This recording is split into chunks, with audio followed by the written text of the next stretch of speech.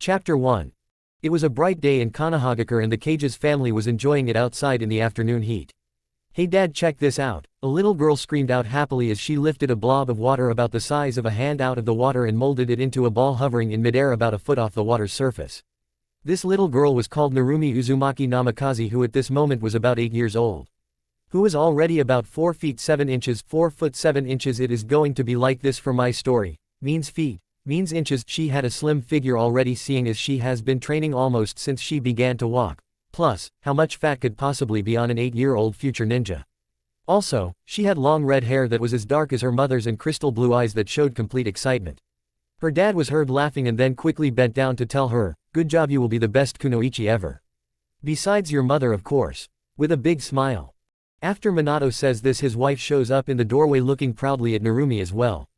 Too bad not everyone in the family was enjoying this moment. For Narumi's brother, who was only 5 minuets younger than her, leaned against one of the trees in their compound enjoying the shade until he looked up at his family. This boy was Naruto, the only one of the family that never actually considered himself to be an it. He was tall for his age at around 4 feet 8 inches with unruly golden hair and, like his sister, shining blue eyes. Course Naruto was in shape as well for an 8-year-old, except for the fact that he had several scratches that have yet to heal from the village's demon hunt that happened this morning.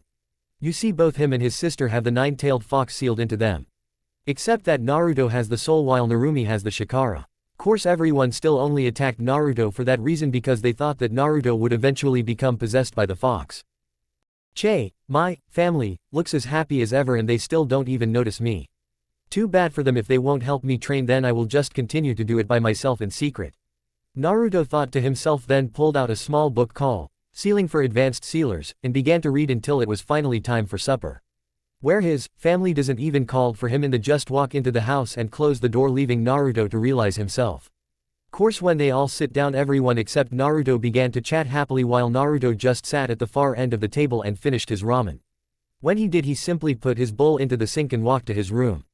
Course he wanted more, but he knew already that they would only give it to him if Narumi didn't want it, which never happened. You see, Narumi was a spoiled kid who always got her way. When they were growing up, she would always give ideas for stuff to do. Though when Naruto tries to pick something else, they always went with Narumi's idea, leaving her to sometimes brag and contradict her brother just to mess with him. With this and the fact that she was being trained while he wasn't, Naruto slowly began to isolate himself and not really bother trying to befriend anyone. Though Naruto was smart, if anyone actually noticed that, they would quickly realize the greatness Naruto was destined for, but sadly the only one who ever did was Kurama. Otherwise known as the 9-tailed fox. You see, Naruto met her when he was 4. Course he only did because Naruto accidentally got hit, which causing him to be knocked out. Flashback. A 4-year-old Naruto was trapped in an alleyway where he was quickly pummeled into a pulp, thus making his world go black. Why does this happen to me? I never did anything to them, so why do they hate me? Was the thought Naruto screamed out in his mind. "I am so sorry, kid," he heard after that, and suddenly he was ankle high in water with what looked like a sewer. "Where am I and who are you?" Naruto screamed out, hoping for answers. Course after he said that, he soon came to find a giant room that had giant bars cutting the room in half with the kanji for seal place upon a slide of metal that stretched between 2 of the bars. Whoa, what is this place and why is this here? Naruto couldn't help but think. For starters, this is your mind, or at least the representation of it. And these bars are here to keep me inside of you and still away from you. A deep voice told him that seemed to echo around the room. What, this is my mind? Wait, then why are you in here? Naruto asked the voice, hoping for more answers. Course after he asked, the 2 giant red eyes that had black slits going through them looked directly at Naruto from the other side of the cage. "I am in here because this is my prison. The prison I have to stay in because of a misunderstanding," the voice said. Then slowly the cage began to light up, showing the giant orange body of a fox. "Kyubi," was all Naruto could think when he saw this, then suddenly screamed out, "Why are you in my body? Wait, seeing as you are in here, you must be the reason that I am hated." "Yes, youngling, I am the Kyubi and the reason why the village hates you. But it is not completely my fault. As I said, it was a misunderstanding that put me here. But that is a story for another time. Anyways, yes, I am so sorry that I have to cause a young kid so much pain, but it is also your village's fault. For they don't know the difference between the storage seal scroll and the kunai held in it. Also, not even demons would torture a little kid for any reason. Still, I am so sorry," Kyubi tells Naruto in a sad voice. "It is okay, Kyubi, it is clearly not your fault like you said. I just have one question for you," Naruto told the fox, surprising it. "What, you forgive me just like that? How is that Ah, whatever, I will think on this later, but for now what do you want, kid? Kyubi asks Naruto. Simple, I want you to train me. I mean you must be strong, so train me to be so strong I can protect my special people. If I ever have one, plus, I want to be able to kick some major ass, Naruto screamed out, thrusting his fist into the air, causing the Kyubi to chuckle. Sure kid, I will train you to make you as strong as possible. Though I would have even if you didn't ask, because I refuse to have a weak holder and so you don't have the villagers beating you up every day. Just know that it will not be easy and you probably won't like me too much after I am done with you. Kyubi says with a sadistic smirk, causing Naruto to gulp. Oh, yes, I nearly forgot, if you are going to train under me then you should know my name, which is Kurama. Kyubi says happily and then slowly morphs down into her human form. That's right, Kaibui is a girl, people only mistake her just because her voice sounds so deep, she is constantly mistaken for a boy. Course she was nowhere near a guy with a heart-shaped face, deep red hair, the same blood-red eyes that radiated her power, not to mention her figure. She had a perfect hourglass figure with a double D chest and a butt that was the perfect shape. Altogether she was a goddess on earth. Beautiful, Naruto couldn't help saying when he saw her human form, which got a small blush from the Kyubi. This is the form that I will be training you with. Now could you tear a corner off the seal so that we can talk without having to have you come in here? And while we are at it, could you change the layout of this place a bit for me too? I don't really like staying in a sewer. Just change it by wishing it to be something it is your mind. Kyubi explained to Naruto, and with that Naruto did just what she asked and then transformed his mind to a luscious field filled with trees, small animals, and even had a small house for Kurama. Also, Naruto changed the seal into a collar for her. Much to Naruto's displeasure, seeing as he wanted to get rid of it completely but needed the key if he wanted to get rid of it without killing them both. And after he did that, he went back into the real world and slowly made it back to his house. Such a good kid, it is too bad this village can't see him for the kind and smart person Naruto-kun is. Wait, did I just say kun? No, I couldn't have anyways. I wonder if I should tell him about what will happen if his sister uses my power. Oh, well, I guess there will be plenty of time for that later, I guess. But, I just hope that I can train him enough before it happens. Kurama thinks as soon as Naruto left, then began to explore her new cage. It was a bright day in Konohagakure and the cage's family was enjoying it outside in the afternoon heat. Hey dad, check this out, a little girl screamed out happily as she lifted a blob of water about the size of a hand out of the water and molded it into a ball hovering in midair about a foot off the water's surface. This little girl was called Narumi Uzumaki Namikaze, who at this moment was about 8 years old. Who was already about 4 feet 7 inches, 4 foot 7 inches. It is going to be like this for my story, means feet, means inches. She had a slim figure already, seeing as she has been training almost since she began to walk. Plus, how much fat could possibly be on an 8-year-old future ninja? Also, she had long red hair that was as dark as her mother's and crystal blue eyes that showed complete excitement. Her dad was heard laughing and then quickly bent down to tell her, "Good job, you will be the best kunoichi ever. Besides your mother, of course." With a big smile. After Minato says this, his wife shows up in the doorway looking proudly at Narumi as well. Too bad not everyone in the family was enjoying this moment. For Narumi's brother, who was only 5 minuets younger than her, leaned against one of the trees in their compound enjoying the shade until he looked up at his family. This boy was Naruto, the only one of the family that never actually considered himself to be an it. He was tall for his age at around 4 feet 8 inches with unruly golden hair and, like his sister, shining blue eyes. Course Naruto was in shape as well for an 8-year-old, except for the fact that he had several scratches that have yet to heal from the village's demon hunt that happened this morning. You see, both him and his sister have the 9-tailed fox sealed into them. Except that Naruto has the soul while Narumi has the chakra. Course everyone still only attacked Naruto for that reason, because they thought that Naruto would eventually become possessed by the fox. Che, my family, looks as happy as ever and they still don't even notice me. Too bad for them. If they won't help me train, then I will just continue to do it by myself in secret. Naruto thought to himself, then pulled out a small book called Sealing for Advanced Sealers, and began to read until it was finally time for supper. Where his family doesn't even call for him in the just walk into the house and close the door, leaving Naruto to realize himself. Course when they all sit down, everyone except Naruto began to chat happily while Naruto just sat at the far end of the table and finished his ramen. When he did, he simply put his bowl into the sink and walked to his room. Course he wanted more, but he knew already that they would only give it to him if Narumi didn't want it, which never happened. You see, Narumi was a spoiled kid who always got her way. When they were growing up, she would always give ideas for stuff to do. Though when Naruto tries to pick something else, they always went with Narumi's idea, leaving her to sometimes brag and contradict her brother just to mess with him. With this and the fact that she was being trained while he wasn't, Naruto slowly began to isolate himself and not really bother trying to befriend anyone. Though Naruto was smart, if anyone actually noticed that they would quickly realize the greatness Naruto was destined for, but sadly the only one who ever did was Kurama. Otherwise known as the nine-tailed fox. You see, Naruto met her when he was 4. Course he only did because Naruto, accidentally, got hit, which causing him to be knocked out. Flashback. A 4-year-old Naruto was trapped in an alleyway where he was quickly pummeled into a pulp, thus making his world go black. Why does this happen to me? I never did anything to them, so why do they hate me? Was the thought Naruto screamed out in his mind. I am so sorry, kid, he heard after that, and suddenly he was ankle high in water with what looked like a sewer. Where am I and who are you? Naruto screamed out, hoping for answers. Course after he said that, he soon came to find a giant room that had giant bars cutting the room in half with the kanji for seal place upon a slide of metal that stretched between 2 of the bars. Whoa, what is this place and why is this here? Naruto couldn't help but think. For starters, this is your mind, or at least the representation of it. And these bars are here to keep me inside of you and still away from you. A deep voice told him that seemed to echo around the room. What, this is my mind? Wait, then why are you in here? Naruto asked the voice, hoping for more answers. Course after he asked, the 2 giant red eyes that had black slits going through them looked directly at Naruto from the other side of the cage. I am in here because this is my prison. The prison I have to stay in because of a misunderstanding.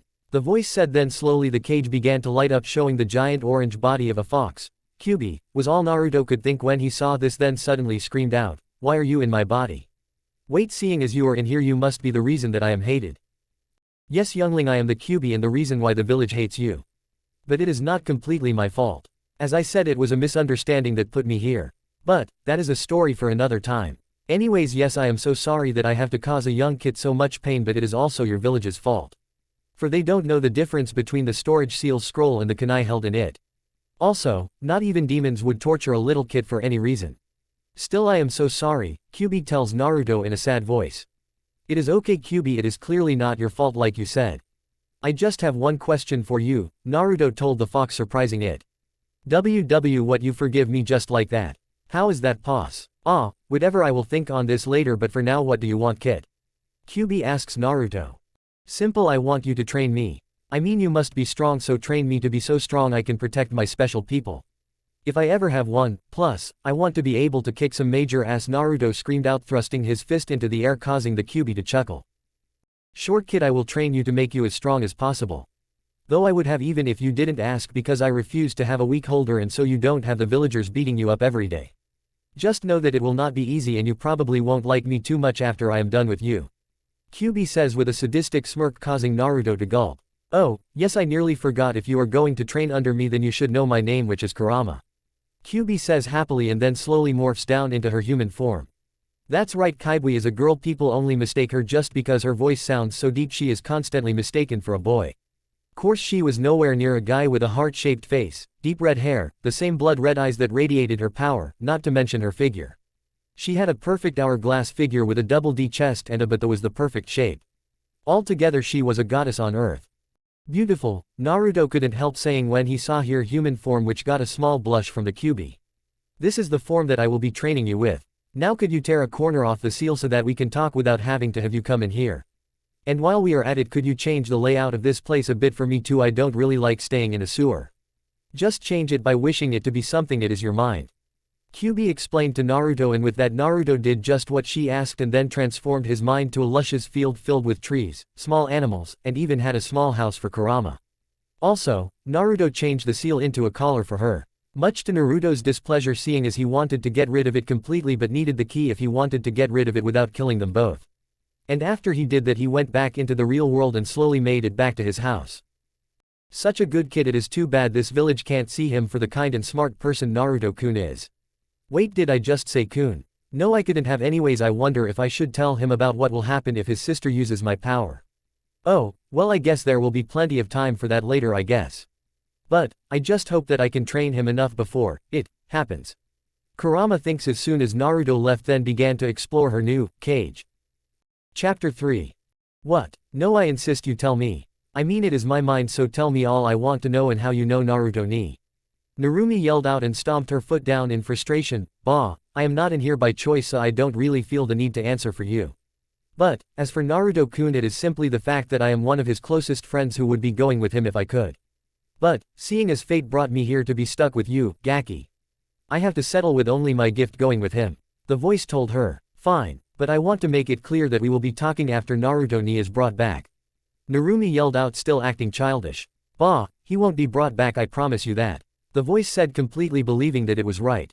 "No, he will be brought back to me." "Wait, who are you anyways? I mean, are you related to Ino-chan?" "No, I am afraid I am not. You see, when I gave Naruto his gift I used up all of the chakra that I managed to regain. Seeing as chakra regeneration is very slow when you are in seals. Anyways, I didn't know what would happen to me after that, but apparently something brought me to the largest reserve of my chakra. So we are stuck with each other." The voice told Narumi. KKQB. "In the blood. Well, soul. You get the point," QB says with a sneaky smile on her face. "What? How? Wait, if you are here does that mean that bro is dead or something?" Narumi started freaking out. Quote, "Baka human, I just told you I came here because I used up all my chakra I had in him, besides it is not like you ever cared about him anyways." QB spat at Narumi. "WWH, what I cared about him? I mean, I just realized how bratty I was acting to him about a year ago and have been trying to talk to him several times but either got too nervous or got stopped by fanboys. I mean, I was just about to tell him how I felt today right after the party." Narumi screamed at QB. "Che, it will be a cold day in hell before I believe that crap you just told me." QB told her in disgust. "Though if you really feel this way then I wonder what those feelings are," she thought with a perverted gleam in her eye. "It doesn't matter what you say, Baka, QB still will find him and tell him how I feel even if he actually does leave this village," Narumi thought, determined. Naruto. Naruto decided to start to move again after a few minuets of resting. He was close to the border but still he had to make it over it to finally be free. So, after quickly picking up his small camp he started running as fast as he could to the border and soon was nearly at the end of the tree line signifying the edge of Konohagakure. "Yes, I made it." Naruto was thinking happily until he heard a voice telling him to stop coming from behind him. "Shit," Naruto thought and then saw who jumped in his way. "Naruto-kun, why are you leaving?" Kurenai called out crying. "Sorry, but this village is not for me. You and the gang will always be my friends but I just can't handle the villagers' crap anymore. So, please let me go, Kurenai-chan." Naruto said, really hoping she would let him seeing as he really didn't want to fight her. "Fine, Naruto-kun, if you really think you have to leave I will let you, but if you forget about us I will make sure I come and put you under a genjutsu even you can't get out off," she told Naruto, still crying a bit. "Wow, I really need to figure out a good way to give off emotions and other random stuff. Man, you really don't realize what you will need until you actually start one. Oh, yeah, and this one is so annoying because I keep wanting to write in first person due to the last story I was working on. Thank you, and I promise that I won't forget you all. Please tell everyone I will miss them. But, this is something I need to do," Naruto said, and with that he ran past Kurenai and officially crossed the border, leaving his old life behind him. 2 months later. "Man, it has been a long time since I saw some action," Naruto told himself as he did some early morning stretches. Then he quickly went down to the river and took a quick bath and got ready. Course, as soon as he did he heard a loud group start making a lot of noise and decided to check it out. With the group. "Ha ha ha, what a good haul we got from that last village. I mean, look at all of this alcohol and food. Not to mention all of the entertainment we found," a random thug told his friends who were all sitting in a circle as he pointed behind him at the cage on wheels where there was about 24 girls sitting in ripped clothing cowering in fear as close to each other as possible. Their ages ranged from what seemed to be 12 to about 30. After the guy said that, his group laughed with him, utterly terrifying the girls. "Oh, no, why did this happen to us?" one of the girls whispered to herself while holding her legs close to her body.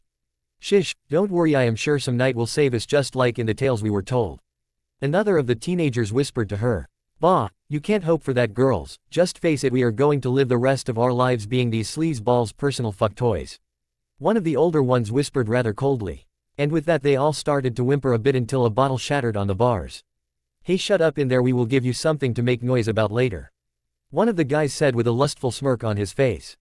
"Actually, I think I am going to go for the first pick if you guys don't mind," one of the other guys tells the group, then opens the cage and pulls out a 13-year-old from the cage by the hair and began to walk out into the clearing a bit more. He then threw her to the ground and told her happily, "You better be ready for your wood to be rocked," and was about to go up to her when he suddenly found a kunai piercing him between his eyes, immediately killing him, leaving him to fall on a screaming girl whose eyes were open in shock and horror. "What the fuck just happened?" one of the other guys screamed out when he saw his teammate die. Then he saw a figure come out from on a tree. "Huh, that must be the fucker that did that, let's get him," he screams out, and then they all go after the figure. Naruto Pa. Naruto was in a tree watching the group drink and looked on in utter disgust.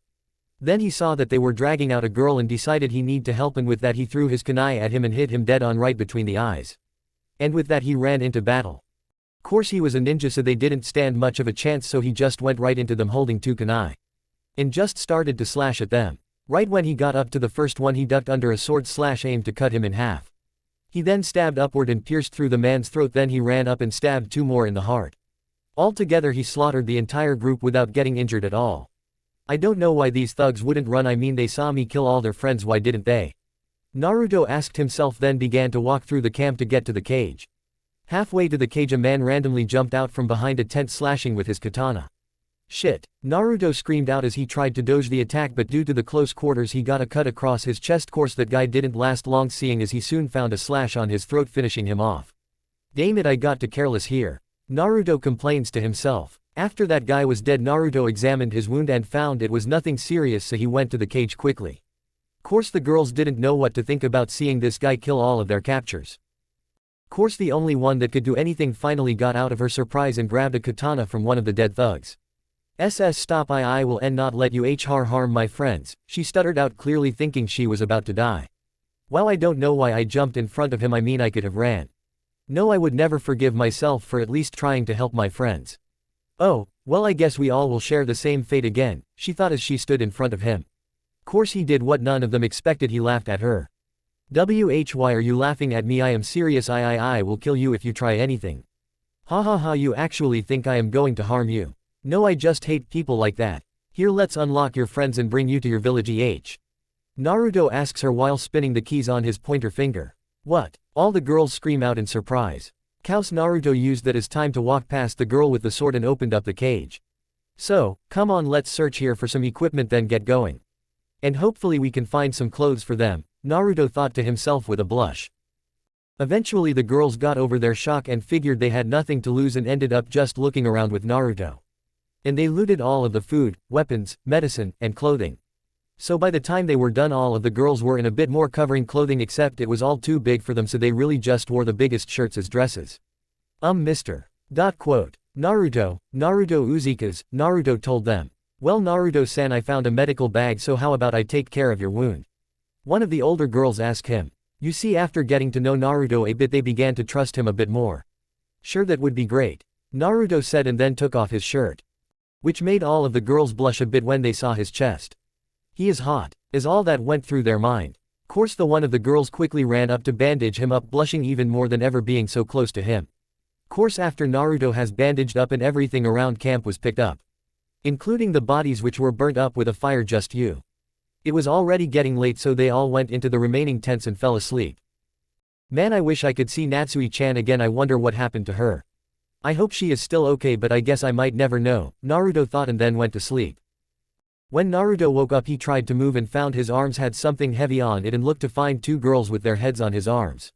What the fuck? I don't remember getting into bed like this, Naruto thinks to himself, and then found the girls starting to wake up.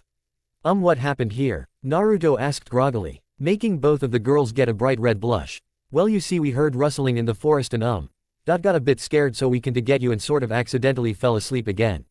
One of them told him. Please buy it, I really don't want to tell you that, we just wanted to thank you for helping us and found you asleep. They thought as she told him that. Wow, what a simple lie. Well, not that it matters much to me, Naruto thought, and left it at that. Hey, what were you 3 doing? One of the older girls said as she saw the 3 walk out of the tent, making all of them blush up a storm. No, nothing happened, Naruto told her, completely embarrassed. After that they all left to get to a nearby town that the girls came from. Finally home, one of the girls screamed out. Wait here and I will make sure they are safe just in case, Naruto told them, and then walked ahead of them until he heard. Stop right there, one of the other villagers screamed out when they saw Naruto. The whole town then came up to Naruto holding all they could get as weapons. So, they had pitchforks, kitchen knives, and other farming tools. We won't another one of you bastards take any more of us, our girls. One of them screamed out. Wait, I am no, Naruto tried to explain until he was interrupted by one of the remaining girls. Where is my daughter? After that they were all about to attack until they heard a girl scream out, stop. And then they saw the girls come out of the trees, and then they all ran up to the girls. Are you all okay? Yes, we are fine thanks to Naruto-kun, the girls said. Naruto-kun? Who is that? Oh, well, we will thank him later, but for right now just hold on while we protect you from this guy. One of the guys tells the girls, making everyone sweat drop. Wow, we really have a smart guy here, don't we? Everyone thought until one of the girls spoke up. No, you idiot, he is the who saved us. Oh, sorry then, guy. The guy said, rubbing the back of his head, making everyone sweat drop again. Thank you for that, how can we ever repay you? No need for any payment, I just am thankful I got rid of bastards like that, Naruto told them, and then they all went to party for their good fortune. After they partied they all went to sleep for the night. Are you sure you need to leave? You could always stay here. One of the villagers asked Naruto, hoping he would stay. Sorry, I got to go, I mean I am a ninja, if I would stay it would only bring trouble. So, I have to go, goodbye. Naruto told them. And then the hero of Juniper village was seen walking out of the village. 2 months later. All civilian towns heard about the White Fox. A man who saves all who need it when thugs or someone else comes to harm the innocent. He is said to wear a white robe that hides all of body except for his blue eyes that are said to radiate power.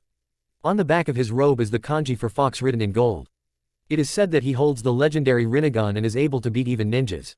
Ino read out to the rest of Konoha 12. Narumi took Naruto's spot. Doesn't that just sound like the perfect man? Ino said with a dreamy sigh.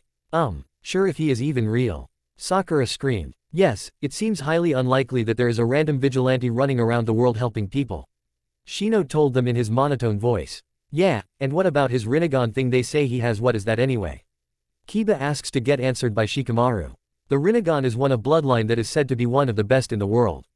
It is said to give the user access to all 5 elements and a 6th one called gravity. It is shown to be active by the user having purple eyes with black circles on it. And that is about all that is known about it. Quote, geez, you really are a walking dictionary, aren't you? Kiba asked, just getting Shikamaru to mumble something that sounded like troublesome. Well, I guess the only way to find out is if we find him out on a mission.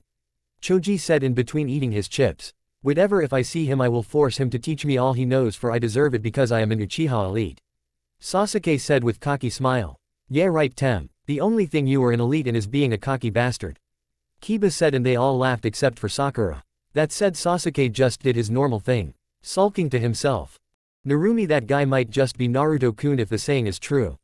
Natsui said happily. Really, that means we have a chance to finally get him. Narumi asked happily, getting Natsui to smile as well. You see, in the time the two had, they both talked quite a bit and eventually became friends, and eventually they told each other how they felt about the blonde. So, they decided that if they meet him, Narumi would put him into her mind zone so that Natsui can explain to Naruto. Course he probably wouldn't be around Konohagakure, so they had to get a mission away from it as soon as they could. Naruto now is traveling around to various villages dressed up in all white with a white robe that had the kanji for fox on it, and for a 14-year-old he was very strong and handsome, and for each town he visited that gave him a bunch of fangirls. Not to mention that every civilian knows his, he never asked for the name, he just went after the people he hated, which were rapists, thugs, killers, and basically any other person with ill intentions. You see, Naruto decided to try his hardest to make as much peace as possible in the world. So, he was praised by all of the villagers.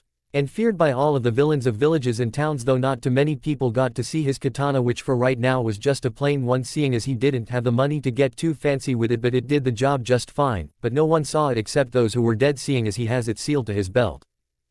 Plus, some ninja knew about him. But they didn't bother trying to find stuff about him, seeing as he wasn't in a village's bingo book. But that was just because he didn't piss off any villages yet. Though if he was a missing ninja he would probably be a B class missing ninja. But he still doesn't have any village to belong to.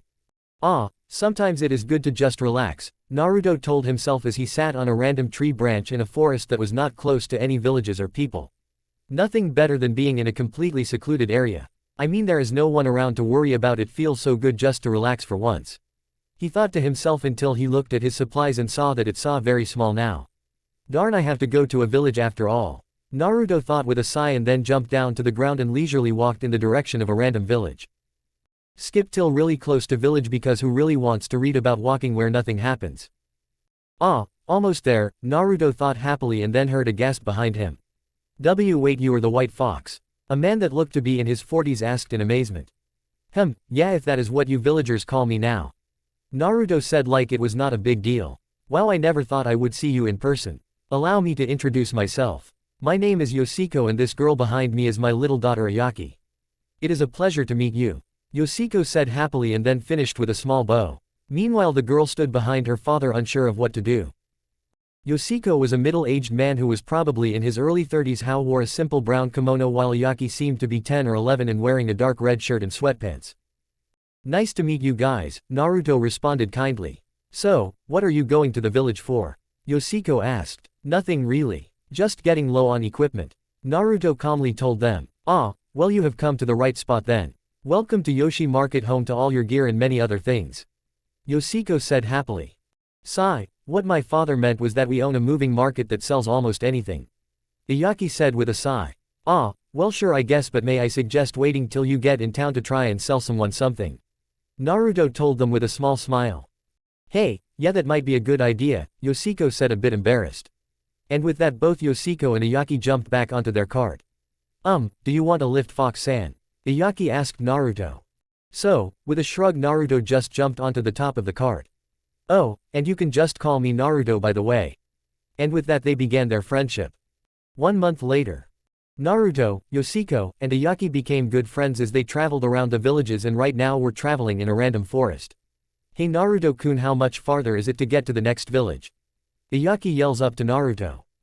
It seems to be still about another half an hour, Naruto tells her. Really that far, man? We sure are going slow. I mean wait, what is that? Yoshiko says, then was interrupted by the group hearing a random noise in the forest.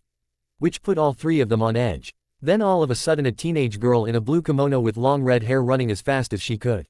Whoa, what's the rush? Naruto called out to her. When he said that, she stopped and answered between pants, can't stop being chased. Need to escape. Get help. After that Naruto was about to ask what she was escaping from until two chunin that appeared to be from the village hidden in the mist. Crap, where did that bitch go? One of them asked. I don't know, but we need to find her. You know how much we can get for capturing her. Wait, there she is, the other said, and then charged at her only to be stopped by 3 kunai that were thrown right in front of their faces. What the hell? They both asked until they saw a blur of white come in front of them. Wait a moment there, why are you chasing this girl anyway? Naruto asked calmly. We are chasing that bitch because she has a bloodline. Everyone knows that bloodlines are evil and must be destroyed, plus we will get some good money for that bitch from the cage. Now move out of the way so we can get the slut already. He yelled at Naruto. Wow, so they are chasing her for no reason and plan to make money using her, that is it, I am so gonna kick their asses. Naruto ragged in his mind. Ah, well so you are hunting bloodlines, does that include this? Naruto asked them while he activated his Rinnegan with a smile. Yes, exactly like that. One of them screamed and then started to do hand signs. Water dragon, he screamed out, and out of a giant jug he had on his back came a giant dragon. Seeing this, Naruto didn't even blink but just put out his hand and screamed, divine push, and the dragon hit the force of gravity and blew up. Which surprised both of the guys, so, while they were still in shock, Naruto held out his sword in one hand and held out his other hand beside the hilt. Divine pull, and brought one of them to his sword. Squelch.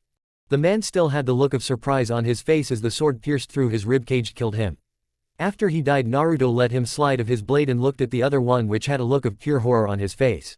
Shit, is all the guy could think as he stumbled a bit, then ran as fast as he could away from Naruto, who let him run to check on the girl. Course before that he simply looked up to his traveling companions and apologized for them to have to see it. Ah, well those guys deserved it, Yoshiko told Naruto, and with that Naruto just nodded and went to check on the scared girl. Course he couldn't help but marvel at her beauty first. The girl was about a year younger than Naruto, with a perfect hourglass figure, ample breasts, beautiful shining eyes, and long red hair. She was a true beauty to see, and he couldn't help but blush a bit. Are you okay? Naruto asks her sincerely. I am okay, she tells him, still a bit surprised by what happened. That is good, now can you tell me your name? Naruto says kindly. This guy just got rid of the people that chased me. He must be really strong. Though can I trust him? Ah, well I guess I can't really beat him or flee from him because of his strength. So, I guess I can only try and get him to the Mist's rebellion. I hope he does. It will be nice working with a hot— wait, what am I thinking? I just met this guy and I am already thinking of him as boyfriend material. What the hell am I thinking? She thought to herself and then decided to try and befriend him. My name is Mai, she finally told him. Ah, well my-san, my name is Naruto. So, why were those guys chasing you anyways? Naruto asked her. Well you see, I am a genin from the village hidden in the mist. And right now we are in the middle of a rebellion. Because our cage has begun to try and get rid of all of the bloodlines in the village. So, as with bloodlines, and those who agree with us are trying to overthrow the cage to rebuild the village back to its former glory. So, will you please help me, Naruto-kun? Mai asked him hopefully with the puppy dog no jutsu. Yay, I would hate to see a bastard rule over an entire village, so I will help you in the rebellion. Naruto told her after taking the time to think about his options. Then Naruto turned to the rest of his group. Sorry, guys, I just have to do this. I promise I will see you guys again eventually, so after I bring you to the next village I have to leave to help. Are you kidding me? Here we have to go with you. I mean, this guy sounds really bad, so he deserves to be taken out of his position. Besides, it has been a dream of mine to just have a store in a single village and settle down. So, I am going to talk to the rebellion leader about loaning or trading my item stock for that business in the village. So, what are we waiting for? Let's go. Yoshiko told him with a Yaki nodding behind him. And with that they began to travel to the village in hopes of a better future for it and themselves. Chapter 4. How is the plan going with this problem we faced? Minato asked the civilian council. It matters not that the demon left. The people still blame him instead of Narumi. One of the council said confidently. How can you be sure that no one in the village has decided to hate my daughter instead of Naruto? Minato asked them. Well, seeing as they are even partying about the demon leaving, I think it is safe to say they still hate Naruto. The civilian responded, still completely confident. So, what are your plans for Narumi? Another council member asked, causing Minato to smirk. If the village completely likes her still, then the plan we have for her will continue. But what about your wife? She will never know. Besides, she probably will never even figure out that I only married her to keep the Uzumaki powers and secrets in our hands to use as we wish. And with that they all left the council room, never noticing the figure in the shadow. So this is what you have been up to, Minato it thought, and then melded with the shadows. Meanwhile, with Kushina was still depressed about her son leaving without her ever even trying to make up for all the crap they did to them. Naruto, why did you leave us? I know we treated you horribly, but you could have gave us a little bit of time for us to make it up for you. I swear I will find you and make sure I can somehow find a way for you to forgive us. Kushina thought wishfully until she saw Narumi slowly walk up to her. What is it, honey? Mom Kurama, I mean, QB wants to talk to you, she said, a bit nervous, and with that she did a few quick hand signs and screamed out mind world fusion and then slammed her hand down on the ground. As soon as she did that, red symbols spread out and surrounded both Narumi and Kushina, and then they both entered into a zone that seemed to be a giant sewer with giant cage bars on the other side of the room. We are here now, can you tell us what you wanted to Kurama? Narumi tells the giant fox eyes that appeared when they came in. Good kid, and welcome to my humble home again, Kushina. Now I have brought you both here because I think you guys need to know. When me and Naruto still were together, we searched around for Jutsu scroll in the Minato's office. But instead of finding the jutsu, we found something else much more interesting. Now I can't remember it exactly, but it had to do with both of you in power. So, just make sure you are careful and remember things aren't always what it seems. Now I am not giving this information to you guys because I like you, so don't get me wrong, I am giving it to you because Naruto-kun thought you had to know this even if he wasn't exactly happy with you guys. But, let me tell you, I won't be telling you anything about Naruto, and I won't be helping in any way unless you guys somehow manage to gain my trust. Will be hard seeing as you treated my Naruto-kun so badly. Natsui told them with a bit of a snarl. What, no way, I can't believe this, but I might as well look. I mean, you never know what we will find, Kushina said while secretly only planning to do it just because it is the last thing Naruto might have wanted to tell them. And with that the search began to try and find proof in the Kyuubi's words.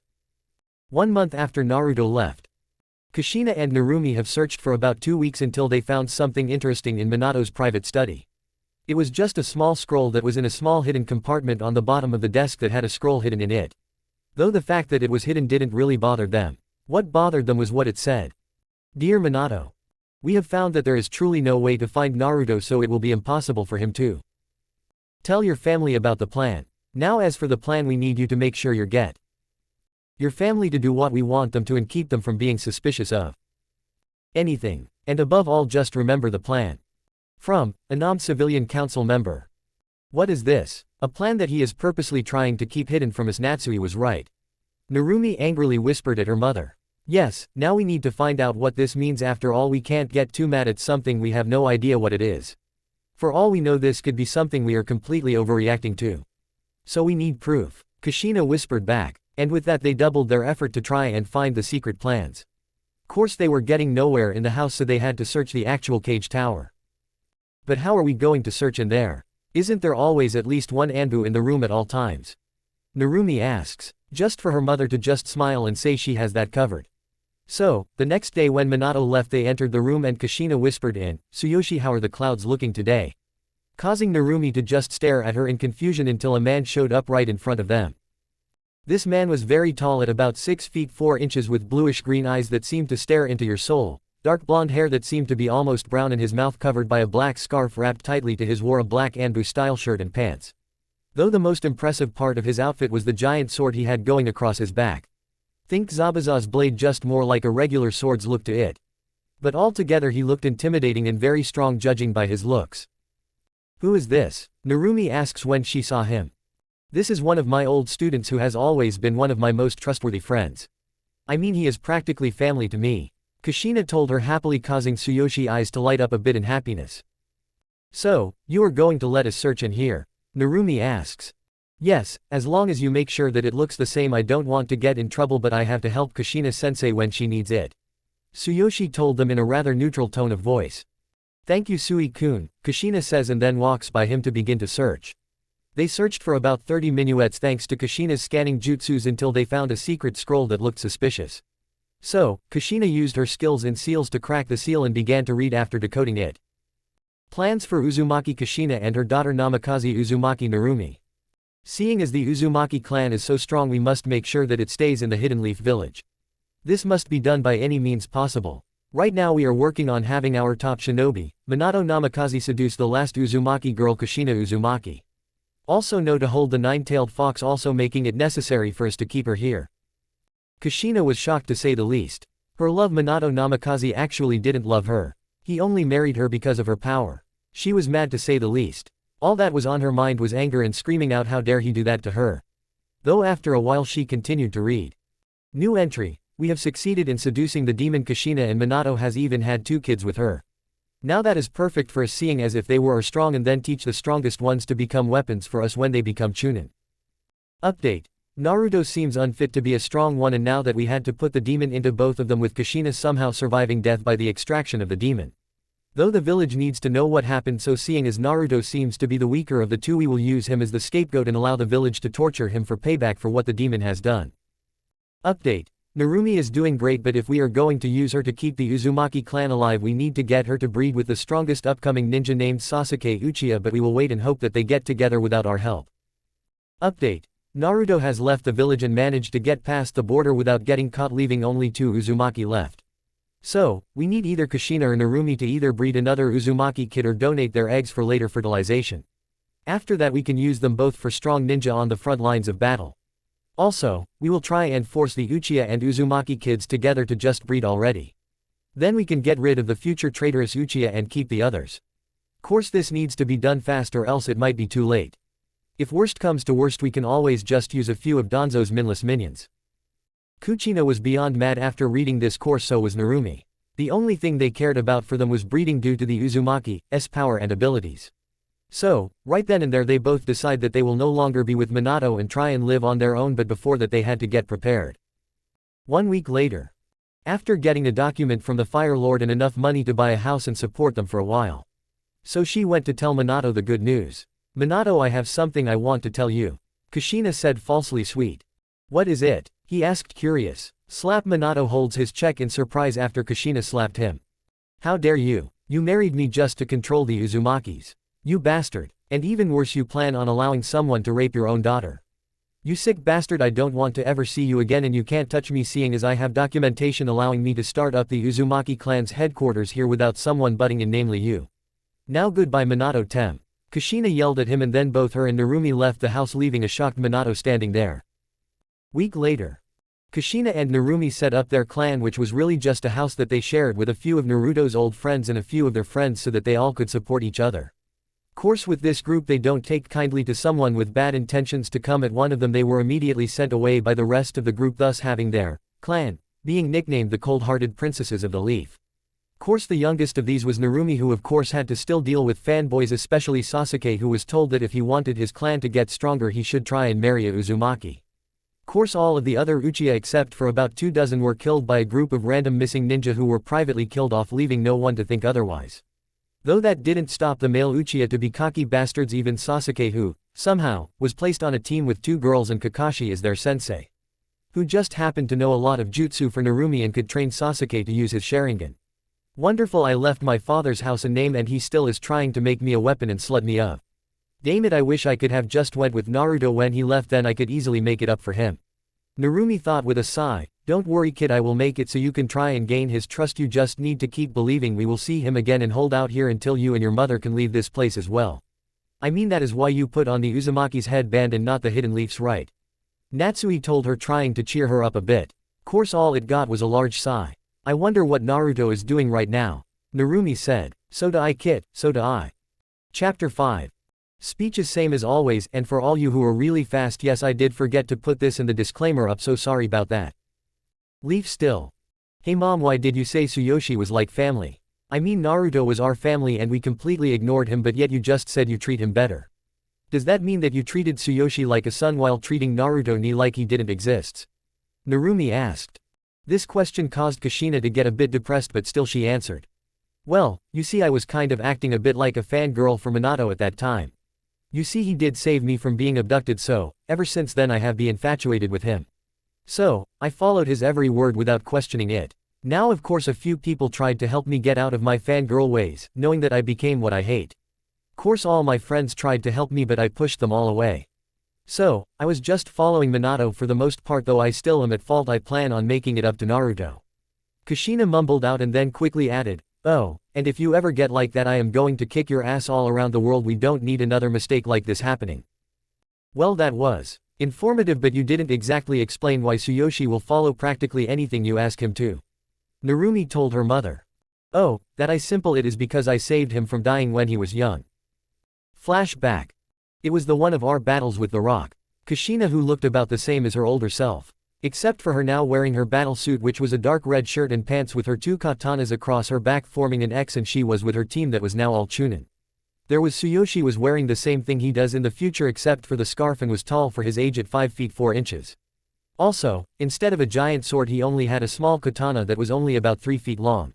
Beside him was Kenzo, a short man at 4 feet 6 inches wearing a black shirt and white pants. He was the weakest of the group but still the most energetic, usually being the one to run head first into battle. Completely unimportant character, just wanted a third member in the group. And of course he had his weapon pack on his right leg. Finally beside him was Amaya, the second girl in the group, who was pretty tall at about 5 feet 2 inches with a B-sized breast held tightly to her body with a form with a dark pink battle kimono that showed of her beautiful body perfectly. But if you got caught being perverted around her you would feel the pain of brass knuckles. Don't know any better way to say it except she has metal gloves on her hand to increase her combat deadliness. And she also has light brown hair that simmered in the sunlight and deep hazel eyes that seemed to be filled with gentleness, even if she was vicious in battle. And all together they made Group 11, which right now was being split up to help battle a large group of enemy ninja. Which quickly was done and they split up and went their separate ways. It was a big battle and Tsuyoshi was battling fiercely. All around him was dead ninja until a loud boom was heard and a red light showed in the sky that made all enemies retreat. Course that made Tsuyoshi get a bit too cocky and he accidentally turned his back on an enemy he thought was dead, who pierced him through his stomach, leaving him to fall to his knees in utter shock and pain. Now you end, you fool, the man screamed out and was about to piece Tsuyoshi's head from check through to the back of his head. Thankfully the man lost his head right after piercing Tsuyoshi's check, leaving him to fall to the ground bleeding out from the wounds. Course then he was picked up gently, so he turns his head and sees his sensei. Kushina sensei, he whispered out weakly. Shish, don't speak, don't worry, I will make sure you get healed up. Kushina told him and then carried him off to get medical attention, thus saving his life. Flashback end. And that is why he almost always tries to help me whenever he can, no matter what I am like. Kushina finished up her story. And after that they went out to get more stuff to get situated in their new house. This is just a way for me to explain the relationship Tsuyoshi has with Kushina and showing a reason she didn't question Minato. Now he thinks of her as his hero and wants to return the favor somehow. With Naruto and gang. Naruto, Mai, Yoshiko, and Ayaki were traveling slowly to the hidden village. Only stopping when needed. Meanwhile they all were talking with each other and getting to know Mai more. So, that is basically my story. Mai, Naruto told her as he finished telling her why so many villagers called him by his nickname. Altogether they all were quickly adding Mai into the friendship circle. Ah, man, this is nice, just traveling around with people not trying to attack you. Riding around and just spending time to become friends. I mean, all of these guys seem really nice, especially Naruto-kun. I mean, he is the one who saved me, Mai thought happily and then looked over to Naruto. What a guy. I thought that there would never be a guy like this in the world, but apparently I was wrong. I mean, Naruto is kind, strong, handsome, caring, and loving. I mean, he is every girl's dream guy. Wait, what am I thinking? I can't be falling for Naruto-kun, can I? My thought, shaking her head with a blush starting to appear on her face which Naruto noticed. Hey Mai-chan, are you okay? I mean your face is turning bright red. Are you getting sick? Naruto asked her, worried while he pressed on of his hands on her head to try and check her temperature, making her blush even more. No, your temperature is fine, just be careful, okay? Oh, I know, why don't you go inside the cart with Ayaki-ne to cool off a bit, Naruto told her, still concerned a bit. Oh okay, was all Mai could stutter out, and then went down into the cart for some rest. Sigh. Naruto-ni might be strong in a lot of areas, but he sucks with reading a girl's emotions. Ayaki said, shaking her head with a small smile. Wait, what do you mean I don't like Naruto-kun? Mai stuttered out, blushing even more. Course this answer just gave Ayaki a sneaky smirk. Oh, and I suppose that you always had that much red on your face. Ayaki said. No, Mai starts, then sighs loudly. Yay, it may be possible that I might have a little crush on him. Mai says, then stares at the laughing girl in front of her. What is so funny? You are so trying to deny that you are totally in love with him. Ayaki said happily. Course she got no answer from the now blushing Mai. Course after that the journey continued like normal. Somewhere outside of the hidden mist village, a group of people were in a big tent sitting around a giant table that had a bunch of maps and papers on it. Okay, so how is our troops doing? One of the people began, until another person with the mist village's headband came running in. Mai-sama. What is it? The speaker, who was not named as Mai, asked. We can't find Mai anywhere. The last time we saw her she was heading into one of the small town around here. We think she was seen by a traveling loyalist. What? No, how is this possible? We need to go find my little sister. Mai screamed out. I am sorry Mai-sama, but it is highly likely that she is caught or dead by now. It has just been too long. Mai is lost to us. The person said sadly, and then left the tent. Meeting is done for now. So, please everyone just leave and let me mourn for the loss of my only remaining family. Mai told all of the people in the room and then waited for them all to leave. After they all left, she started crying, thinking that her sister was dead. With all of the Leaf's 12 regular gang that is in the show. All of them were there except for Sakura and Sasuke. Hey guys, so how are you doing today? Narumi asked all of them. Great, mean mom has finally gave me a bingo book. Yeah, haven't really heard of one in a while, so if I got the name wrong, it is the book where missing ninja are posted today, so who wants to look up a few ninja? Kiba said happily and then opened up the book. I know, how about we look up that white fox guy that we talk about? I mean, maybe we can finally see if he actually exists. Ino suggests and everyone agrees with her, so Kiba begins looking for him and then drops the book in surprise. He actually does exist. Kiba exclaims in surprise. Wait, what? Hinata and Ino said in surprise. It is right here, look, Kiba said and handed the book to Narumi, who showed it to both of them. Name, unknown. Nickname, White Fox.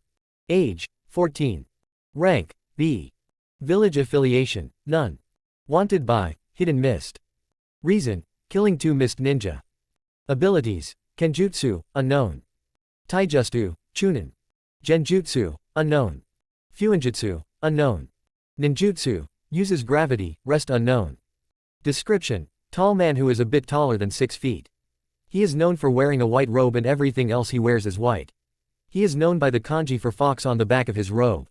He also has blonde hair, blue eyes, and 3 whisker-like marks on his cheeks. This guy is known to strike down people close to villages, and people are advised to be careful around him. Advice for fighting, watch out for his bloodline, for he is stronger with it. He is no afraid of killing people, and other abilities are unknown except for him being able to use gravity to his advantage. Reward, 400,000 ryo. I am putting 100 ryo equal to $1. This guy is impressive. I mean, he is our age and is not only has killed Chunin level ninja but also has a bounty. I mean, what if we have to face him? Just how badly will we lose to him? Shino told the group in a voice that sounded like it had a hint of surprise in it. What are you saying? I bet we could kick his ass. Kiba yelled out. Get real, this troublesome guy could probably kill us all, Shino said in his normal lazy voice. I bet if I take care of this guy, then Normie, Ino, and Hinata will all be impressed with me and want to be with the strongest guy of our group. Kiba thought with a bit of drool coming out of his mouth. Oi, Mud, you better not be thinking about any of us girls here or we will kick your ass, Ino said angrily when she saw Kiba. Which quickly brought him out of his perverted daydream. Naruto is making a name for himself that is good. That means that he is strong enough to take care of himself. Natasui told Narumi. Yeah, you are right about that, but now he has to deal with hunter ninjas, so I am still worried about him, Narumi responded. Don't worry kid, he will be fine, I am sure, Natsui told her. With Kurenai. Kurenai is now friend-s with Kushina again after a very long talk. She even was searching a bit for Naruto on her missions. Course right now she was looking into her bingo book and saw the description for the white ghost. She could only think of Naruto, so this is what Naruto has turned into. Hopefully the civilian council and the Hokage. She thought and then shut her book and remembered what she heard from her, investigating. Flash back to right after Naruto left the leaf. Kurenai was hiding in the council chamber corner under a high-level genjutsu that only a true master of genjutsu will be able to discover and get rid of. So, she was safe from 90% of the Anbu. And as she suspected, all of the civilian council and the cage came in, but the shinobi council was nowhere in sight. Okay, let our meeting start. One of the council members said. Okay, then how is our plan effected with Naruto leaving the village? Minato asked them. Well, you see, the fact that Naruto was just the scapegoat of all of the negative feelings people had of the demon. We have lost nothing really. I mean, the village is celebrating and seem to not care that Narumi still has the power of it. So, he is still a perfect part of our plan because he still is keeping the weapon safe from them and still allowing us to easily give her to any powerful shinobi we want. Oh, and just to tell you, we are completely sure that the Sasuke wants her. One of the civilian told Minato. And after that there was a long meeting that was entirely about them gaining more power in the village. Then they finally all left and Kurenai finally let go of some of her genjutsu and melted into the shadows to leave the room. Flash back end. I am afraid that this village is more corrupt than any of us could guess. Thank Kami, I told everyone I trust about this. I mean, this is something that we all need to know, I think. I mean, it might ruin our village, but how will we get rid of it? Oh, Naruto, where are you? We could really use your natural smarts here. Kurenai thought and then went to do her daily activities. Naruto and gang. How far away are we now? Naruto asked, seemingly bored out of his mind. Not too much farther, I think we will only have a few hours of travel left to do. Yoshiko told him. Really, this is taking forever. Iyaki screamed out with my nodding in agreement. You see, after them traveling for a full 10 hours, everyone was getting a bit irritated. Still they continued until they were only about a half an hour away from where Mai told them the base was. So, they decided to go to sleep and finish up their trip in the morning. Mai, so I will finally get to see you again tomorrow. I wonder how you are doing. Are you sad about me being attacked? Do you think I am dead? How close to winning are we? How will you react when you find out about my feelings for Naru? Wait, what am I thinking? Oh, well, I can't wait to see you again, sister. Mai thought and then fell asleep. In the morning they all got back on the cart and went to the base. Course when they were only 5 to 10 minuets away from the base, Mai told them to be careful. Why? Iyaki asked her. Well, you see, the rebel bases can't really be too hidden, seeing as we all know the territory, so we keep a lot of guards around to protect ourselves. So, if we do meet one, I will be the one talking, seeing as they already know me. Mai told them. Okay then, Mai-chan, I trust you, Naruto said and then lied down on the roof of the cart. He trusts me, Mai thought as she smiled a bit. Oh, already daydreaming about Naruto Mai. Iyaki whispered to her, which just caused Mai to blush and just jump onto the front of the cart with Yoshiko. Course this just made Iyaki laugh as she entered the cart. Course Mai was right, and it only took a little bit more travel for them to be stopped by a group of rebels. Halt, why are you going this way? One of the half-dozen ninja asked while holding out their katanas. So, Mai just jumped off of the cart, getting surprised gasps from all of the ninja, who then began to talk amongst themselves. Show us all the people in your group. One of them finally ordered. So, Iyaki, Yoshiko, and then finally Naruto came off of the cart. Course when they saw Naruto they all gasped again, but this time didn't bother talking about it before they did what they decided before. Okay, then you all will be walking with us to the base where we will see what Mai wants to do with you. And with that they were off. Course it didn't take long for them to reach the base and Mai was already outside waiting for them. Mai, is it really you? Mai said with surprise, then remembered it could be a fake, so she asked Mai the question that only she and Mai know. Why was the lava always cool? Mai asked. And of course it didn't take long for Mai to say, because we are the lava. And with that they both got big smiles on their faces. Okay then, all of you come with me, Mai said and then brought them all into the council room that was at that moment empty. And right after they were out of the public view, Mai soon found herself in a bear hug. Mai, I thought that I lost you, I was so worried. Mai said through tears of joy. Sis, you are holding me way too tight, I can't breathe. And is this how you want your first meeting with these guys to go? Mai asked, which got Mai immediately focused on the new people and started to act like a leader again. Though I do thank you for bringing my sister back, why did you come here? Who are you and what do you want? Mai asked when she suddenly got serious. So of course Yoshiko and Iyaki stepped up to talk first, even if they were a bit nervous. Well, Mai-sama, my name is Yoshiko and this is my daughter Iyaki, and we own a wandering oddities shop and always wanted to set up in a town. So, we were hoping that if we give you all the supplies you want from us, then we would want a building to set up a shop in the village when you win. Yoshiko said with a small bow at the end. Well we will have to see what you haven't talk it over but that should be doable. Mei told them with a smile. Then Naruto walked up. My name is Naruto Uzukage and due to my chan telling me about what you are fighting for I find it very valiant. So, if you would allow me to I wish to join the fight. Naruto told her. Really well we could always use new people so I will talk with the group about you joining. Mei told him. Okay then we'll talk to all of you again tomorrow seeing as it is getting late.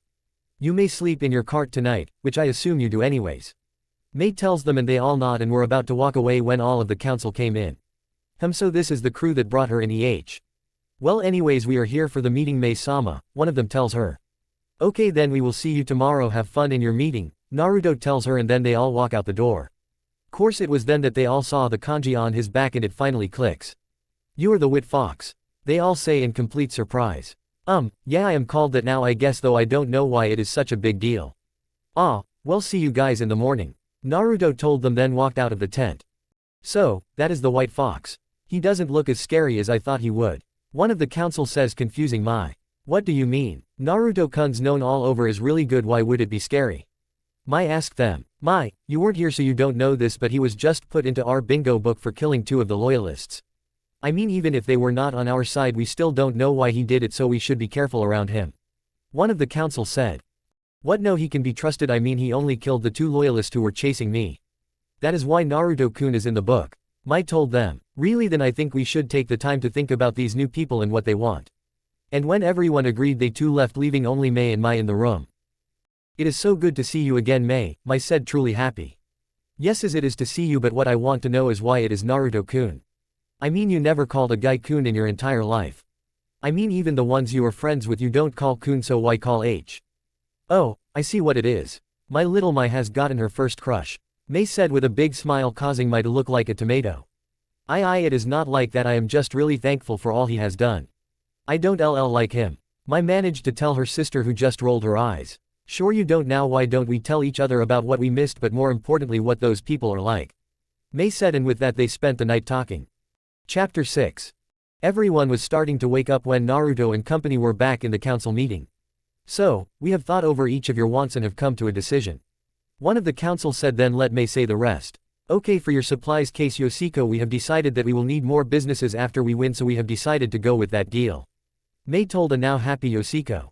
You hear that Ayaki we have a home. He told his daughter who was just as happy. Which in turn put a smile on everyone's face due to their reaction. Course after a while Mei continued, as for you Naruto if you join we must know your skills and other information.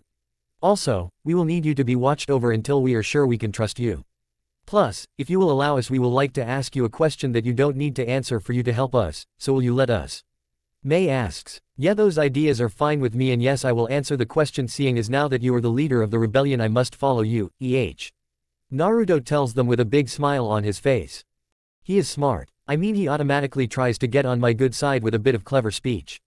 Mei thinks then quickly asks the question they all had on their mind, quite right so our question is. Are you the actual white fox? Mei asks the question that was on all their minds since they first saw him.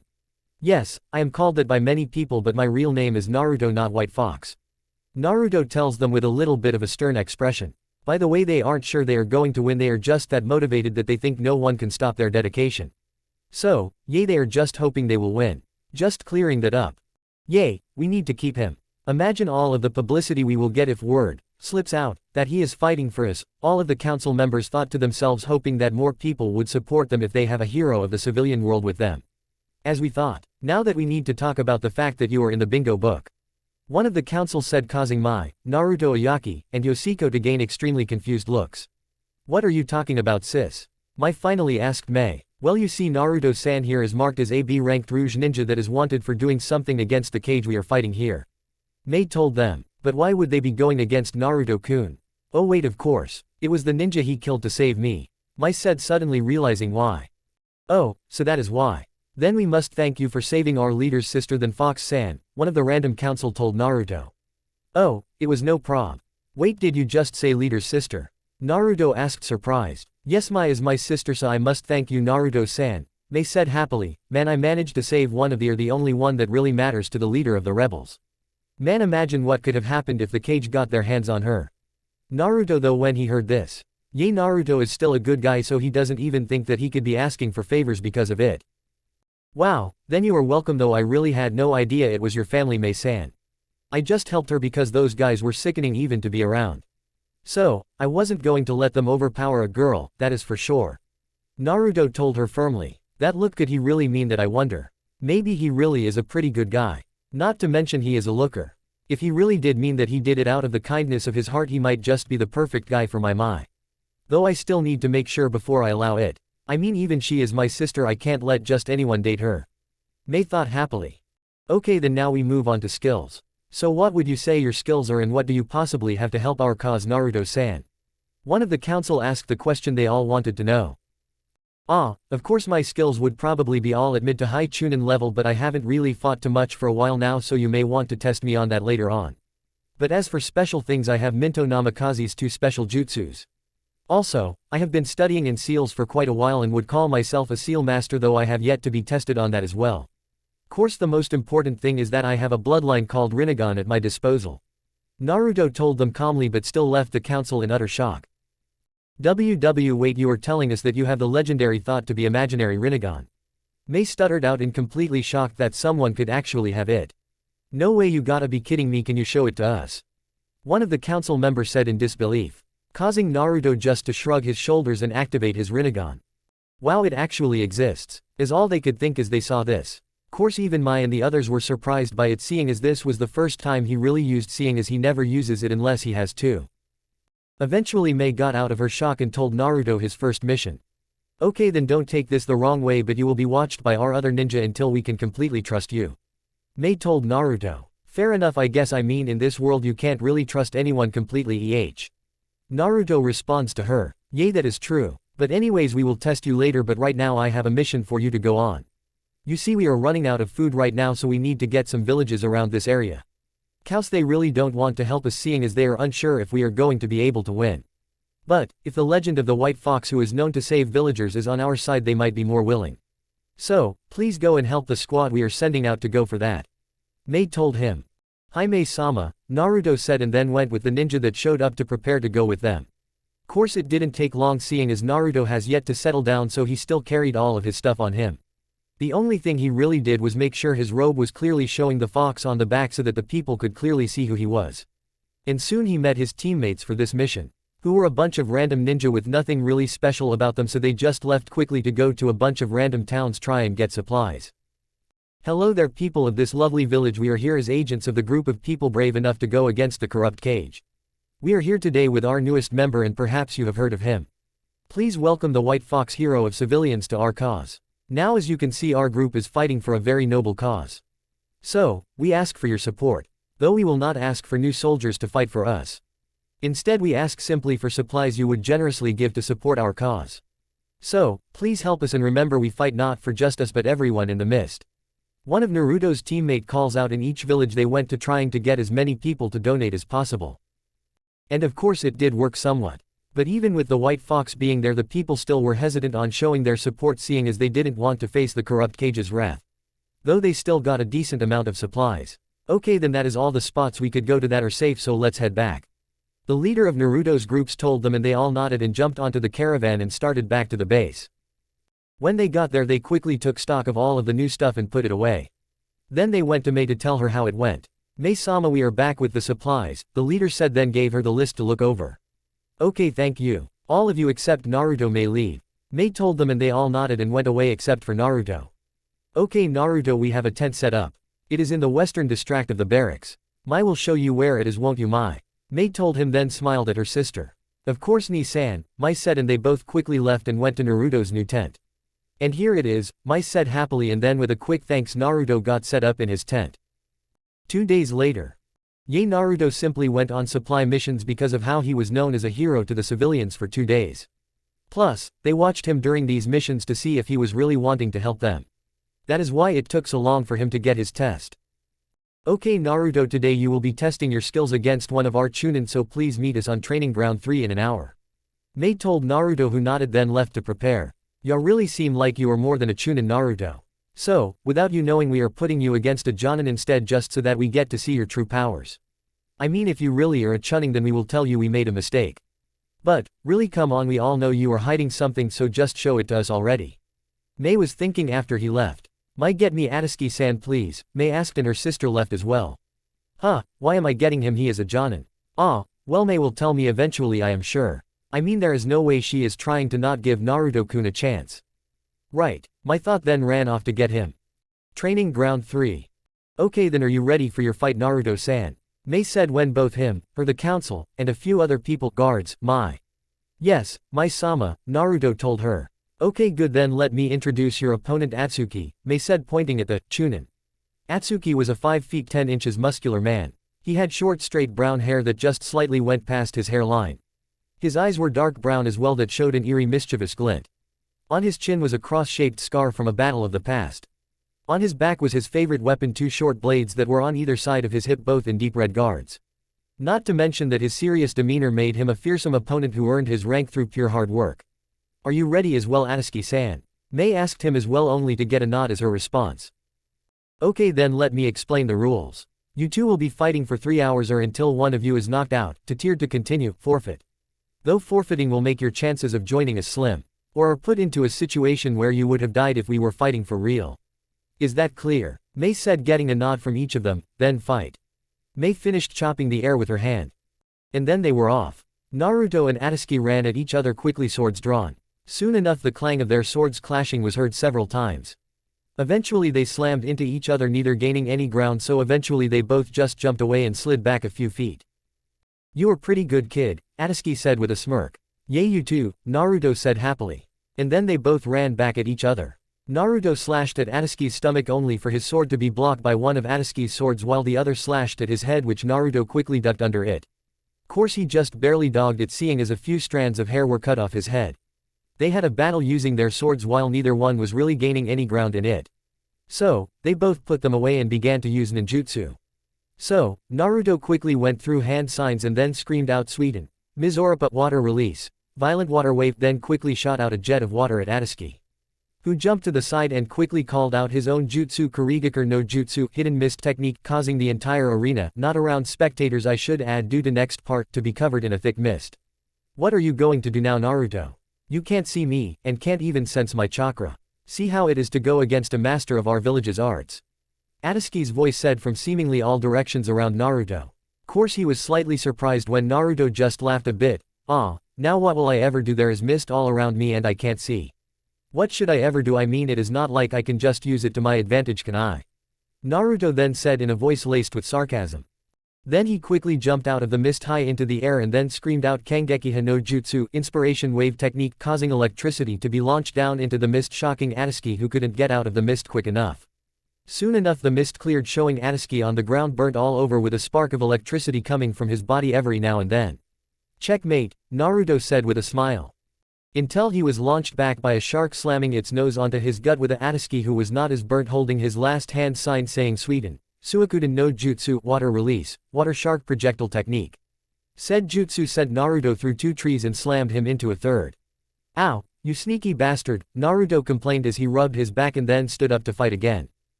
Oh, what is the matter, can't take it? Then let's have me end this for you, Atsuki mocked, then ran at Naruto holding his sword so that they pointed behind him. Hey, I was about to say the same thing to you. And with that Naruto also charged at him. They were about to collide when a bell was heard going off throughout the field.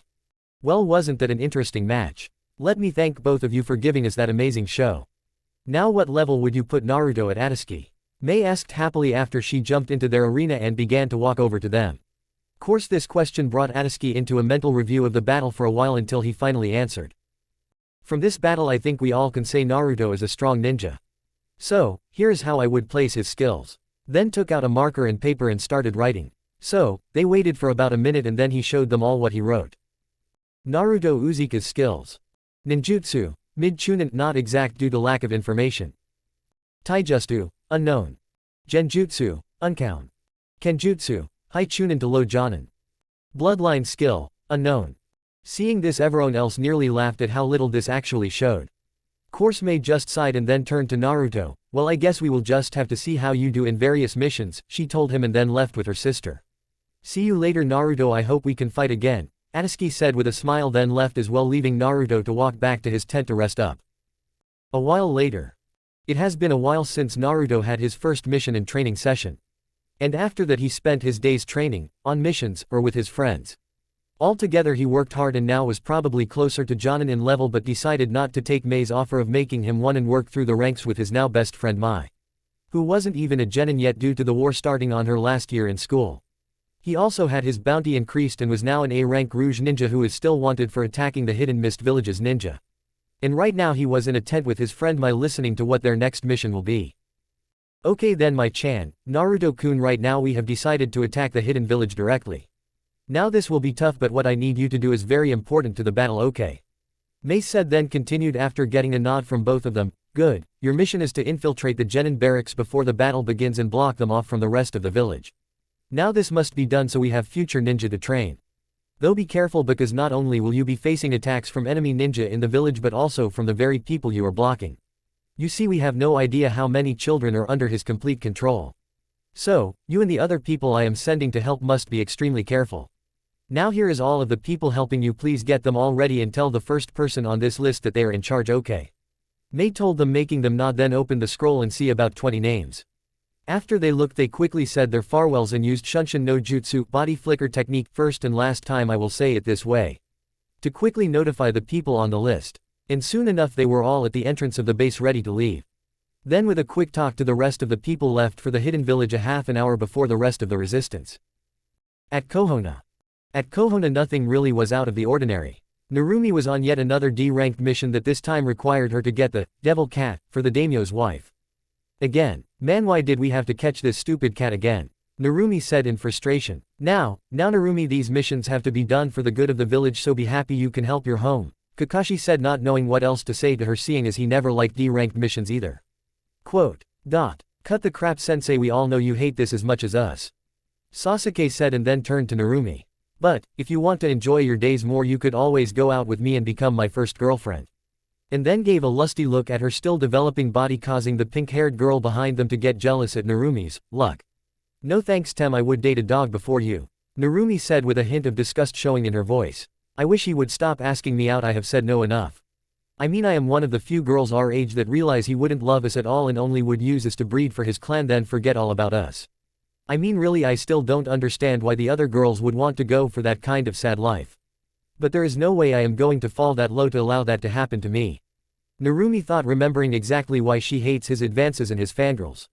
Then looked up into the air thinking about random things until they reached the cage's room that had a view of the forest beyond the walls of the village. Sigh, I wonder what is going on out there past these walls confining me, Narumi thought as she was ignoring the mission debrief her sensei was giving. Chapter 7. After a while everyone was situated for the war to begin and were broken up into teams. With Naruto and Mai's team they had a dozen people with a random Jonin in charge of them. And with Mei she had only a half a dozen of the best ninja the rebels had, seeing as their target was the cage directly. When everyone was ready to leave Mei began her speech. Okay, now we have gone a long way so far and now it is finally time for us to finish this. Let us attack with all of our strength and we can't lose. So come on, let us begin so we can claim our victory. Mei said to her group, then heard them all cheer. And with that they all went as a group to the village, then split up to do each of their separate missions. Naruto and his group. Naruto and everyone else in the group entered the ninja school, surprising all of the people inside of it. Okay people, this area is now under the rebel army, anyone who disagrees with us come forward to die. One of the Chunin yelled out into the building. Course most were unsure what to do because they didn't like their cage much, but they didn't really think the rebels would win, so they just pretended that it was a normal day and ignored the group. Though a few teachers and watchers did come at the group, though they were quickly brought down by the team. And all is set here, man, that was easy. Mai said happily until they saw that ninja surrounded the school. Yay, but keeping it is the hard part, Naruto said, and then they all went into battle the opponents. Mai and her team. Mai and the rest of their group ran through town avoiding as much of the battles as they could until they finally entered the cage tower which had a few of his guard. Crap, leave them to me, just keep going, half of Mei's team yelled out, then started to attack. With that all the rest ran past the battle and started heading up to the top of the tower. Course they had to dodge a few traps, but finally they entered the cage's room. The cage was known as Yagura, who appeared to be about 30, male with a young, childlike face and body structure. He also had a head of messy, light gray hair, pink pupilless eyes and what seems to be a stitch-like scar running from under his left eye, all the way down his cheek. He was small in stature and wears a gray, sleeveless shirt with the Kurigakur forehead protector attached to the front. short-sleeved mesh armor over which he also wears a green poncho along with a turquoise sash around his waist, paired with a green apron over his pants. He wears a pair of brown boots, and on his back he carries a staff-like pole weapon with uneven-sized hooks with a green flower on the larger end. Who is in a dark room with several ponds of water all around and an extravagant desk. Not going to put a description, just think of it as a fancy desk you could only buy when you had a lot of money to burn. This person description brought to you by the Naruto wiki. So, these are the rebels that have been pestering me. Well, thank you for coming, so now I can kill all of you at one time. He yelled and then attacked the group, leaking a demonic amount of killer intent. This will be KI from now on. Then they began their fight as well. Naruto was fighting two people wielding two kunai, with his team fighting all around him, which was useful seeing as one of the people died to a random kunai flying through the air, while the other was killed by rubble falling. So, Naruto quickly moved to his next enemy and continued doing this until he finally was held back by a Jonin that went through some quick hand signs and then screamed out Sweden. Tepidama, water release, gunshot, then shot a blast of water directly at Naruto at high speeds, who just barely dogged it. Damn, this guy won't be easy, Naruto thought, and then began in a large kenjutsu battle with the Jonin. Mai was breathing pretty hard after fighting her 10th person. Damn, I am exhausted already. I mean, I might be around Chunin level, but expecting me to fight so many ninja is ridiculous. I mean, really, how am I supposed to kill them when most of them are stronger than me? Mai complained, but still took a few solider pills and got back into the match, and ended up fighting a female Chunin that was rushing to their group. Come on, let's see how well you can fight, demon, the Chunin spat out at Mai. Well, you will see soon enough, Mai said with a smirk, then quickly screamed out lava release, lava globs, and tried to melt the kunoichi. And with that they began their match. Whole village. Altogether the village and rebels were about even, with neither side gaining much ground. For while the village had more ninja, most of them wanted to rebel as well, in the fact the rebels have nothing to lose. So, really they were all waiting for the cage's battle to end to determine the winner. So, basically the whole war would be based upon the victor between the head of each groups. Mai and her opponent were pretty evenly matched, with neither side getting too much damage. Though eventually the pure taijutsu fight changed when Mai's enemy screamed out water release, water whip, and had a strip of water form starting from two of their fingers. They then slashed at Mai and watched happily as it went straight through her neck, decapitating her. Too easy, she said a bit cockily, until she saw the dead body poof away into white smoke and heard someone jump right behind her and was about to turn around until she felt a kunai pierce straight through her heart, killing her instantly. Thanked Kami, Naruto taught me that, thought a sweating Mai as she stood over her now dead enemy. Mai and group. Mai was having a tough time with Yagura. Seeing as he was a Jinchuriki, he had insane stamina and chakra. Not to mention all the jutsus, he knew he was an opponent who seemed nearly impossible to beat. Though that didn't stop them all from trying. So, they fought as hard as they could, but eventually they found themselves pinned down behind several stone walls they made using a jutsu. Crap, what are we going to do? One of Mei's protectors asked Mei. He does have a good point. I mean, there is not enough of us to face a Jinchuriki. Though we have two. We are all that can be spared from the other areas. So what are we going to do? Wait, that might just work. Mai thought, then began to tell her team the plan. Naruto's battle. Naruto and the Jonin were in a major kenjutsu battle with both sides bleeding from minor cuts on their bodies. Hey, kid, you're pretty good, the Jonin said with a sadistic smile. You too, Naruto tells him. Wish I didn't have to kill you, but you are in our way, so see you in hell, he said happily, then threw out 4 explosive notes at Naruto's feet. Boom. And the kid is done, the Jonin said with a evil smile. Wait, what? How? No, that is impossible, the Jonin said in total disbelief of what he saw. In the middle of the fire was a boy with his robe with not a bit of ash on them. His skin wasn't black at all but seemed to be steaming. Course the thing that scared him the most was the boy's eyes that seemed to change from the blue they were to something much more dangerous looking. Immediately, even with all the training he received, he cringed back in fear. What kind of demon is he? He walks out of the fire completely unharmed with power radiating off of him. This is not good, he couldn't help but think in his mental breakdown. While he was in his breakdown, he didn't notice the boy come up to him and quickly stab him between the ribs, hitting the heart for a quick death. Dang, I gotta be more careful. He nearly killed me, Naruto thought as he looked down at his hardest opponent yet. How Naruto did it? When Naruto sees that there are explosives around him, he quickly did a jutsu that he borrowed from his mother before he left. As he did, he quickly whispers out water armor. Plus, just to make sure, he uses his bloodline to push all of the explosion away from him slightly, reducing the damage he would have got down to the complete destruction of his water armor and some slight burns on his skin. And thankfully his clothing had repair seals on them which kept them from burning up. Naruto was happy with his win and was catching his breath until he saw something land in the lack leaking key in a massive quantity. May and her group got prepared for their plan. Each of her guards went to a different side of Yagura, forming a triangle around him. Then they started to do a bunch of complex hand signs, all perfectly in time with each other. What are you fools doing? You think I will let you complete any jutsu you are trying to do? Well, think again. Yagura yelled out, then tried to attack the one in front of him. But before he could move more than a few feet, he heard May yell out, lava release, obsidian coffin. Then she covered him in a quickly cooling lava ball that burnt him until it cooled into hard obsidian that completely covered Yagura, leaving only his face out of it. I think you will be letting us finish. So, how about you just sit there and let us finish? May tells him with a falsely sweet voice. Course Yagura wasn't happy with being captured and slowly began to break free from his confinement. Soon enough cracks began to appear on the outside of the rock. May, we still need time. We are only halfway through the seals now. Please keep him from moving for a bit longer. One of May's group called out to her while still doing hand signs. I know, but he is too strong. I don't know how much longer I can keep the cage around him, May told him while sweating from the exertion of holding the now crumbling rock together with pure chakra. Though she was losing chakra fast. Eventually the strain became too much and May couldn't hold the stone anymore and it quickly crumbled, releasing an angry Yagura. Bastards, die already! Yagura yelled out in complete rage, then charged at the man in front of him, who was freaking out because he couldn't move still due to the fact he was still doing the group jutsu. He was about to die with Yagura getting closer and closer. Water release. Destroying water's capture zone was heard finally, and just in front of all of May's companions a wall of dense water was formed into walls, making a cube around Yagura except for half of his right arm, which held a kunai mere inches from the man he was attacking. Course he was forced to pull his arm back when he felt the water start to eat into his flesh. Though the man that he attacked was still completely terrified and fell to the ground shaking in fear of the fact that he was mere seconds from death there. It is over, Yagura, this is your end. You know that this is the Hidden Mist Village's ultimate capturing jutsu.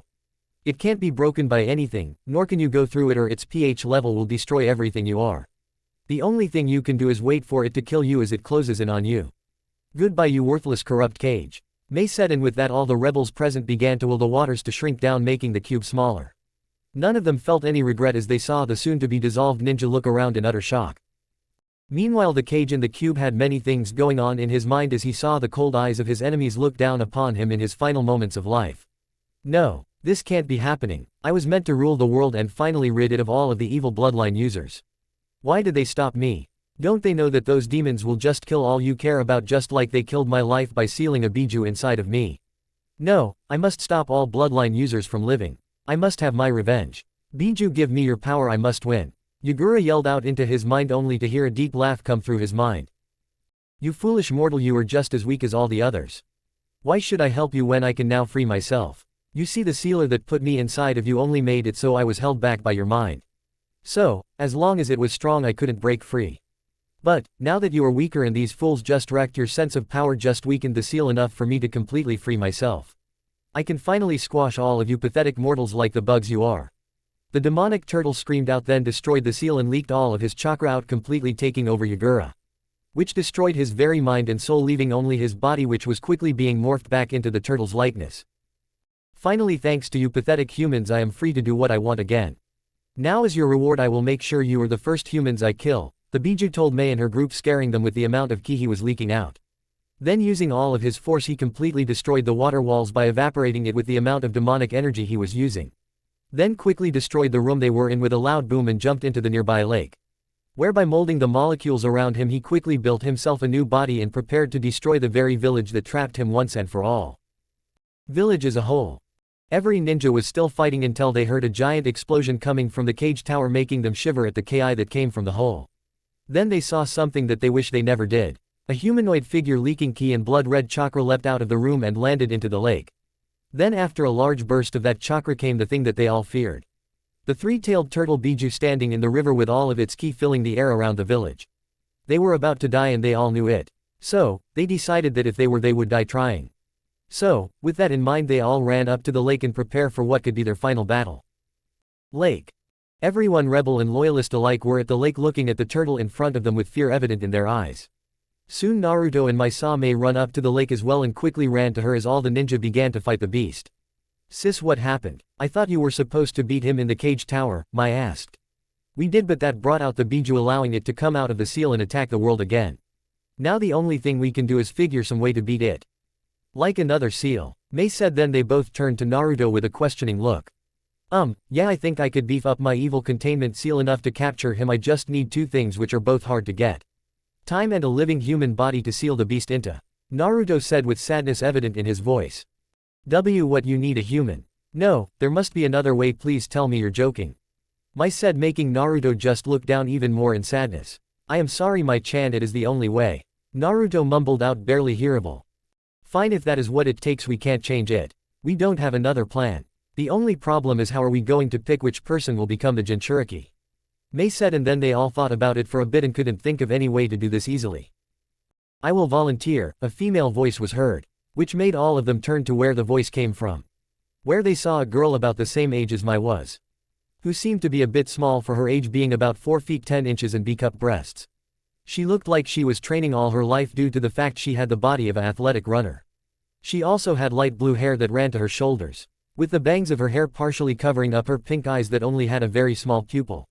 So small it was practically invisible. And you would be? Mei asks her suspiciously. Course that was until Mei ran up to the girl and gave her a hug. Megumi-chan, I thought I would never see you again. Mei called out. You know her? Mei asks her sister. Yay, I know her. She is the youngest cousin of Yagura. She also was one of the only ones that he still remotely cared about. So she saw all that happened to the bloodline users and was sickened by it. Now I know that you don't trust her because of that, but she actually is the one that allowed so many bloodline users to escape her cousin's clutches.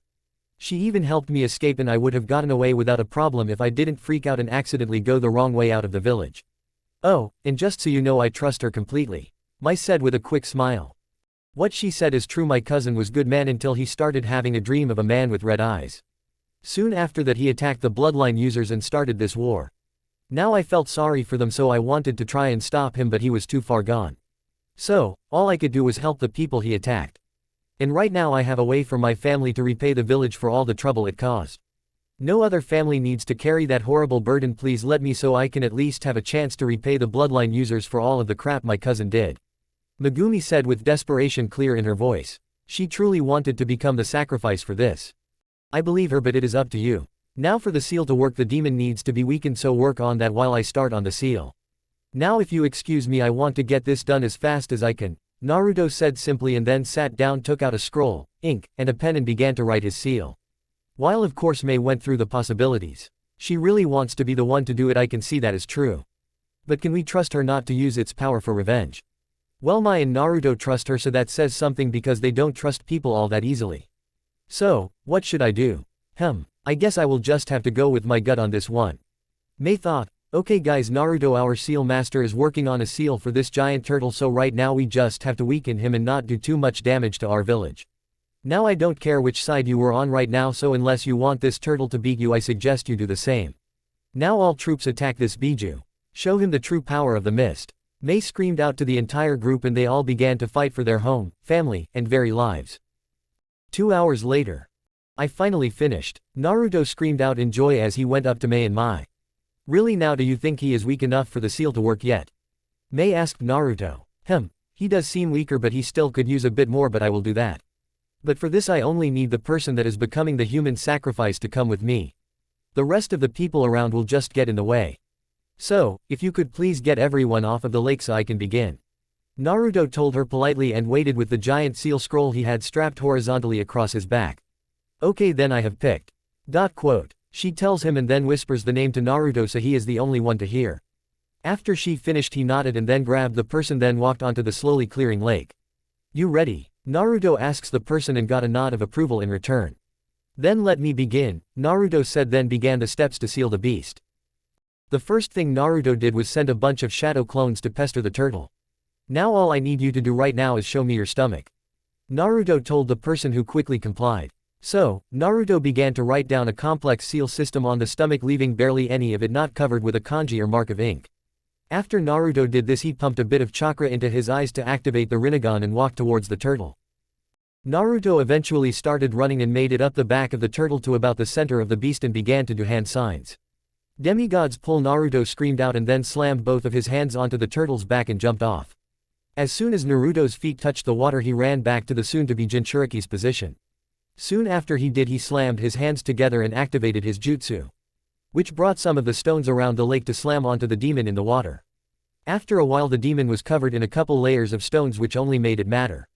"Foolish mortal, you think this small amount of dirt will hurt me?"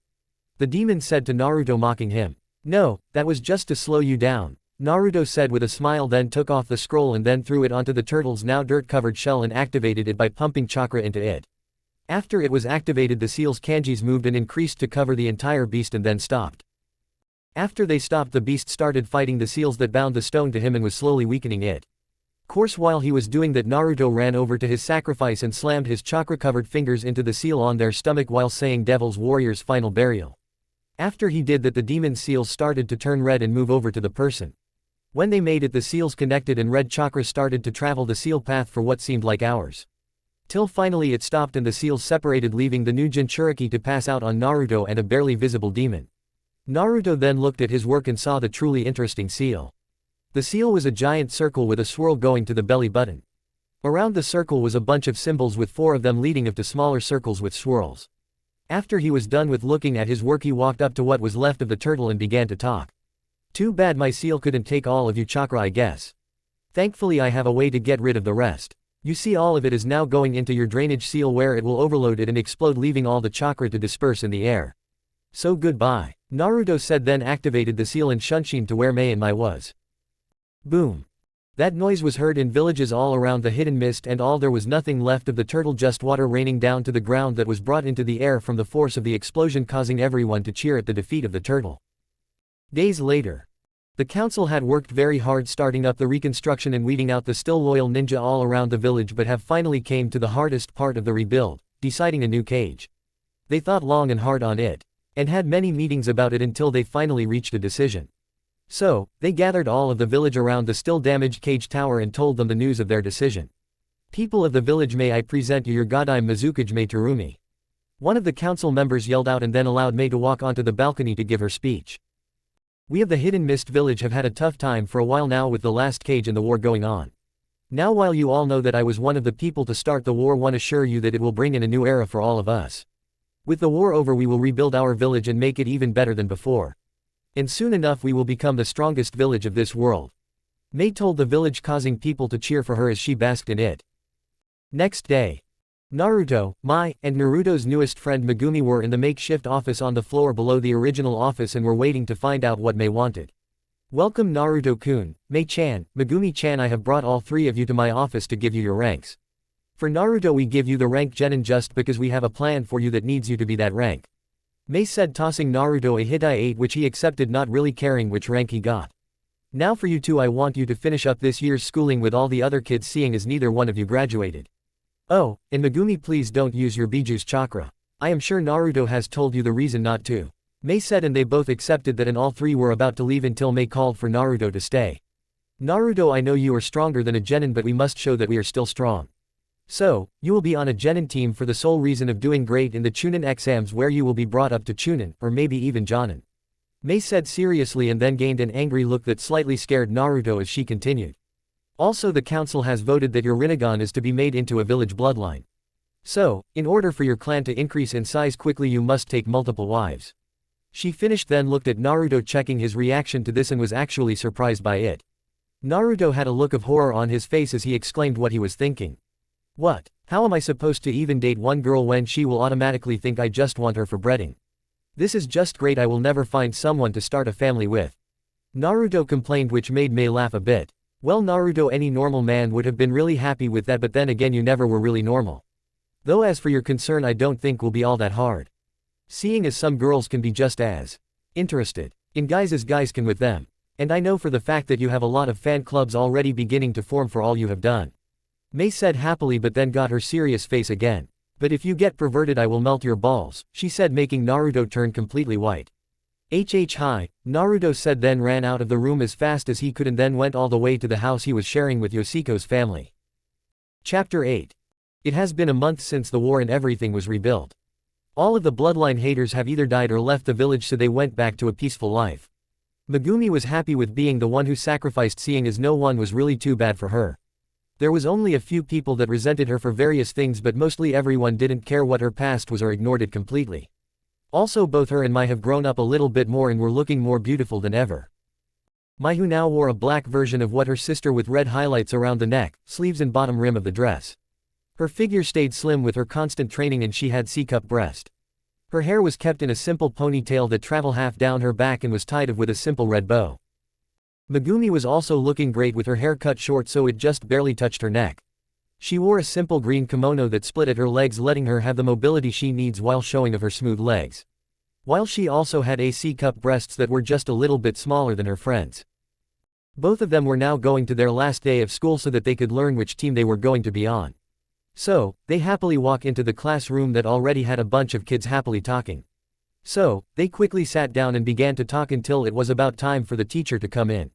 So, when they all heard the door open up again, they all looked over to see who was coming in and was surprised to see Naruto walk through instead.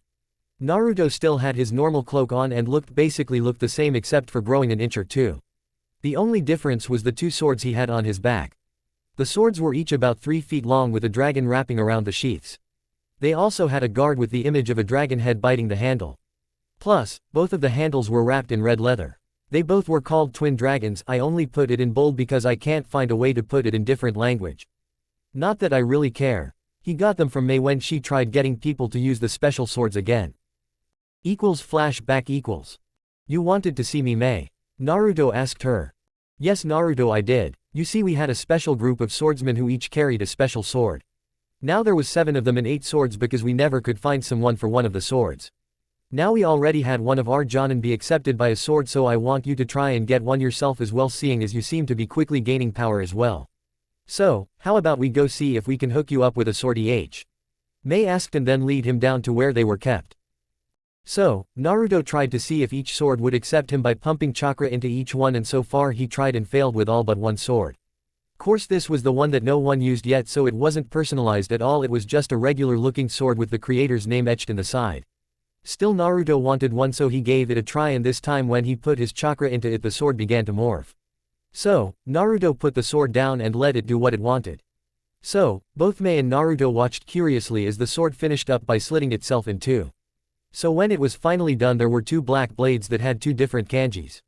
The left one had the kanji for dragon fighter and the other one had the kanji for fox fighter on the it.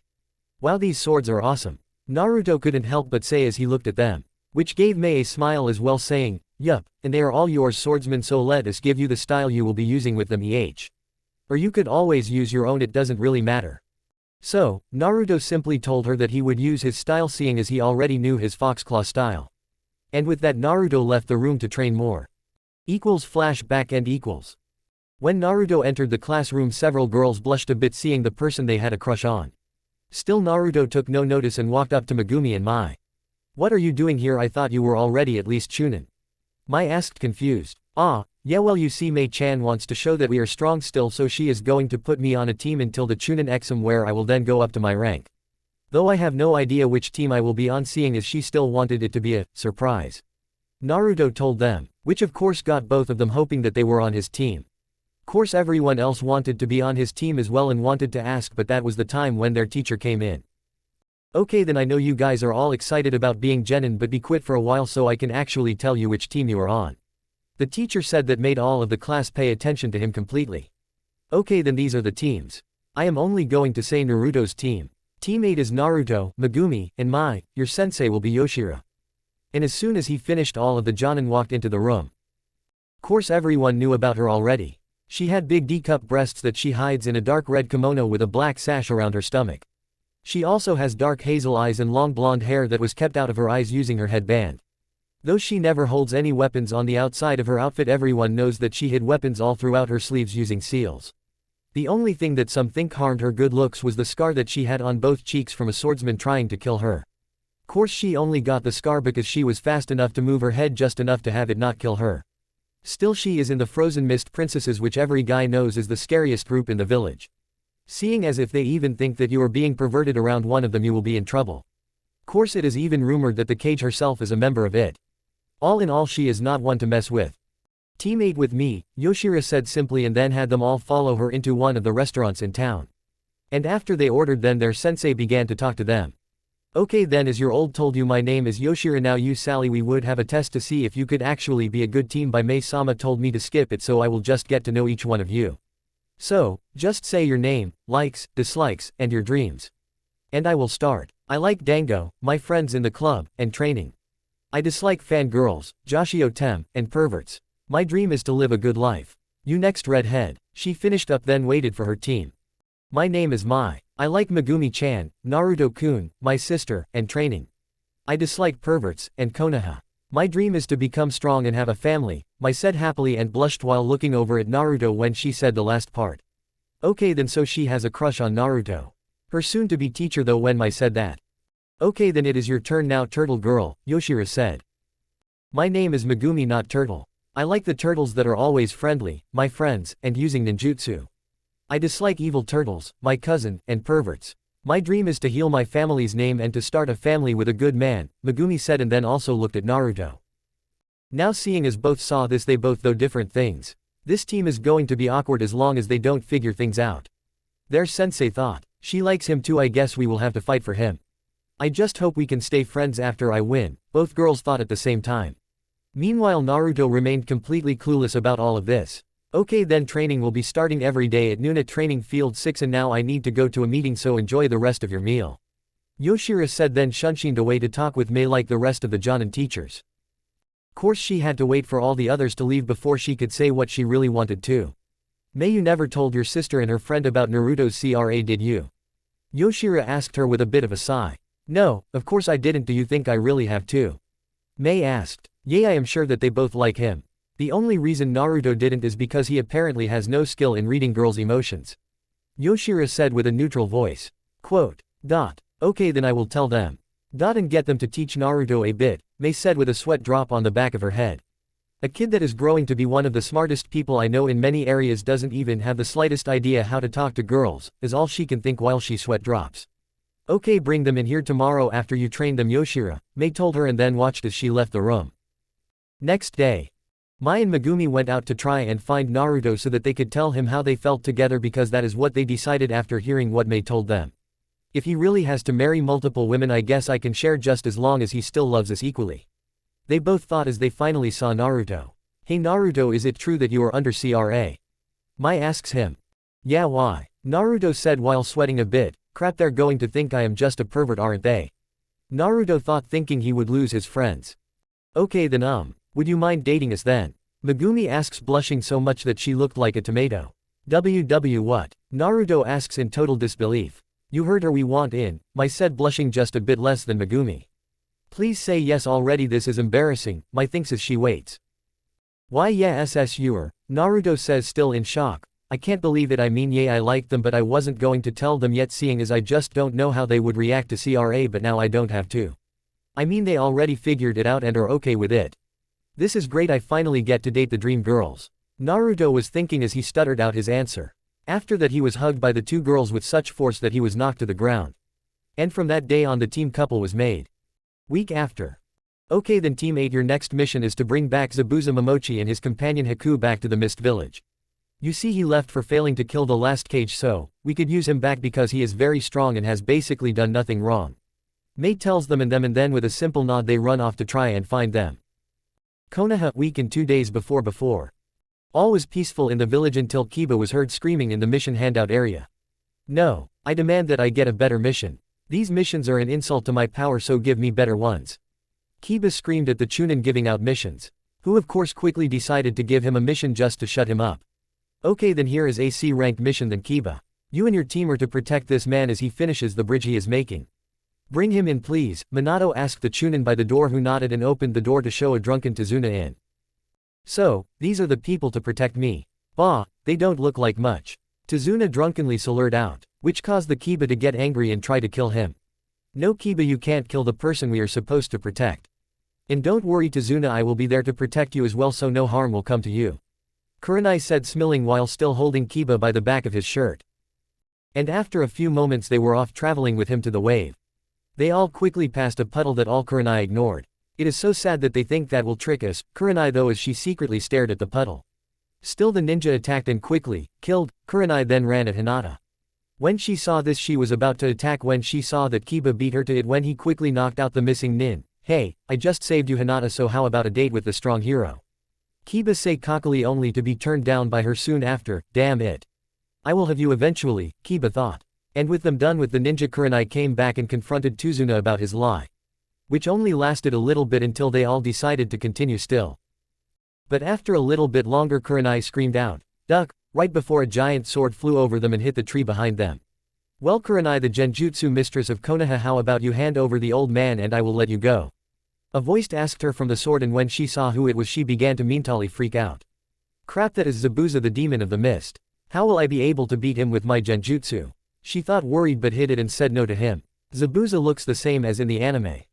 Too bad now the kids have to die," Zabuza said, then quickly went to try and kill them all, but thanks to a kunai block from Shino pushed it down, so he only smacked them away.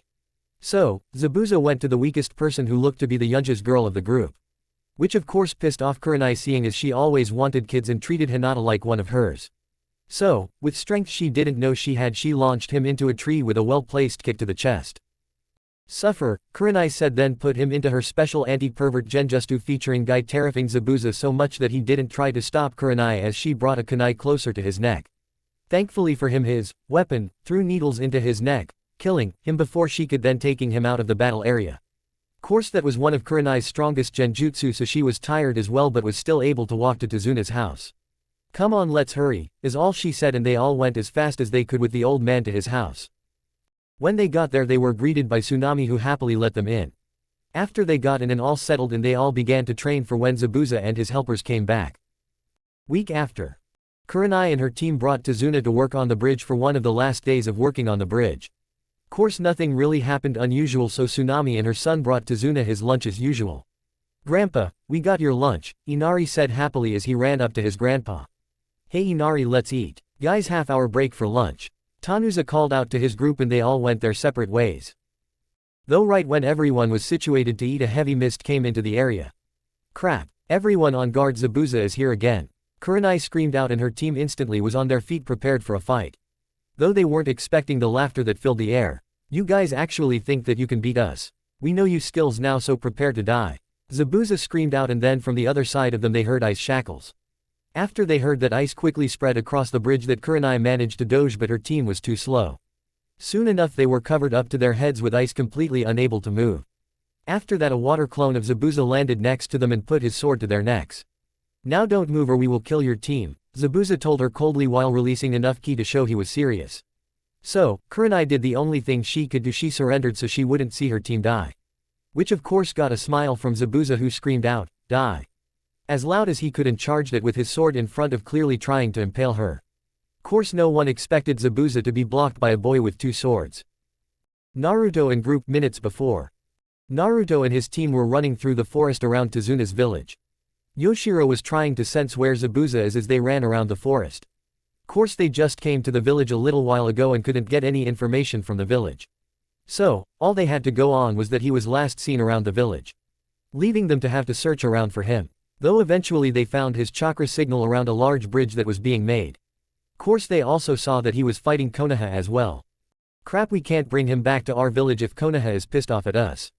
It could cause some trouble for us later, we must stop him," Yoshiro said angrily. "Konoha will be mad at losing the clan heirs." Course right when she said that they saw he has about to kill them, so before any one of them could notice, Naruto ran up to Zabuza and blocked his sword with his two swords. Everyone. "What the fuck? Where did this guy come from?" Kiba screamed out, while everyone else just stood there in shock. "Zabuza, the demon of the mist, you are asked to return to your position as a ninja of the village hidden in the mist by order of Mizukage," Naruto said simply. "Bah, I will never go back to that bloodline-hatting bastard," Zabuza screamed out, showing his obvious hatred of the guy. "Not him, we killed him, our cages Mei-sama," Naruto screamed out. Course when Naruto said that, the rest of the team showed up, and thankfully Yoshiro quickly gave him the official scroll that gave him proof before he tried to kill Naruto again. So, of course Zabuza took the time to read the scroll and found it to be legit. "Okay then, so the new Mizukage wants me to come back, Zabuza asked, then received a positive nod as an answer. "Zabuza-sama, what do you want to do?" Haku asks her. "Master. Well, I am going to go see what this Mei gal wants.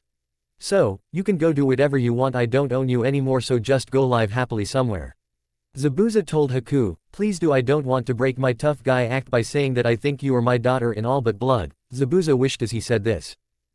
"No, I will stay with you, Zabuza-sama, even if I do have to go back to that hellhole," Haku said, determined. And with that they both released Kurenai's team and started to leave the area with Naruto and his group until they heard a voice yell at them.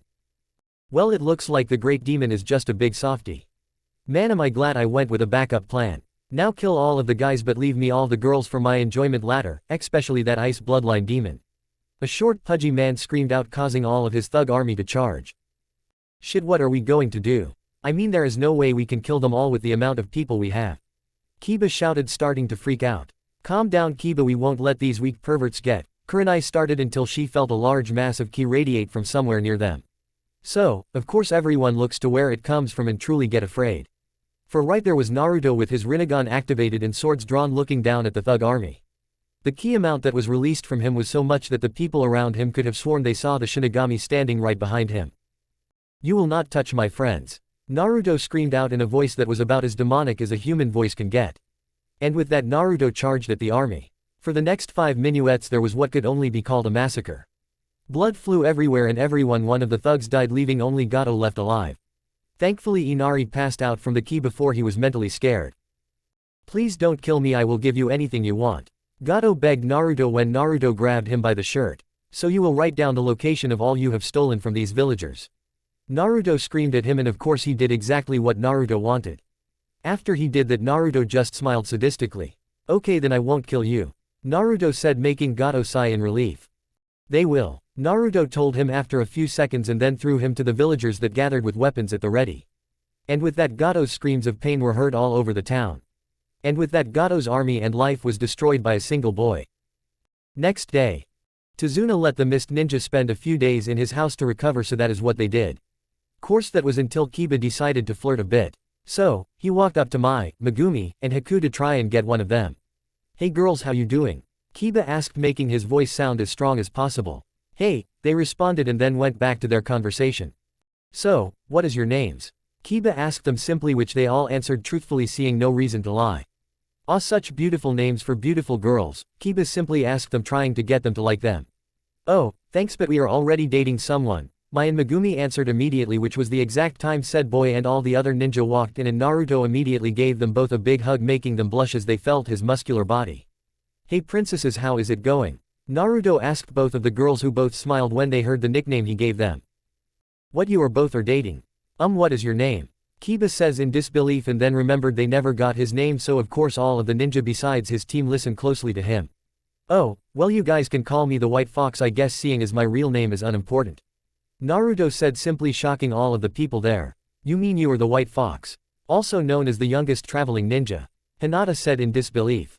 Yup, is all Naruto tells them, just because he still isn't used to people being surprised by his nickname. Wait, you mean the person most respected by the civilians is a pervert? Kurenai said while her and Hinata began to get their anti-pervert jutsus ready.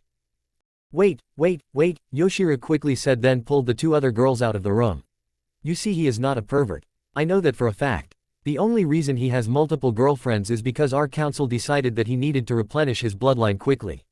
And neither girl was forced into it, they really do all like each other. Yoshira said, trying to calm down the 2 angry women. Stupid council, making it so men get to live out all their perverted dreams, but if you say so we won't kill him, but he is your village's problem if he becomes a pervert and tries to rape all of you, Kurenai said, and then walked out of the room. Oh, well, are you seeing anyone, Haku-chan? Kiba asks, hoping that he at least gets one. Sorry, I am a boy, she said simply while thinking, yes, anti-pervert sentence always works. He thinks I am a weird guy, not a girl. Course this also depressed Kiba, so he left the room with his head down. Hey Naruto, why didn't you tell them your real name? Haku asks him when it was only their team around. Well, Mai-chan told me she wanted to keep the White Fox's name a secret from the world until she feels it needs to be released. Which was a good idea for her, because could you imagine all the crap that Konoha would put her through if they found the Kage's son was a ninja in a different village. His name will be kept secret from everyone besides his village until it seems a right time to reveal it. Also, all his village already knows, I just don't want to fit him telling them into a chapter. 2 days after. The bridge was finally done, so both teams leave in their separate directions thinking different things. I have to tell everyone about the White Fox, all 4 Konoha ninja thought as they ran back home. So Naruto is still available even if he is dating someone. Maybe I could date him as well, I mean he does seem great. I mean he protected us and obviously cares for both of them, Haku thought, then realized she was staring and turned away with a blush on her face. My daughter has her first crush. Well, I guess she picked someone that seems good. But if he hurts her, I will personally kill him in the most painful way possible, Zabuza though as he saw his daughter start blushing. Meanwhile all the rest of them were just happy they succeeded and wanted to reach home as quick as possible. Wave Village. Hey, what should we name the bridge? Inari asked his grandpa. You know, I have no clue. Wait, what about the Great Tanuza Bridge? He asked the village, hopefully only to get everyone screaming no at him.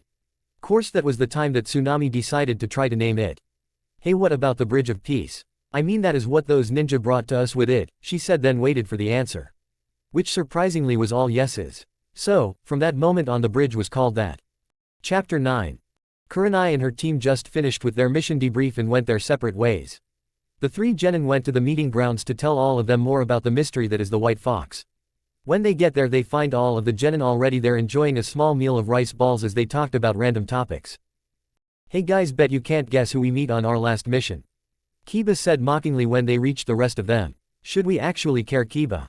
I mean, it was probably just some random ninja anyways. Sakura said, vocalizing the whole group's lack of care. No, actually Sakura-san, we meet the white fox on our journey and it seems that he has joined the mist. Shino said calmly but yet still surprising the whole group. Wait, you actually met the fox? Ino said in disbelief and got approval nods as her answer. Oh, wow, so what did he actually look like? Why was he there? She asked the entire team, wanting to know everything she can about the enigma called the white fox. Well, the white fox seems to be a man who loves to be mysterious, seeing as he never removed the cloak he wore to keep his identity secret. Though we can see that the description matches the one in the book, except he is not wanted by the hidden mist, instead it seems he is a member of them instead. I mean, he brought Zabuza and his helper back to them saying that it was a mission for them, so it is safe to say that he is one of them. Hinata tells her friend, making sure they all knew the same information. Ah, so the fox settled down then. Shame he didn't come here then. I mean, could you imagine being able to actually find out who he really is? So much easier. Now if we want to find out more we will have to actually see him in various places. Ino said, a bit saddened by the news. Bah, why do we want to know about someone who can't even enter the village anymore? We know he is real now, so what does it matter? There is nothing more reason to find out about the fox. Kiba says to them, a bit annoyed. I mean, really all of you girls should be focused on the alpha male here, me. Not some other guy that you can't even get around. Kiba thinks after he tells them that with a perverted smile on his face. Still they all felt he had a point and just focused on training, seeing as they all wanted to get to be in the Chunin exam. Meaning that they needed all of the training they can get to be prepared for it. Naruto and gang. Naruto's team reached the hidden mist with Zabuza quite quickly, seeing as they weren't searching for anyone on the way back. Course when they got there they immediately went to Mai to do their mission debrief. Sis, we have completed our mission, Mai said happily as she walked into the room. Well, first of will you two be joining our village again? Seeing as the cause of you leaving was only attacking the last cage, so do you wish to join under me? Mai asks both Zabuza and Haku, then waited for their answer. Yes, we will join you, but if you ever become like that bastard was, it will lead to the same fate. Zabuza said, then quickly felt a large amount of ki focusing in on him. So, of course he looks around and sees the cage with a sickly sweet look on her face. If you threaten me again then there will be nothing left of you except a puddle of lava. Mai said calmly in a voice that sent shivers down Zabuza's spine. Hi, Zabuza says, obviously a bit afraid of the woman in front of him. Geez, why is this scaring me so much? It is just one girl. But, for some reason my body is telling me that it would be best for my health to keep on her good side, Zabuza thinks as he looks at the cage in front of him. Okay, then we will be giving you the rank of Jonin again, though you must tell me a good position for your partner. Mai says simply. Ah, yes, young Haku should be right around a Chunin in skill. Zubaza said calmly, thus seeing Haku being thrown a Chunin vest. And with that they left the room to go get Zabuza situated in town again. Week after. Okay then, are you guys ready for the exams? Mai asked Yoshira's team as they all stood next to the village entrance. Yes sis, we will make sure that everyone knows just how strong the mist is. Mai said happily. You better, or else we won't be able to come see you're matched in the final round. Haku said semi-serious as she watched her friends preparing to leave. Yubi, we will make it Haku Heim, Naruto said determined. Course that brought back the memory of how he first learned that Haku was really a girl. Flashback equals. Haku was happily walking with two of her friends, Mai and Megumi. All three of them were focused on buying all the stuff Zabuza and her needed, seeing as missing ninja always have money but usually lack anything else except for the bare minimum. Okay then Haku, what do you want in terms of clothing? Mai asked Haku, seeing as they promised that they would help Haku get situated. Well Mai, I don't really need anything to fancy. Maybe just some regular kimonos, casual dresses, undergarments and such. Only enough for little while, then I will buy other stuff when I can actually enjoy myself in carefree shopping. Haku said calmly. Okay, then that should be good. Wait, did you just ask for female clothing? I thought you were a guy. Megumi asks, causing Haku to blush a bit in embarrassment. Well, you see, I find it so much easier just to say I am a boy than to deal with perverts.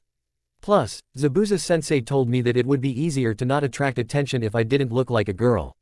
Which makes sense because if you look like a guy no one will try to flirt with you. Haku said, still blushing at having to tell her friends. Oh, well, I guess we can understand that, but why didn't you tell Naruto? I mean, he is a pretty good guy, he wouldn't try to do something to you. Mai said. Yeah, well, I didn't want that Kiba kid having a chance of overhearing me. Haku said happily, and with that they all just continued buying random things for Haku's new home. Thank you for helping me set up our home, Haku said, truly thankful for her friend's help.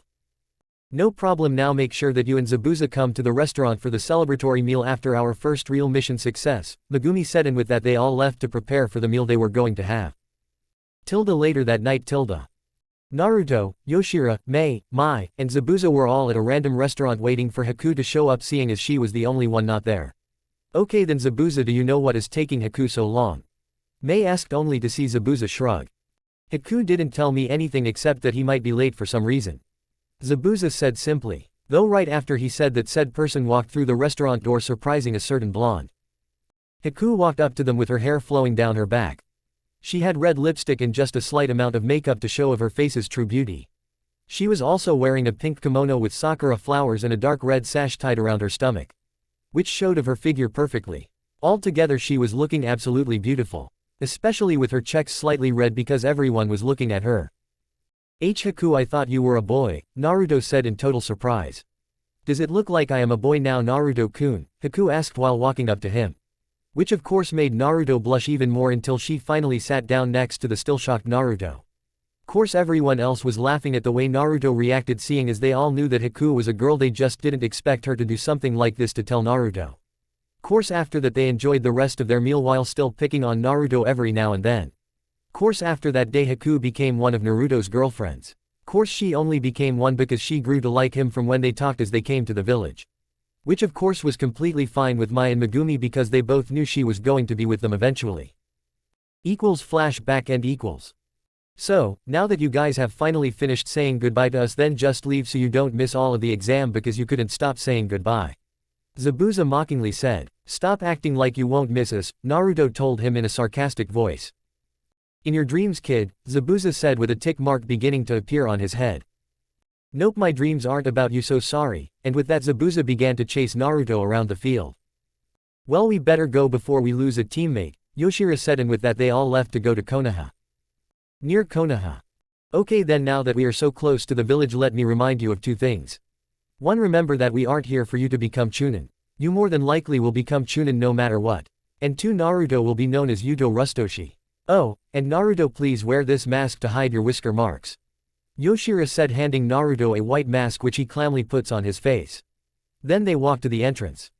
Halt and state your business, a random Konoha Chunin at the gate asked them. We are here for the Chunin exams. I am the sensei Yoshira, and this is my team Mai, Megumi, and Yuto. Yoshira said as she pointed to each member of her team who nodded when their names were called. And after a while they were allowed to enter the village. After they got situated in their hotel they all went to just walk around the village a bit. So, they all went their separate ways, with Yoshira going to get food, Naruto to do some training, and the girls went shopping. Hinata, Narumi, Ino. So gals, where are we going next? Ino asked happily as she and her friends went around shopping. Doesn't matter, we are just celebrating the fact that we got nominated to be in the Chunin exams. Narumi said, just as happy because of the chance of meeting strong opponents. And with that they all entered the next store, only for Hinata to see two people she didn't expect to see again. Is that you, Mai? Megumi? Hinata asked, surprised when they saw each other in the store. Oh, hey Hinata, haven't seen you since the mission, Mai said neutrally when she saw the Konoha genin. Hinata, you know them? Hinata's friends asked. Yeah, I do, this they are Mai and Megumi. The teammates of the guy the first was telling you about. Hinata said with a bit of annoyance in her voice because she remembered that he had CRA. Hello, both mist girls said, normally receiving the same from Hinata's friends. Course with that they all went on shopping till for quite a while until they finally stopped and just sat down and talked for a bit. So, are you guys nervous about the Chunin exams? Narumi asked her new friends. No, we are excited. I mean, we both are completely ready and we know our teammate is as well. Megumi said confidently while Mai nodded her head agreeing. Wow, pretty confident, but where is your teammate anyway? I mean, you guys have been relaxing all day yet we haven't seen your sensei or your teammate. Ino asked, hoping to see the famed white fox. He is right behind you. They all here right behind the bench they were sitting on. Which of course surprised all of the Konoha kunoichi, who both jumped away from the voice only to see the person they were asking for. Don't do that. Ino screamed out at him and then saw the person their group was talking about for the first time. She saw a tall boy that seemed to be about her age wearing all white with a white cloak that had the kanji for white fox on the back. He had bright blonde spiky hair, shining blue eyes, and the most noticeable thing about his face was the mask that covered the bottom half of his face. Same as Kakashi's mask. Course she couldn't help but notice that he was a good-looking guy. So, you are the white fox? Narumi asks while looking closer at Naruto. Shit, it had to be her, didn't it? Kami couldn't keep her away from me. Nope, I have to meet my so-called sister right away. Hopefully she won't realize who I am. I mean, it has been a while since I saw her. Naruto thought, sweating a bit when he saw her. Could he really be my brother? It is hard to tell seeing as he is barely showing any of his features, and it is not like I can just ask if he is Naruto and expect an honest answer. I mean, when he left he still hated me. I guess I will just have to observe him and find out for myself. Besides, Ino and Hinata will help me, seeing as Ino already seems to like his looks. Narumi thought as she looked at the white fox, trying to figure out who he really was. Naruto-kun, could that really be you? Damn it, if I was out of this seal I could just sense your chakra. Oh, well, I guess Narumi will find out eventually if we get lucky. Natsui thought as she saw the fox through her cage's eyes. Well, hello there ladies, allow me to introduce myself. My name is Yuto Rustoshi, otherwise known as the White Fox. Naruto said kindly, hoping that his sister would take it as the truth. Thankfully, due to the time, they only talked for a bit more before they had to leave for their homes' hotel rooms. Next afternoon, backquote. Naruto was just walking around town until he heard a little kid screaming out for help. So, Naruto quickly went into the forest where he saw a boy about his age wearing way too much makeup holding up a little boy that seemed to be struggling to escape. Course it was not his village, so he decided to watch for a bit, seeing as the boy wasn't going to be injured at the moment. Hey, let me go, the boy complained. Shut up you brat, you need to learn what happens if you rudely bump into someone, the boy with makeup said, clearly mad at the boy and prepared to punch the young kid. So, Naruto prepared to come in and stop it until he heard a voice telling the makeup wearing to drop the boy. So, both the boy and Naruto look over to see Narumi standing there glaring at the boy. No, this brat needs to learn a lesson about hitting their superiors. The boy told Narumi. Kankuro, don't do it, the girl standing beside him warned him quietly while she nervously looked around the area. Shut up Tamari, I don't care, Gaara isn't around so I have nothing to fear. Kankuro said and then was about to continue with his punch until he saw a red flash and Narumi had the kid near her. Which? I suggest you don't attack a member of the village Aegean or else I will be forced to protect him, thus killing to do it, Narumi told him coldly. Course they were both surprised by her doing the flash that they didn't even notice her glare. Oh, great, the first Konoha ninja we see is the Kage's daughter. Kankuro says sarcastically to the Tamari. Do not involve me with that man. My name is Narumi Uzumaki, not Namikaze. Narumi screamed out, furious with the sand ninja. Wait, what is going on between those two? I mean, they were just fine before I left, what happened? I have to say I am curious about it, but really it doesn't matter to me. Naruto thought when he saw her reaction. Course right after she said that a voice was heard. Don't worry, your name won't matter when you end up proving my existence, a redhead says creepily. Gee Gaara, how long have you been there? Tamari said nervously when she saw her brother. Long enough to see that my brother is a disappointment to the village and to see the perfect victim to prove I am alive. See you at the exam. Gaara said with sadistic smile that showed just how bloodthirsty the boy really was. They all look the same as they do in anime shows, so I feel no need to do a description of them. And with that went their separate ways. Ninja Academy. Narumi and her team was walking up to the room 301 for the first part of the test course. They went into a genjutsu zone as they walked onto the second floor.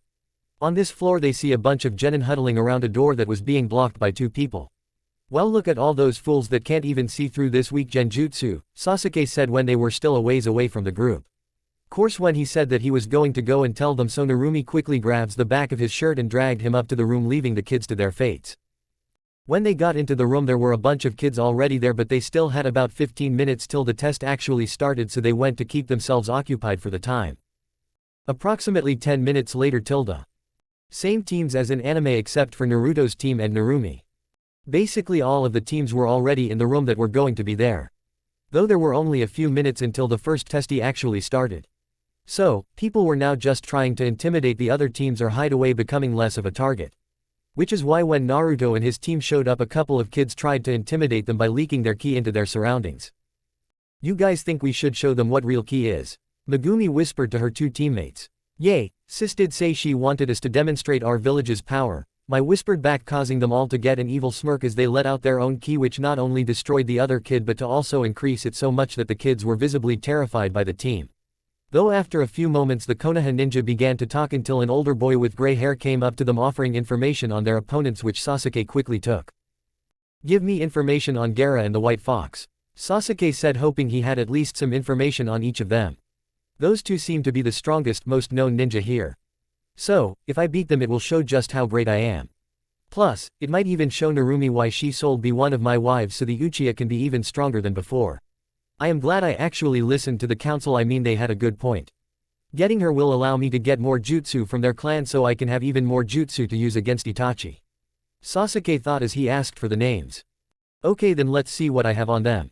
The genin said, shuffling through his info cards. Ah, Gaara from the Sand Village. Also, the Cage's kid with his brother and sister as his teammates. They have done 4D ranks, 15C ranks, and 2B ranked missions. Though the most notable part of those missions is the fact that he has never got injured in any of his missions. The genin told them, scaring them a bit.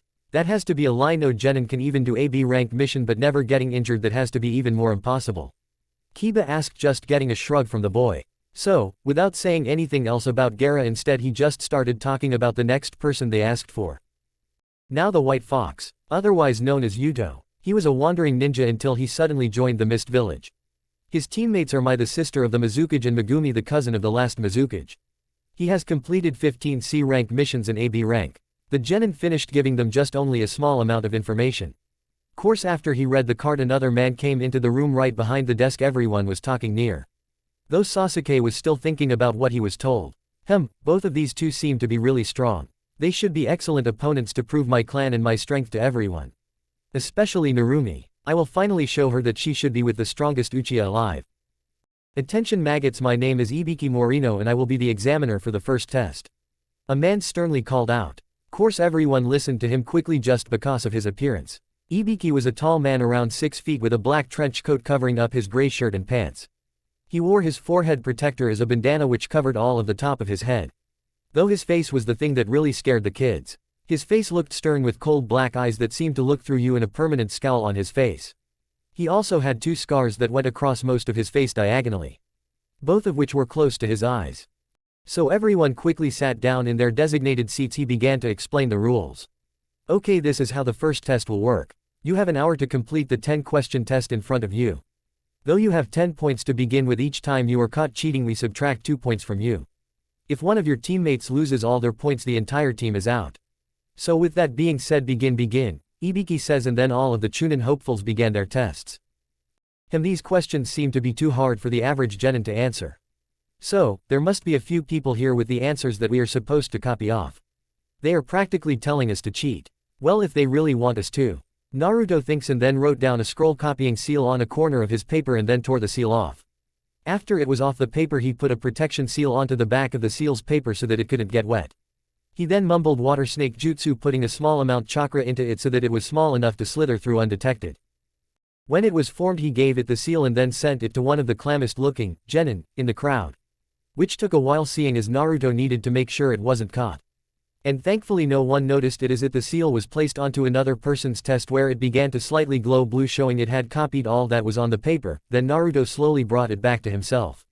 When it did, Naruto took the seal and placed it onto his own paper and sent more chakra into it so it would place all the answers onto his own test. And that is my test complete. But what about the 10th question? I mean, all they put on the test for it is, will be told at latter time. Oh well, I guess we will have to just wait for them to tell us this. Oh, so secret 10th question. Naruto thought until he discreetly looked at his teammates' girlfriends who looked to be extremely nervous about their test. So, with a sigh, he figured that they didn't want to chance cheating, so he quickly sent out another water snake to give them the seal, confident that Mai and Megumi would know what to do with it. Course they both did so. With a half an hour left, all 3 of them were happily waiting for the time to enter the 10th question. Narumi was surprised about hearing both of the guys' information.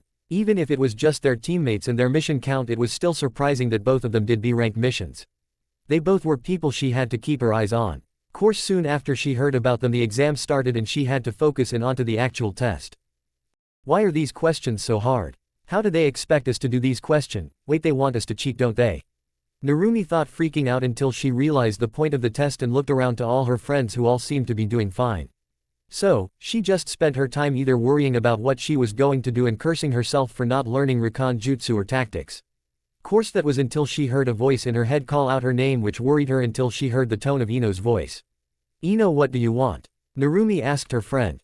"Well, I figured you wouldn't have all of the answers, so how about I just give them to you, okay? Now the answers are." Ino began and then started telling Narumi all the answers, who happily started writing them down. "Okay, then all Konoha genin have all the answers, and judging by the looks of the White Fox's team is done as well, so I wonder what will happen with the 10th question. Oh, well, I guess I will just use this time to try and figure out the mystery that is the White Fox. I mean, even though his name was said, I can't help but think that is my brother, but I have no proof. Wait, that is it. I need to get that mask off, and if he has the whisker marks I will know it is Naruto ni." Narumi thought, hoping that it was her brother. "Yes, Kit, that has to be Naruto-kun, but like you said, we need to be sure, so it would be best if we can either take that mask off, see if Hinata remembers his face, or learn it from his teammates slipping up and telling us themselves." Natase told her container to get a physic nod in return. Everyone. The time for the first test was running out. There was only about 2 minutes left when Ibiki began to speak again. "Okay, then, seeing as it is getting towards the 1 hour mark, one will ask the 10th question. But you must choose if you want to take this question. For if you answer it wrong, then you will fail the test and never be allowed to take it again. But, if you give up now, I will let you and your team go, and you could always take it next year," Ibiki told all of the genin, shocking them. "What, but there are kids here that have done the test several times already." One of the genin complained. "So, what? They didn't have me as the examiner, so just decide whether you want to continue or not," Ibiki said with an evil smirk. So with that, everyone watched as a couple of teams quit, though eventually began to slow down, so Ibiki tried to thin out the genin just a bit more. "Oh come on, there are so many genin here that are taking it for the first time. A lot can happen in these tests and you might die so young. So, trust me, you are going to want to just give up this year and try again when you have a few more years under your belt," Ibiki told them, trying to act sincere. Ibiki managed to get a few more to quit and was going to try again quickly before he had to give the question, but he was interrupted by one of the mist ninja. "Would you just give the question already? Your scared tactics aren't going to work anymore, so just give the question and let us continue with this test. I don't want to waste time having to sit here listening to an old man try to scare us," Naruto told him, trying to get him to continue the exam. "I don't want to stay in Konoha any longer than I have to. I don't want to deal with all the bastards here," Naruto thought after he complained to Ibiki. "Damn kid, now that the mood is gone and all the brats got their confidence again, it is pointless to continue this anymore. Damn Gaki, I will be hearing Enko's comments about leaving so many already." Ibiki thought to himself and then said, "Okay then, so are all of you sure you want to continue?" Which received approving nods from all the kids. "Then all of you have passed the first exam," Ibiki told them, confusing all of the genin. "Wait, what about the last question?" Kiba asked, confused. So Ibiki removed his headband, showing a bunch of scars on his head. Ninja are meant to be able to get and hold information secretly. Course sometimes you must pay for the information or have to deal with a question that could have many possible answers. So, that is what this test was about. Now all you have to do is Ibiki told them, until a ball crashed through the window. Soon after the ball came through, a woman who seemed to be in her 20s or 30s stood up. She had purple hair that was put up into a ponytail that made it look like a pineapple. She also was pretty good looking for her age, which was clearly shown by her coat that just barely covered up her breasts. Course she pinned up the sign with a few kunai when she entered, which read, "The sexy Enko Mitarashi, second examiner of the Chunin exams." "Well, look how many teams are left, you are losing your touch, Ibiki," Enko told him as she looked around at all the genin. "Or maybe these kids are just all as strong this year," Ibiki suggested to her, causing her to laugh, thus causing all genin around her to get a little mad at the woman. "Okay, all you brats meet at training ground 44 for part 2 of your test. If you aren't there in 10 minutes you automatically fail," she told the genin and then shunshined away to it, leaving a few leaves where she stood. Course all the genin started freaking out except for Naruto's team, who just shrugged and shunshined away, leaving behind water mist where they were before. Which surprised all the other genin around. Whoever heard of genin being able to use that jutsu, was all that was going through their minds for a bit, until they realized they were being timed and quickly ran out of the room, trying to make it to training ground 44. Chapter 10. When Naruto and his team finally got to the training ground, they saw Anko just starting to open a pack of dango that she apparently was going to eat while waiting for the teams. Though right before she was going to eat the first piece when she noticed Naruto's team. "Oh come on, how are you brats here already? There is no way a team could find this place that quick while running." Anko whined childishly at them. "Yeah, you're right, it did take us a while, but we shunshined around till we found you, which saved us some time." Mai told her like it was completely common for genin to know that jutsu. Quote, "Wait, how do genin know that jutsu? I mean, I didn't learn it till I was a chunin for quite a while." Perhaps Ibiki was right about these kids being an excellent group. Though something tells me there is more to this team than meets the eye. Especially that blonde one, though why does he seem so familiar? Anko thought until she saw all of the genin were finally there, so she needed to start the exam. "Okay then brats, this is how the second exam is going to work. We are going to throw all of you into training ground 44, otherwise known as the Forest of Death. In this forest you will have to survive until you get 2 of these scrolls from your fellow genin. Now of course there is a 7-day time limit for when you need to be at the tower in the middle with the scrolls. If you are not there on time, lose a teammate, or open your scroll before entering the tower. Now each one of you need to sign this pamphlet saying that we are not responsible for your deaths if you die. And after that you and your team will go to that tent to receive one of these scrolls." Anko explains to all of the genin, who got slightly nervous just by hearing what the second test had in store for them. Course they were all surprised by a voice in the crowd sarcastically saying, "Oh, the Forest of Death, I am so afraid. What is it going to do, wrap me in vines? Please, we can easily survive in a regular forest." So, they all look at where the voice was and saw Mai standing there after saying with a confident smirk on her face, with Naruto and Megumi standing behind her with the same smile. Though Narumi and Sasuke were thinking along the same lines, except they were a bit more fearful because of the stories they heard about the forest. Course Anko decided to try and scare the kids that were trying to act brave by throwing a kunai at the one boy of their group. Course she could have attacked one of the girls, but she had the best angle on the boy, and due to her dedication of trying to a certain Konoha Jonin's mask off helped that decision as well. Though right after throwing the kunai an event happened that surprised everyone. When they both were in the vision of the other genin, they saw the kunai that was thrown in Naruto's hand pointing behind himself at the throat of Anko. "You need to be careful with kunai, you might just hurt yourself," Naruto told her, just making her more angry than surprised. "Yeah Gaki, but it might hurt you as well," Anko told him with a sadistic, and then moved the kunai that she had closer to his back. Course no one saw, but she only grabbed it when she saw that he caught the first one. Course they separated soon after she said that, and she walked back in front of the genin. Though no one noticed the glare that Mai and Megumi was giving Anko. Though all the teams got prepped for the forest after that. Okay then, now that everyone is all situated, have fun killing. I mean fighting each other, and let the second part of the exam begin, Anko said happily over the speakers that went over to each of the gates. And then all of them open, allowing them to begin to try and get their scrolls as soon as possible. Naruto's team. Okay, so what is the plan? Naruto asks his teammates. Well, we have 7 days, but seeing as there will probably be people setting up traps near the center eventually.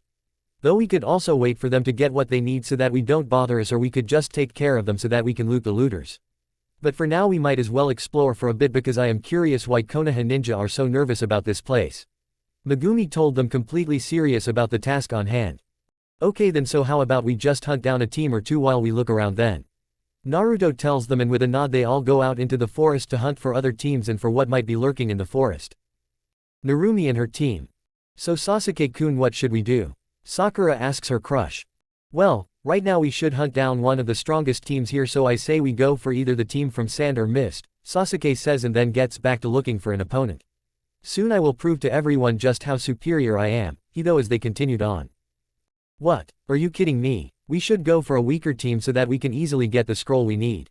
Why would we bother trying to go for a stronger team when we don't have to? Narumi says in disbelief. Oh, shut up Narumi Baka, you are just too weak to like Sasuke's plan, Sakura spat at her. Course that caused Narumi to sweat drop at her hopeless teammate. You are weaker than me, Sakura, is all she could think as she then ignored the ranting of her teammate as they traveled through the forest. Though she couldn't change Sasuke's mind, so she just went with them and hoped that they didn't find anyone too strong. Seeing as it is never good for you to show off your true strength before it is necessary. Course they never expected that a single genin would show up and launch Narumi using a wind jutsu, which caught her by surprise. Well, hello there Sasuke-kun, the genin said in a creepy voice. What do you want? Sasuke asks angrily. I want something simple. A fight for the scroll, the genin said happily, and then took out her scroll, wrapped her tongue around it and swallowed it. Quote, EEWW, is all the rest of the genin could say when they saw that. Course they couldn't think about it because the genin attacked them soon after she swallowed the scroll.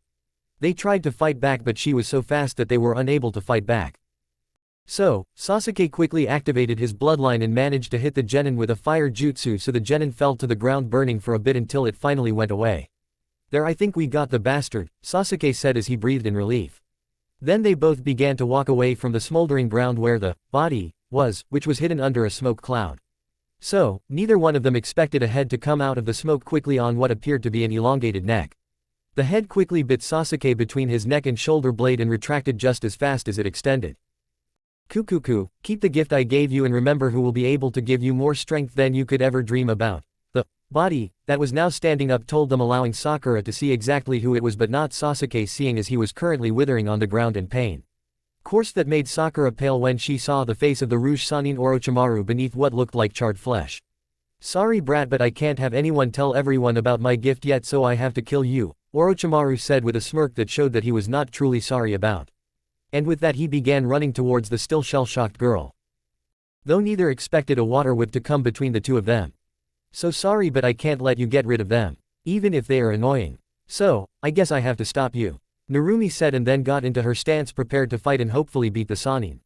Then they quickly began their battle. Naruto and team. Naruto, Mai, and Megumi were all running around trying to figure out the forest.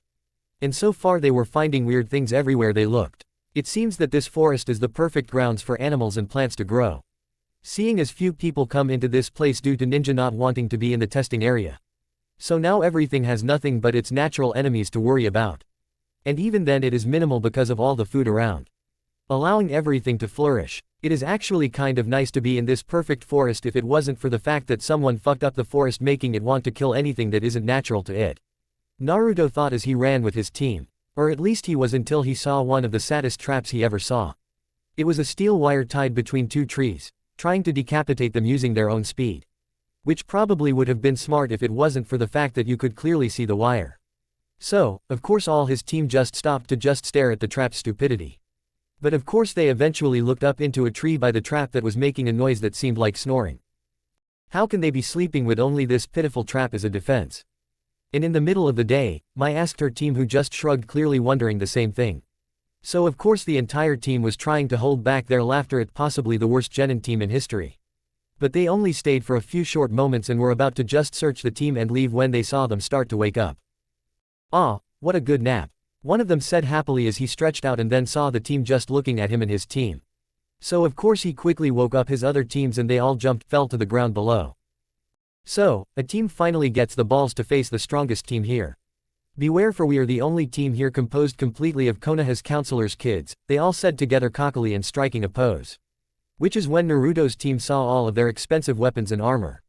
Course they were also clearly shown to be from rich families just because it seemed that they felt that ninja could still wear jewelry because they looked to be covered in as much jewelry that could manage to fit on themselves.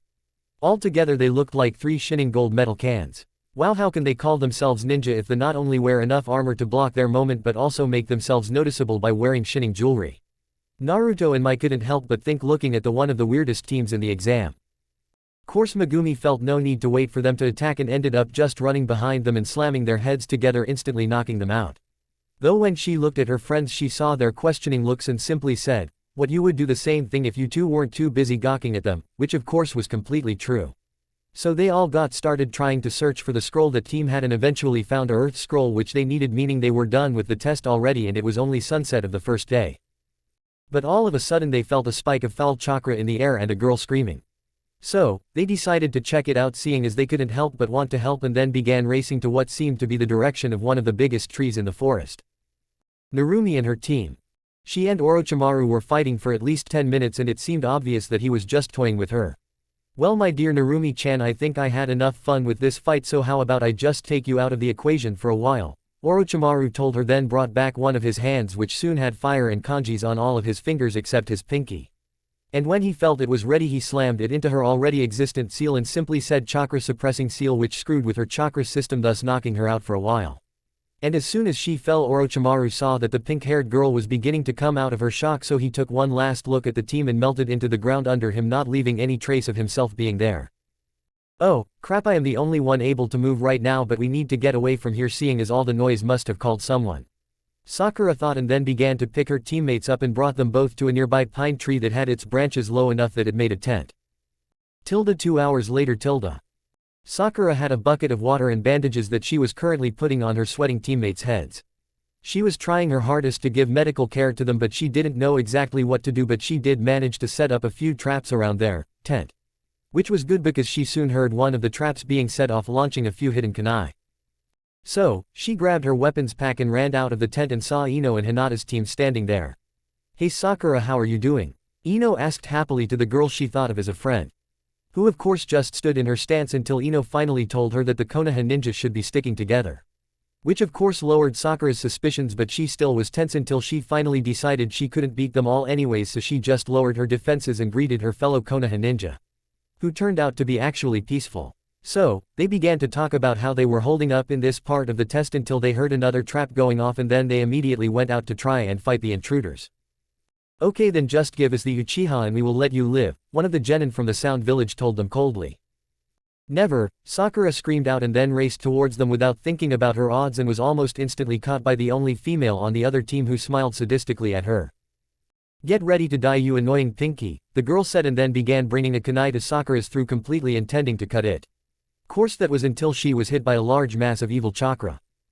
So when Sakura looked up, she saw the person she loved standing where her almost killer was and cried happily, "Sasuke-kun, you came to save me," she said happily through sniffling, which was completely ignored by said guy.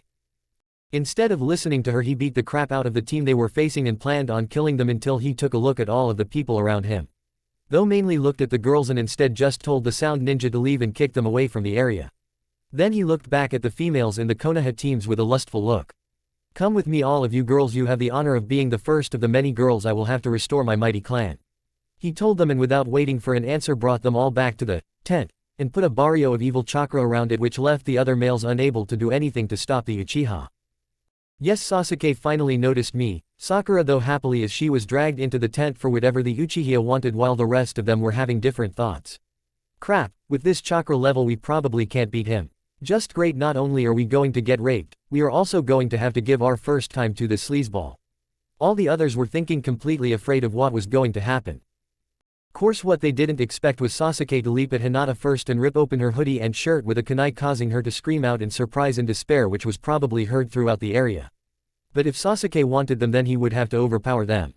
And that was the start of their battle, as all of the male teammates were trying to get through the shield. Naruto and team. When Naruto and his teammates got to where they thought the sound came and saw all of the male teammates of Konoha attacking a weird-looking mass of chakra that was dark purple, showing just how rotten the chakra was. And even though they didn't care for Konoha ninja, they still felt they had to deal with the producer of the chakra. "What should we do?" Naruto automatically asked Mai, seeing as he didn't want his ideas of Konoha to get in the way of the team. "Well, I think we should send Yuto in to get rid of that chakra while we hold back the other teams." "Sound good." Mai tells her teammates, getting 2 quick nods in return, and then set off to do what they were supposed to do. So Naruto soon jumped down to the ground and started writing seals in the air using chakra, completely ignoring the other genin who were getting ready to attack him as well, seeing as he trusted his teammates. "What are you doing, Partia?" Choji started saying until 2 girls got in their way. "So sorry, but we can't let you attack him.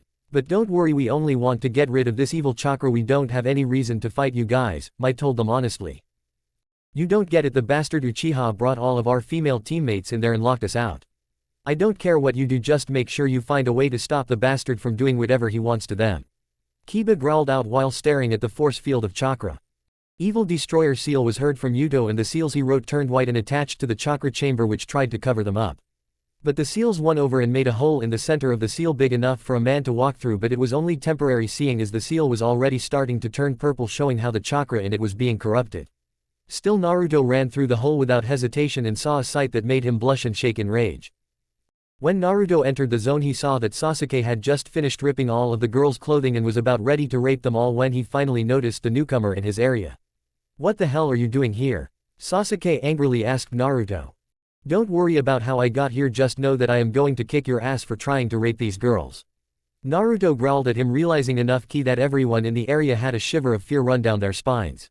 Course Sasuke seemed to be able to ignore it and just started laughing while still showing just how much evil chakra he still was using to subdue all of the girls in what looked to be chakra whips. Whips that were tied around their hands and feet. "Ha, you think you can beat me? Not only am I an Uchiha but this chakra makes me invincible, now die," Sasuke told him angrily and then lunged at him. Course Naruto expected that and quickly dogged Sasuke's fist and attached an evil containment seal onto his back and let him pass by. The seal worked immediately and got rid of all of the putrid chakra in a matter of seconds. Which of course freed the girls and opened up the chakra field. Course the guys were still being held back by Naruto's team just in case, so instead the girls in the zone got out of their shock and began to beat up the Uchiha as punishment for being a pervert.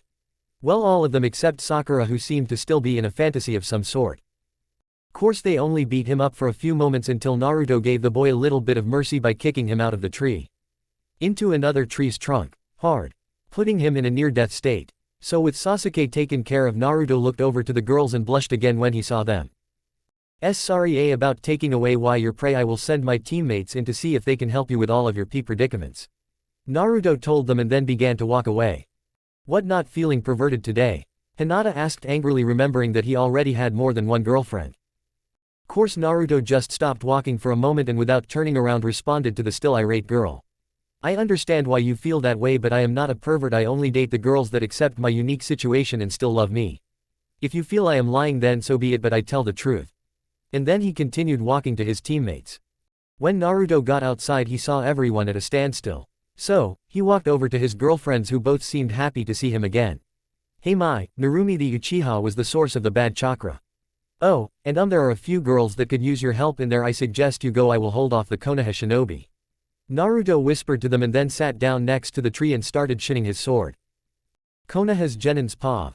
All of the Genin were confused what to do when they heard a girl scream in the barrier. They knew they had to get in there. Course anything they tried failed and they were running out of ideas and were about to all try using their strongest move when two girls jumped in their way, stopping them. After they saw the girls, they saw the white fox jump down as well, right a few seals in the air somehow, and then jumped into the portal. Course they were all surprised by that and then were even more surprised that the chakra soon went away and Sasuke flew out, hitting a nearby tree. Though that didn't matter to them all that much, instead they looked the blonde now walking out of the trees as well. They all prepped for a fight, but he just quickly talked to what could only be his team for a bit and then the two girls went into the tree fort as well. Course they felt they should now be able to get to their teammates, so they all got a bit happier. Good that shield is gone now, let's go see how our teammates are doing, Kiba said happily and started walking towards the tree until a kunai landed in the ground right in front of him. Wait, what the hell do you think you are doing, bastard? Kiba yelled at the blonde who was sitting down on the stone. You will not be welcome in there right now, the blonde said simply, then went back to shining his sword. Bah, they are Konoha Genin, you don't know anything about them, so get out of our way. Or we will make you, Kiba told him, getting even more angry. Course he was surprised that it was one of his friends who talked next. Kiba, perhaps you should be more careful, we have no idea what these guys are capable of. In fact, we only know that he is very good at Fuinjutsu. I don't think we should rush into battle stupidly, Shino told his friend who was about to respond until they heard the blonde again. Very smart, bug user. I thought I sensed something moving about the room and apparently it was your idea, smart, real smart. But anyways, even though I think my teammates were already told you this, but we have already got what we need for this test and mean you no harm. Even if I don't really like Konoha for my own reasons. Still, just give them 10 minutes and I am sure that they will all come out. But if you try and go in, I will have no choice but to stop you. The white fox told, acting like he was talking about something unimportant. Even if he doesn't say it threateningly, he still sounds completely serious. All of the Genin though, as they looked at the man with a little bit of fear. So, it was a standstill with neither side wanting to move first. Girls. Gah, I don't believe what that Tem was trying to do with us. That is why it sucks to be a girl in this world. Ah, well, what are we going to do, because I am so not wearing this destroyed piece in front of any of those guys. An angry Ino complained until they all heard someone entering the tree tent. Who are you? Narumi asks, hoping it wasn't one of their friends. Calm down, it is Yuto's female teammates. He told us you might need some help here. Oh, I see why he was embarrassed. Mai said as they got a good look at them. Then they started unsealing clothing for the girls from seals they asked Naruto to put on them. Oh, thank you Mai-chan, Megumi-chan. But tell me, where did you guys get those seals? I mean, seal masters are really rare. Hinata asked, truly curious as she put on the new set of cloths. Oh, well, Yuto is pretty good at seals, so he put them on us. Megumi said, then silently berated herself for nearly saying Naruto. Oh, Wait about him, why do you both want to date a pervert like him anyways? I mean you two are both pretty enough to get a better man than that. Tenten asked, then was surprised by a large amount of ki coming from the two girls. She asked. Never say that about Naruto-kun. We liked him before he was even forced to get CRA placed upon him. Besides, he is a good man. I mean, he always is helpful for everyone he meets. I mean, he has to be one of the most kind people that are on the market. For example, he helped us in the rebellion even when he didn't have to. Besides, we asked him not the other way around and he even told us about it before he accepted. So never say he is a pervert. I mean, if he was, you think he would have just gawked at you instead of getting us to come in here instead. Megumi angrily said, then calmed herself down, figuring they asked due to ignorance. She has a point, he didn't stare at us at all. I guess he might not be. But I still am keeping an eye on him. Wait, did she just say he helped in the rebellion when he didn't need to? Does that mean he wasn't from the mist originally? All of the Konoha girls there though except Narumi added the last sentence. Course before she could ask about it they all were changed and walked out to see the guys looking ready to kill each other. What is going on here? Narumi asked all of them, trying to figure out why they were so mad at each other. Well, we are just trying to get by this bastard to go see our teammates who were just brought in there for who knows what by Sasuke Tem. Kiba said, annoyed with the blonde who still seemed calm as ever. Well, it is a good thing he did because if you came in we would have had to punish you, Hinata told him with all of the girls nodding their heads in agreement. Damn it, he was actually right. Oh well, I still won't say anything to him. I don't trust him at all. But his smell, it seems kinda familiar. I mean, it wasn't from any time in the present, but I think I have smelled it far before when I first met him. Must be my imagination. Kiba thought right after Narumi snapped at him. Okay then team, let's head to the tower now, Mai said, hoping to get out of the forest already. Course her teammates wanted to do the same thing, so they said goodbye to the Konoha ninja and ran to the center. Tower. We finally made it, Naruto said happily as they walked leisurely into the place. Course they quickly opened the scrolls, saw the seals, and threw them to the floor to see a large amount of smoke come from them. Then all of a sudden they see the second exam proctor standing on their scrolls. Congrats on coming here Gakis, now you just have to wait in here until it is time to go to the third round, she said simply, then left the team just as fast. Oake, who is up for finding the mess hall, Naruto said when they all heard his stomach growl. Which of course made his girlfriends laugh a bit, then walk with him hoping to find food, seeing as they were a bit hungry as well. Third exam start. All teams there are the same except for Naruto's team, who is also there, just not the same as anime. Okay Gakis, you did good getting here. And I must say I am surprised how many of you made it here, and I would like to tell you to be happy that you made it to the third part of the exam, Enko said, then paused for a moment then continued. But, seeing as there are so many of you, we must hold a pretest to get rid of some of you. So, with that said, let the second part of the second exam begin. Enko finished happily, which gained a completely different reaction from the genin. Which was simply being almost every single one of them there screaming out what? Chapter 11. You brats heard me correctly. Due to the fact that there are too many of you here, we need to thin the ranks even more. Now Hayate explained the rules of this part. Enko said, then looked at a sick guy in the corner of the stadium. By the way, his name is completely unimportant to me, so don't complain if I got it wrong. I just don't see the point of searching for it. I mean, I will only mention him when the fight begins, so really who gives a shit about him? Sorry if I disappointed anyone. Okay then, I will be the proctor for this part of the examination. Which is really a simple one, all you have to do is fight and defeat your opponents. Teams don't matter here, you only have you to watch your back. Oh, and killing is allowed but frowned upon here. Now when you see your name on the board above, come down here to fight. Now the first people are. Hayate said, then started the competition.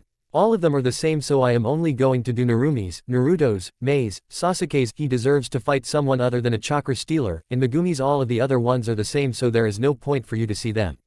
Well, Hinata doesn't get hurt as bad but still loses. The boards eventually turned on again, showing the next match, Yuto vs. Kiba. Excellent, now I will be able to show all the girls exactly what a strong guy is. Kiba said happily and then gave a lust-filled look at the girls left the arena. Meanwhile, Naruto just quietly walked down to the arena floor after being wished good from both of his girlfriend's teammates. When they both reached the floor, Kiba's trash talk began. You might as well give up now so you don't have to see me beat the crap out of you. I mean, sure, you might be pretty good at beating thugs, but I bet you have never even faced a true ninja. But don't worry, as soon as your girls fall for me, a real ninja, I will treat them good. I mean, they are clearly worth keeping with their looks, Kiba said, then sent a lust-filled glare at Naruto's girlfriends, failing to notice the glare he was getting from Naruto. Okay then, participants ready. Then begin, Hayate called out, starting the match. Almost insentiently Kiba ran away from his opponent to prepare his attacks while Naruto just stood there calm as ever.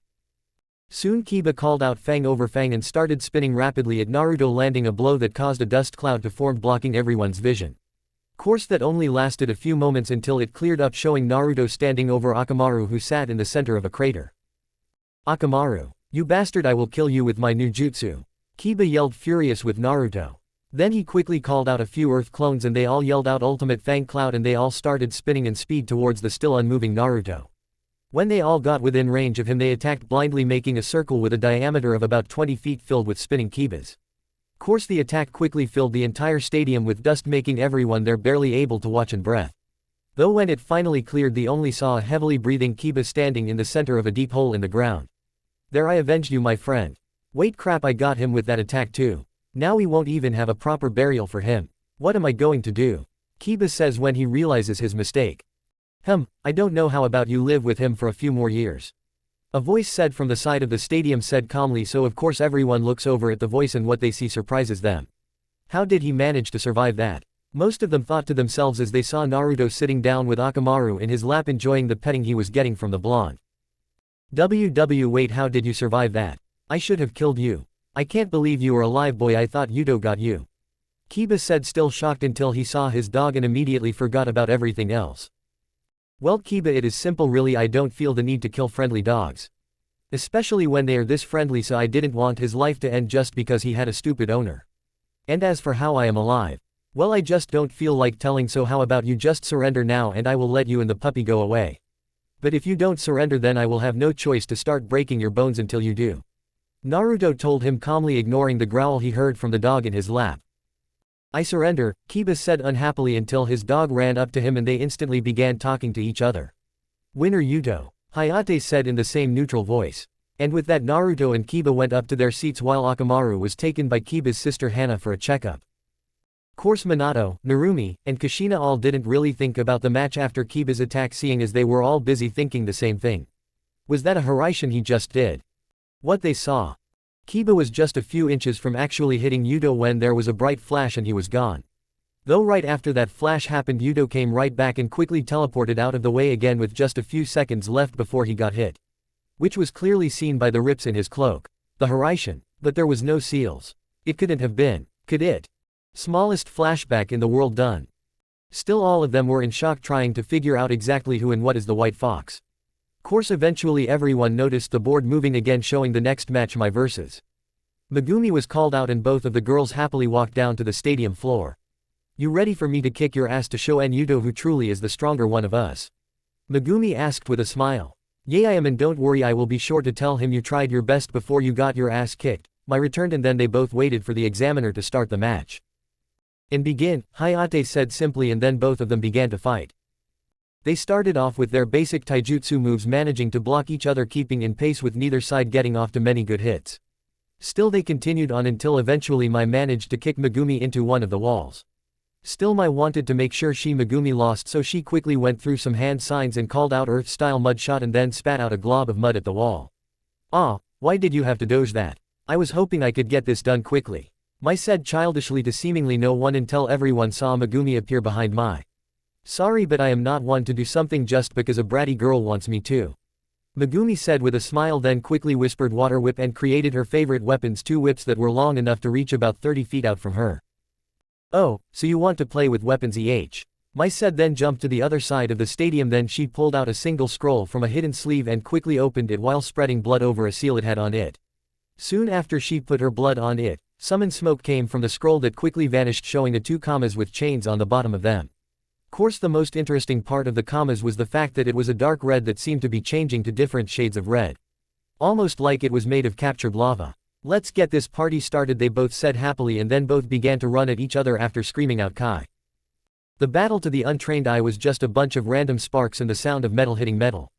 Though if you could actually see it, you would see the two girls doing everything they could to land a blow on their opponent teammate. These two are genin. Geez, these two should be at least chunin by now. And how did they manage to get seals for stuff? I mean, I am pretty sure that seals are rare in any villages. Oh, well, that is something to worry about later, but for now I will just enjoy the show of power. Kurenai thought as she watched the girls fight. Course the fight lasted for a good half an hour before both of the girls returned to their original places at opposite sides of the arena, both breathing heavily. Well, I guess we will have to end this pretty soon, Mai said between breaths. Yay, I guess it will all be brought down to this last attack. Let's make this look good with the mist signature Megumi responded, getting a nod from Mai. Yay, it would be the best, seeing as we don't want the other villages to know too much about us, so our own dragon jutsus should still show the strength of the mist. Mai, though, as she nodded, knowing that is exactly what her friend wanted to say. So they both began to do the long strings of hand signals until they were both finally ready. And two calls were heard: water-style steaming water dragon and lava-style molten dragon. Both of these forming two giant dragons that were both steaming hot, causing everyone in the arena to start to sweat.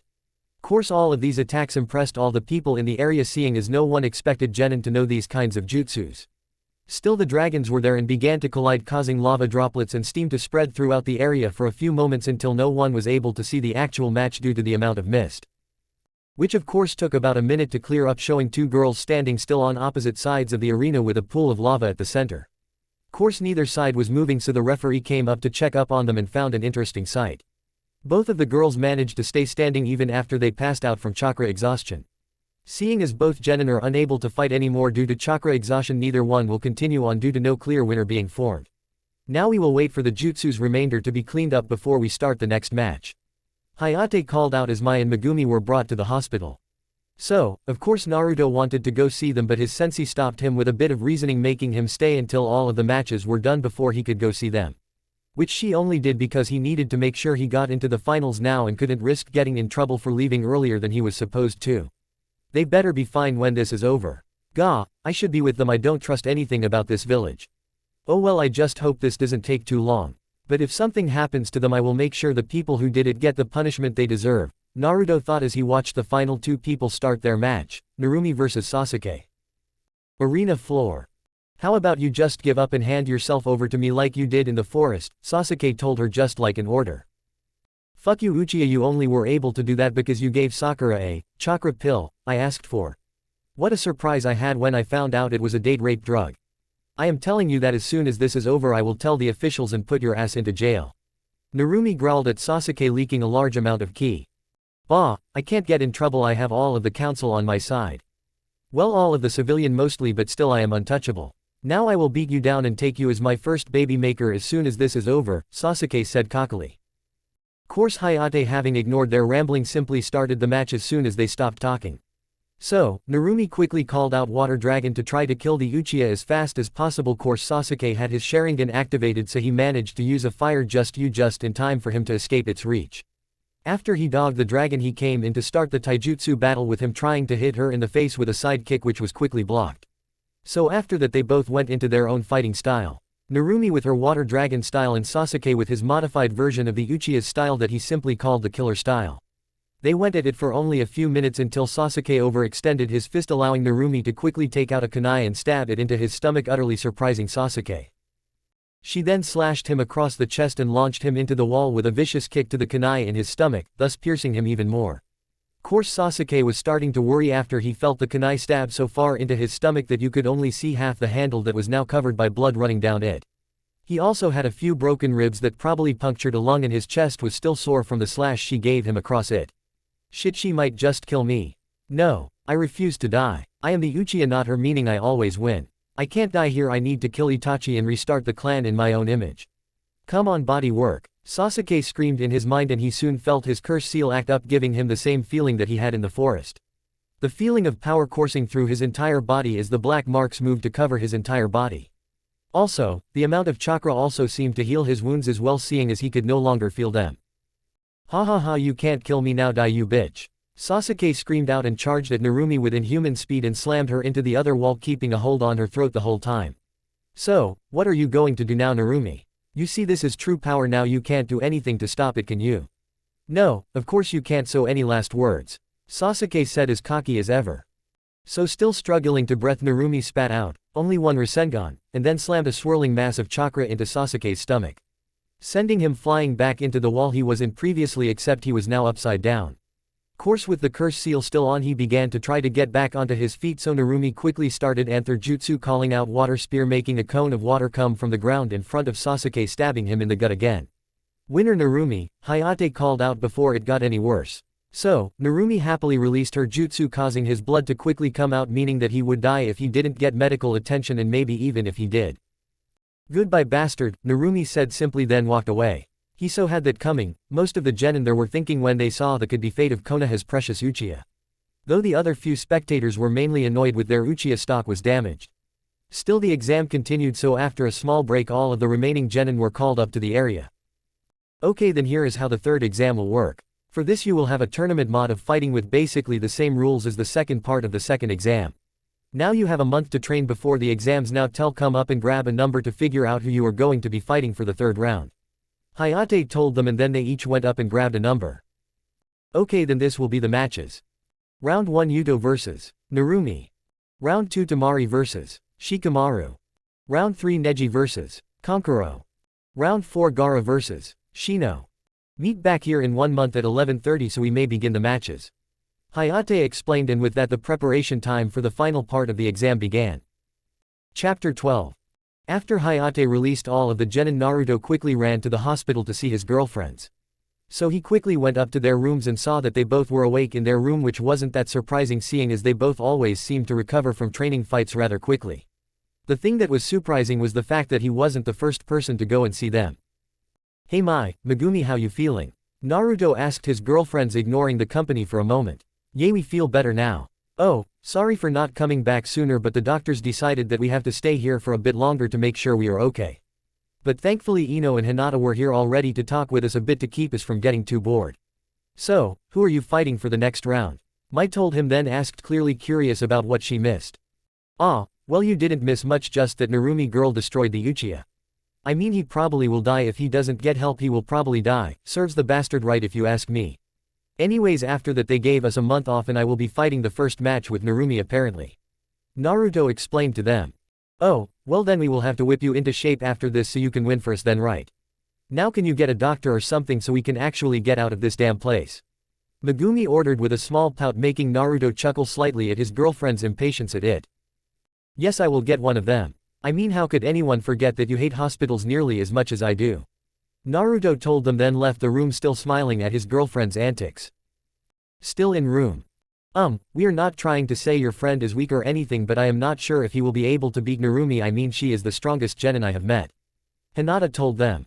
She might be strong, but Yuto is strong as well. I mean, he has a lot of secrets you guys don't know about still.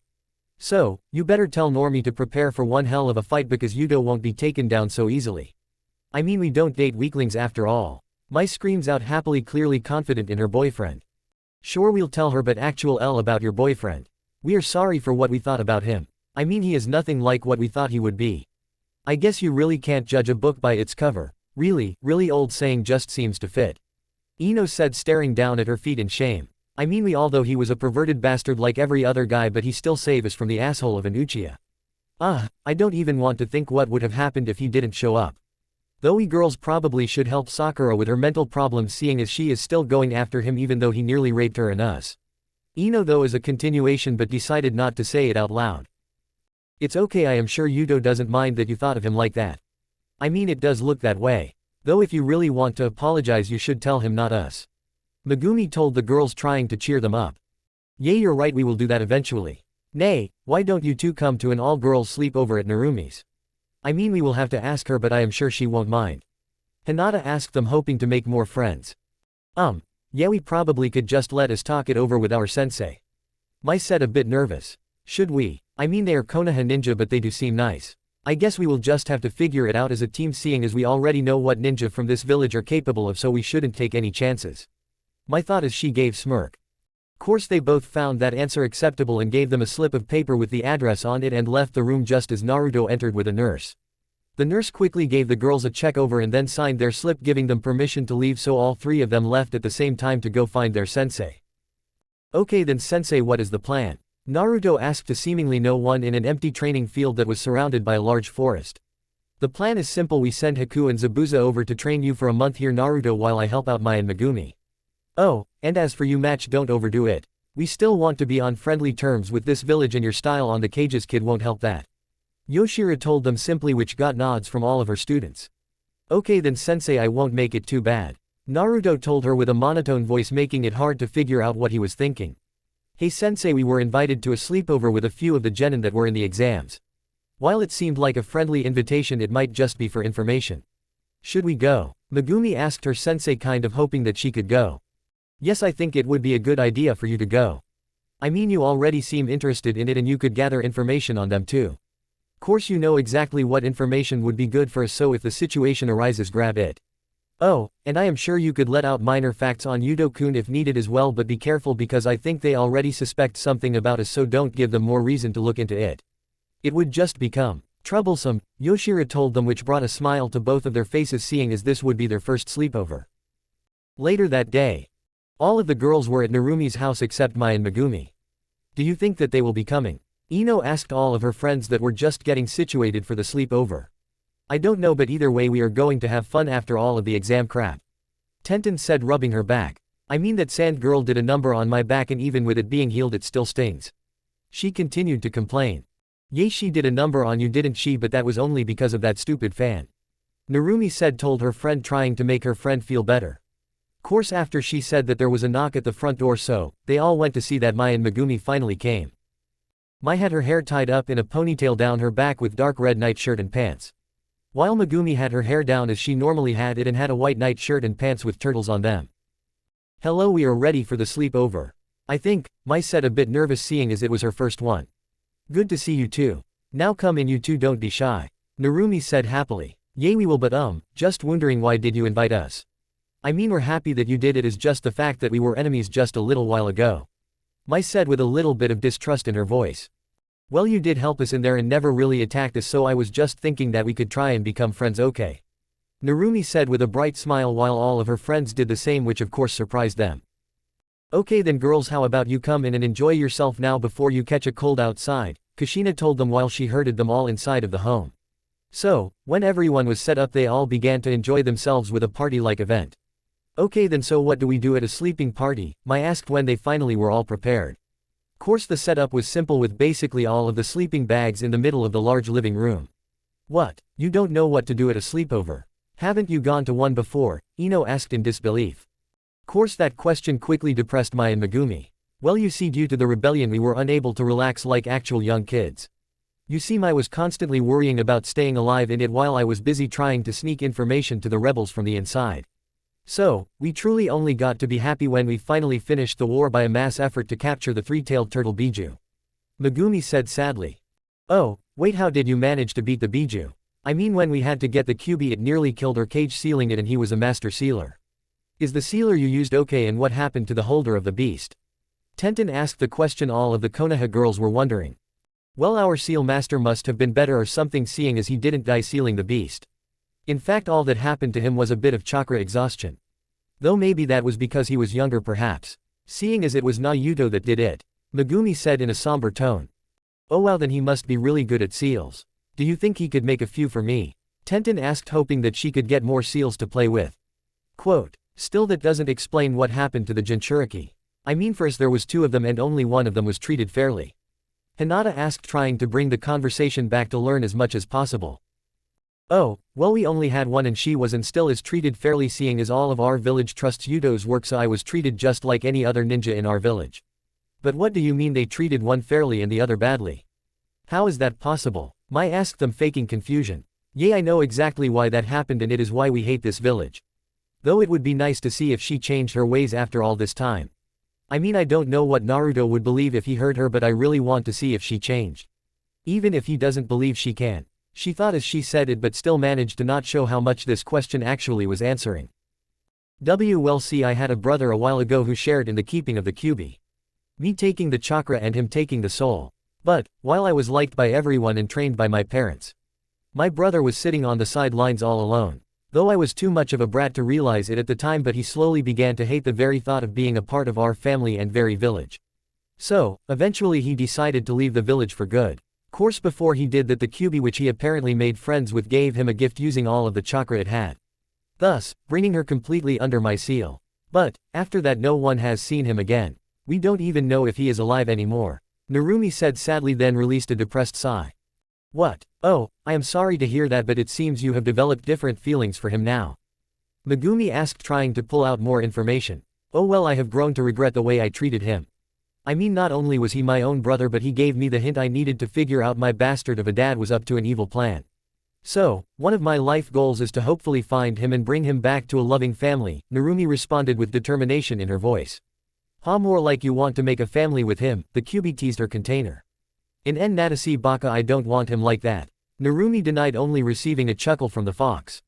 Anyways, let's get this sleepover, stated Narumi told all of them, getting a cheer in return. Week later. Okay, then we finally made it here. Now where is the brat? Zabuza complained as he took his first steps into Konoha. I don't know where Naruto-kun is, Zabuza-sensei, so how about we start off by traveling to the training grounds here? I mean, he is probably still training as hard as he can. Haku responded as she walked in after her teacher. Course Zabuza just nodded and they sped away to the outmost training fields, hoping to find Naruto as soon as possible. So, of course they went around until they found Naruto and a group of people in a training field that seemed to be farthest away from the village as possible.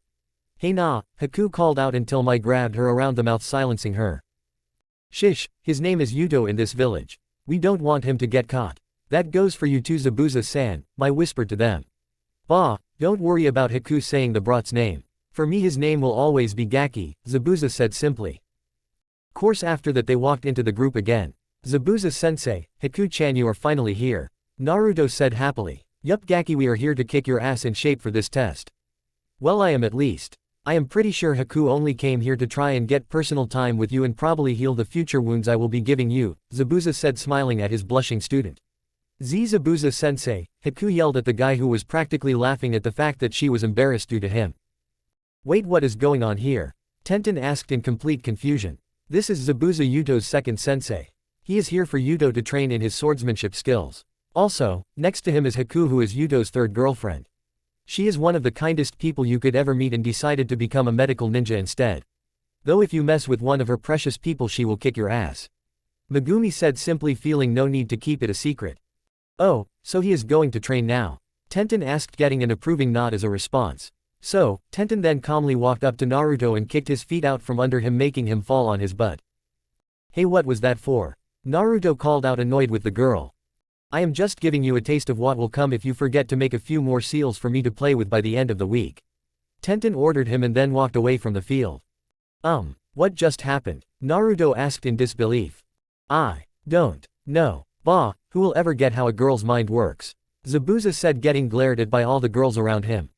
What, you all know it's the truth, Zabuza insisted, but still was being glared at, so he just pretended he didn't notice the glares anymore. Anyways kid, let's get started now. 2 weeks until matches. So, Narumi, you sure you can spare the time from training? Ino asked as she and her were sitting down at Narumi's favorite ramen stand. Do I even need to name it? Yay, it is fine. I mean, I have been training my ass off for quite a while. I think I deserve a little bit of time off. Besides, there is always time for ramen, Narumi said happily. Course that just causes Ino to sigh. You Uzumaki can never get away from that ramen addiction, can you? Though I do have to wonder how you and your mother aren't fat yet. I mean, you eat more than Choji does when it comes to this stuff. Ino asked as she watched Narumi quickly eat several bowls of ramen already. I guess we can eat so much because of high metabolism or something. Narumi told her friend, not really caring. Oi, I'm Chan, can I get another few bowls of miso ramen? Narumi called out to the stand owner's daughter, who was practically family to her. Coming up, Narumi, Iyame said happily, then started cooking. So, they all enjoyed their meal until they heard two loud voices come close to their area. Why do I have to pay for your meal? I mean, you eat way too much for my budget. One of the voices said as they were about to enter the stand. You have to because you decided to wreck my cloths again in our fight. This is payback for all of the money I have to spend thanks to your training methods. A second voice said. Then they came into the stand, completely showing Zabuza and Naruto coming in. Course Naruto was currently missing his shirt and the rest of his cloths were torn in several places. Even his mask was torn in places. Hello, can I get 4 miso ramen to start off with please? Naruto asked Tyuki. Oh, and a shrimp ramen for Zabuza, Naruto continued. Right away, Tyuki said happily, seeing as he found another big spender. Oh, hey, you are the one I am going to be fighting in the first round, right? Naruto asked when he saw Narumi. Yay, so, I take it you were training pretty hard judging by your dress, Normie said with a light blush, seeing his muscles. Geez, he diffidently is a heavy trainer. She thought as well, quickly hiding her blush. Course Ino was thinking differently about seeing his state of dress. Damn, he is hot. Why couldn't I have a guy like him on my team instead of a lazy Shikamaru and a heavy-boned Choji, she thought with a heavy blush clear on her face. Okay then here you go Narumi and here is your order sir, Ayame said and like the other girls got a blush when she saw Naruto. Ah, thank you for the ramen and for letting me see your beauty miss. Naruto flirted with her. Ah, it is good to see you again Ayame. I mean you were one of the only people in this crap hole of a village that were actually nice to me. And my first crush, though thankfully I can finally see if I can date you seeing as I have already asked my girlfriends. Course this will be awkward for that reason as well. Wonderful. It's Ayame, Ayame stuttered out with her blush increasing. Wow why am I falling for a guy that has to be 2 or 3 years younger than me? Oh, well he is pretty handsome. So, everyone won there just ate their food while chatting and flirting a bit. Added to get interest in Ayame known. She deserves a part in my story as well. Arena. Okay then I welcome everyone to the final part of the Chunin exams. Where you get to see genin from different areas face each other for the chance to become Chunin. Now let me introduce the special guests we have here today. Please give a warm welcome to Keisuke and Mizukage who have come to see their own genin's progress in our exam. Now Genma would you please start the first match, Minato said loud enough for everyone in the stadium to hear. Yes Hokage. Now will Narumi and Yuto come into the arena? Genma called out then waited for both of them to arrive. Okay then now the first match between Narumi and Yuto. Begin, he called out while slashing his hand through the air officially starting the last round of the Chunin exam. Course when he did a large amount of ki was felt around the arena making most people shiver at the sheer power of it. Narumi I have finally figured out that you were one of the ones that ruined my friend's childhood. Yuto said annoyed with her. Wait I didn't do anything like that what the hell do you mean? Narumi asked clearly confused. I mean Naruto Uzumaki. Your brother, the one you guys treated so horribly that he felt that he had to escape his own family. Naruto screamed out happy to finally be able to say what he wanted to at least one member of his family. Wait you know where he is? Tell me, Narumi yelled back at him. Will I finally be able to find you Naruto ni? She thought happily. Course that was quickly changed as she heard him laugh in her face.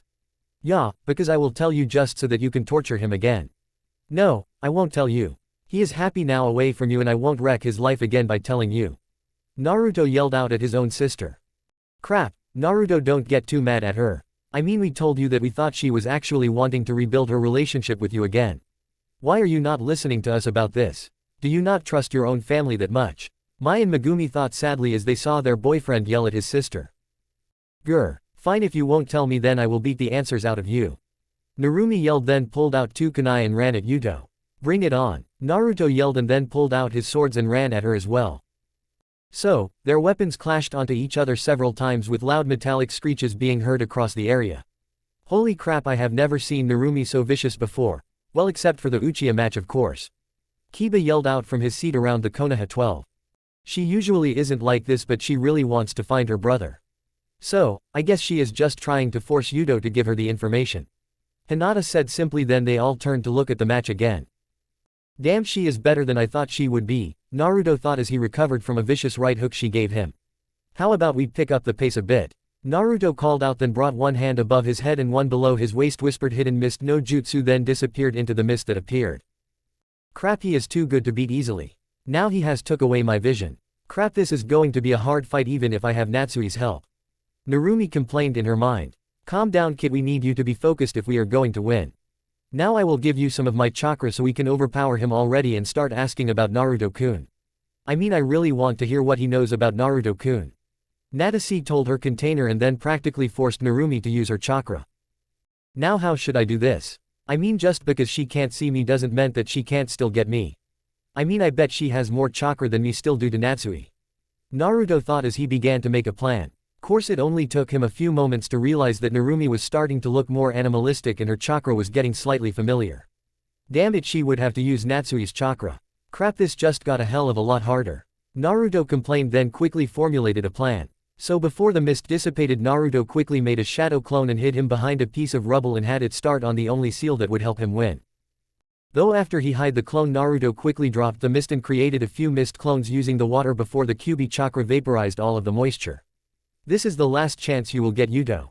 Surrender and tell me about Naruto or I will have to beat your ass until you do tell me. Narumi Natsuki said in a demoic voice that seemed to radiate power. Well then I guess I will just have to test my luck then. Naruto said simply then immediately had all of his water clones attack her. Course Narumi soon was covered with one tail of Biju chakra and was exuding so much chakra that it was impossible for the clones to touch her without being boiled to nothing. Well, that ain't too helpful, Naruto said in a neutral voice, but really was sweating on the inside. Shit, I can't use the rasengan versions. Though right now that would be one of the only things that would actually be able to pierce her chakra cloak. Damn it, I don't know what other jutsu would work now, and I really shouldn't waste chakra on something that won't even work. Oh, well, I guess I just need to wait the 2 or 3 minutes it will take my clone to finish. Though I guess I could keep her talking for a bit so I don't deplete too much chakra in this match. Course the only reason Naruto was worrying about his chakra was because he would have to fight a few hours after this match as well if he won. So, he would quickly lose if he doesn't manage to keep a good amount of chakra. So, tell me, what would you really do if you found Naruto?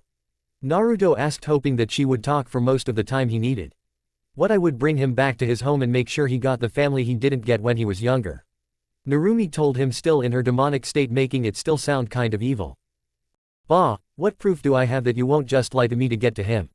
Naruto told her, still believing that she just wanted to wreck his life. Konoha 12 and Naruto's team. Why is Narumi so interested in finding her brother? I mean, if a person from the mist is friends with him, then he probably is already a part of their village or something. And judging by the way his friend is acting, he doesn't want to meet her again. Shikamaru asked the entire group. Wow, Shikamaru, why do we even need to tell you why? I mean, how would you feel if you lost one of your family members? I am pretty sure you would want to find them. Plus, for Narumi, she found a family secret that caused him to live such a crappy life, so she wants to pay him back for it or something. I mean, that is how she told us, but I am pretty sure that she is hiding a part of that plan from us. Ino told them all. Oh, so that is what she want. Well, I will tell him what she thinks, but I can't promise that he will listen to me, Megumi told them. Oh, that would be good, seeing as that is all she really wants. A chance, Hinata said, happy that her friend might have a slight chance at reuniting with her brother. Arena. No, you are wrong, I just want a chance to start over. Please just tell him that I just want to talk with him at least one last time, Normie told Yudo with desperation in her voice. Course at that moment a clone ran up at Naruto, handing him something before running back to his hideout to destroy himself without letting everyone know it was a shadow clone. Fine, I will tell him that at least, I guess. Though don't get your hopes up. Now let's finish this, Naruto called out, then ran at her. Thank you, but I must defeat you now to become a Chunin, seeing as I don't want to be with the annoying screamer monkey named Sakura or the hopefully deceased Sasuke. Narumi told him as well and raced at him as well, thinking that he didn't know what the chakra cloak she had was giving her a major edge in this fight. I decided to have a little family talk here. Yes, she still is in her right mind, seeing as she only has one tail, it doesn't corrupt her that much. So Narumi didn't expect Naruto to smile wildly, then quickly slammed his hand that held the seal onto her head and loudly said, could have had AV8. Don't judge, you know you would have said it as well. Demonic suppression seal, causing Narumi to soon feel a major headache as all of the demonic chakra was sealed away again. Course Naruto did notice that one of the chakra claws cut his cheek diagonally slightly. Really just enough to show a little bit of what looked to be a weird line birthmark that Narumi was shocked to see. Naruto. She thought until she noticed Naruto move. Course after all of the demonic chakra was gone, she couldn't do anything to stop Naruto as he quickly pulled out his sword and put it to her throat. Don't bother trying to escape, that seal will mess with your chakra for a few moments so you can't do anything. Just surrender now and save yourself from death, Naruto said. For now anyways, Naruto added when he said that. So, of course Narumi just stood there for a few minutes until she finally sighed and called out, I surrender, so that everyone in the crowd could hear it. Winner Yudo. Now will Tamari and Shikamaru come down to the arena floor? Genma called out. Nice job Yudo-kun, Mai said happily, with Megumi and Haku gave him a bright smile. Thanks my Himes, Naruto said happily as he gave a quick kiss for each one of them. Course after that Naruto sat in an empty seat behind his girlfriends and began to just chat with them about random stuff. Shikamaru's fight is same as the anime. Will Neji and Kankuro come down to the arena? Genma called out, bringing both of the genin, only for everyone to be surprised by Kankuro quickly forfeiting almost immediately after he called out the start of the match. Okay then, will the final 2 contestants of Tier 1 Gaara and Shino please come down to the arena floor? Then let the final match begin. Genma called out when they both were on the ground, Shino looking as calm as ever and Gaara with a bloodthirsty gleam in his eyes. So, almost immediately Gaara's sand came out, trying to engulf Shino, who of course quickly dogged the sand, then released his bugs to go towards the unmoving Gaara. Course right before they touched him the sand went up and crushed them. Course that didn't seem to faze Shino at all. Instead he just sent out more bugs to suffer the same fate. This happened for a couple more times until Shino finally cracked one of his ghost smile and sent out a smaller group of bugs to go at Gaara, who was getting annoyed. "Oi, bug boy, stop feeding mother with these small bugs. Just hurry up and let me give her your blood," Gaara ordered Shino as a crazed voice. Course he still brought his sand up in front of his face to kill the bugs until at a random moment his sand receded and a paper bomb blew up, throwing him back a few feet. "You may have a good defense, but some bugs actually prefer to burrow, so I just let them use your sand as a temporary home. Course they were also eating the chakra you put into your sand, making it weak enough for the rest of the colony to bring in a few paper notes to put on you. Now surrender or die," Shino said as bloodthirsty as he could without changing the tone of his voice. "Never, mother will have your blood," Gaara told him, and then tried to have his sand kill Shino, except it just moved a few feet before it fell to the group, unable to move anymore. Course Shino quickly took advantage of the opening and threw 3 kunai with explosive seals on them right at Gaara, then activating them all, causing him fly into one of the arena walls, causing a large amount of dust to cloud the area. "Bug boy, mother wants your blood all the more. Wait, what is this warm feeling on the back of my head?" Gaara said insanely until he felt blood dripping from a cut on the back of his head. "I am bleeding. My blood is not meant to come out. Mother wants other people's blood, not mine," Gaara said, freaking out until eventually a sphere of sand completely surrounded him. So, Shino, not knowing what else to do, used the same trick he did before, except he had to use his entire nest of bugs. Though all they could do was make a small hole where a large dark yellow eye was seen staring back at him. Course at that time a mass genjutsu affected the entire crowd that seemed to start from several locations and made feathers fall onto everyone's head. Then after most people are sleeping, a large amount of sound and sand ninja came pouring into the stadium to fight the Jonin and Chunin that dispelled the genjutsu. Though Shino's focus was on the now crumbling. Though thankfully he had a few of his friends' teammates show up to help fight whatever was coming. "Narumi, what is going on here?" Shino asked, still focused on the sphere of crumbling sand. "That, my friend, is the one-tail biju's container. Though it looks like his seal isn't as stable as mine though. Meaning that we are going to practically be fighting against the biju itself right now, seeing as he is drawing out a large amount of its chakra," Narumi said, simply ignoring the visible shiver of fear all of the other had. "Okay, then it would be best if we have Yuto use that seal again for us." "Wait, where is he?" Narumi asked, not seeing him with all of the other genin. He left when the feathers came like a coward," Kiba told them. "What, but how could he just leave? Now Ino, go find him and ask for the seal, please. Whether or not he comes or not, just get that seal, we need it," Narumi said desperately as they finished their preparations for fighting the beast. Flashback. All of the hidden mist ninja saw Mei and the other cages be brought to a tower and locked in a shield away from them, and immediately went to try and get in. Course when they got there, they saw a few poor Anbu who tried jumping into it, burned to death. They decided to try and use seals, so Naruto tried to get to work until his sensei stopped him. "Sensei?" Naruto asked, confused when he felt her hand at his shoulder. "Yuto, I can handle this one. I mean, I am pretty good at seals after all. Anyways, for right now I order you to help seal the one tail back to its container again. Oh, and you girls will help stop the enemy ninja from coming in." "Understood," Yoshira asked and got a few nods and a glare from Naruto which caused her to sigh. "Naruto, I need you to help them so we can look strong, remember? How would it look if we just ran at the sight of it? No, we must show that the mist have nothing to fear. So, please do it for me, okay?" she asked again and eventually got Naruto to agree when she used the puppy dog eyes. "Good luck, girls. I will take you on a date when this is done," Naruto said happily, which the girls all agreed to go to, seeing as this was Naruto's way of saying, "Please stay safe and don't worry about me, I will survive," and with that they went their separate ways. End flashback. Gaara's siblings are still there, they just don't want to get in the way of their brother, so they are staying on the sidelines unless they have to do something. So, Naruto quickly made it back right when one of the genin were about to leave, and he quickly made his presence known. "Ah, Yuto, can you please give me that seal you put on me? I mean, I think he needs one as well," Narumi asked, hoping to end this quickly. "Nope, sorry," Naruto said happily, shocking all of them.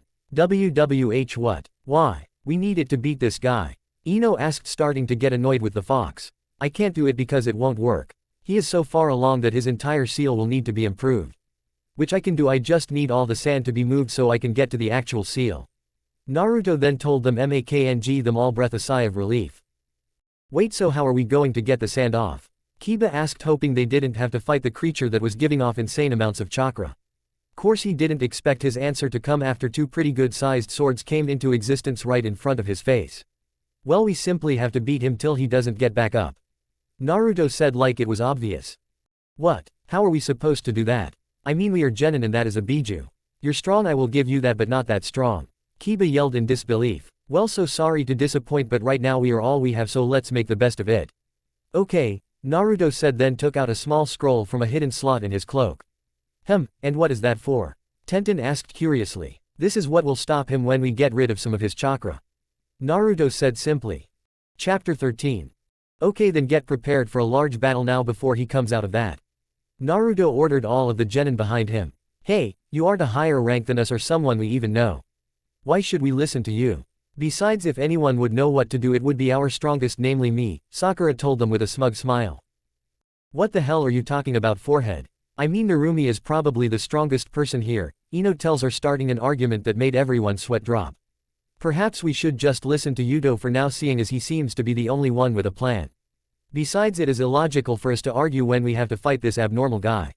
Shino told the group truthfully. Thank you, bug user. Now are you going to prepare for a fight for our very lives, or are you just going to let him kill you? Naruto told them simply. So, all of them got prepared and were just about ready when Gaara finally came out of Sand Sphere. Course he looked different, seeing as half of his face and one of his arms were covered in dense sand that was oddly looking like the one-tailed Bijus. Mother wants all of your blood. Gaara told them, sounding even more bloodthirsty, which of course sent shivers down everyone's back, even his siblings. Narumi, even if the one tail is the weakest, he still is one of the more dangerous ones of us. Not due to power, but just because his only wish is to kill every human he can. Be careful here, or even with you being able to use some of my power, he still will be a tough one to fight. Even if you have another Biju on your side. Natsui warned her container. Yes, Narumi, I will be careful. Wait, 2 Biju on our side, what do you mean? Narumi questioned as she took out a few kunai. I don't know why I didn't feel it before, but that Megumi girl that is in the White Foxes group contains the 3-tailed turtle. Though judging by the amount of its chakra she is exuding, that is actually the turtle's. I don't think she knows how to use it, or just doesn't want to. Natasi said. Oh, well then it doesn't matter all that much then, seeing as I doubt she will be able to learn how to use it before we need it in this battle anyway. Narumi told her, then got into her taijutsu stance, ready for anything that Gaara might try. Course no one expected Yuto to begin the fight by trying to talk Gaara out of fighting. Gaara, I know what you are. But it doesn't make you a monster. I mean, does Megumi look like a monster to you? Naruto told him, then pointed at the girl he was talking about that seemed a bit nervous to be under the gaze of the demonic Gaara. No, of course she doesn't, because she doesn't act like the monster inside of her. Now come on, don't fight using its chakra anymore, become your own person, make your own name. So, how about it? Will you try to be Gaara instead of possessed kid? I saw it before, if you rely too much on its chakra you will lose yourself to it. Naruto told him, trying to sound peaceful. Which seemed to stop Gaara in his tracks for a few moments until a ball of sand came out of the ground, slamming the surprised Naruto away. Fine, then we will just have to settle this the hard way. Naruto called, annoyed, then summoned his swords, preparing for a big fight. Course Gaara didn't seem worried as he finally began to attack them. Sand shuriken, he called out, launching several dozen small balls at the group of genin who quickly jumped out of the impact zone. Course they all took that as the start of the fight and began to attack back. So, trying to finish it early, Narumi, Mai, Megumi, and Ino all threw several kunai with explosive notes attached to them, which quickly detonated after hitting Gaara. Course when the smoke cleared, Gaara didn't even appear to have a scratch, in fact instead he just had more of his body covered in even more sand. Well, that didn't work, Ino said, a bit annoyed, and then quickly moved when one of Gaara's sand arms came at her. Fang over Fang was heard, and then Kiba and his dog spun into Gaara, which worked for a while until the sand started coming back and kept on trying to wrap around them, forcing them to jump away. Damn that sand. Oi, how are we supposed to beat him down if this stupid sand keeps on stopping us? Figure that one out, smart guy. Kiba sarcastically asked Naruto. I told you we had to beat him till he stopped getting back up, and I meant it. Course that only happens if he runs out of enough chakra. Which means that this will be a very long battle here, dog boy, so don't complain, just fight. Naruto told him, then breathed in a large amount of air and called out air bullet, then blasted out a ball of air at Gaara, making slide back a few feet. Troublesome. So, how much chakra does he actually have? Shikamaru asked, hoping it wouldn't be that much. Well, if he is anything like me, then possibly around a kg or two's worth in chakra.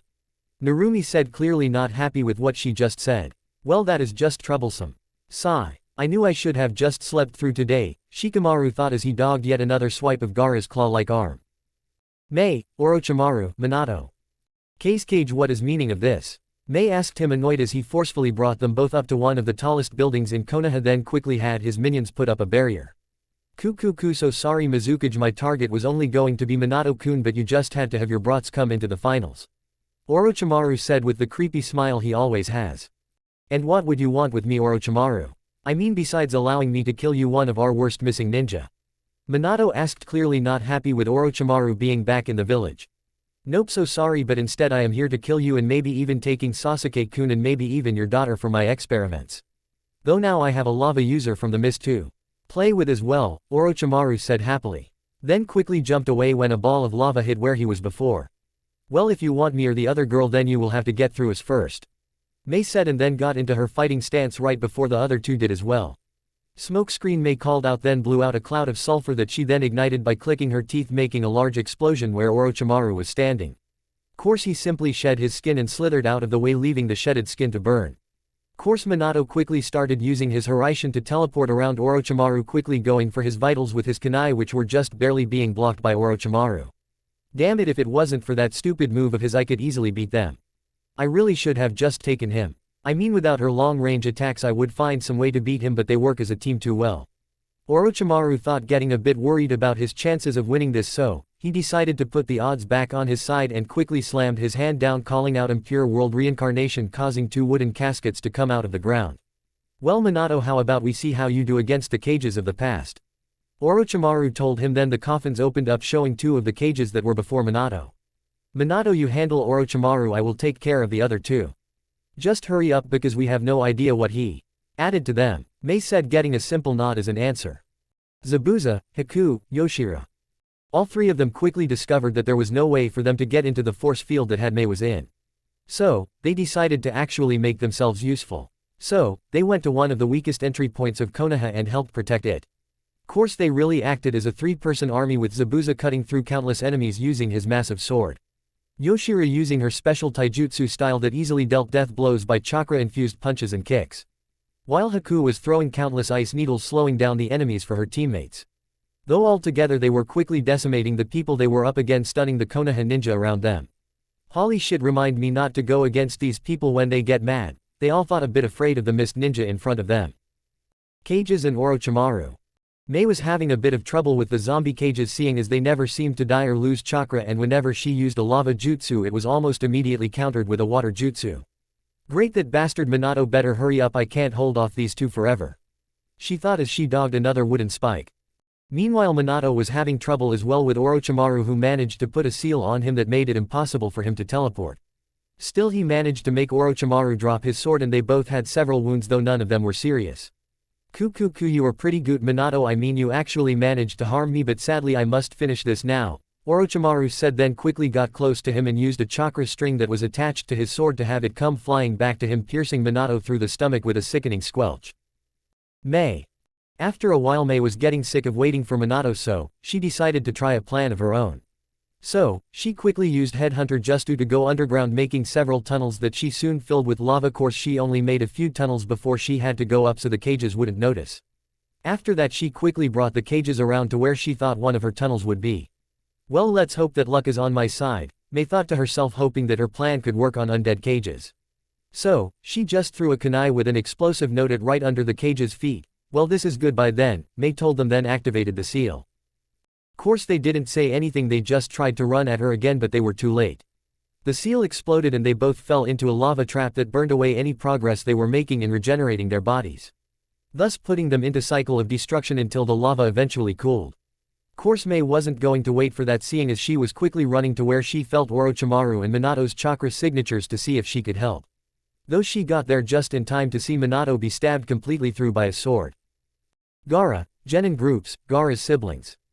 So, the entire group spent a while fighting a seemingly endless battle where they were just getting more and more tired, while Gaara just grew more and more demonic until finally he was nearly completely covered in sand. Great, this is getting us nowhere. Why don't we just let the Jonin take care of him? Sakura asked, clearly worried about her own life. It is not possible for any other to help us, seeing as they are all busy fighting the other enemy ninja in the village. We are lucky we got the mist ninja even came to help us, seeing as they don't have a peace treaty with us, Shino told her logically. Sadly, that is right, Shino was it. Anyways, he is right, we aren't going to be getting help anytime soon, so we better just hope for the best. Though I wonder what will happen if we take out a large mass of sand at once, Naruto told them, making them all wonder what he was about to do. Naruto then looked at Gaara with his sword held and up, pointing at Gaara, and called out Dragon Claw Impact. When he said this, his swords gained a blue hue until eventually the hue launched off the blade, forming a mass of chakra shaped like a giant claw that slammed into Gaara. That claw was quickly being attacked by sand, though it moved too fast and still managed to slam into Gaara's stomach, leaving a large dent in the sand that slowly filled back in. It appears he can only heal at a certain pace. Okay, then everyone prepare your strongest long-range jutsu and we will see what kind of damage we can do. Naruto said, getting nods of agreement, and they all began to prepare. Course they didn't get a chance to try it because right after Naruto said it, Gaara put himself in artificial sleep, allowing the biju to take over, increasing his size until he just barely fit on the arena floor. Oh, yay, I am finally free to destroy again. I think I will start with you little bastards, the demon said, then started to try something until there was a large burst of smoke behind them that quickly disappeared, showing a giant toad. So it is you again, Gaki.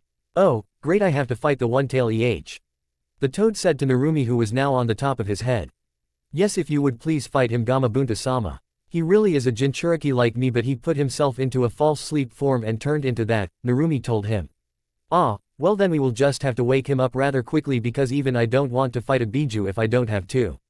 Gamabunta told her, and with that he quickly blocked a few air bullets from Gaara with a few water bullets. If we don't want Konoha to be destroyed, we must hold him down while one of the others beats that sand Gaki awake.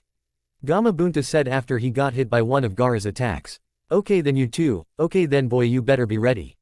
Okay then Narumi, get ready for a double henge, Gamabunta told her, then focused his chakra with hers and they both said henge at the same time, causing a massive amount of smoke to appear. Minato. Shit, is all Mei could think as she saw Minato get injured. Though she didn't like him all that much, but he would have helped defeat the snake bastard. Damn, this wouldn't be so hard if he didn't have that weird shed skin jutsu. What are we going to do? She thought, then noticed that Minato wasn't actually dead yet. So, Orochimaru. Even if I fall, you will too. Minato told Orochimaru between painful breaths, then put a seal on Orochimaru. Let's see how you do. Without being able to shed your skin, he continued with a painful smile. Course that was more than enough to annoy Orochimaru, who quickly let go of Minato, thus having him fall to the ground, pushing the hilt further into his stomach. Course after hearing that, Mei quickly took advantage of what Minato did and surprised Orochimaru with a lava ball to his hand, which quickly hardened, making it impossible for to do jutsu. Prepare to die, Orochimaru, Mei said angrily as she jumped down in front of Orochimaru. Damn, this isn't good, there is nothing left I can do. I guess we will have to retreat. For now. Orochimaru thought, then called for his minions to drop the barrier and quickly fled with a few Anbu chasing him. Though they were more focused on saving Minato, as they soon did all of the medical jutsus they could, though it just wasn't enough. Hokage-sama, we are sorry, but we can't do any more until we get the medics here. One of the Anbu said sadly. It is okay, I did my job, just make sure that the next cage will be good for the village, he told them with a smile. Though at that time they quickly felt two chakra signatures come towards them and prepared for protecting Minato. But the three people soon jumped over them and went in front of Mei. Mizukage-sama, we helped with the protection as you told us to. Zabuza told her and got a small nod of approval. Good job. Now Haku, please heal the Hokage. You are the only one of us who can help him. Mei told her, surprising here Shinobi. Though Haku paused for a few moments and gave Mei a questioning look, which Mei just nodded to her as a response. I know he is a bastard, but right now we need to be on the other village's good side. For now, we will wait until we are back to full strength before we make any plans ourselves. So please understand, Mei thought as she watched Haku walk over to Minato with a small frown. Course anyone else would think the frown was at the injuries he received, though her friends all knew that she was frowning because she felt like she was betraying her boyfriend. Naruto and others. Everyone that wasn't on her and the two giant beasts quickly fled to a safe distance as the smoke cleared, showing a full-sized Kyuubi that charged at Gaara, digging its claws into the sand deeply. Now boy, Gamabunta told Naruto, who nodded and jumped off the fox toad's head and landed on the snout of Gaara's sand form that quickly tried capturing him. Thought before it could stop him completely, Naruto shunshined toward Gaara and slammed his fist into Gaara's unprotected head, waking him up. Course when he did wake up, the sand quickly fell away, dropping Naruto and Gaara all the way to the ground. Course Gamabunta disappeared as well, seeing as he was low on chakra, dropping Narumi as well. Great, a 40-foot fall.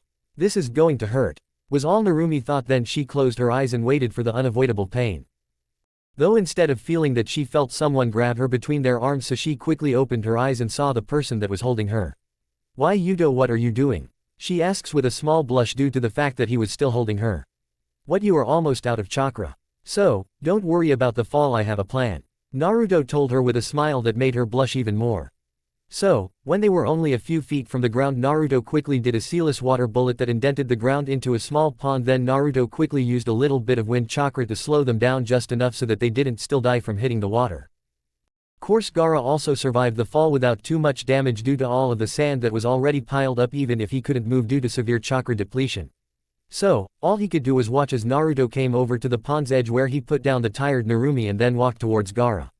No. Go away. I refuse to be erased from existence. Gaara yelled at him as a desperate attempt at stopping Naruto from coming towards him. Though it didn't work and soon Naruto was right next to him. What are you going to do to my brother?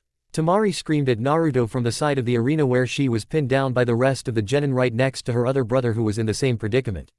Though Naruto didn't answer her and just walked down the crater that Gaara was in, blocking him from everyone's view. Course no one saw what happened, but all of a sudden they all heard Naruto call out, "Seal," then walk out of the crater without showing any emotion. What did you do to him? Kankuro yelled out at Naruto. Who instead of answering him he just told the Konohana ninja to let them go, which they of course did when they saw how serious Naruto looked. When they did, both of the siblings ran up to the crater to see what happened to their brother. They still love him as their brother even if they are afraid of him. Course when they saw, they were too shocked to do anything. Course by that time all of the other genin came to the crater's edge as well just to see Gaara, who seemed to be sleeping in the middle of the crater. I fixed his seal. Now he will never again be tormented by his biju. Now go. Take him back to your village. I think it is about time you guys start to become an actual family. Naruto told them as they ran up to their brother. Course all they could say in return was a small thank you, seeing as they were still shocked that Gaara was actually sleeping without being a demon. Though eventually they shunshined away with their brother. Wait, we did all that work just to let them get away? Sakura yelled out, ruining the touching moment, and was soon glared at by Naruto, making her slightly afraid due to the small amount of ki he was releasing. Listen girl, that boy there was not our actual enemy. No, the monster that tormented him due to a horrible seal was. There is no reason to fight the innocent people that are being controlled if we don't have to. So, just let them go and actually restart their lives and hopefully enjoy it this time. Naruto told her. Wow, who knew that the white fox was such a good speaker, was all the others could think when they heard Naruto's words. Course at that time they noticed the barrier was gone and quickly went to where it was to see what was going on, seeing as the enemies were retreating all around them now. On the tower. Haku was nearly finished healing Minato when all of the genin came up to see them. Course the Konoha genin except for Normie were all worried about their cage until Haku told them he was going to be fine. While Mai, Naruto, and Megumi all went over to Mei and knelt before her. Mai-sama, we have helped our fellow genin as you requested. Naruto told her respectfully. Ah, very good, you three now wait here with me until we figure out what we are going to do to finish the exams. Mei told them, getting three voices saying, hi, at the same time. Course they didn't have to wait for too much time before Minato began to come out of his near-death state and slowly begin to wake up. When he did fully recognize where he was, he noticed a girl with a mist Hittite looking down at him. Hokage-sama, I have healed your wounds to the best of my ability, but it still would be good for you to take it easy for a few days and go to an actual hospital for a checkup as soon as you can. Haku told him simply, then quickly moved back to where the rest of the mist ninja were. After Minato heard her, he slowly got up, much to the displeasure of the Anbu trying to keep from hurting himself. Still he eventually stood up and looked over to where Mei was. Mizukage-sama, I thank you for all that you and your ninja have done for my village. Now it would please me greatly if you would stay a bit so that we may talk about a treaty for our two villages. Minato told her respectfully as he could. Thank you for the offer, Hokage-sama, we will talk about it as soon as you are ready. She told him with a small smile while ignoring the slight amount of ki Naruto began releasing. Later that day. Minato was now with his civilian council talking about several things as they waited for Mei and the ninja council to come. Now while it is good to hear that you are feeling well enough for this meeting, I have to bring you some bad news. One of the council members told him. What is it, Sakio? Minato asked, hoping it wasn't anything too bad. Well, you see now that Narumi has denied Sasuke's advance in such a manner that put him in the hospital, he has decided that he doesn't want to pursue a relationship with her at this time. Plus, it is hard to say if he will try to go for her again in the future or not. He continued. Damn it, why did she have to react so badly to him? Minato complained, slamming his fist down on his desk, then he sighed and continued, so how does this change the plan? Well, I suggest we just wait for the next generation, seeing as this one has failed us. So, we should just use her to strengthen the peace treaty and get the white fox on our side. Another one of the council members said. Wait, what do you mean? The person sitting beside him asked, confused. Well, this treaty is usually held on word alone. Though if we ask for a political marriage and use the basically useless Uzumaki to marry the white fox, Now seeing as she is so loyal, if we were to be attacked while she is married to him, he would also help us, seeing as he would want to help his wife's village. He explained, and then they all went for a vote over it and eventually agreed that would be the best choice. Course right after they agreed, the rest of the council and May showed up, not knowing about the plans that just went on.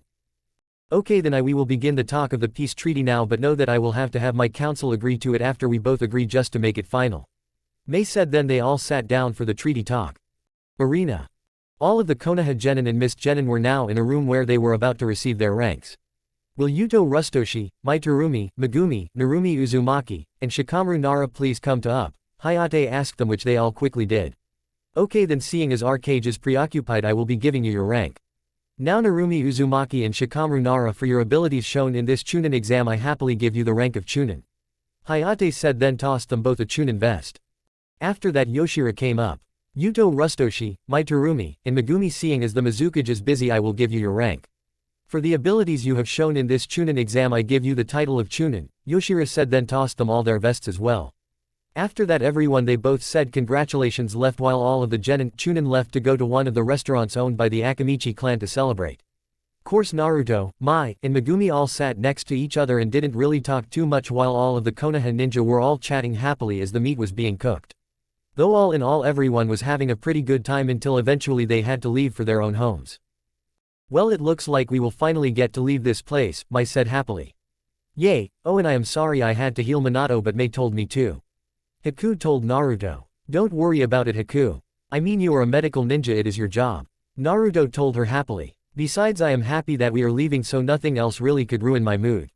Naruto thought. Mainly because he could stay mad at his girlfriends. After talking for a bit more, they made it to their hotel where they said goodnight and went into their separate rooms.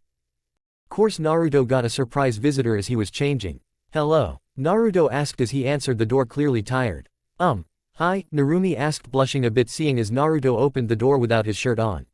Oh, hi Narumi, what do you want? Naruto asked her. Well, I just wanted to thank you for catching me when Gamabunta went away, Narumi said, rubbing the back of her head in embarrassment. Oh, you are welcome then, Narumi. Well, good night, Naruto told her happily. Yay, good night, she told him, and with that Naruto shut the door and Narumi began waking to her mother's house with a blush still on her face. Why was I so nervous about talking to him? Narumi asked herself, and then heard a laugh coming from Natsui. What is so funny, Natsui? Narumi asked, annoyed. Oh, I am just happy you finally got your first love interest. Or should I say second, Natsui said with a foxy smile. Shut up, Natsui, was all Narumi could manage to say, making Natsui laugh even more. Next day. Naruto, Mai, and Megumi quickly said their goodbyes and then quickly left for the Mist Village again. Well, we are finally going back to the Mist, Zabuza said happily, with everyone else smiled in agreement. So, Mai-sama, how did the peace treaty go? Haku asked, trying to get more information. Yeah, it went pretty good, but actually if my council can't find a way to avoid it, I am going to need you to do something, Naruto. Mai happily said in a softer voice that they all could just barely hear, just in case they were being followed out of the fire country. Really, what could Konoha possibly want from me? Naruto asked her, hoping they didn't find out about who he was. Oh, nothing, they just want the White Fox to politically marry Narumi Uzumaki, Mai told him, and then her and the rest of the group counted down in their heads, knowing how Naruto would react. 5.4, 0.3, 0.2, 0.1, and then they all saw the reaction they expected.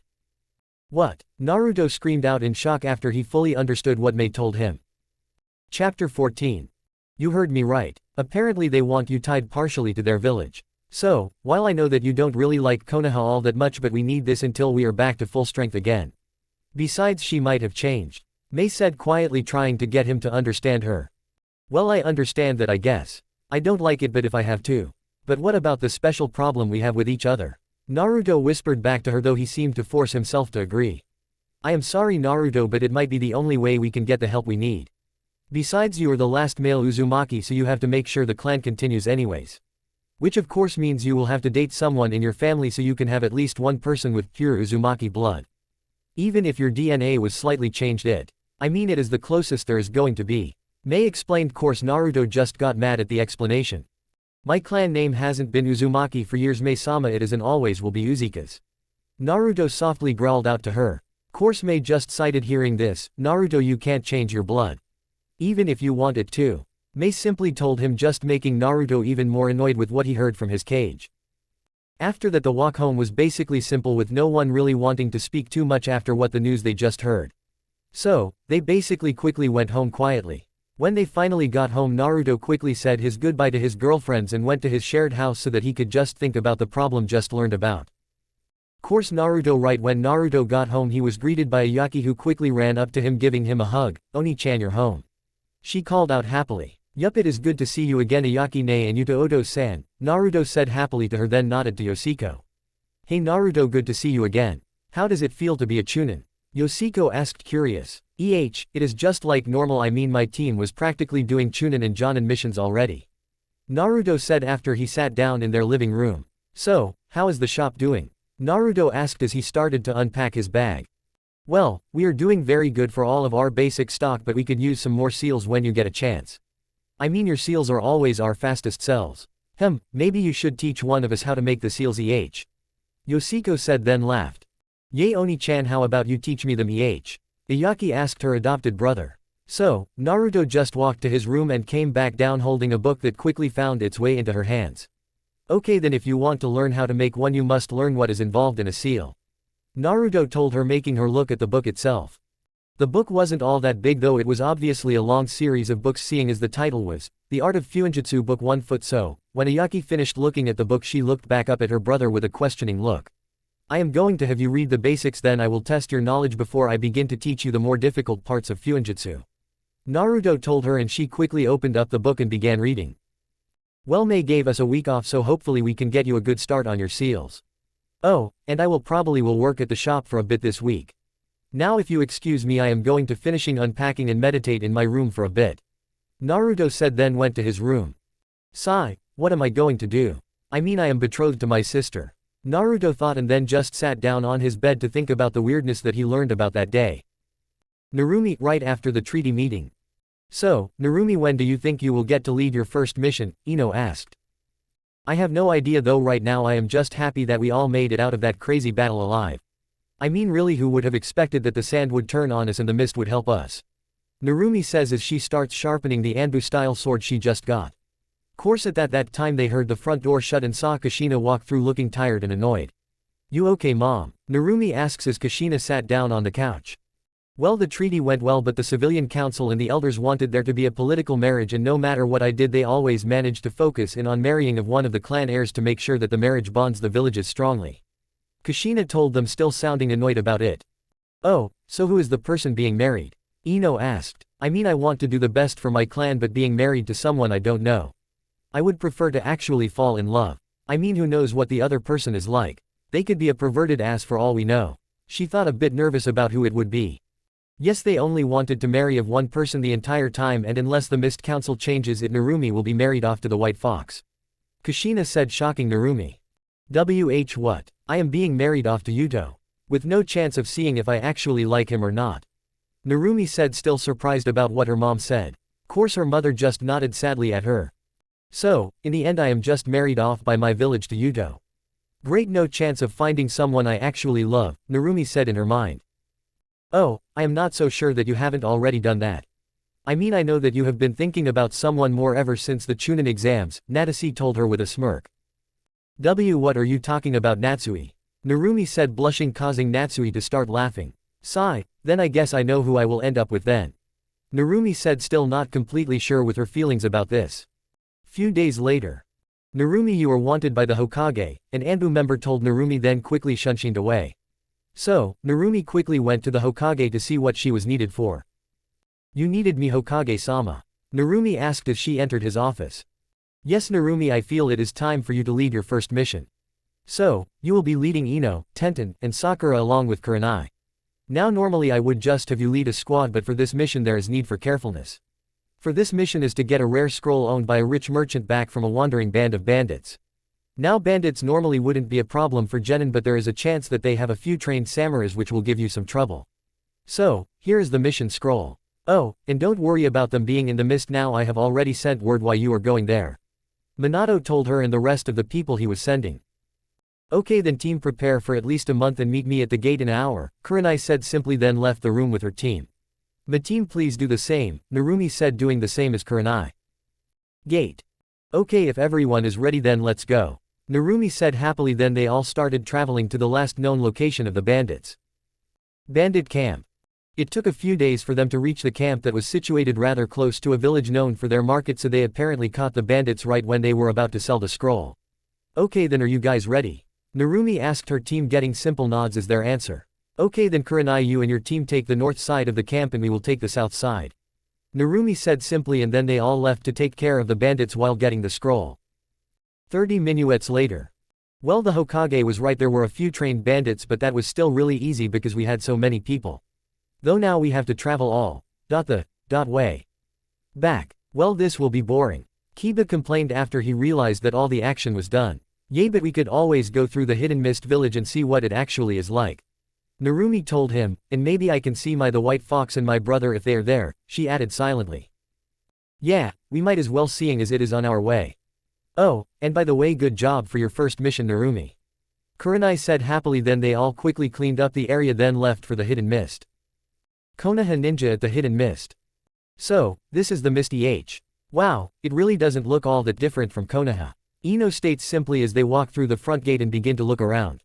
Yeah, well, looks might be deceiving. Anyways, we are stopping here for the day, so feel free to look around but don't get in trouble, okay? Kurenai said, giving a warning glance Kiba specifically. Yes sensei, Kiba, Hinata, and Shino all say at the same time and begin to look around while Narumi's team gives a begging look to Narumi. Yes, we can look around as well. Narumi said happily, making her team cheer happily as well. So, in the end, Narumi, Ino, Hinata, and Tenten all were walking down a random street in the shopping district trying to find a weapons store. We need more supplies, but where could a weapons shop be? Narumi said, looking from store to store. Well, I guess it would be best if we just ask someone that is from around here. I mean, I want to hurry up and see all of the magnificent weapons from a store inside of the village of the Seven Swordmen. Tenten said with stars in her eyes, thinking about the super swords. Course her friends just shook their heads at Tenten's addiction to weaponry. You and your fetish for weapons. Narumi said with a smile. Anyo, sir, do you know where a good weapon shop? This is the first time we came to this village and need to restock. Hinato asked a random ninja she found walking around the village. Well, Yaeyoshi Market is where a lot of us ninja go to, seeing as it has the best seal maker in the village there. If you want to go check it out, the store is at the end of this street. The guy said, then walked away with Hinata telling him thank you as she watched him leave. Well then, let's go see this shop. Ino said happily. Then they all quickly went to where the guy said the shop was. Course it wasn't what they expected when they actually saw it. Yoshi Market was a two-story building that seemed to be about the same size as a regular shop and apartment. On the outside, all there was to identify the shop was a wooden sign with the shop's name painted on with red paint. On the inside of the building there was only one room with several sections that seemed to be for separate stuff. Sections like seals, weapons, clothing, scrolls, and other stuff all around. Finally, there was a wooden counter in plain sight of the front door where a young girl that was reading a book was sitting. Hello to Yoshi's Market, how can we be of service? Yoshiko said when he got up to the new customers. We just came to replenish our weapon stock and look around, Narumi said. Then all of the girls went over to grab a few sets of kunai and shuriken and then went to separate sections of the store. Though they eventually all went to the seals after getting several items they found. The stand itself was basically an area filled with various papers, inks and brushes. Though the most interesting thing about the area was that there was a small mailbox-like object that had a different seal in each, stacked up into stacks. Under the box was a small paper that gave a description about what the seal was and how it was used. Plus, on the side of the box was a sign that simply said, if you are looking for a seal that isn't here, ask the person at the front desk if the seal master is in and they will bring the master out to talk to you about what you want if he is here. Wow, these seals are amazing. Is this what a true seal master can do? Oh, I just gotta get a few seals. Though I think I will ask about getting a specific seal if they can do a few special seals for me before the end of the day. Tenten said happily, then went up to the girl at the front counter who now seemed to be trying to write a small seal. Oh, so you are in, does that mean I can talk about making a few special seals? Tenten asked the young girl who looked up to her and giggled a bit. So, sorry, but I am just being trained by him at the moment. Right now I can't make any real special seals for you, but the guy who can is. Should I call him for you? Iyaki asked politely. Yay, that would be good, thank you. Tenten said, still happy. Of course a little girl can't be a seal master. I mean, that has to take years of training. Oi, Out-san, can you please take these out to Sioni-san? He should still be meditating in the back, Iyaki asked her father. Okay then, come on girl, I will take you to my son then. Yoshiko said and began to walk out the front door until he was stopped by his other customers. Wait, we want to see this master sealer as well. Ino called out and then followed as well when Yoshiko just nodded his head and walked out the door with them all. Yoshiko took all of them around to the backyard where there was a small training field that had only a few straw dummies obviously meant for testing weapons seeing as it had multiple marks in them. Then they saw a blonde kid sitting quietly with a sword on his lap. What is he doing? Ino asked quietly, then barely heard a few bushes rustle, then kunai came flying at the boy. Look out! Ino called out to the boy who seemed to take no notice to her. Though at the last second they heard the kunai clang against something and saw all of them hit the ground around the boy, with the only hint that the boy moved was that his hand moved to his sword. Wow, Hinata whispered out as they saw them, though the rest of them were shocked as well except for Yoshiko. Oi, you can train later, we have a customer that wants seals, okay? Yoshiko asked, completely unsurprised by what the boy did. Yes, father. So, what do you want? The boy asked as he looked at them for the first time. Shit, Konoha again. I mean, really, why do they keep following me? Crap, I am not disguised. What if Narumi recognizes me? Naruto mentally freaked out when he saw the group of girls.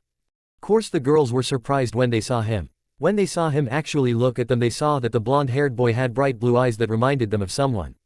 Wait, you're the white fox, aren't you, and a seal master? Ino said, finally realizing where she saw him before, surprising all of the girls there, especially Narumi. I get the feeling that I have seen this boy before, far before the exams. I guess I will just have to think about this later. Right now let's see how good my fiancé is at making seals. She thought as she looked at Naruto, who was just getting up to help them. So, how long have you been doing seals for? Ino asked as they started to walk towards the shop again. Well, I have been doing seals for a while now. I guess I have been doing seals since I was a kid and have gotten pretty good at them. Naruto said, obviously happy about his skills. Pretty good. You are our village's seal master. I mean, you practically train all the rest of our sealers. Mai said to them as she walked up to them. Oh, Mai-chan, how are you doing today? Yoshiko asked happily. I am pretty good for the most part. Though there are some things that I am not too happy about. Mai said, then sent a quick glance at Narumi. Course Narumi noticed this, so she quickly excused herself and took Mai outside. Do you have a problem with me or something? Narumi asked Mai as soon as they were out of everyone's hearing range. My problem is that you marrying a guy that you know nothing about. I mean, you don't even know his real name. I don't want someone to marry just to help their village. So, if you don't like him, then make sure you get out of this and leave marrying him to the people who actually love him. Mai said, venting her anger out until she realized what she said and covered her mouth in vain. Crap, I let out a bit too much, but I can't help but try and get her to help us get rid of the political marriage. I mean, they are just so stupid. People should marry out of love, not just because some asshole in the village wants to make an alliance. Mai thought soon after she stopped talking. Naruto's closest friends know about Narumi's relationship with Narumi. Now while I am having it so that they don't hate each other. It is just that no one really can have a political marriage without being pissed off about it, I imagine. Even if I don't think they actually did them in real life. I don't know his real name. Then what the hell is it? Because you are just giving me more reason to suspect that I have seen him far before the Chunin exams. I am right, aren't I? Narumi said, trying to get even more information out of her. Well, we know his story, but we promised we won't tell it, so he will have to tell you if he wants, but not before. Now just give this to my boyfriend and don't even bother trying to open it. I know enough seals to make a blood seal, so only he can open it. Mai said, then quickly went away so she wouldn't let anything else slip. Now I really need to figure out who he is. Now he has to be someone I know from long ago. Narumi thought, annoyed with being unable to figure it out who he is. Course after Narumi thought about it for a bit, she gave up for the moment and then went back into the store where Tenten was trying to get a few new seals still. So, what about a gravity seal for training? Tenten asked, hoping he would be able to make one. Please, I need a way to get stronger and I am not going to wear those stupid weights. I mean, even though I don't care about appearance all that much, I still don't want to look stupid with those giant blocks Lee uses, Tenten thought, practically begging Naruto to have a seal like that.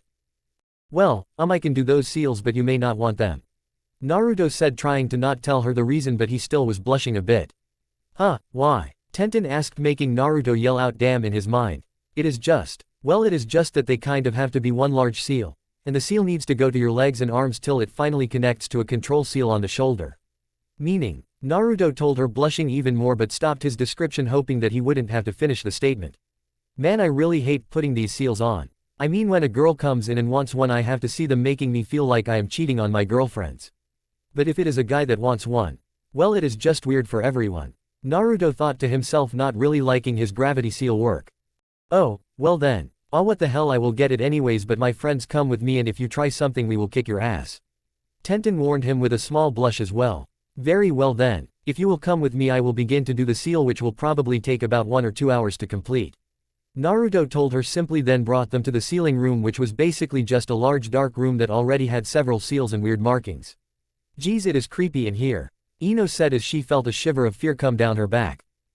"Huh, oh yeah, I used to think that as well, but I got over it seeing as I put my own touches on it," Naruto told them with a small smile. "Anyways, just sit down in that chair and strip to your undergarments and I will begin," Naruto said, pointing at a chair in the middle of the room.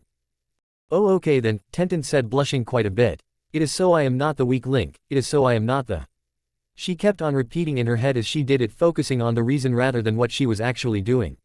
Course eventually she was down to her dark red undergarments with a blush that matched them. I am ready, just get this over with already," she stuttered out, embarrassed to Naruto, who just nodded and started to stir the ink he was about to use. After that Naruto spent the next hour and a half. Naruto put a gravity seal on Tenten, blushing every now and then even though he was trying to remain professional. "Okay then, I am done. Now these seals run of you putting chakra into the main seal on your shoulder. To activate, all you do is put your finger on it while putting chakra into it and say the number you want the gravity to multiply on your body. Now don't worry about the effect on the environment, seeing as there is a seal that counters the gravity effect on everything around you, so only you feel it. Anyways, to decrease the amount you do the same, but if it needs to be done quickly just put chakra into the seal and say kai to release all of the effects of the seal immediately," Naruto told her, then finished off by asking if she had any questions. Wow, these seals have much more detail than I thought," Tenten said, still blushing from what she just went through. "Yeah, but that is the art of seals for ya," Naruto said with a small smile while he rubbed the back of his head. "Well anyways, let's get out of here seeing as we are done, and I won't tell anyone about your seal either, so don't worry," Naruto said, blushing again. "There is times when I really seal masters are all just a name for pervert in disguise," Naruto thought simply but didn't ever say it for good reason. "Yay, thanks," Tenten said, now looking like a light-colored tomato. Then they all went back out to the main area of the shop. So, the girls then looked around a bit more before finally checking out and were about to leave when a young boy that seemed to be about Ayaki's age. He had dark brown hair, hazel eyes that seemed to shimmer with mischief. Plus he wore a white t-shirt and black pants. Not to mention that around his head he tied a white headband that had the kanji for shadow on it in red. Course he paid no attention to anyone in the store except Naruto, who he ran at screaming, "This time victory will be mine," with his wooden sword prepped for a diagonal slash. Course Naruto didn't seem worried about the boy, seeing as he let the boy come close to him and then simply stopped his slash by grabbing the sword between his fingers, easily catching the slow-moving wooden blade. "Oi, Tashio, would you stop doing this when we have customers, please?" Naruto asked the boy in a normal toned voice, meaning it probably happened several times already. "No, I will beat you and take your title as being the youngest member of the 7 swordsmen," Tashio said, trying to push his sword at Naruto still. "Really, how are you going to do that when your mother won't even let you have a real sword yet?" Naruto asked him with a small smile. "Hey, she just wants me to need only one sword, and that is one of the name blades," Tashio said angrily at Naruto. Yeah, just remember to come here tomorrow for a lesson, okay?" Naruto said, then let go of the wooden sword. "Hi sensei," Tashio told him then with a bow, making everyone sweat drop at his change of plans. "Wait, for how long have you been a member of the 7 swordsmen? I mean, they all are said to be extremely strong and each have a named blade. And while we saw your strength at the tournament, it wasn't exactly above Jonin. Plus, we haven't seen you even touch one of the 7 blades." Hinata asked, simply curious. "Yes, you are right, I only used that much strength, and as for the named blade part, you are right when you say I don't use any of the known named blades. Seeing as mine swords are very picky, and never really had an owner before," Naruto said simply. "Yeah, that makes sense, I guess. I mean, he might have trained her some." "Wait," he said, strength shown, does that mean that he was toying with us or something?" Narumi, Hinata, and Ino were all thinking, while Tenten had other things on her mind. He said, "There was another one, man, I hope I get to see it. I mean, getting to see one of those pieces of art is rare, and I am not passing up the chance of seeing one of them." "So, what do your swords look like anyways?" Tenten asked, almost drooling about seeing one of the named blades. Course Naruto just shrugged and brought out his swords. "Wait, weren't these the ones that you used against Gaara?" Ino asked, remembering that fight. "Yay, well, you need something strong to beat someone like him, I mean, those biju are just as annoying sealed as they are unsealed," Naruto told them simply. "What? You have seen a biju and lived to tell about it?" Narumi asked, shocked. "Well, yeah, but I couldn't do much. I mean, all I could do was seal it away after it got tired out," Naruto said, trying to be modest and not let Konoha know too much about his power. "Oh, So what do you think of Jinchurikis then? Narumi asked, making Naruto tense up when they heard her and waited for Naruto's answer. Well, seeing as I am dating one, I guess it is pretty obvious that I don't mind being around them. Naruto said with a smile. Wait, you mean you already know Narumi-chan is one? Tenten asked. Huh, no, I didn't know that. I was talking about Megumi, who is quite proud about protecting this village by holding it. But now I guess I get to know another Jinchuriki then. Naruto said with false smile. This is wrong on so many levels. I mean, one, she never liked me. And two, we are brother and sister. Well, not by blood anymore thanks to Natsui, but still she is my sister whether I like it or not. Plus, I still don't trust her even if Mai, Haku, and Megumi sort of do. Naruto thought as he looked at his sister. Course she is family. No, she still is one of the ones that hates me. If she knew who I was, then she wouldn't even bother coming here. I mean, she probably only wants to see me again to rub her so-called strength in my face. Naruto told himself as he still focused in on the Konoha ninja, not sure what to really think of them. Anyways, is there anything else we can do for you? Naruto asked them with another false smile. Course they all the girls decided to look around the village some more, so they said their goodbyes to the three and went out again. Well, that was an interesting stop, so, where should we go next? Hinata asked, seeing as they had quite a bit of time left to explore. Well, I say we should go see if I can get some new flowers for my family's shop, and hopefully manage to go for some more clothing. Ino said with a happy smile on her face, thinking about the new stuff she could get. Course the others didn't have any other better ideas, so they just decided to go with their shopping-loving friend. So, they quickly found a small corner shop that seemed to sell flowers. So, they entered the stand where they saw a young teenager sitting at the front desk looking down at a random magazine. Course she looked up at the new people coming in for a few moments and then focused back on her article with a heavy sigh. Taking no interest in the girl, Ino quickly went over to the seeds section to see if she could help out her parents with finding another type of flower. Yes, they have a new one. That means more shopping money for Ino. She thinks happily as she looked down at a random packet of seeds. Course the only reason she did this was because her father decided to give her a little reward each time she brought back a new plant, seeing as she was traveling a lot more than he is now. Still, they all looked around enjoying the other plants even though they didn't plan on buying anything else. Still, they eventually went up to the girl at the counter who put her magazine down while she helped Ino wallowing them all to see the article she was looking at. Surprisingly, it was a giant 2-page article all about the white fox. If reading the title was anything to go by, the white fox in the mist. Geez, Yuto is pretty popular around here, Tenten said when she saw the article, only to get a confused look in return. Who exactly are you talking about? The girl eventually asked them. We're talking about the white fox whose the article is about. Hinata told her, simply confusing the girl even more. I am sorry, but you must be new around here because the white fox's name isn't Yuto, it is Naruto Uzumaki. And it always has been. He also still is one of the most wanted bachelors around, even though he is dating a few girls already thanks to the CRA option he has to take. The girl said, then gained a glazed over look in her eyes and a bit of drool appearing at the corner of her mouth. Wait, Naruto. Natsuki, do you think that it could be my brother? Narumi asked, hope that she finally found him. It is quite possible. I mean, I did give him a lot of power before I left. And I know that he was already very good at Fuinjutsu before he left. But that means that you are betrothed to your very own brother, even if his DNA is slightly changed due to the bloodline I gave him. Natsui said, happy that she is with Naruto again. Wait, are you sure his name is Naruto? Narumi asked the girl, suddenly completely serious. Yes, everyone in this village knows that. He is pretty well known here. The girl told Narumi, who then quickly turned around and left the store, going back in the direction they came from, leaving her confused friends to try and catch up with her. Oi, Narumi, what is the problem? Tenten asked when they finally caught to Narumi, who was still quickly going somewhere. You know how I have always been looking for my brother, right? Narumi said without looking at them. Yeah, and you haven't had any leads for a very long time, so what does it matter? Ino said while trying to understand what the matter was with Narumi. Well, seeing as you forgot, I once told you that his name was Naruto. Plus, I felt like I saw the white fox before and now I know why. He is my brother, I have no doubt about it. Narumi growled out.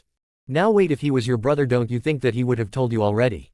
I mean, once a family always a family, right? Ino told her friend, trying to stop her from what she suspects could be a really awkward situation.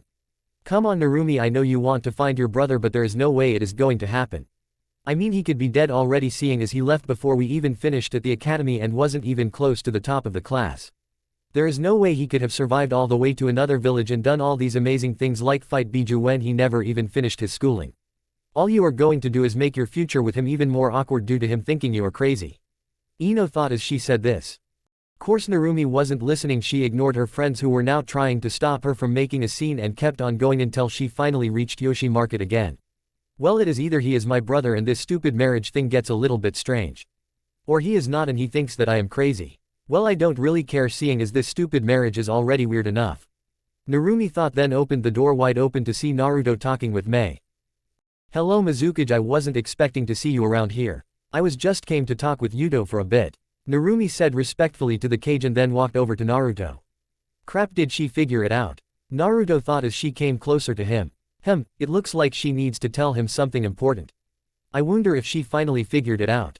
Well, if she did then good for her. I already talked to Mai and Megumi who have already told me that she isn't that bad. So, let's see how this turns out. Mei thought with a smile. Damn it, we are too late to stop her now. All her friends thought as they went in soon after Narumi did. So, Narumi quickly brought Naruto to the side of the store to talk privately. Or so she thought, seeing as everyone except Yoshiro and Ayaki who didn't want to nose into their son's brother's private talks but yet couldn't stop the cage of their village. So, Naruto, tell me, which do you like better, the mist village where you have only been living for it since their rebellion? Or the leaf where you grew up at? Narumi asked, trying to get him to talk without having to look too crazy. What do you mean? The first time I was in Konoha was for the Chunin exam. Naruto told her, extremely nervous and starting to sweat a bit. Course this wasn't the answer Narumi wanted, so she started to glare at him a bit, releasing a small amount of ki. You know exactly what I mean, Oni-san. Narumi practically yelled at him while emphasizing on the brother part. I don't know why you would call me that. I mean, the first time I saw you was at the Chunin exam where you were talking to your best friends. Naruto stuttered out, still nervous. Damn, I don't know why I am so nervous with this. I mean, I have calmly faced much worse things. Naruto thought as he rubbed the back of his head. Course Narumi just smiled at his answer. I never told you or your girlfriends that they were my closest friends. She told him, knowing that he was caught. Shit, Naruto thought, cursing his foolishness. So Naruto just took a moment to breath and then began to talk to her in a neutral tone of voice. So, you found me out. Now what do you want? Then Naruto quickly tensed for the attack he thought was going to happen. Course it never came. Instead, Naruto got a big surprise, as did the rest of the people watching. Narumi's action. After Narumi heard him accept that he was her brother, Narumi quickly jumped at him, wrapping her hands around his neck and kissed him on the lips. Then after a few moments she looked into Naruto's eyes and answered him.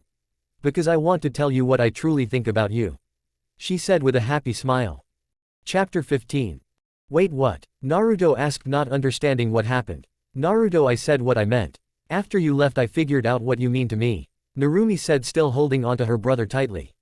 And what would that be? Naruto asked, nervous and still not completely trusting her.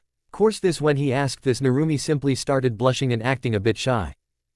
Damn it, I can't say it to him, Narumi complained to Natsui as she tried to tell her brother. Come on, we waited so long for this.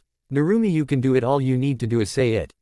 Just grow up for this one moment. I mean, no matter what, you guys are going to have to be together due to these villages' treaty, so you might as well say it and get it over with, Natsui told Narumi, hoping that she would actually tell him already. Well Naruto, you see, after you left I found out that I love you, Narumi finally quickly said, making it sound like the last three words were really one. Why is she having so much trouble? I mean, even though I don't really like my old family, I still can say that I originally loved them. So, why is she having so much trouble saying it? Come to think about it, what was that kiss about too? I mean, that wasn't exactly how people should greet each other, but whatever, she just must be used to greeting her mother with a kiss on the cheek or something, and I just turned. Naruto thought, confused enough, till he finally asked about it.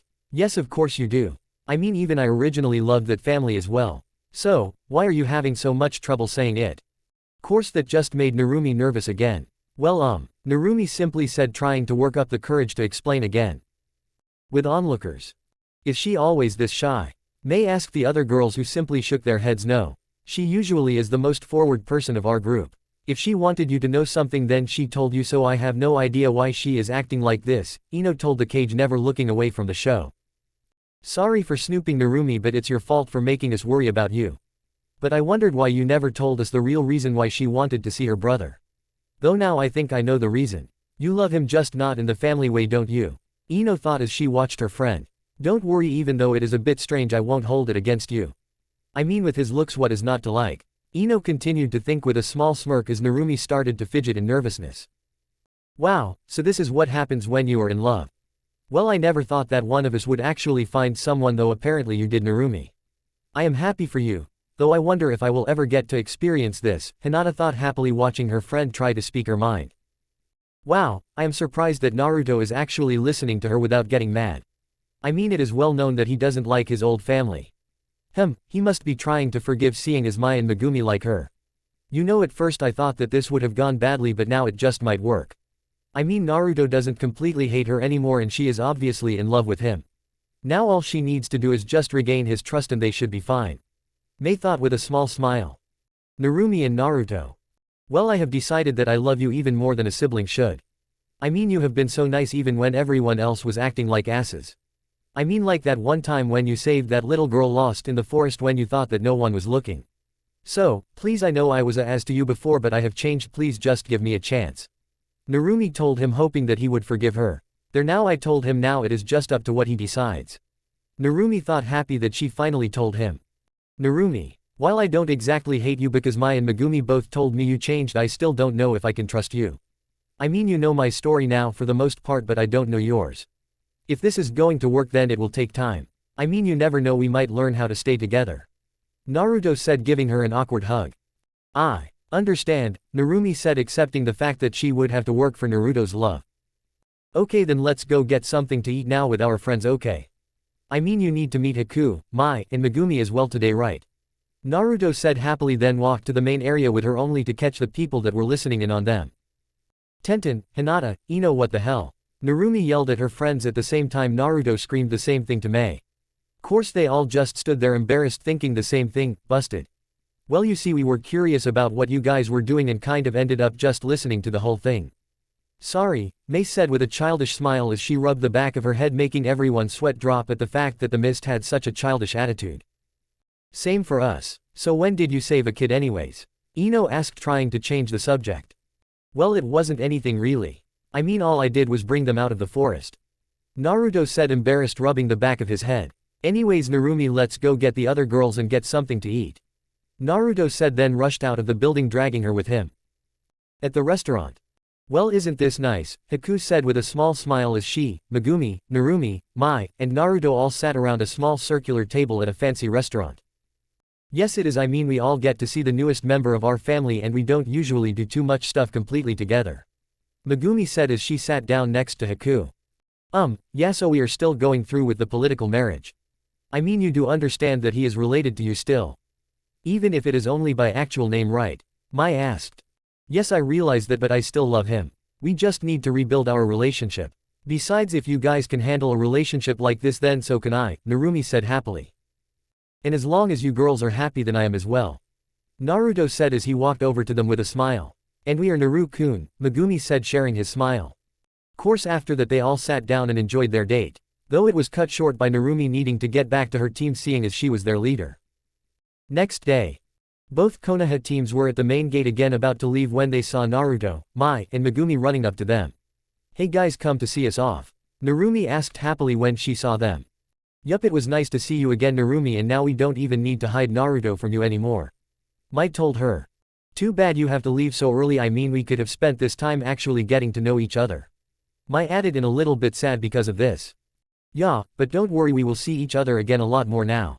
I mean, we all are a big family, right? Narumi said with her smile never leaving her face. This of course made all of them smile some more. Then Naruto walked up to her and awkwardly gave her a hug, then stepped back a little bit. It was nice seeing you without all the disguises. Oh, here, I think you might like this. Naruto told her with a small smile, then threw an unmarked scroll at her.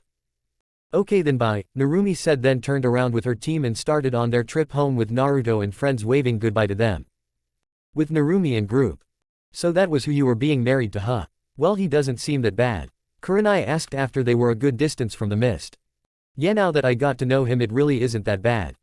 I really think I could get used to my life with them, really. Narumi told her happily. Bah, it is still stupid that they are making you marry that loser anyways. Wait, I heard that you wouldn't have to go through with the arranged marriage if you were already with someone.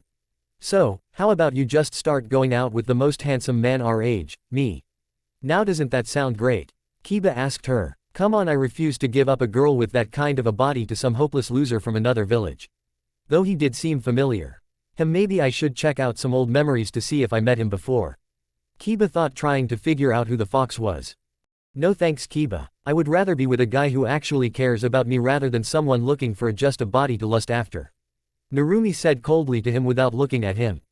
Bah, you will turn around. Though I can't help but think I knew that kid from somewhere. Wait, didn't you have a brother that looked kind of like you? Kiba asked, causing Narumi to stubble a bit. Yeah, I did, but he left long ago, remember? I mean, I bet he didn't even make it or is a civilian somewhere. Narumi lied, hoping that he wouldn't figure it out. Yay, I know he left a while ago. Though if I remember correctly that scent is a lot like his. Wait, it has to be him. I mean, there are too many similarities between the two of them to be noted. He thought he was so smart, but he forgot that my family never forgets a scent. Ew, that sick bastard actually agreed to marry his own sister. Kiba yelled out in realization, not noticing Narumi flinching at that comment. Course when Kiba said that, all conversation was lost, so they all went home without talking too much more. At the village.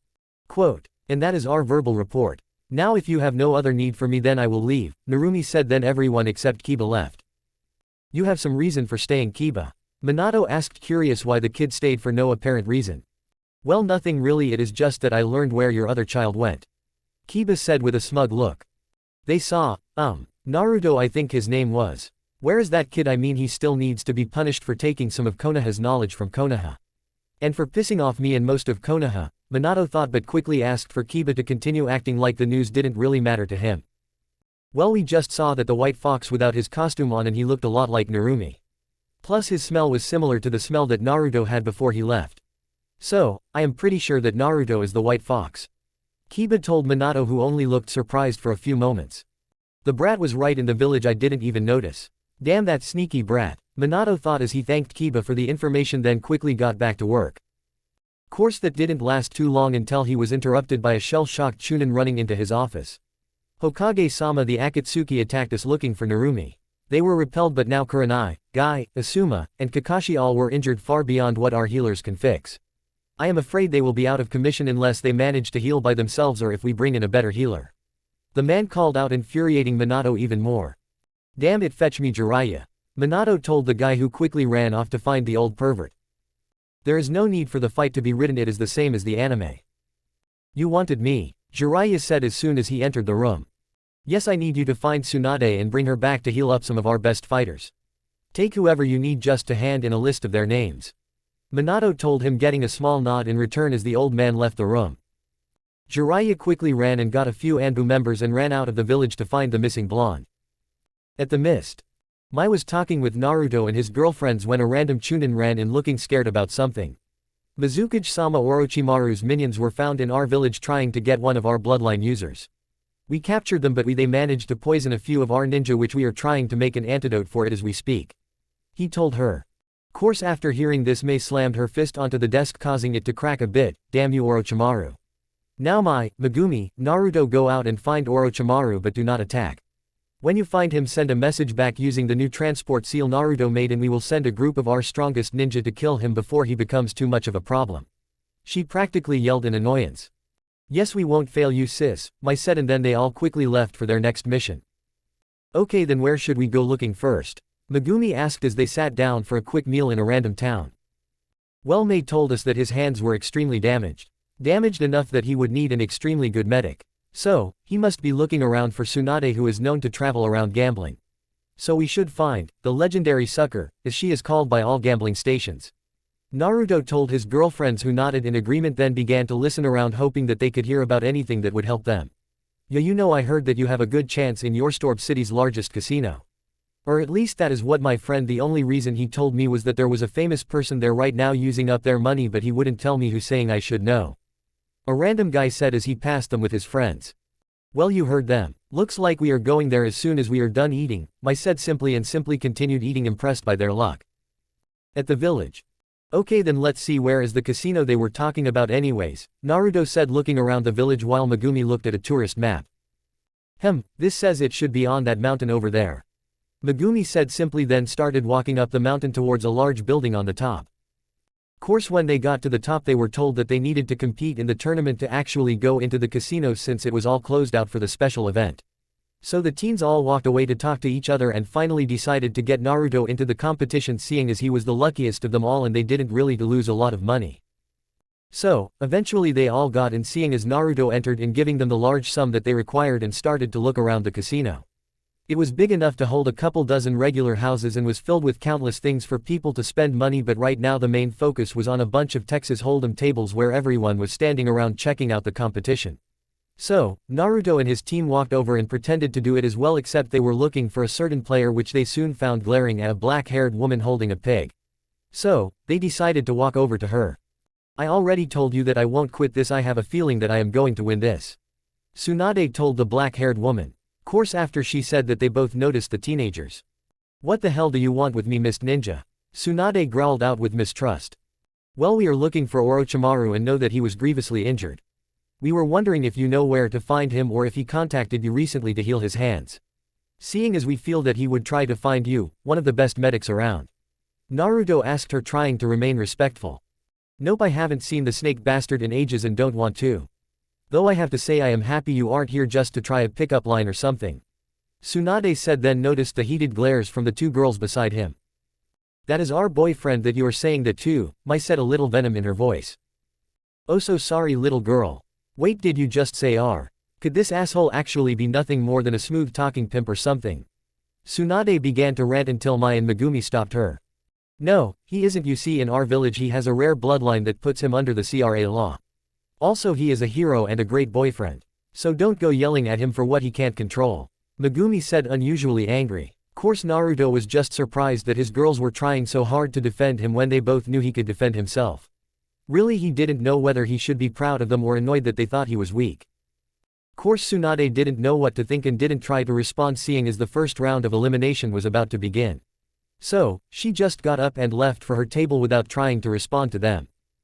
"We got the information even if it wasn't what we hoped. Should I just leave now with all of our money or try to play a bit?" Naruto asked the girls, seeing as Mai was technically in charge even though they all really just worked as a team without needing too much leadership. So, of course the girls just talked it over, already knowing that Naruto wanted to play. And after a few moments they decided that they could stay for a bit and allowed Naruto to play. So, Naruto quickly worked his way through the competition just by using his ninja training to see even the slightest movements and bluffs. Plus, it also helped that Naruto was one of the luckiest people on the world. After the tournament, Naruto and the girls left quite happily, seeing as they won a lot and only had to deal with a few idiots that thought that they could rob ninja without any ninja training whatsoever.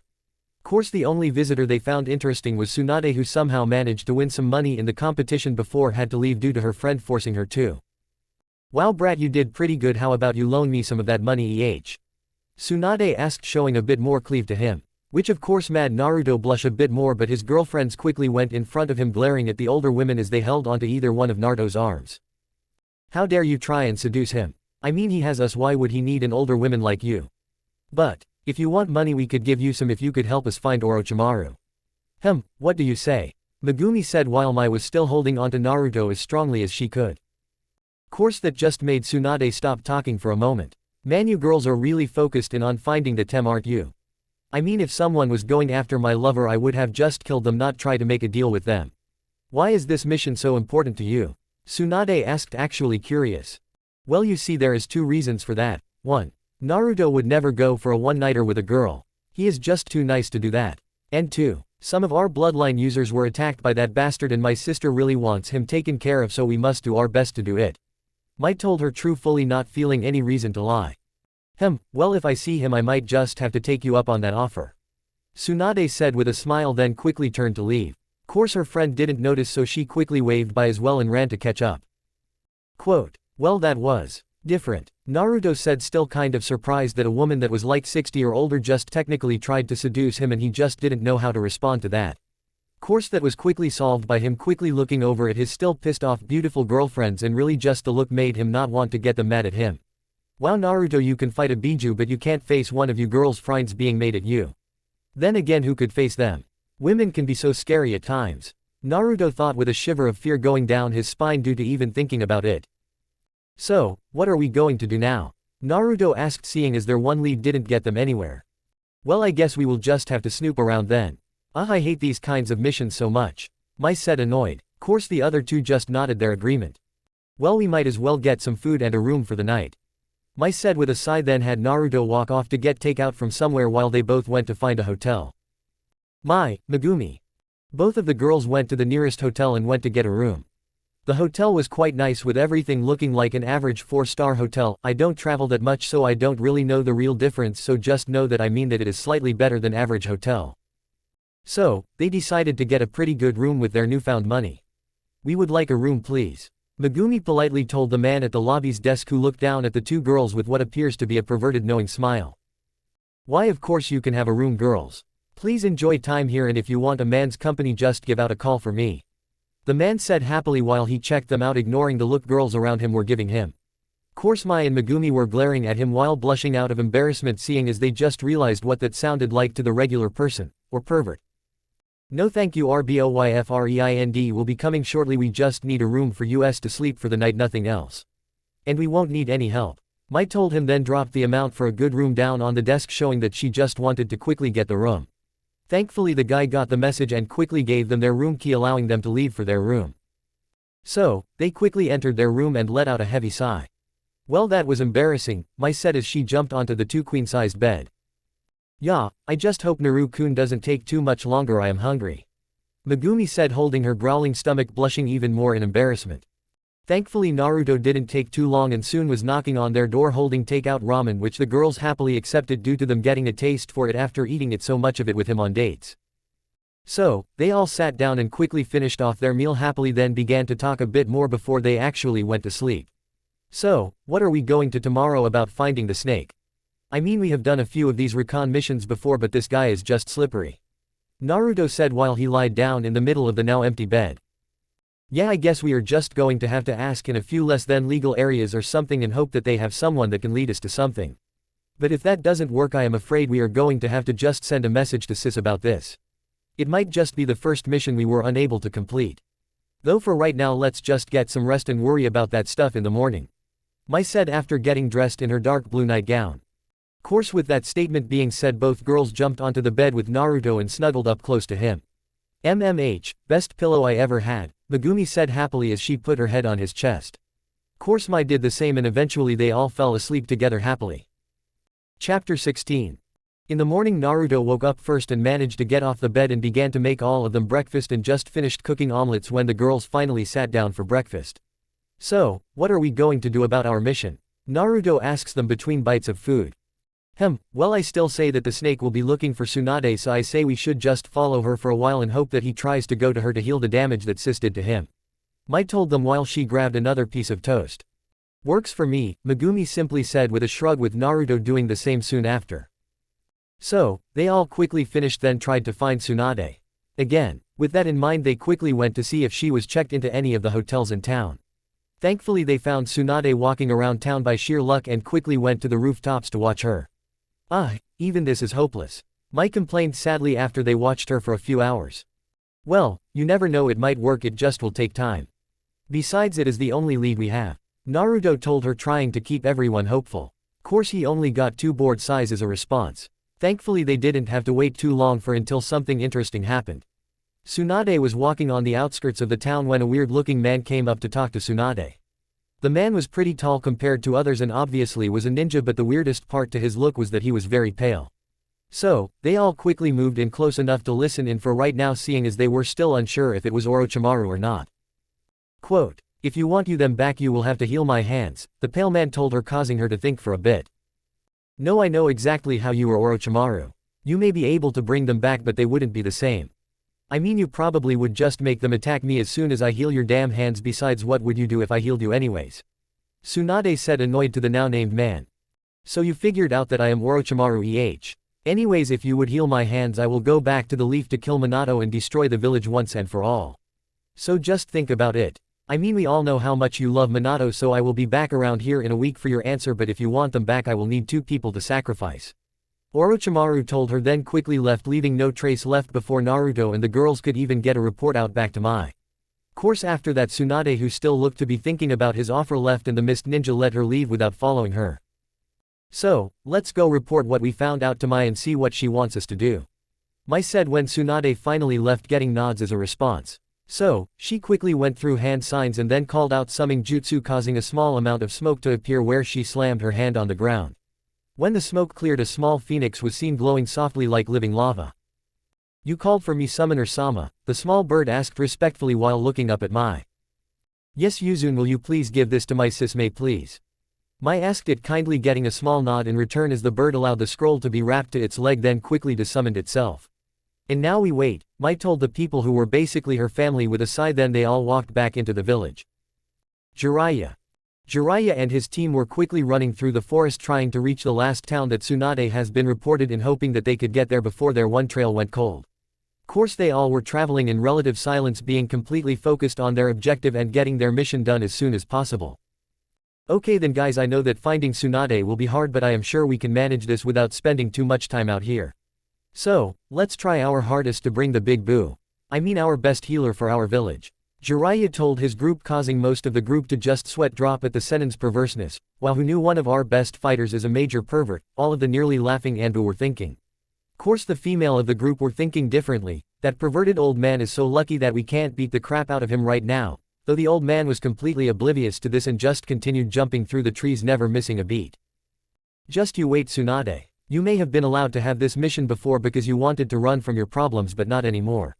We need you now for the village so you can't wallow in misery anymore. Besides, I miss seeing those big melons of yours, Jiraiya thought with a bit of droll coming from the side of his mouth. Mai was at a regularly scheduled meeting with all of the civilian and ninja councils when one of her family's smaller summons poofed into the room, standing right next to her. Message Mai-sama, Yuzun told the older of the sisters. Ah, thank you Yuzun, Mai told the bird with a small smile, then quickly grabbed the message. When she finished reading it, she was both worried and proud of the team that she considered to already be part of her family. What is the message, Mai-sama? One of the elders asked, clearly curious. Well, you see, I sent our newest Chunin team that we have started to call the Reaper team due to them getting several bounties already. Anyways, they sent this to tell me that their mission, which was to simply locate Orochimaru, was a success for the most part, except the fact that he won't be seen for a week at the location they are at. So, they basically succeeded and now are just keeping watch until I send a team to take the snake out. Mai told her full council, being completely honest. What, you sent those youngsters after one of the worst criminals from Konoha? Are you sure that was the smartest idea? One of her elder asked.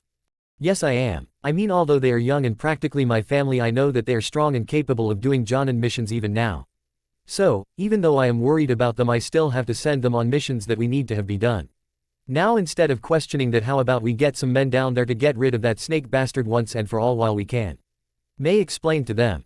So, after hearing that, everyone was silent for a moment, digesting what they heard. Then finally one of the ninjas spoke up.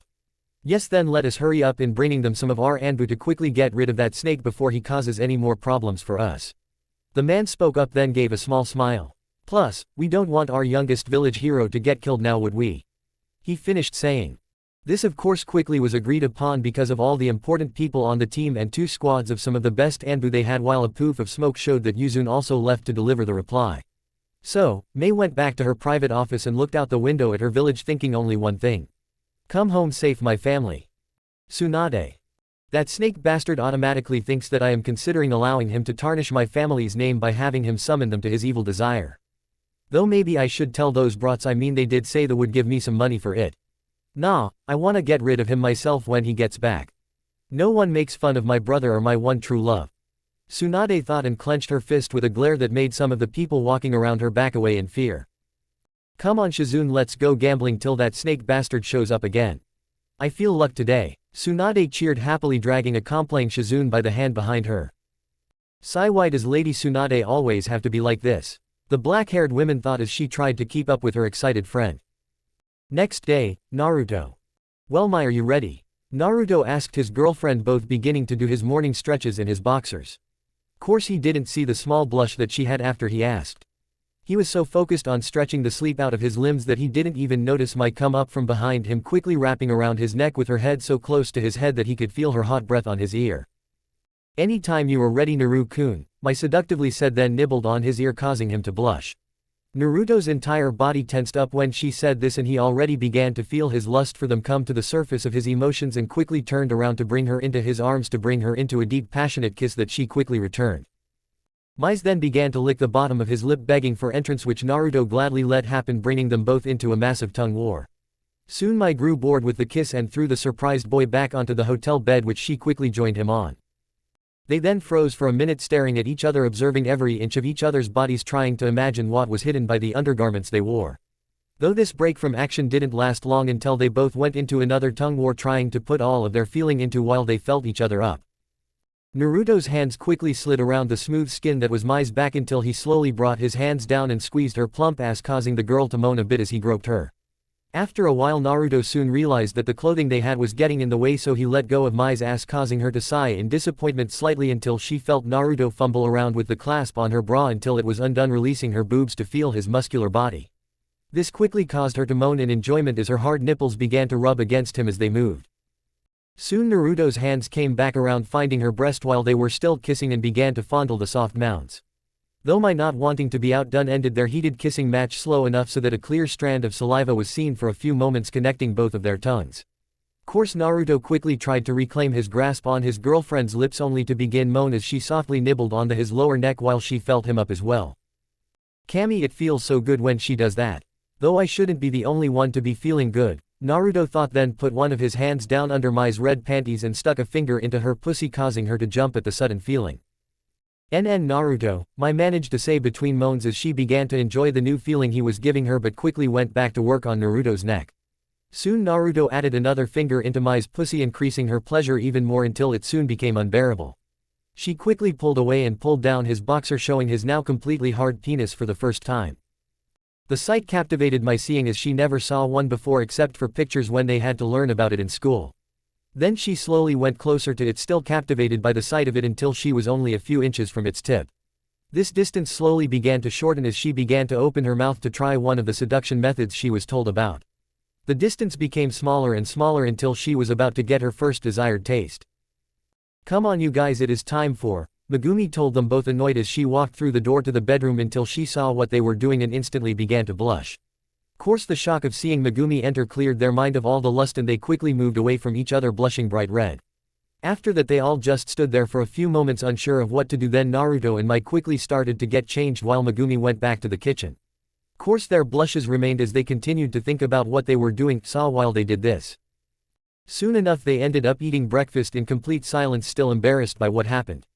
Thankfully the silence was broken by Yuzun poofing into existence right in between all of them. "Mai-sama, here is your reply from Mei-sama," Yuzun told her happily while Mai thanked the bird and untied the note from its leg, which she immediately began to read. "Okay guys, good and bad news. The good news is that we have what we can basically call a vacation for about a week. Though after that we have to hunt down the location where Orochimaru is going to show up at. Then mark it with one of the Anbu hunters tracking kunai. A kunai that constantly is tracked by a seal they have both with them and on the kunai. So, how about we get ready to enjoy this unexpected vacation Mai said with mixed emotion, but then produced a big smile at the thought of a vacation, which was returned by both Naruto and Megumi. We may be hard workers, but who could pass up a vacation? They all thought as they quickly finished their meal and started planning, forgetting what happened for the time being. Jiraiya and his squad were about halfway through their trip when they reached a small village where they decided to set up for the night, seeing as the Anbu were exhausted, so Jiraiya got some rooms for all of them. "Okay then, I got 2 rooms for all of us SSSOO, Jiraiya said, holding the long enough to check out the Anbu again, noticing that some were female, and began to droll again. "All the females are sleeping with me. I mean in my room, while the guys take the other," he finished saying with a big lecherous smile. Course instead of the answer he wanted, his ears and everyone else's ears were all injured by all of the female Anbu screamed out, "Hell no." They then quickly took one of the room keys from him and walked away from the group of guys. Quote, "You are so lucky that you are our superior for this, you old pervert," the rest of the guys thought as they watched the girls storm off away from them. Course with that they simply walked with the now depressed Jiraiya to their room, still rubbing their injured ears. Eventually they all were in their own room, slowly trying to fall to sleep so that they could prepare for the next day. Narumi. Should I tell them? Narumi was silently contemplating in her room. Ever since she came back from meeting Naruto she was thinking this same question. Would he be mad at me if I told them? I mean, he still doesn't trust us completely, but still they are family and family friends. Plus, he never said if I could tell them or not. Man, I just don't know. She continued, not even noticing that her mother entered the room. Narumi, are you okay? Kushina asked, concerned about what she thought to be her last child making her jump. Why yes mom, I am fine. I just am thinking about things right now, Narumi said, trying to remain as vague as possible. Really, is it about the marriage that the cage is making you do? Kushina asked, obviously annoyed with the marriage still. Yeah, I mean I met him and he seems nice enough, but I just can't help but think that he is hiding his true self. Narumi said, putting air quotations in when she felt they were needed. Oh, well, I am sure you will find out eventually. Though I am sorry that you won't get to marry the man that you fell in love with. Kushina said, then paused, looking at her daughter's confused face. What, you don't think that I know about your secret crush on Naruto? I mean, it was obvious that you were utterly depressed when he left. Plus I read your diary that you have filled with only stuff about him. Kushina told her daughter with the same small smile she had before. Too bad we probably will not ever see him again. She finished, sounding depressed about the thought. Course at this time Narumi finally decided to tell her mother, figuring that she seemed to still really care for him still. Hey mom, I actually need to tell you something.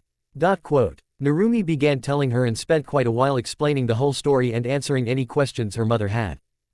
Chapter 17 Inches Regular talking. Regular thinking. Demon talking. Demon thinking. Talking to demon. Narumi and family. What? You mean that my baby who I thought was long dead was actually here? Kushina asked, looking like she was about to cry. Yes. Sorry for not telling you, but I just learned it myself when I went to the Mist Village on my return trip from my last mission. Narumi told her. Wait, so he is the one you are marrying? Kushina asked, just realizing this. Yes, Narumi told her plainly. And he is your brother? Yes. And you are still going through with this? Yup. And you love him that way? Yes. Does anyone else know? Only you, me, him, and the other girls. And this was the basic conversation between the two, seeing as they didn't know really what to say in the embarrassing conversation. Opening parenthesis. Is that really how to split up what each person says like some people want? No, I am not doing it anymore, but let it be known that I tried it. Course they basically decided to ignore the new fact that Kushina learned until it became relevant to them again. Naruto and group. Now we really should take another break when all of us are together. It is really relaxing, Megumi told her family with a sigh as she stretched out on the ground. You see, all three of them decided to relax at a nearby lake for some sunbathing and such to enjoy their time before they had to be sneaky again. Yeah, this is nice, though it would be better if we weren't in a village that we barely know anything about.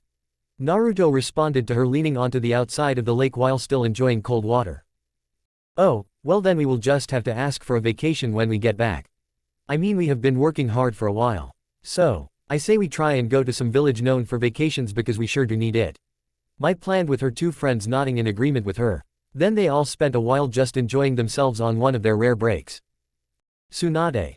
So, Shizune, you ready for another day of gambling? Tsunade asked happily as she walked towards the casino. Lady Tsunade, are you really going to waste all that money right away? I mean, you just got it, and for once it isn't from some loan agency. How about we just make it last this time? The black-haired women asked, hoping that for once they could actually have money to live off of instead of living from dollar to dollar. Bah, don't worry, I won't use it all. In fact, I bet we will have double the amount by the time I am done with this place. Now where is the booze? Tsunade said, just as happy as she dragged her family into the casino yet again. Seriously, if anyone knows the relationship for sure, please tell me, because I don't remember actually hearing about it. Sigh, it looks like we will be broke again. Why do I put up with this again? Oh well, I guess I will just have to sneak some money of her when she is not looking and add it to my emergency fund again. If only she was a better gambler, then I wouldn't even have to do this. Actually, with the way she drinks, I probably still would have to anyways, Shizune thought, then let out a loud sigh and followed Tsunade in, looking at the suitcase of money she carried. Course she didn't realize that Tsunade was thinking about something other than gambling as well. I have a week to decide if I am sure about what I am going to do about Orochimaru. I mean, either I get my family back or I don't trust that snake. Should I go with my heart or my brain? I need time to think, with the thing that clears the mind the best sake. Tsunade thought with a small semi-happy smile, and then ran into the casino knowing that Shizune is right behind her. Orochimaru. So are you sure we should let Tsunade run free for a week? I mean, she could escape before we manage to get her to heal your hands. A random ninja asked his leader, who simply laughed at the man. Don't worry, she won't leave. I mean, she loves her stupid family more than anything. Meaning that she will probably end up agreeing to my conditions. Though if she doesn't, then we will just force her, and I know her main weakness. Orochimaru said with his sadistic smile that he always seemed to have. Now why don't you take a squad of searchers and make sure that she stays there just to be sure? I mean, I want to make sure that she stays there just to make sure. Orochimaru told the man, clearly stating that he wanted the man to leave. So, the man smartly decided to a small bow and leave the dark chamber. Ku, I will have you heal me Tsunade, then I will continue my master plan, Orochimaru told himself when his ninja left the room. Jiraiya. Okay, then are you guys ready to go? The Anbu asked in one of their rooms after they all woke up. Yes, we are ready, we are just waiting for Jiraiya to wake up. For a half an hour. I think we should just wake him up ourselves. One of them said, and then they all quickly entered the room. Jiraiya claimed only to see a strange sight. Jiraiya was sleeping in only his undershirt and boxers with turtle prints on them, with his blanket half on himself with a leg and his upper body showing. He had no pillow, but instead he was now drooling on his hair, which was rolled up into a pillow. He also had a snot bubble coming out of his nose as he was loudly snoring. Not to mention that he was talking in his sleep and all he was saying was extremely perverted. Ah, yes, you can touch it if you want. ... Oh, thanks, I know that I am that good. ... I am not legendary for nothing. Ah, my lovely sake, the only thing that could make you better was if you were a woman I could drink and play with at the same time, and other weirdness between his snores causing all of the Anbu to sweat drop. If this is our second strongest warrior, our village really has fallen. This old man isn't threatening anymore. He is just sad and perverted. One of the Anbu thought, and then they finally decided to actually wake him up. Course, right before they did, they saw another weird sight. All of a sudden a strange-looking toad poofed into existence right on Jiraiya. The toad itself looked like a science problem gone wrong, seeing as its head and legs had the normal toad look to them, but his torso was just a clock. A clock that actually had numbers and hands going around it. But the weirdest part was the way it sounded. The poor frog's voice was the normal deep tone for toad summons, though it had a weird ring to it. Wake up, you old pervert, it is time to go, the toad screamed, ringed at Jiraiya, who began to groggily get up. Is it time to wake up already? The still half asleep Jiraiya grumbled. Yes, now get up, the toad said, and then went back to its own dimension. Course, Jiraiya, who now was basically awake, finally noticed the Anbu who were standing in his room. Oh, hey, coming to greet me or am I just late? He asked them, not caring that he was still only in his night clothing. Either way we need to go, so I will meet you down at the main lobby in 5 minutes. What? Jiraiya continued, then asked them when they didn't move right away. Well, we just are curious about what happened to that toad, one of them told him, getting a laugh in return. Well, his name was Gamabata, who originally was one of the message-carrying toads. Though one day when he was with one of his friends in this world, he was bet a load of bugs to eat one of the clocks that were around at the time. So, of course he did it with the intention of spitting it out later, but right before he could desummon them. When that happened, the chakra used for the desummon somehow mutated him enough so he looked like that when he was back on the mountain. He has been my alarm clock ever since then. So, I guess he just shows that you truly are what you eat. Jiraiya explained, then laughed at his own joke. Course, the Anbu were all thinking something like, that poor toad, as they finally began to head down to the lobby to wait for their perverted captain. When he finally came down, they didn't say a word and just left to make up the time they lost. And soon they were out of the village, heading to where they hoped Tsunade would still be. Week passed. Naruto's group. Are you ready? Naruto asked without emotion, thinking about the danger his loved ones were about to go into. Yes, and Naruto, don't worry, nothing is going to happen to us. I mean, we are strong enough to take care of ourselves. You don't need to protect us from everything. Mai told him, with Megumi behind her smiling, obviously thinking the same thing. Fine, I know you are both strong girls, I just don't want to lose you. Naruto finally told them, completely honest. Course, the girls just lightly laughed, then went up to give him a quick kiss on the lips. Don't worry, you won't get rid of us even when you die. Now come on, last one, see, Tsunade has to buy all our meals for a week. Megumi said, then quickly sped off towards where they knew Tsunade was, seeing as she did what she wanted. She destroyed the nervousness of her family with a carefree game. Course, this brought a smile to both Naruto and Mai's faces. Come on, let's catch up before she finds Tsunade. I mean, I don't want to pay for your guys' bottomless pits. Mai called out to Naruto as she started running. Meanwhile, Naruto just smiled a bit more and then quickly followed, watching his two girlfriends with loving eyes. You girls can say what you want, but I would gladly give my life to protect yours. He thought, then looked at them again lovingly, then quickly sped up to catch up with them. Tsunade. Tsunade was preparing silently in her room for what she decided to do with a heavy heart. Sigh, I wonder what you two would have wanted me to do. Well, I guess I will have to find out when I see you again, she thought as she stood up and began to walk towards the door. Shizune, come on, she quickly yelled, then saw her companion walk towards her with a confused and nervous look in her eyes. Well, I guess we are going to have to find out what is going to happen when it does. Tsunade thought, when then walked out the door without thinking about it again. Orochimaru. Let's go, Kabuto, and remember to stay hidden. I don't want her to know you are watching her jutsu. Orochimaru ordered his right-hand man. Understood, Lord Orochimaru, Kabuto said, completely obedient to the older man. Missed Anbu. Okay, then everyone make sure you keep an eye on the Chunin team that has our kunai. Now they will be showing us where Orochimaru is, so the moment they activate it we need to rush to the location. I mean, May will have our asses if we let something happen to them. So, are you guys prepared? Their captain asked his men, already knowing the answer. Then let's go, he told them, and with that they all went to where they knew Naruto, Megumi, and Mai are. Meeting point.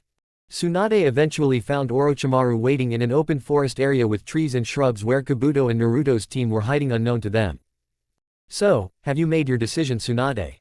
Orochimaru asked in his normal crazed voice. Course Tsunade didn't actually say anything, instead she just raised up her hands where a bluish-green color appeared.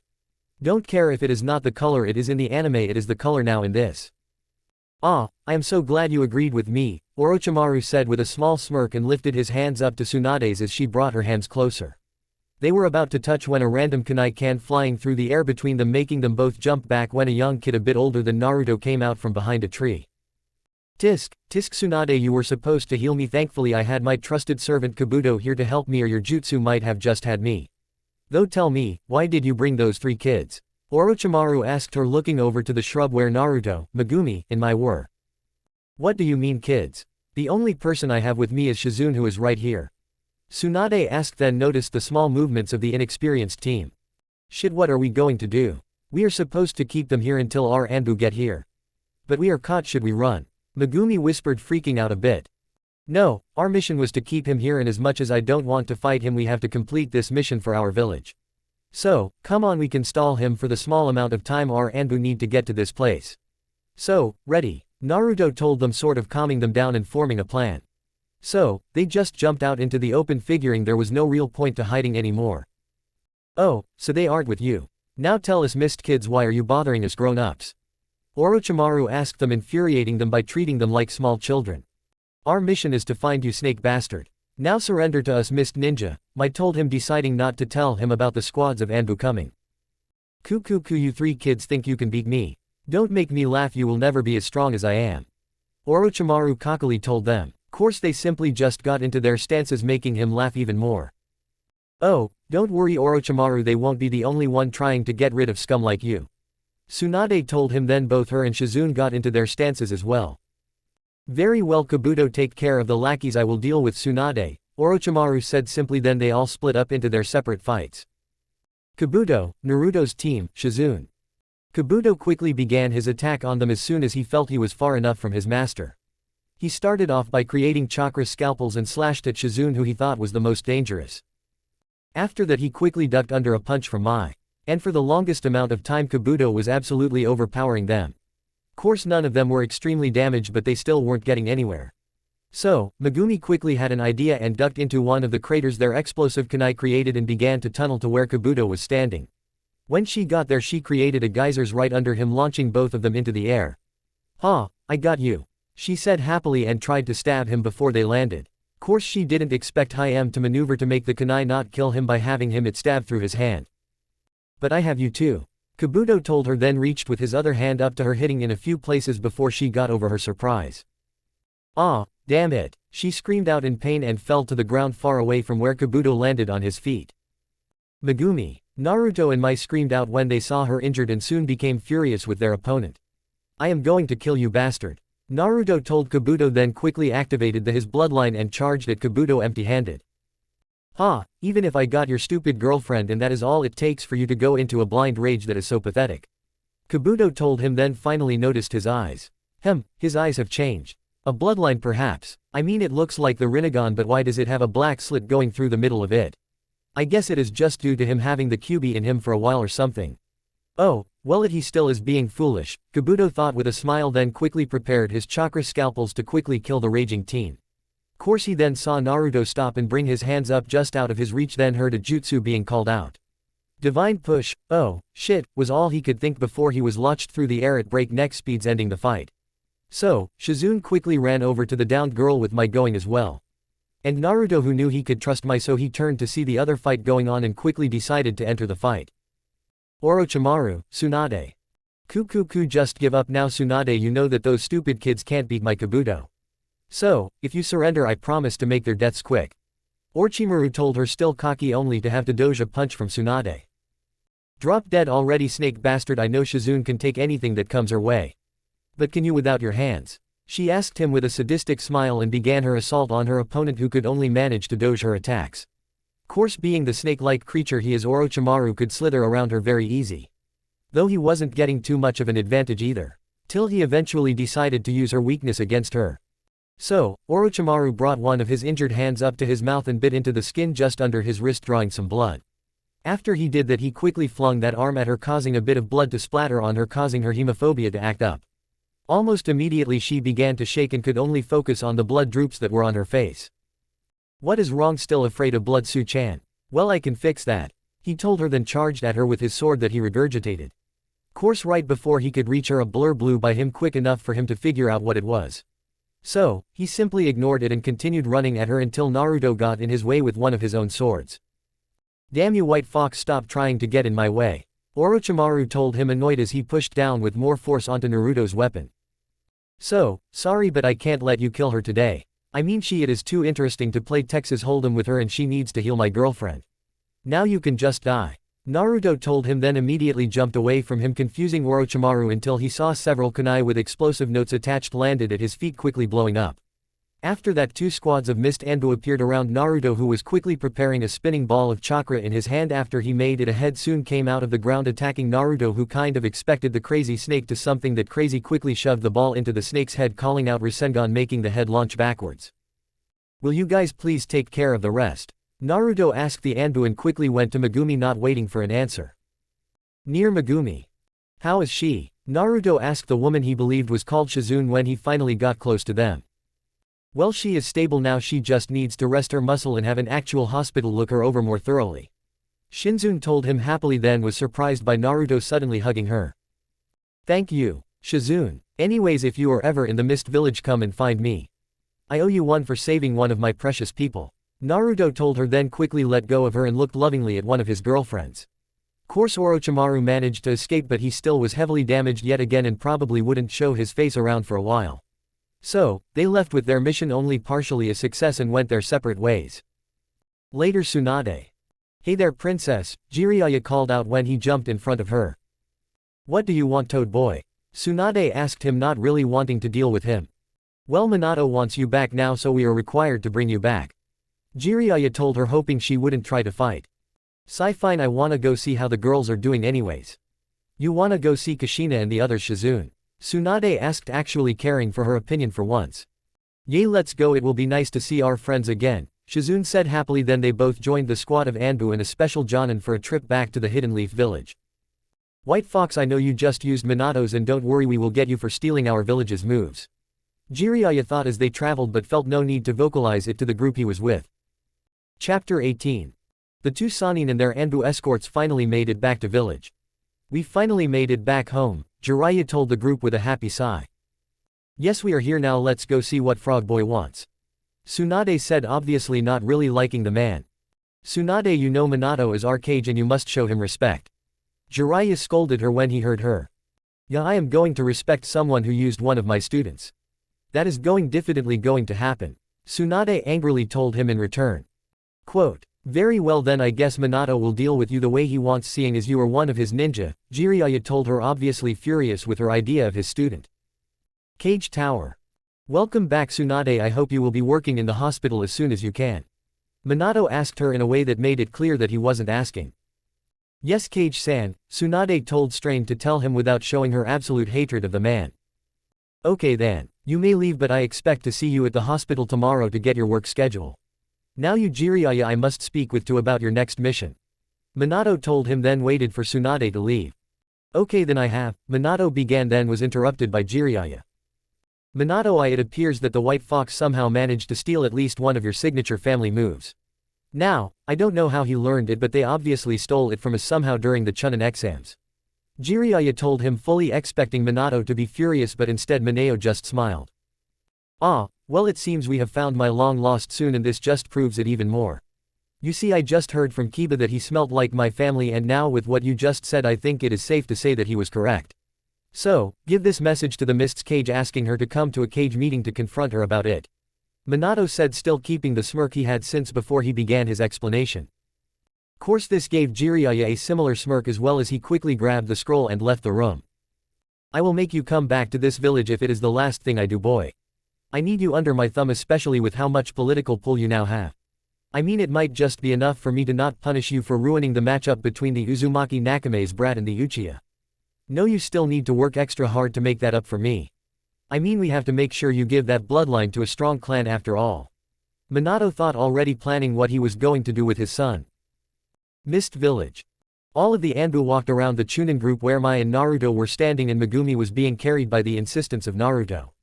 Ah, nearly there guys, and look, sis is here to welcome us. Mai said happily. Yay, but it still sucks that we weren't able to kill that snake bastard before he comes after any of our village again. I mean, it is our job. The Anbu captain complained. Don't worry, I am sure you will get another chance to kick his old pedophile ass. Naruto told the guy. Yay, but I just don't want any other village to be able to get the chance before I get him. The Anbu said. Yay, right, you know, if he came back it would end up being Mei killing him. Another of the Anbu mocked their leader. Hey, it is possible. Yay, and Kazushi sensei will be the next Kage, another one of them said, causing all of the present company to laugh. Course Mei saw this and sighed happily. It is good that we can now not worry about a failed mission or two. I mean, before the rebellion failing means died. Though now life is so much better for us. Even our Anbu as strong as they are still laugh and enjoy life. What a great era we have brought to our village, she thought happily, then finally noticed that one of the young ones wasn't walking and immediately called for the medical ninjas. Still, when they finally reached her at the gate, she acted professional and greeted the Anbu first, then turned to the Chunin team. Come with me, was all she said to them, and then turned to walk towards her office with them following as soon as they saw Haku taking Megumi for her scanning. Okay, then what happened? Mei finally asked when she sat behind her desk. Well, the squad leader began, then gave his oral report. I don't think I need to write a first-person view of what happened. I mean, you read it. Ah, well then you had no choice but let him escape. Don't worry, you will not be punished for it, seeing as you made sure that these kids came back safely. Just try not to have it happen again. Mei told them, who all said, yes Mizukage-sama, and left the room, leaving only the two Chunin remaining in the room. Okay then sis, begin your report.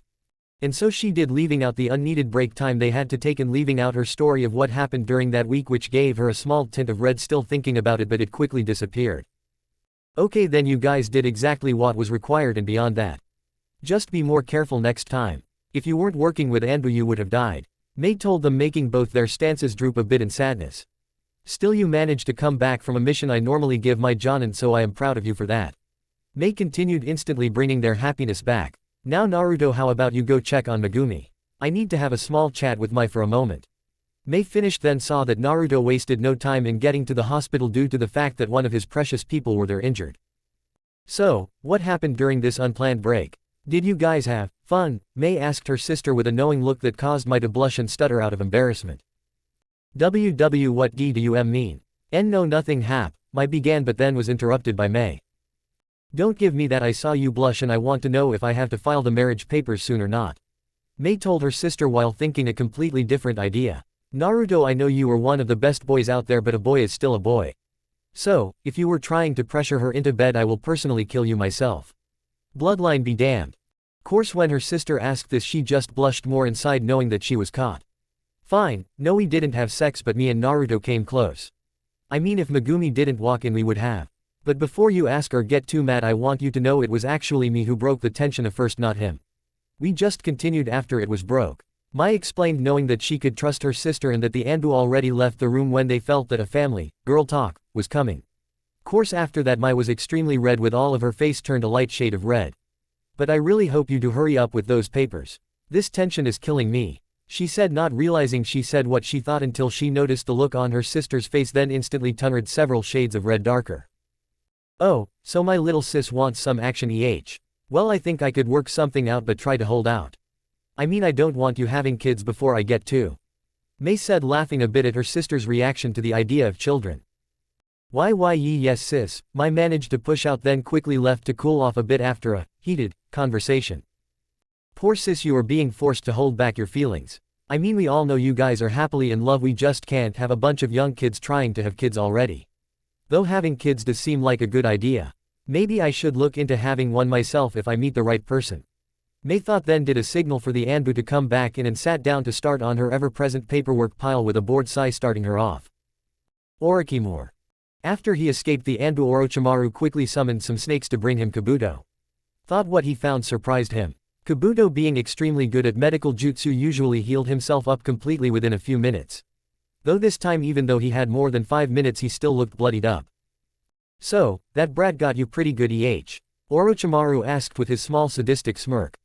"Yes, he did. I mean, he used some sort of bloodline move to push me and everything around me away from him. Not only that, but he did it twice, one for my lower body and one for my upper body. If it wasn't for your experiments, I would have been ripped in half.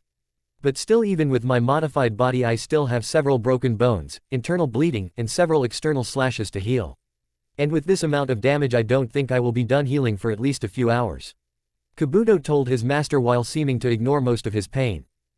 "Ah, so Foxy-kun could be of some use for me then. I will have to look into that. But for now, you just heal up as we head back home. We need to prepare for my only healing option left, a body transfer. Sadly, this also means that I won't be able to take the Uchiha's body anytime soon anymore," Orochimaru told him, but really was just vocalizing his thoughts for most of it. Then after a while, he had one of his snakes swallow Kabuto for easier transport. After all, he was still useful. "You brats, an old hag may have stopped me today, but I will have the last laugh. Mark my words, I will have my revenge," Orochimaru thought angrily, then used one of his special jutsus to burn his body out of the area. Same thing used when they meet Sasuke in anime. I just had to use it because it did seem kind of cool. Tsunade. Tsunade and Shizune were walking down one of Konoha's streets planning to go see Kushina and the girls. Course Tsunade took the time to look around and noticed several shops dedicated to Minato, the man that they all followed without really knowing the true him. Course when she glanced over at Shizune again, she mentally winced in pain thinking about her loved one's relationship to the women and how close they always were. I put this small bit in just to say thanks to Forgotten Kami for telling me about the relationship between Tsunade and Shizune in a story. Finally they made it to the complex, which was now the headquarters for some of the most powerful women in the village, and quickly knocked on the door, which was quickly noticed by the people living inside, and they were let in quickly. "Welcome Tsunade, Shizune," Kushina told them happily. "Thank you, it is good to be back," Shizune told her as they set down their things in the living room where most of the residents were currently in. "So, how was your recent travels? Anything interesting happen?" Kurenai asked, truly wanting to know some more about what happened to them. "Ah, not much, except we fought the snake bastard again. Though we did meet this interesting brat recently. I think his name in the books is the White Fox or something, but anyways, I have to say that kid is really interesting, and a really good Texas Hold'em player," Tsunade said, then noticed the interest the others took in this boy. "What, is he important or something?" she asked, confused. "Well, yeah, he kind of is. I mean, he is the guy that the blonde bastard forced upon Narumi," Enko told her, shocking the older women. "Oh, so we should have, accidentally, got rid of them then?" Tsunade asked, already planning how to get rid of them without causing too many problems. "What? No, I actually like him," Narumi yelled out, then quieted down, realizing that she just yelled that out. "Yay, don't worry about him. I mean, he is the first boy to manage to get into the Ice Princess Narumi's heart, and pretty soon in here as well," Enko said with a perverted smile as she then grabbed Narumi between the legs, surprising the girl into blushing even more while Narumi quickly got away from Enko. Enko, why did you do that?" Narumi asked, now completely red-faced due to anger and embarrassment. "Course," said girl, just put on an innocent face. "What, me? I was just giving you some practice for when you have fun with the fox," Enko told the girl, feeling that was a good enough answer. "We won't be doing stuff like that for a while," Narumi yelled back. "Though when we do," Narumi began to think with a bit of blood dripping from her nose. "Okay, then apparently Enko isn't the only one with a perverted mind then," Kurenai said, breaking Narumi out of her dream and into a state of extreme embarrassment. "No, I wasn't thinking of anything perverted." Narumi tried to lie to save herself, then noticed the blood from her nose and quickly got rid of it, but she knew everyone saw it. "Okay then, so I think a bit perverted, but can you blame me? I mean, I probably have the best boyfriend that is around my age. I mean, not only is he handsome, but he also is caring, loving, and famous. I don't think I will find any guy that is more perfect than he is," Narumi said dreamily. Geez, she really is head over heels for this guy that she just met, was all the girls could think until the door opened up again, letting Hinata and Ino inside. "Hey Narumi, you want to go train a bit?" Hinata asked as soon as they got over, greeting everyone in the room. "Yay, sure, just give me a minute to pack," Narumi told her best friends, then ran upstairs, happy to have a distraction from the previous conversation. Course that didn't stop the conversation from continuing without her. Geez, she really is in love with that boy that she just met. Well, at least she doesn't hate the person she is being forced to marry. Kushina said, obviously still upset with the forced marriage. Huh, oh yeah, that is why she found out that Yuto is really her BR, Ino began before she was stopped by Hinata's hand. She means that he is really her type, Hinata told them, then leaned in to whisper to Ino. I don't know who she wants to know about that, so let's not tell everyone about her like of incest, okay? Course all Ino could do to answer at the time was just nod her head until Hinata let go of her. Okay then guys, let's go, Narumi told her friends happily, then ran out the door with them. It seems that Ino was going to say something else, but what? All the people left in that room besides Kushina began to wonder, looking at the door where the girls just left. Jiraiya. Jiraiya was quickly running towards the mist village so that he could complete his mission as fast as possible. Soon brat, I will be able to bring you back to your father where you should have been for quite a while. Jiraiya thought happily as he finally saw the village in the distance. But then again, I could always try and find out if all girls in this village are as large as your cage, he thought with a perverted giggle. Course he was quickly stopped by the gate guards when he reached the gate. Halt, was your name, village association, and reason for being here? The guard asked, already wary of the old man and his crazed giggling. Oh, gee, security is tight, but I guess that is to be suspected, Jiraiya thought when he noticed that there were also several other defensive seals in the gate and several ninja already reaching for weapons. Okay then, I am Jiraiya the Sannin from Konoha, I am here simply to deliver a message from our cage to yours. Jiraiya told him, figuring that it would be best to sound more official. And I want to see some of the lovely ladies here as well, Jiraiya mentally added, casually glancing towards one of the random female ninja who had a very nice look by his standards.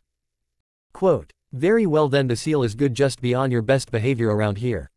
We don't need any trouble around here, the second guard finally said after looking at the message scroll seal. Thank you my good man, now can you please tell me who created these interact seals? I mean, this is on a level only a few masters could do. Jiraiya asked, hoping they would actually tell him. Well, they came from our resident seal master and his disciple, the guard said happily, remembering how much easier his job got thanks to the seals. Oh, and who is that? I mean, I would love to exchange seal ideas with him before I leave. Jiraiya asked, actually telling the truth. Yes, his name is Naruto Uzekaz and you can find him mainly at Yoshi Market. The guard told him. Ah, thank you, now if you would please call someone to bring me to your cage, that would be appreciated. Jiraiya said, returning to official protocol. Ah yes, of course, the man said, then called over one of the ninja that had long since dropped their guard. And with that, Jiraiya began the short trek to the Mizukage office. In Mei's office. Mei was working hard on her never-ending pile of paperwork when she heard a knock on her door. Come in, she told them simply, then went right back to work.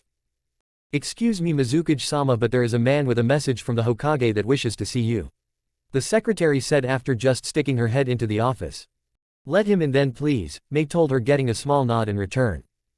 She will see you now, the secretary told Jiraiya simply, then walked quickly away from the man that tried to flirt with her as soon as he came in. So, Jiraiya simply walked through the door and immediately had to fight his perverted tendencies. Damn, they really were right about her being sexy. Must not try to grope. Must not try to grope. Must not try to grope. Quote. Jiraiya thought as he looked at Mei. Damn, it had to be the perverted Sannin, I swear if he tries to touch me I will melt his balls, political immunity be damned. Mei thought, then quickly hid her dislike of the perverted man by giving him a small smile. So, what is this message you have to give me? Mei asked, somehow managing to keep her voice sounding friendly. Oh, yes of course, here you are. Jiraiya told her, suddenly out his self-induced trance. Thank you, Mei said simply, then opened the scroll and began to slowly read through the message. So, is it safe to assume that you are going to be the one to take me to Konoha? Mei asked him as soon as she was finished with the message. Yes, that is correct, though we also ask if you would please bring Yuto or the White Fox, as he is known to come as well, so that he can visit with his future wife as well. Jiraiya told her, faking the idea that he didn't know the White Fox's real name.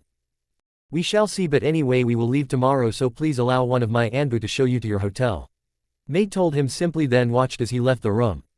What are you guys planning? I know that you don't care about Narumi that much, so you can't want him there just for the reason you told me. Though I guess I could bring him and just place Anbu around them just to appease them for now anyways. Mei thought, then quickly went to inform her secretary that she would be taking a small break. Naruto. Naruto was happily watching the shop with Mai while his adopted dad and sister were out at the park for a birthday party. Ah, it is nice to finally be home, it is just too bad Megumi can't be with us right now, Naruto said, relaxing in a chair behind the shop's counter. Yay, but the doctors told her to stay there for a day just to make sure she is okay. There is nothing we can do about that. Besides, it is only for today. Mai told him, but seemed just as worried as Naruto. I know we just are usually together. But oh well, we might as well enjoy some time with just the two of us for now. Though I will have to spend a day completely with her too just to keep it fair. Naruto said, and then they both began to just talk and joke about random things, basically just enjoying each other's company. Course May managed to walk in right when they were kissing, so they failed to notice her walking in. Ahem, am I interrupting something here? May asked, obviously suggesting something sexual. This of course caused them to quickly separate, blushing heavily. No, we weren't doing anything, May-chan, Naruto quickly said, extremely nervous because he was remembering her threat. May, I would never force myself on your sister, please don't melt my balls, Naruto practically begged with his eyes. Hey sis, sorry, we were just kissing a bit and didn't realize you came in. That is all, we weren't planning to do anything else. Mai told her. Sis, I swear you come in at the worst times, if you didn't show up we might have been able to. What the hell am I saying? Am I really nothing more than a horny girl? Whatever, I guess I just need to ignore it or just get married to him earlier. Mai thought with a blush. Okay, good, Naruto is still too afraid of my threat to actually try something, and my sister is looking over at him with lust in her eyes. Just great, I don't need to worry about Naruto, but I have to worry about my own sister trying to get sex. Whatever, with the way these two love each other I think it is pretty safe to say they will be getting married, so I guess I can't stop them forever. May thought with a sigh. Whatever, now I just came to tell you that I am taking all three of you to Konoha with me for a meeting so you can visit Narumi. And yes, I plan on telling Megumi as well, so don't worry about that. Now see you tomorrow bright and early in my office. May said, then quickly walked out of the shop. Well, that could have gone worse. Naruto said, simply only getting a nod in return. Course right after they said that, they heard the door again and this time saw an old man who could only be Jiraiya the Sannin. Hello sir, what can we do for you today? Mai asked politely. Ah yes, I just came to look through your seals, Jiraiya told them truthfully, then went over to examine Naruto's work. That kid has quite a bit of talent. I mean, his skill is right up there with me and Minato. Though this isn't the real reason I came anyways. I actually came just to check to see if it was actually the traitor brat, and I have to say he does look like Naruto. Okay, so the Inuzuka and Minato were right, that brat truly belongs to Konoha. I mean, he was born there and there he should have stayed. Jiraiya thought with a bit of anger until he remembered where he was and quickly grabbed a few seals to buy and left after buying them. Okay, then I guess he wasn't a problem, but I guess I will have to dress up again because we are going to Konoha again. Naruto told here, speaking his thoughts out loud, seeing as after he said that he just began to mumble out ideas. Naruto, just don't worry about it, we will just go to where Narumi is living and just spend our time there. I mean, we probably won't be there too long. I mean, it is not like anything bad is going to happen. Mai told him, trying to get him to calm down a bit. That is just what I am worried about, Mai-chan, I just can't shake the feeling that something bad is going to happen. Naruto told her, still trying to figure out why he had the feeling. Chapter 19. I decided that Haku is coming along to Konoha just because she hasn't been in an episode for way too long. I mean, it has been like 9 chapters or something crazy like that. And that is just way too long for her to be gone. She could be dead for all we know, geez. Sorry for wicked long an. May, Naruto, May, Megumi, Haku, and the Anbu guards were all waiting for Jiraiya to show up at one of the gates. Gah, when is that perverted old man going to show up? Mai asked, obviously sick of waiting. How about I go look for him? Naruto told her, slowly backing away from his close to rampaging girlfriend. Course when no one stopped him, he ended up looking around for the man, going off what he already knows about the man. So, after a few minutes of searching, Naruto ended up hearing weird laughter near one of the many sauna areas their village had. No way, there is absolutely no way he would forget about a cage to look at girls. I mean, no one is that perverted. Right, Naruto thought, then proved himself wrong when he looked around the area of the hot spring and saw a familiar, a large mass of white hair. Unbelievable, Naruto thought, then hanged into a Anbu and quickly went over to the man. Oi, what the hell are you doing? Not only are you being a hopeless pervert, but you didn't even bother to transport our cage to your village, how dare you? Naruto told the pervert, who jumped a bit out of surprise, then quickly looked at the hidden kid. Is it that late in the morning already? Ah, well sorry, I had to get some research done for my next book. Well sorry, I can't talk right now, I have to be somewhere. Jiraiya told him with a small laugh, then quickly ran from the area towards the meeting point. So, Naruto quickly let go of his jutsu and followed Jiraiya to the gate. Moments later, Naruto reached the gate and Jiraiya still wasn't there. Did you find him? May asked, simply getting a nod as answer. Okay, then before he gets here just make sure you know that you are Yuto now Naruto, and you two girls make sure you say that name as well. Because we all know that you two did such a good job at that last time. Mei told them, making both of the girls blush a bit out of embarrassment. We won't tell anyone that doesn't know already. Naruto told Mei. Then Jiraiya finally showed up. Sorry for the wait Mizukage, I was held back by final business I had to take care of. Jiraiya told her, hopping that she would buy it, which of course made Naruto hate him even more. Lying bastard, was all Naruto thought about him, and then they left to begin their trip with Naruto glaring at him the whole time. Course they eventually made it to Konoha and quickly went through the gate after going through the process and split up. Jiraiya, Mei, and the Anbu went to the meeting between the cages while Naruto and the girls went to find what Narumi was doing. Well, where should we go to search? Naruto asked Mai and Megumi. Well, I guess we should just check the shopping area first. I mean, who doesn't love to shop on their days off? Megumi told him happily. Are you sure you just don't want to go there to shop? Naruto asked her, seeing through her story. Course Megumi just laughed a bit while rubbing the back of her head. Hehehe, I was found out she told him with a small smile. Whatever, I guess we can go anyways.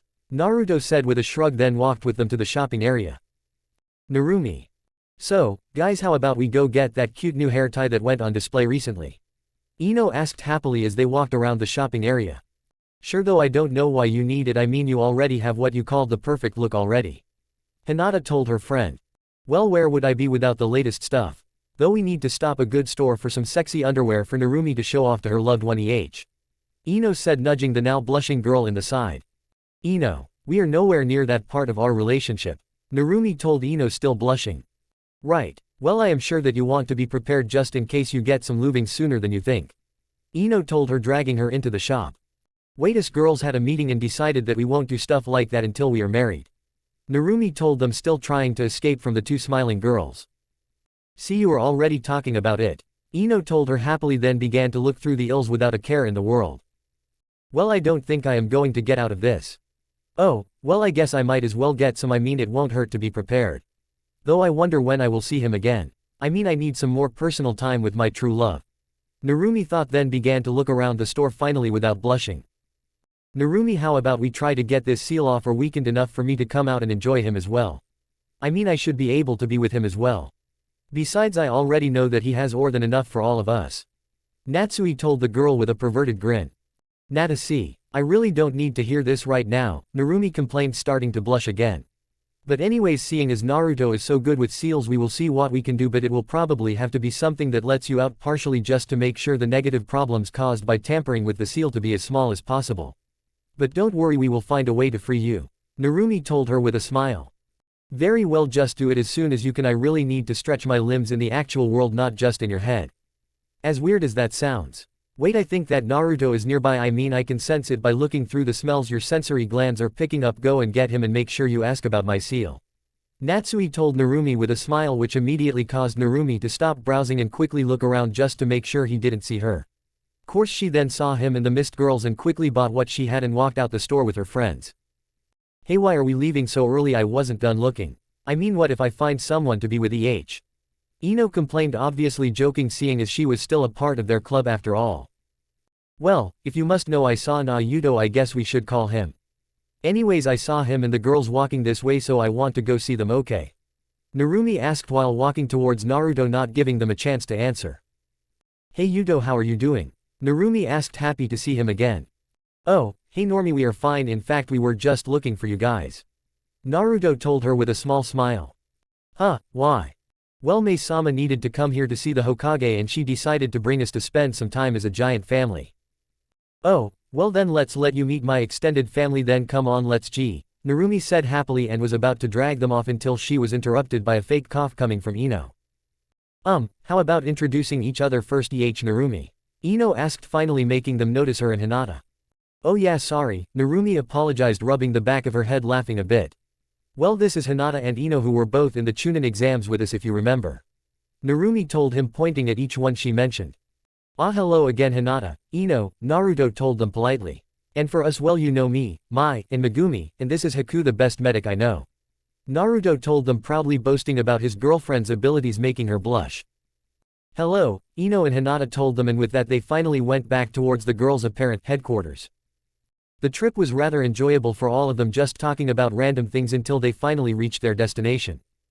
May and meeting. Mizukuji-sama, thank you for coming. Now, if you would please sit down, we can begin. Minato told her, pointing at the only empty seat in the room. So, May quickly sat down and Minato began to talk again. You see Mizukuji, we have recently learned some news about my long-lost son Naruto. Oh, really, what did you find out about him? May asked, showing no emotion. Well, we have found out that he went into your jurisdiction, so we were wondering if you could help us find him. Minato asked, then waited for Mai to answer. Sure, if you know where he is, I see no problem in helping you. May told him. Damn it, did they finally find out? Oh, well, he is politically with us, so there is nothing he can do about it. I would just rather this not stress our village's treaty.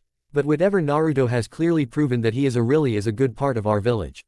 Who knows, he might even replace me later on in life. No, not until he is at least 20 or 30, then he can deal with the paperwork. Wait, I guess he could use shadow clones to do some of the work. And I really could have just asked him to teach the shadow clone jutsu to me. Man, I feel stupid. Oh well, I guess I should be paying attention to this meeting for now. May thought, then refocused in on the meeting. Yes, well, you see, we have reason to believe that the white fox is actually Naruto, so if you would please just allow him to return to Konoha, that would be appreciated. Minato finished with a smile. Come on, just let me take him back and use his power for myself, Minato thought as he waited for May to answer. Damn, so that was his plan. He knew and wanted to make it into an official request. But whatever, there is no way we are going to give up one of our seal masters just to appease this village. May thought, then began the plan she and the council made just in case this ever happened. So, you are asking for one of our ninja? May asked simply. That is correct, Minato told her. What is she doing? He thought at the same time. Well, then would you please tell me if he was one of your ninja before he came to become one of ours? Well, no, he was just in school but never was an official ninja.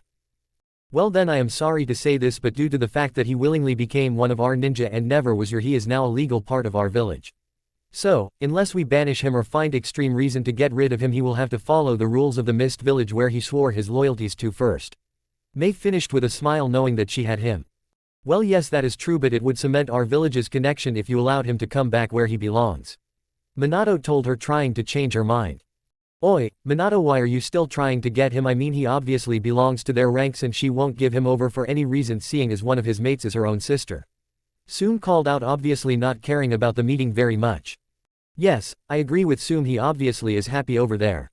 Now if you would, Mizukuji, could you just have him use his real name in our village so that we make sure we don't ever take him in for questioning due to false names?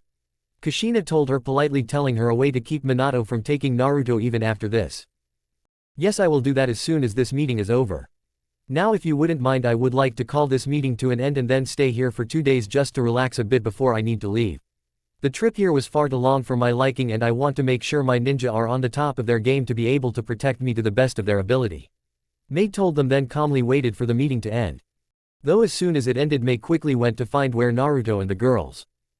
Naruto and girls. When they went into the building, all they did was go into the main lobby where Anko, Kurenai, Tsunade, Shizune and Yugo were all relaxing. Hey guys, we brought some friends. Ino told them, happily making them all notice. Oh hey Inoham, Mist Ninja, why are you here? Oh, wait, you are the white fox, aren't you? Yugo asked. Ah well, we are here because the Mizukuji brought me over to see Narumi for a bit longer. And yes, I am the fox, but I really only like that name because it was based off an old friend of mine. Naruto told them with a small smile. You hear that even when he hasn't seen me, Natsui said happily when she heard this. Oh, so you are coming to see your future wifey H. Well, I can't say that I like the prearranged marriage, but she could get worse. Anko muttered, looking at him. Anko, are you already checking out someone younger than you? Kurenai teased the purple-haired Kunoichi. Which of course didn't turn out the way she wanted, seeing as Anko just got a mischievous look on her face and sat down on Naruto's lap. Oh, I don't know, I am sure that he has to be a lot of fun, if he can keep so my girls. Foxy-kun, Anko asked him, causing him to turn a bright shade of red. Well, Naruto stuttered, unsure of what to say due to him still being surprised that a girl would be this forward. Oh, well, what, Foxy-kun? You interested in me now too? Anko asked with a flirtatious smile. Naruto said, still in shock, thought the girls had more than enough of the Anko. Anko-chan, don't you think that Yudo has had enough of this? Narumi asked, giving her a small glare.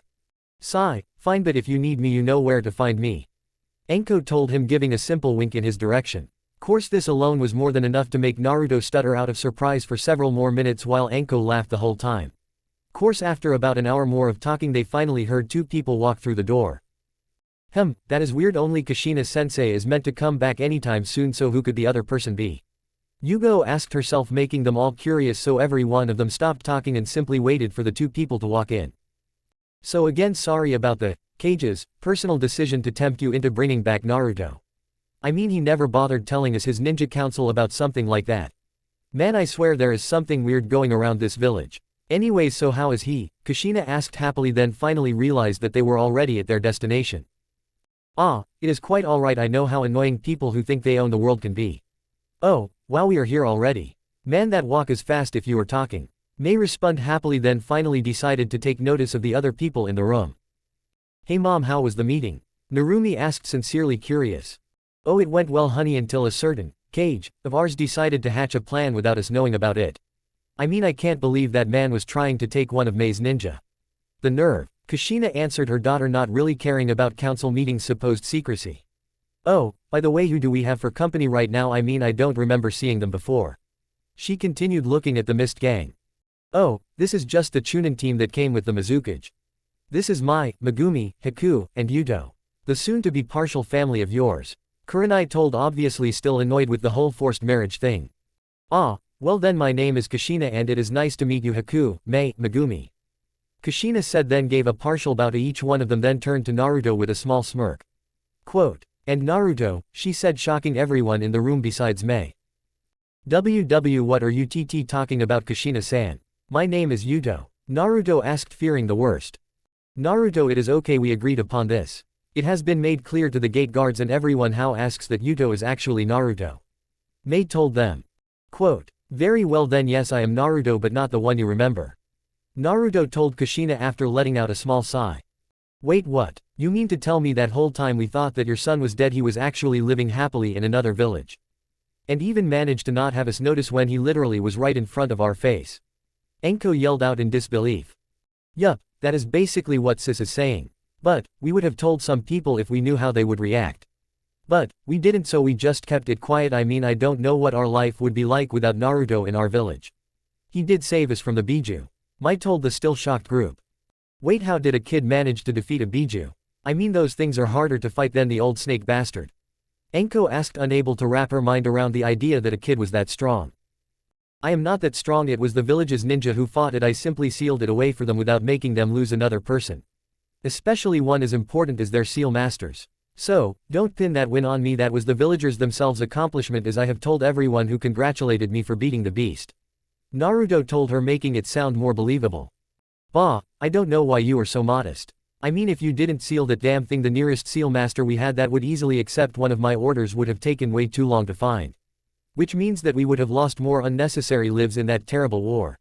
You are a hero whether you want to be one or not, Naruto.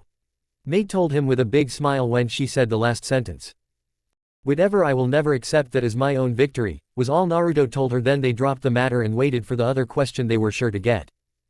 Wait, so Naruto is marrying his own sister? Tsunade asked, finally realizing what this new revelation meant.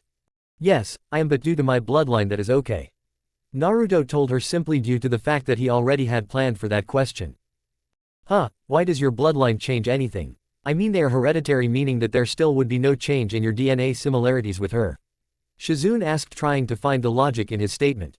Yes, now normally that would be true, but the only difference is the way I got my bloodline. Instead of me getting it from some dormant DNA sequence from my parents, I got it from an outside source. You see, before I left, Natsui, or the nine-tailed fox as you call her, decided to give me a final present before she disappeared, because as you know it shouldn't have been possible for her soul to have been broken off from the chakra. But anyways, I am getting off topic. The point is, she wanted to give me this present, but the only way she could give it to me was to change my DNA partially. So, I quickly agreed, seeing as I preferred to keep my best friend's present rather than my family's DNA. And now if I was to get tested, Narumi, Kushina, and Minato's tests would be negatively related to me, breaking all my ties to this village. Naruto told them, deciding it was best just to tell the whole story right now rather than wait for them to ask several different individual questions. Okay, so in other words, you are related but not related at the same time? Shizune asked, confused. Yes, it makes no sense whatsoever, but yes, that is basically how it goes. Naruto told her. Now instead of talking about that strange stuff, how about we just enjoy our time here, seeing as this is basically a break for us. Naruto said happily, which was quickly agreed upon, and they all went around to enjoy the village. Okay then, so what should we do? Mai asked, seeing as they really had no idea what there was to do in the village. Well, I guess we could go to the carnival for a bit, Ino told them happily, then began to show them the way to said carnival. Well, as you can see, she can be a little bit excitable at times, Narumi told her friends while they watched Ino race far in front of them. Well, we are ninja, we need to enjoy some parts of life. Now how about we go enjoy ourselves as well, Naruto told them, and then they all went to enjoy themselves. While later, each one of them had long since split up to play their own games and enjoyment. Course the only one who wasn't happy was Haku. Damn game, Haku mumbled as she yet again was unable to catch a fish with a paper paddle.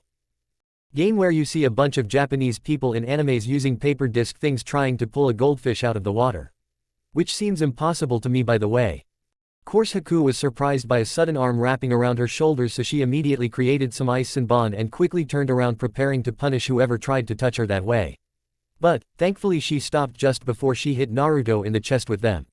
Whoa, my ice princess, it is just me, Naruto told her, raising his hands in defense. Well, you can never be too careful, especially here where Jiraiya, the world's worst pervert, Haku told him with a small smile.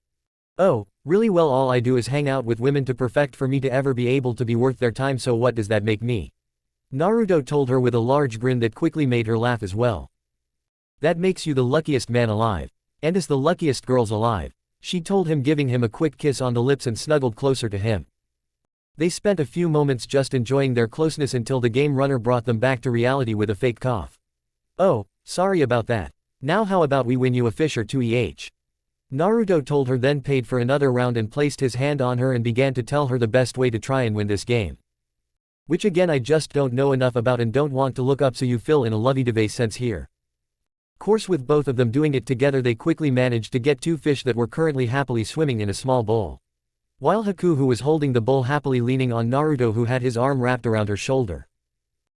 This is nice, Haku told him happily as they walked around with no real area to get to, just enjoying the area. Yeah, this is nice, we really should just spend more time like this, Naruto told her, agreeing completely. Course eventually they all met up again when it was dark out. Okay then, how about we show you our village's sauna, Kushina told her newest friends, happily dragging them along without bothering to wait for their answer. Even if they would have gone anyway. Quote, okay then, have fun with all your friends guys, I will be all by myself on the guy's side, Naruto told them, stating the obvious problem, their plan of going to the sauna. Oh, so sorry, well I guess you could always test your luck and see if there are any girls in the combined part, because all of us are going to the girls only side. So, no pecking or we will just have to sneak a peek at you, Enko told him slyly, then left for the girls' side. Sigh, I don't think I will ever get the being called a girl. Some are perverted, some hate perverts, I just don't think I will ever understand their species. Even if I will be living with several of them, Naruto thought, then entered the men's side and was surprised to find people already inside.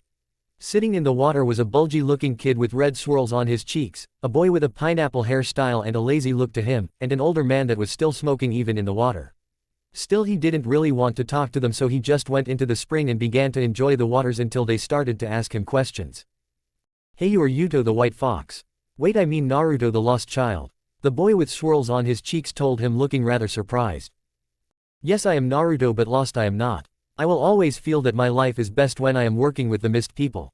So, I am not lost, but rather placed in a place that actually won't try to kill me, Naruto told them. Not.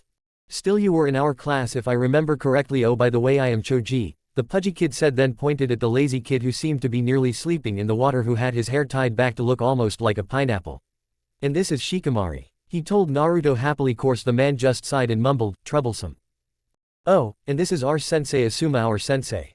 Now Ino is on our team as well, but she obviously can't be on this side of the baths, Choji joked, laughing a bit at his own joke. Though the man he pointed to as his sensei was a black-haired man with a large beard who was happily smoking on a cigarette. By the way, if no description, simply because there is no point. If you watch Naruto you should easily know who they are seeing, as they are the same as in the show. So, if you don't know them, then watch Naruto again and come back. It is nice to meet you guys, Naruto told them. Then they enjoyed the waters without talking too much. Girls sighed. Enko, why do you have to flirt with our guy? Narumi asked, complaining to her friend who just smiled at the girl. What you upset that you might have to share with me? I mean, it is not like you have him to yourself right now. Enko told her. Or are you just upset that I am forward with what I want? Enko continued, making the girl blush. Oh, quite teasing her, Enko. Mei ordered with an unserious laugh. Yay, because you never tease Mai and the others like I do. Enko told her sarcastically, making said girl just smile and rub the back of her head. Course after that they just sat down to enjoy the heated water for a while, just talking about random subjects. Which of course bored Enko after a while, meaning that she decided to hatch a plan to entertain herself. So, she slowly tried to sneak over to the dividing wall, trying to not get caught until she was close enough to it. Course she did end up being caught quickly by the rest of them. Enko-chan, what are you doing? Kushina asked her friend, already beginning to suspect that Enko was going to try something. Oh, don't mind me, I am not doing anything important. Enko lied but made it easy for her to tell that it was one. Course in the end Enko gave up and told her the truth after Kushina began to glare. Oh, alright, I was planning to see exactly what Foxy-kun is packing. Enko told them with a lecherous grin. Enko-chan, not only does he already have girlfriends but also his cage is right here as well. Kurenai scolded her friend. Oh, come on Kur-chan. I just wanted to see. Please just a quick look. Enko begged, giving her puppy dog look. A look that still worked for her even though people know that she is extremely sadistic at times. Sigh, why are you being such a pervert, Enko? Kurenai asked, completely ignoring her puppy dog stare. I am not being perverted. I just want to know if he is prepared for all these girls so they don't get disappointed. Yeah, that's it. Enko explained, still trying to walk over to the wall. Course when Kurenai heard this she could only shake her head at her friend's antics, but that was all Enko needed to race over to the wall before she could be stopped. Kurenai began, then noticed that her friend was frozen in place right above the fence. So, she quickly went over to the girl and saw a funny sight. Enko was frozen in place staring at Naruto, who was currently standing for some reason, though what was funny about it was the fact that Enko had a small stream of blood coming from her nose while she was drooling and giving him a look full of lust. Why is she like this? I can't believe she would just free, oh my goodness, he is huge. Kurenai thought when she glanced over, quickly getting a trail of blood coming from her nose as well. For Naruto was standing up with his 9 inches penis fully shown to them. Now being a dude that doesn't want to make the number ridiculous like some stories, I feel that about 10 should be fine for this story if not too large. Because there is no way in hell that I am going to be looking up too much information on it. If you don't like it then just, well, I don't know, change it in your head or whatever you want to do. By the way, sorry for all of these announcements, I feel they were needed. Course after a while she finally snapped out of it and dragged both Enko and herself back over to the pool where all the girls were looking at them. Have fun? Mei asked them, laughing a bit at their faces but deciding not to ask about what they saw. Obviously Mei's question quickly brought a blush to Kurenai's face, who quickly tried to stutter out enough words to answer when Enko finally woke up and called out her answer as soon as she woke up from the trance. Holy crap, he big. You girls need to let me borrow sometime. She called out, making everyone blush a bit but not nearly as much as all of Naruto's girlfriends, who were trying to fight off a blush that made their heads look like tomatoes and their curiosity at the same time. Though after that happened they all decided to try to forget about what just transpired and began to enjoy the relaxing waters again. Chapter 20. Hey Naruto-kun, do you think it is possible to make it so Natsui can come out without killing me in the process? Narumi asked when they met up for the second and final day of the Mist Ninjas trip. Yeah sure, but I am going to have to see the seal to actually give it a try. Naruto told her with blushing. Oh, was all Narumi said, at first blushing when she understood by what he meant. Still she agreed to it, seeing as Natsui deserved to be free even if it was only partially. So, they quickly went into a separate room where Narumi lifted up her shirt up just enough for Naruto to see the seal. And for the next hour all Naruto did was focus on copying the seal onto a scroll. Finally Naruto finished and sat down in one of the chairs with a massive sigh. Finally done. Now you can move around and get the sleep out of your limbs. Naruto told her as he began to stretch out himself, seeing as he was basically sitting without moving much as well. So, after they got up and stretched out they quickly joined with everyone else who didn't bother questioning what they were doing, figuring they were just spending time with each other while they had the time. I will work on it when I get back to my village. And hopefully I can get it done and apply it rather quickly. But don't worry, I promise I will get it to work eventually. Naruto whispered to Narumi, who simply nodded, knowing that it would be a hard thing to, and then they quickly went with the rest of the group to enjoy the day. You know what, this wasn't that bad of a trip, I mean I even got to talk to Kurenai again for a bit, Naruto thought as he began to walk towards the rest of the group. Flashback. Hey Kurenai, how have you been since I left? Naruto asked when they were alone a few minutes after his secret came out. Course Naruto had a smile on his face that weakened a bit when he noticed the sad look on Kurenai's face. You idiot, you couldn't have even sent me a letter. I mean, I thought I was practically your older sister. Why did you make me think that you died out in the world somewhere alone? Kurenai asked, not very happy with the blonde who was now scratching his head nervously. Sorry Kurenai. You see, I wanted to make sure I wasn't caught by Konoha agent, so I had to make sure that I didn't even have one weakness in my secrecy, and you know how bad it would have been if one of our letters got intercepted. But, I never did forget about you, sis. I will always love you like the big sister you are to me. Tell you what, next time you are in the mist I will show you all of my friends, okay? Naruto asked, trying to cheer her up. And cheer her up it did, seeing as he soon made her smile. Yeah, I would like to see who took care of you for this long. I really would. Now, we aren't going to be able to make up any of our fun time just stating her, let's go see what the others want to do so we can go out and do something. Kurenai told him, smiling, then dragged him back to the rest of the group.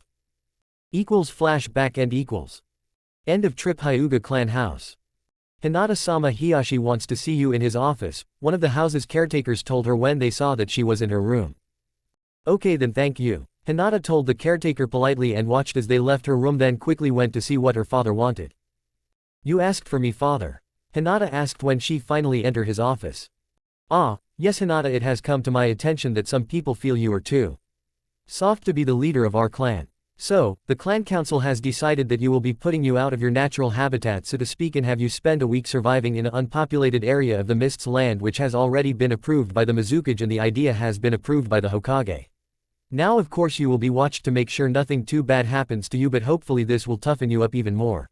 Now pack your bags, you leave with the Mist group tomorrow. Hiyashi told his daughter without emotion. What? Father, I am not weak, I mean you saw how I did during the Chunin exams. Hinata started to argue until her father interrupted her. Hinata, while you did good and I know you showed skill in it, you still were beat by Neji, which caused our clan council to deem you weak.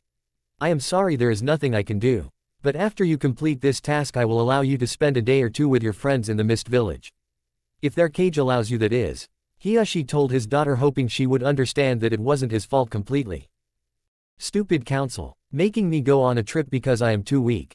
I swear if I ever become leader I am kicking them out of their positions and just have people I know and trust. Right now they are all just power-hungry sexist bastards. Hinata ranted in her mind but still remained calm on the outside. I understand, father, Hinata told him without showing any emotion, then began to walk out of the room. Hinata, her father called out right before she left the room, making her stop and turn around again. I am sorry, Heishi began to tell but was stopped by Hinata responding to him. I know, father, I understand. And with that she turned around and walked out the door. After she left she quickly packed her bag and met up with the guys that she was about to travel with and quickly greeted them. Hey guys, so I am going with you to camp it out. Hinata told them, though made it sound more of a question than a statement. Yeah, your father asked me and I see no problem with it, I mean it is not like you are going to affect anything in our village in any way. Mei told the girl with a smile. Well, would you mind if I spent some time with Haku-chan, Mai-chan, and Megumi-chan after the week is up? Hinata asked, slightly going back into her old shy habits, seeing as she was talking to a cage after all. Huh, why of course you can, I mean you probably will have to walk through my village to get home anyways. Mei told her happily. Thank you Mizukage-sama, Hinata told her with a polite bow. Ah, just call me Mei. I mean all my friends do. Plus, I hate all that political crap. Mei told her with a warm smile. Of course Mizu. Mei-sama, Hinata told her, still being a Hyuga, but she visibly became less stiff in her demeanor. Okay then, how about we all go say our goodbyes, Mei told them simply, then walked to the gate. And soon enough they were all walking down the road without talking too much. So, they easily heard and saw a carriage coming from a side route. And of course, seeing as they were traveling at a regular ninja speed, they quickly caught up to it and were about to pass it until they heard something that caught their attention. They all heard what sounded like a muffled yell. Now seeing as it wasn't their area they should have left it alone, but Mei quickly jumped onto the cart and subdued all the people she found so none could escape until she figured out what happened.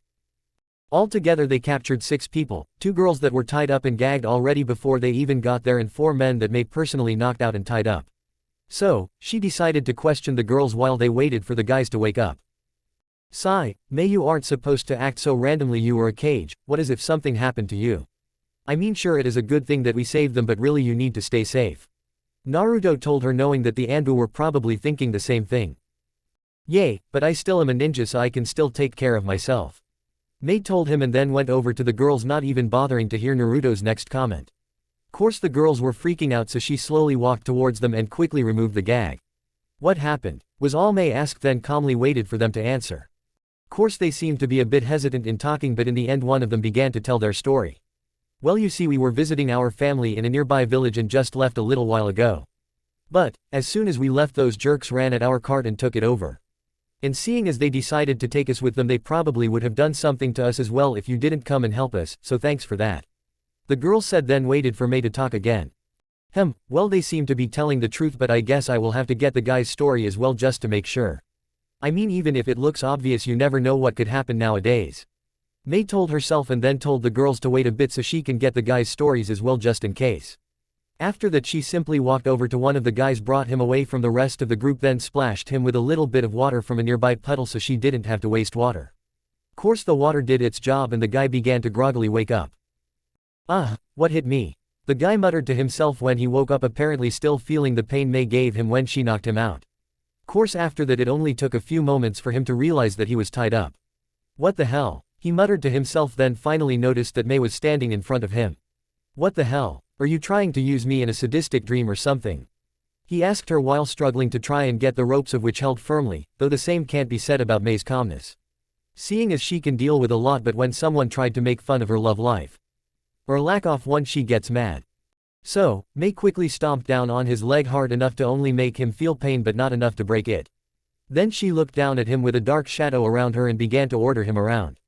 Tell me what you did and played with those girls in 10 seconds or I will make sure you feel even more pain than that, she told him, scarring the crap not only out of him but some of the people she was traveling with.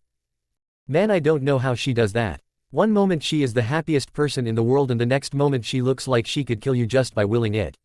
Naruto mumbled to himself, but the Anbu that were around him nodded their agreement with his statement. Oh, okay then. Well, you see, we were driving in our cart all minding our own business when those two girls ran up and begged us to let them travel with us, so we did. Though as soon as we were out of town they took out ropes and ordered us to tie them up as tight as we could so that they could enjoy the pain. So, we all did it and decided to take them to the next mental hospital we see when you ran up and attacked us. The man stuttered out, clearly lying, seeing as he had to pause several moments in the story to think, but Mei didn't do anything else to him. Even though he was lying, she just knocked him out again and moved on to the next one. And of course none of their stories matched up, so they were quickly disposed of by her Anbu as she went over to untie the girls. Yes, Anbu are around her at all times, I am just not putting it in, and besides she seems to be someone that does what she wants anyways, so the Anbu probably knew not to bother her but just to prep for anything in the shadows. Sorry for the wait, just wanted to hear their story as well just to make sure, Mei told the girls as soon as they were released from the ropes. Well, that is understandable, I guess, one of the girls who was now rubbing her wrists told her, who clearly didn't understand what Mei meant. Okay, then how about we start moving again? One of the Anbu asked, not wanting Mei to be out in the open for too long. Don't worry so much. Nothing is going to happen with all of you protecting me, Mei confidently told him with a trusting smile. Then she turned to the girls again. So, where are you two going? Mei asked them, deciding to be a bit nosy. Oh, well, I guess we are just going to continue to our village. Wait, now I know who you are. You are the Mizukage. It is a great honor to see the women that finally showed the world that women are just as strong as men. The girl told her, going into a fangirl-like trance. Thank you, Mei told her, not really sure how to act around the woman who almost seemed to have stars in her eyes. Course Mei decided to finally save her sister at this moment and walked over to them. Sis, we need to bring Hinata to her location before night falls, remember? Mei said in utter confusion, then she realized what her sister was doing. Oh, yeah, so, sorry girls, but we need to go now, Mei told them, faking disappointment, then quickly left with the rest of the large group following soon after her. Thank you for the help, little sis, Mei told her, messing up Mei's hair a bit. You're welcome sis, but will you stop doing that? Mei complained while fixing her hair, clearly annoyed with the older lava user. Course this just made said woman smirk a bit as she got closer to her sister. Trying to look good for Naruto, huh? Trying to get a treat? Mei asked, clearly showing what she meant when she said, treat. Course Mei didn't answer, she just sped up a bit, blushing heavily. Which made almost everyone else in the group laugh, seeing as the only ones who weren't laughing was Naruto and Hinata, who were both too busy blushing. Naruto was blushing because the treat involved him as well, while Hinata was blushing because she was surprised Mei was so forward with her hinting. How can she be so forward with that? I mean, it is her own sister. Though Naruto does seem nean by what Enko said. No. Get rid of the bad thoughts, Hinata. She thought, blushing even more than before. I couldn't actually like him, could I? I mean, he is a good guy, but he is Narumi's. Though he can have more than one girl. Wait, no, I can't think like that. Or can I? Man, I need this time to clear my mind and actually think this stuff through. Hinata told herself, seeing as she managed to confuse herself. Course, because of her thoughts she didn't notice that she was falling behind, so her thoughts were interrupted by one of her guards. Hinata-sama, are you okay? The women asked, slightly worried about the young heiress. Why, yes, I am fine. Hinata quickly answered, still shocked out of her thoughts. Course, this was all the guard needed and they quickly caught up to the rest of the group. Mist Village. Mei's group was finally made at home after dropping Hinata and her group at their designated area, and they all let out a sigh of relief. Finally, we are home. Man, it seems like we have been here in years. Megumi told everyone, finally relaxing in her own safe village. Yeah, I know what you mean, it is always best to be in your own village when you relax. Mai told her friend, knowing that the rest of them felt the same way. Hinata comes to Mist Village, camping over. Megumi, Haku, and Mai were all waiting for Hinata, one of their newest friends, to show up at the gate. Course, it didn't take long for Hinata to show up, though she looked slightly worse for wear. Hey Hinata, how did it go? Megumi asked cheerfully when Hinata finally reached them. It was just annoying. Now, not trying to be rude or anything, but can I get a shower and clean clothes before we go enjoy your village? Hinata practically begged the girls. Yeah, sure, come on, I will let you get cleaned up at my house. Megumi told her. Then they all walked to Megumi's apartment. When they reached Megumi's apartment, Hinata immediately went to the bathroom to get rid of all of the much she got on her body from camping. Course, the two she left at the door were left blinking in surprise right inside the doorway. Yes, it was a pretty bad trip.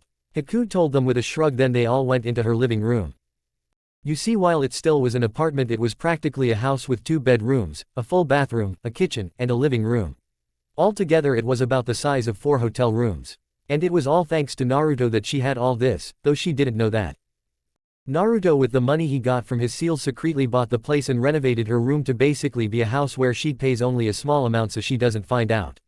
Now, he only did this because he feared that if left to find a home for herself by herself, she probably would have ended up in a room that looked more like a hotel room than an apartment, seeing as their salary wasn't too big when she had to start living by herself. Though he didn't want them to know in case she tried to pay him back, which he didn't want her to do, so all she knew was that she had a secretive landowner who was pretty nice and also selective, seeing as only she, Haku, and Zabuza, who was Naruto's sensei, in the building. Course, the real reason for that was because he wanted to make sure there wouldn't be any problems with neighbors. It only took Hinata a few minutes to just get a basic shower, seeing as it was only to get the grime off. That feels better. Thanks for letting me use your shower. Hinata told them with a happy sigh while she brushed the tangles out of her now wet long black hair. If you ask me, Hinata looks better with long hair, so she has it in this story from a young age. Just picture Sakura's hair length on Hinata. Course, this made all of them curious. How is it so bad to last a week? I mean, you were trained how to do it in school, right? Haku asked her the question that they were all wondering. Well, you see, the camping wasn't bad, but the guards I had to spar and train with for several hours a day made it extremely tiring. I mean, they trained me till I passed out from chakra exhaustion 3 times this week. Hinata told them, slightly flinching when she remembered the torture she went through. Oh, well then how about we make sure these 2 days are extremely good, at least have some good memories of this time. Megumi told her, already wanting to have fun after the boring mission she just came back from the other day. Yeah, in the end, if you want, we could always have Naruto give you a chakra holding seal or training seal to help you out if you ever have to do something like this again. Mai added. Yeah, that would be nice. Hinata admitted. Hey, where is Naruto anyway? I mean, you guys are usually always together. Hinata asked them when she realized that her friends in the Mist group wasn't complete. Oh, he is still on a solo mission, but he should be back tomorrow if we are lucky. But anyways, we don't need him to have fun. Let's go have some quality girl time. Mai told them, causing them all to smile and head out the door. Course, Mai soon realized that they still haven't told Mai that Hinata came back like she wanted them to, so they went to the cage tower before they started their time of fun. Okay then, so, what should we do now? Hinata asked them after they quickly said hi to Mai. Well, I guess we can start off by just getting relaxed, so how about we go to the female-only area of a spa?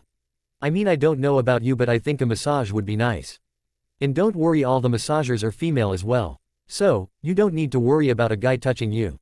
Unless you want them to. Megumi told her, but whispered the last part so only she could hear it. Course, they all noticed the blush that comment. Wait, what did she say to you? Haku asked, curious. Nothing. Megumi told her, obviously showing that she did say something. Which of course started a whole conversation where they tried to figure out what Megumi said until they reached the spa. At spa. All of the girls were in a square together getting their massages at the same time. Course they were all wearing nothing except their undergarments seeing in towels so that their clothes didn't block the massagers' magic fingers. So, Hinata, do you have anyone special in Konoha? I mean that dog boy seemed to like you. Mai asked, deciding to try and figure out more about her newest friend. Though Hinata went back to her old shy ways. Well, you see, for the first few years I was just a shy girl in our town, so most of the guys went for Narumi, who was the more outgoing person. Though after a while me and her became friends and she helped build up my confidence. Though now I don't date just because the guys that go after me only do it because they want to brag about being with Konoha's princesses, so I just don't want to date, and neither does Narumi or Ino either. Making us the next generation of the ice princesses. So, no, I don't have a boyfriend or anything like that. Hinata admitted with a slight frown. Oh, sorry for asking if it is a touchy subject, Mai told her, truly sorry. Nah, it is not a problem. I mean, we did this to ourselves anyways. Nada told them, not wanting them to think that they did something wrong. Course she also blushed a bit afterwards. But it is not like I don't have crushes. Hinata mumbled, not realizing that the other two girls could also hear her. Oh, so who do you have a crush on? Megumi asked while both of them mischievous grins. What? Did I really say it out loud? Hinata asked, hoping she didn't. Course her hopes were ruined when they didn't tell her. No. Now come on, don't be embarrassed, we promise we won't tell the guy. Mai told her, trying to get her to tell them. But what if you guys actually know him? Hinata asked, not really wanting to tell them. Just tell us. I mean, we will not tell them or make fun of you for it, girl code. I mean, how about if we promise, or else we have to tell you something we don't want people to know to blackmail us with or something. Just please tell us, Megumi begged. Fine, but you have to promise not to tell anyone. Hinata told them, then mumbled the name soft enough so they couldn't hear the name. You are going to have to repeat that, we didn't hear it. Mai told her. I said. Hinata said again, only a little bit louder. One more time. Quote. Single quote. Just a bit louder. It is your boyfriend, okay? I figured out my feelings and I like Naruto-kun. Hinata finally told them, annoyed now, completely red from embarrassment. Oh, so you like our boyfriend as? Mai asked, simply not showing any emotion. Why yeah, sorry, but after the time I had to think, I have decided that he truly is my first crush. Hinata told them, deciding to be completely honest. Oh, well we can't really get mad at you for it, seeing as he does have CRA implemented. But, thanks for being honest, and I promise I won't tell him, but really it is up to him whether you two get together.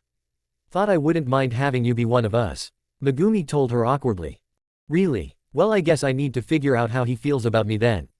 Hinata told them, and then they basically talked about random stuff as they got their massages. Night time. Are you sure I can stay over, Mai? Hinata asked as she entered the guest bedroom of Megumi's apartment. Yay, it is fine, I mean, even if you are trying to steal our boyfriend like all the others, you are still our friend. Megumi teased her, but noticed that Hinata took it seriously. Hey Hinata, calm down, I am kidding. She continued, trying to cheer the girl up. Man, for a future leader of a clan she sure does still seem shy, was all she could think as she watched Hinata quietly set up the bed to her liking. Well, see you guys tomorrow, Mai told them, then walked to the house she shared with her sister. Close to Mai's house. Mai was just about to enter her home when she noticed that someone was behind her. So, she looked behind herself quickly and saw Naruto. Naruto, you finished your mission, she said happily while she ran up to him and gave him a big hug. Course this just made Naruto chuckle a little bit. Yes, I finished the mission, and before you asked, yes, I did miss my girls. Though right now I should probably tell Mai that I am back. Naruto told her while she hugged him. Oh, well, she is not here right now, so how about we go watch a movie and snuggle while we wait for her to come to us? Mai asked him, with her face never leaving his muscular body. Yay, I guess. So, do you want to watch a movie or something? Naruto asked her, which she didn't answer but instead just dragged him inside of the house. After they went inside, she quickly grabbed a romantic movie, put it into the DVD player and jumped onto the couch where Naruto was and sat close to him. While it is nice to be with the girls, I do love my time alone with Naruto. Mai thought as she relaxed her head on him. Yup, this is the best, I mean, I love everything about him, we are just perfect for each other. Come to think about it, we are just like the couple in this movie, Mai thought to herself as she watched the couple fall in love. Course what she didn't realize was that the movie was rated pretty high. So, towards the end of the video, the girl went over to the guy's house and had sex.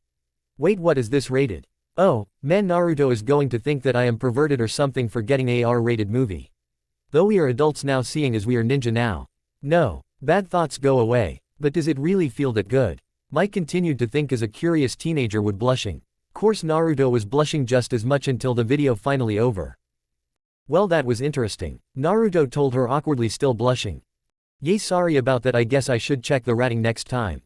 Though I wonder why my sis has a movie like this. Mai responded, rubbing the back of her head embarrassed. Which just made Naruto chuckle a bit. I don't know, but judging by that blush you seem to have enjoyed seeing it. No way. Oh, really? Then why have you not stopped blushing yet? Shut up. Besides, I bet you liked seeing that scene too. I mean, sis always does say that it is all ordinary guys want. Sure, but since when have I ever been normal? Quote, you were right about that, but still I bet that video turned you on. Mai told him, getting a sly smirk. You no, I don't know why you were talking about, Naruto told her, blushing even more. Oh, yay, then prove it. How? I know, take of your pants off and show me. What? No. You know how your sister is about stuff like that. Before we are married, what if she comes in and sees me with my pants off? She will kill me, Naruto told her, blush just as much as Mai was. Oh, come on, she won't find out, just prove it. Mai told him, then jumped on him and then began to wrestle his pants off of him, only to find out that he clearly hard under his pair of boxer briefs. I knew it, Mai said as her face turned completely red when she realized that not only was she right, but she was right on top of him as well. Course she knew she should get off of him and try to stop herself, but for some reason she ignored what her brain told her to and just went on her basic instincts. So, she slowly brought her hand to the elastic of his underwear as if it would jump away from her if she moved too fast. Lemon warning, Naruto. Mai-chan, what are you doing? Naruto asked her when he saw what she was going to do. No, Mai, remember we have to why. He tried telling her, but she completely ignored him and his fighting and quickly pulled down his pants and just looked at his penis. She stared at it, knowing it was the second time she saw one in real life, but it was just too interesting for her. So, she got closer to it and grabbed it to see it better and to actually figure out what one actually felt like. Course she was surprised by what she felt. Geez, it feels so weird, like even though I am holding it, it is still moving just under the skin, she thought as she slowly moved her hands on it, trying to feel every part of it. Though she got so focused on it that the sound of Naruto groaning out of pleasure surprised her. Mai, we really should stop before we go too far, Naruto told her, trying to stop them from doing something she might regret later. But she wasn't listening and simply continued. She just kept on stroking his penis until he couldn't take it anymore. Mai, I can't hold it in anymore, Naruto told her through a groan. What does he mean? Mai thought when he said that for a few moments until she felt Naruto's penis twitch and then spurt out streams of cum onto her face and shirt, leaving her blinking in surprise. So this is cum, she muttered, rubbing it in her fingers. I am sorry, Mai. I shouldn't have, Naruto began to tell her before she jumped onto him and started to kiss him passionately. She quickly began to lick the bottom of Naruto's lip, asking for entrance, which Naruto, who finally decided to just give up on resisting, and allowed her. So, they began tongue wrestling for a while until they finally slowly split apart for air, slowly with a bit of saliva connecting their tongues for a bit longer until gravity made it fall. They then looked at each other with their lust clearly visible in their eyes. Then in a silent agreement they both began to take off all of their clothes until they were left completely naked in the living room, just eyes each other up for a few moments. But, that only lasted a few moments until they got close together and began to just run their hands over each other. Naruto grabbed onto Mai's plump breasts and began to play with them, making said girl moan out in pleasure. He then went to her nipples and gently bit down on one of them, bringing even more pleasure to Mai.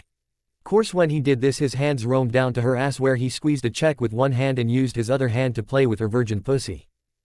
Naruto more, was all she could say, drunk off of the new feelings he was giving her. But eventually Mai pushed him away from herself, causing him to just look at her in confusion. Mai, what is wrong? Naruto asked her, wondering if he did something she didn't want him to. Nothing is wrong, Naru-kun, she told him lustfully, then sat down on the couch with her fluids now dripping onto it.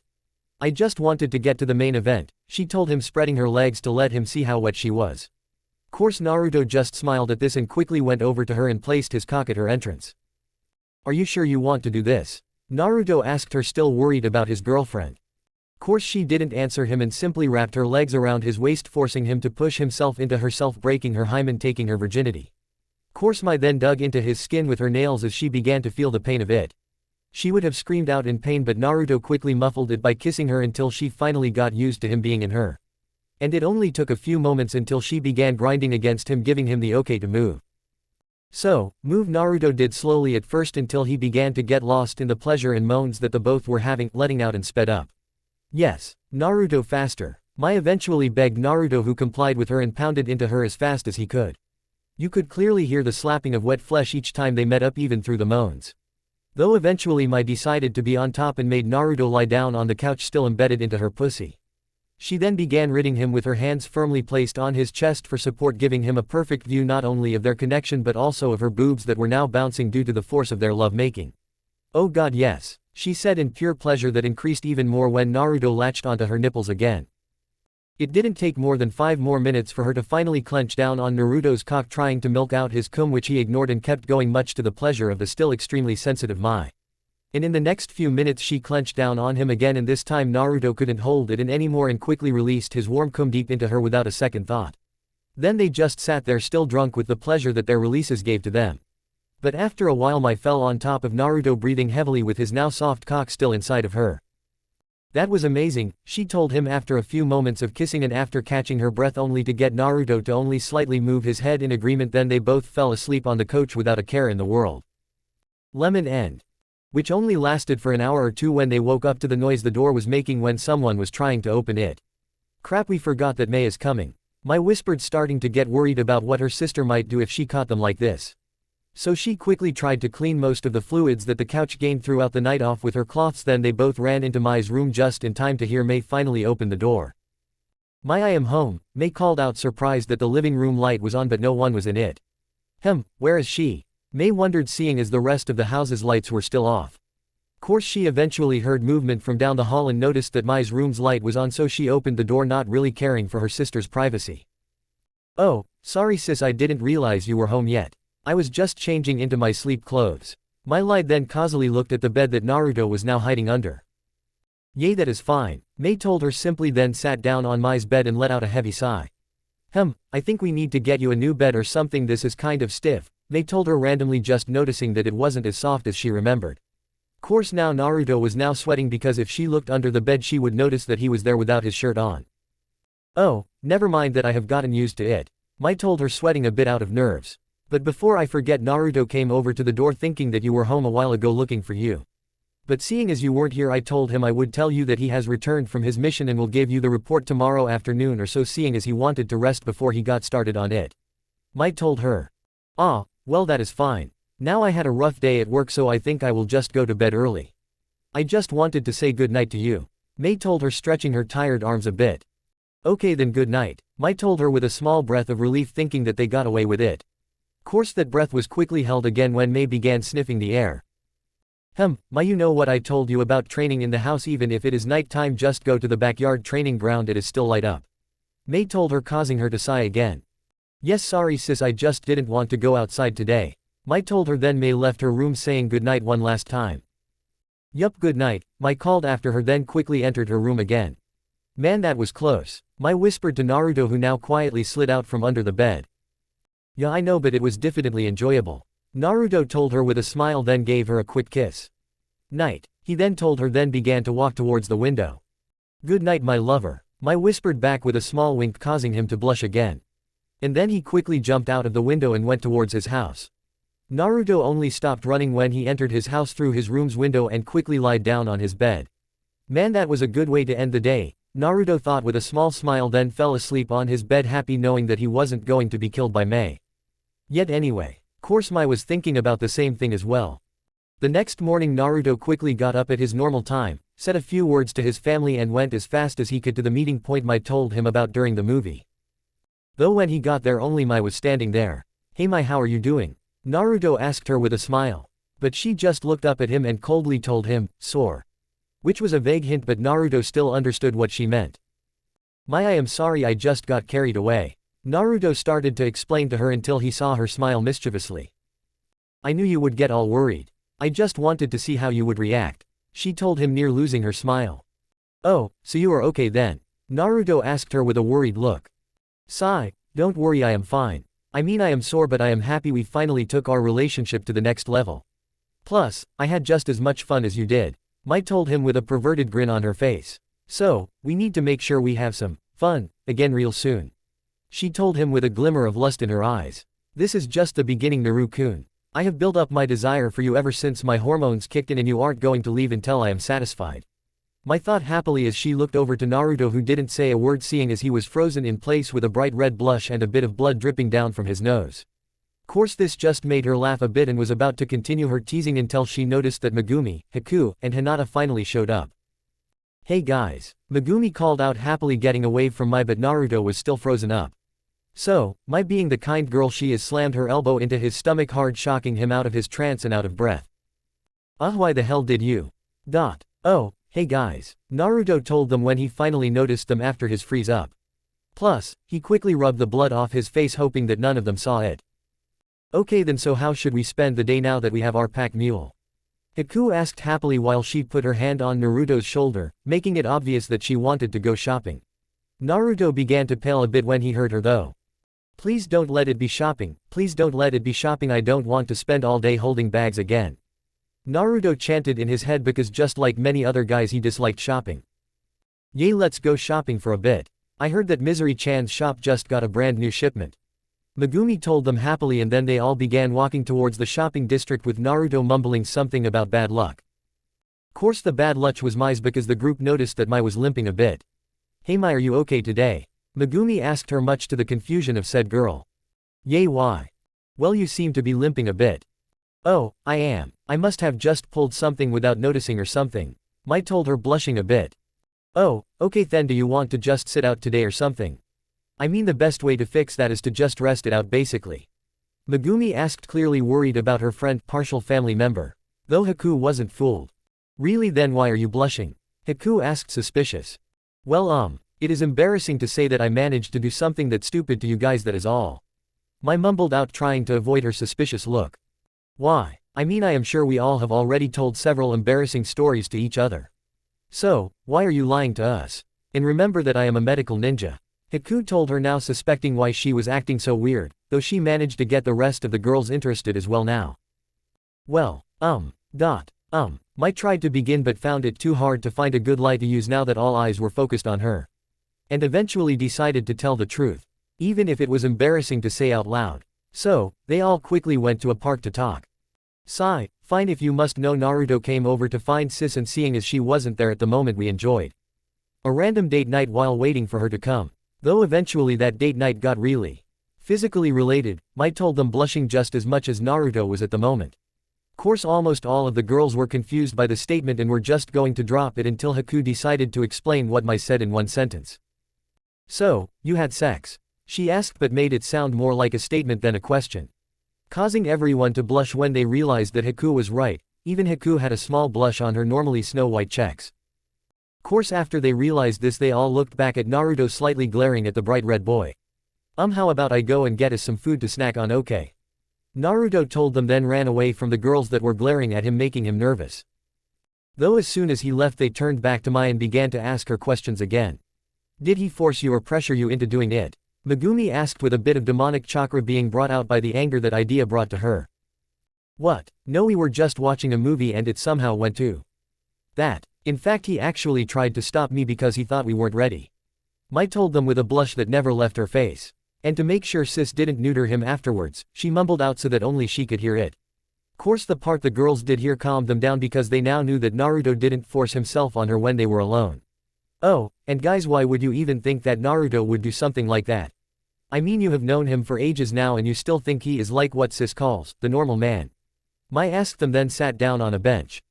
Course the girls realized that just because of what they thought of a normal guy, they instantly blamed Naruto for doing something wrong that he didn't even do. Which of course made them all a bit sad, knowing that they scared an innocent guy.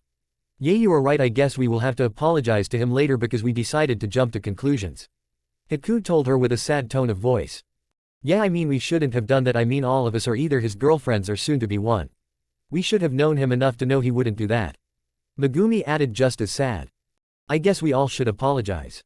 Hinata finished for them, blushing a bit about the soon-to-be Naruto's girlfriend comment, which was agreed upon by all the other girls. "So, how was it?" Haku asked, making Mai blush again. "What?" was all Mai could ask, hoping Haku didn't mean what she thought she did. "How was Naruto?" Haku asked again, not caring about how embarrassing the comment was. She was too curious to stop, even though all of them were blushing. Well, I don't really know because it was my first time, but he was kind and gentle when I needed him to be in the beginning. But was as rough as I wanted afterward," Mai told them, going into her own world as she remembered last night with a bit of blood coming out of her nose. Course all the other girls were bleeding a bit as well, imagining themselves in Mai's place, until Naruto finally came back with several sticks of dango. "Hey guys, I got us some dango, I hope that is okay." Naruto told them, then breathed in deeply through his nose to catch his breath from running. Though instead of smelling nature as he thought he would, it was drowned out by a sweet smell. I don't know where I smelled this before, but I think it was pretty recent. I guess they just got candy or something. Naruto thought to himself, then decided to ask them, "Hey guys, did you have a treat without me or something? Because if you did, then it must have been pretty sweet for it to smell so strongly. Or did you just save some for me to try?" Naruto asked, hoping he could try a new food. Course the girls were all confused until they smelled it themselves and came to realize what it was. Damn it, I actually turned myself on thinking about my sex life. All the girls thought, noticing how wet their panties felt at the moment. "Yeah, sorry, we got really hungry, so we got some of that new candy that a vendor had. But we ate it all just moments ago. Sorry, Naruto." Megumi lied, hoping that he wouldn't notice not only the lie but her blush as well. "Oh," Naruto said, then sighed a bit disappointed. "Anyways, enough talking, let's go enjoy our day," Mai told them, trying to get off the topic they were on. "Yeah, but can you wait a few minutes, I need to go to the bathroom quickly." Hinata quickly told them, with all of the other girls saying they had to go as well moments later. And with that, Naruto found himself sitting outside of the public bathroom waiting for the girls to finish up. Inside of the bathroom, the girls quickly locked the door, went into separate stalls and pulled down their pants and panties, trying to dry them off as much as possible with paper towels and a bit of fire element chakra. Man, I can't believe all of us zoned out like that. I mean, what if someone came over to us and realized what that smell was? You know how embarrassing that would have been. Megumi told them, still blushing out of embarrassment. "Yeah, we really made a mistake there, but that was only because you guys just had to ask me right then and there. But thankfully this wasn't like last night when we almost got caught by sis." Mai told them, slightly annoyed. Course all of the girls just stared at her for a moment or two and started to giggle a bit. "Oh yeah, and how did Naruto react to that?" Hinata asked, not knowing how Mai was. "Well, he went extremely pale and then immediately did what I told him to hide from her." "I mean, wouldn't you try to hide from someone that threatened to kill your chances at children if you did exactly what you just did?" Mai told them, smiling, remembering how afraid Naruto was. Though quickly remembered that she was just as scared and stopped smiling as much. "Yeah, I bet. Thought anyways, let's hurry up and get cleaned up so we don't keep Naruto waiting that long." Megumi told the girls, wanting to go shopping as soon as possible. "Yeah, though perhaps we should just tell him that we all got turned on by the idea of him and us and just have some fun as well." Haku told them, already planning how to get with him without looking too desperate. "Haku," Mai called out to her, blushing. "What? You know it is true, I mean we all know that he is the one for us." "Well, maybe not," Hinata, seeing as she hasn't really talked to him much. Haku told them in a defensive tone. Which of course made the others stop talking because they knew that they felt the same way. Course after their conversation they quickly left the bathroom and went over to the now sleeping Naruto. "Hey Naruto," Mai whispered in his ear but got no response, "wake up." She then yelled into his ear, making him jump in surprise, making all the people around him laugh a bit. "Not funny," Naruto growled at them in annoyance while still holding his injured ear. "Yay, it is," Megumi told her boyfriend that was glaring at them for a few moments while they laughed at him. Though eventually they stopped laughing and just went off to get some shopping done, dragging him along with them while he was still glaring at them. Though his glare lost the anger it had at first. A while later, shopping district. "No," Naruto told them firmly. "Oh, come on Naruto, it would look good on you," Megumi told him, holding up a black Anbu-style uniform while the other girls were behind her nodding their heads in agreement. "What don't you get about my nickname? Being the White Fox," Naruto told her, still not wanting the outfit, seeing as his large ceiling scroll already was starting to get filled with his girl's stuff mainly. Though he did grab a few things that he found interesting as well, though not nearly as much as the girls, who seemed dead set on spending all the money they saved up from their earlier missions got today. Megumi-chan, Haku-chan, why are you spending all of your money now if you have to pay rent by yourselves?" Hinata asked, with her shy side showing up again. "Oh, don't worry about that, our landlord is very kind and for some reason barely has us pay anything most of the time. Actually, come to think of it, you should buy something like an apartment complex as well. So you can get started on making a place for your soon-to-be created clan. I mean, with 50% of the seal profit that Yoshi Market gives you, probably should be able to get one." Haku told them happily, then went back to looking at a brand new snowflake necklace from a jewelry stand. Course Mai took this moment to get closer to Naruto and whispered a question into his ear. "Don't you think that you should tell them already?" "No, they don't need to know right now. Just let them think that it is someone else so they don't think they need to repay me or something. Naruto quickly told her just as quiet. Yay, but what about the clan compound? You know she is right about you needing to make a clan home. It is a 4-story building. I have all of the things planned out and the top 2 floors done that are under construction until I actually need them. Plus, the other 2 floors are practically done as well. Naruto told her and she just nodded to him and went back to shopping. Though seeing as it was getting close to lunchtime, Naruto and Hinata volunteered to go find a restaurant for all of them to eat at, leaving them alone with each other for several moments where they just sat down and enjoyed each other's company. So, Hinata, how is your life back in Konoha anyways? Naruto asked her, deciding to try to make a conversation start up. Yeah, it is fine. I mean, I get to help train my sister for the ninja life and Narumi and the rest of the group are still doing good. Hinata told him happily. Oh, really? But how is your life there? Naruto asked her, making her blush. Well, I am well on the way to become a next generation ice princess. Which basically means a girl that doesn't date perverted people. Or any guy in general. Though I kind of have a problem with that plan now though. Hinata told him, blushing even more. Huh, why? Naruto asked her, curious. Well, I kind of got a crush on someone, Hinata told him, blushing a bit. Though I don't know if he likes me back. Hinata told him, looking a bit depressed about the idea of liking someone that doesn't her back. Oh, I am sure that they will like you. I mean, you are nice, pretty and a strong kunoichi, who wouldn't want you? Naruto told her, making her blush even more. Man, he may be a good ninja, person, and pretty smart, but when it comes to feelings he is horrible unless you spell it out for him. How did Mai and the others get through to him? Hinata thought with a heavy sigh and was about to tell him who she liked even if she had to force it out of herself when an arm went around Naruto's shoulder. Geez Naruto, we leave you alone for only a few minutes and you already try and get another girl. What are we going to do with you? Megumi told him teasingly, actually hoping the two of them got together. She just couldn't wait any longer to eat or else she would have let them talk. What? No, I wouldn't do that to you guys even if it is a girl as beautiful as Hinata, Naruto told her quickly, not realizing that she was picking on him. Oh, so you think she is pretty? You hear that, Hinata? So, Naruto, what are your true feelings about her? Come on, be honest, we know she is a good person, so if you like her it is okay. Haku told him sweetly, trying to play matchmaker to fix what Megumi ruined when she only thought with her stomach. Course Naruto just blushed at this and tried to look away for a few moments, then noticed that all eyes were fixed on him, still waiting for his answer. So, he just sighed in defeat and prepared for what he decided to. So, Naruto calmly stood up, not showing any emoting, and walked around the table. Now thankfully the diner they picked was pretty slow today, so only a few people gasped when they saw what Naruto did. Man, I didn't know Naruto would do something like that. Naruto, did you really have to do that now? Sigh, I guess we should have expected him to do something to get us back for embarrassing him. Haku, Mai, and Megumi thought basically were thinking as they saw the scene before them. Meanwhile the onlookers were completely shocked that one of their ninja, who was basically a celebrity for what he did for them, was doing in front of them without a care in the world. Course the one that was shocked the most was Hinata, who just stood there frozen in place with her face bright red.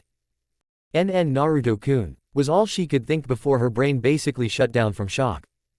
For there, right in front of every person in that store, was Naruto standing within inches of Hinata, kissing her directly on the lips before any of the girls even realized he was going to do it. Course he only stayed there for a few moments until he backed away from the shocked girl who was still sitting right in front of the rest of their group. Course Naruto didn't do or say anything to them for a few moments until a small smile formed on his lips. I believe that answers your question. Naruto told them all, only loud enough for the three of them to hear, and then he shunshined away from them, leaving only a few bills left on the table and a bunch of shocked people. Chapter 21. Everyone was still frozen for a few moments until what just happened fully loaded into everyone's minds. And as soon as it did, Hinata fell to the ground with a bright red blush. While everyone else just were still shocked until they eventually just shook it off and continued their lives pretending they never noticed one of their favorite sealers' forwardness, mainly because it didn't involve them. Though Naruto's other girlfriends just shook their heads at what he just did, picked up Hinata, and left the room heading towards Megumi's home, having already learned to expect the unexpected when around Naruto. Course they weren't bothered by the fact that he picked another girl he licked, because they already accepted the fact that they would have to share him. They were just happy he actually loved them all equally instead of using CRA to date anyone and everyone. Man, I don't know who is luckier. Him for having more than one girlfriend without getting in trouble, or us for having a caring boyfriend. Well, probably him, but it still is kind of nice after all. Now that I met him, I don't want to live without him.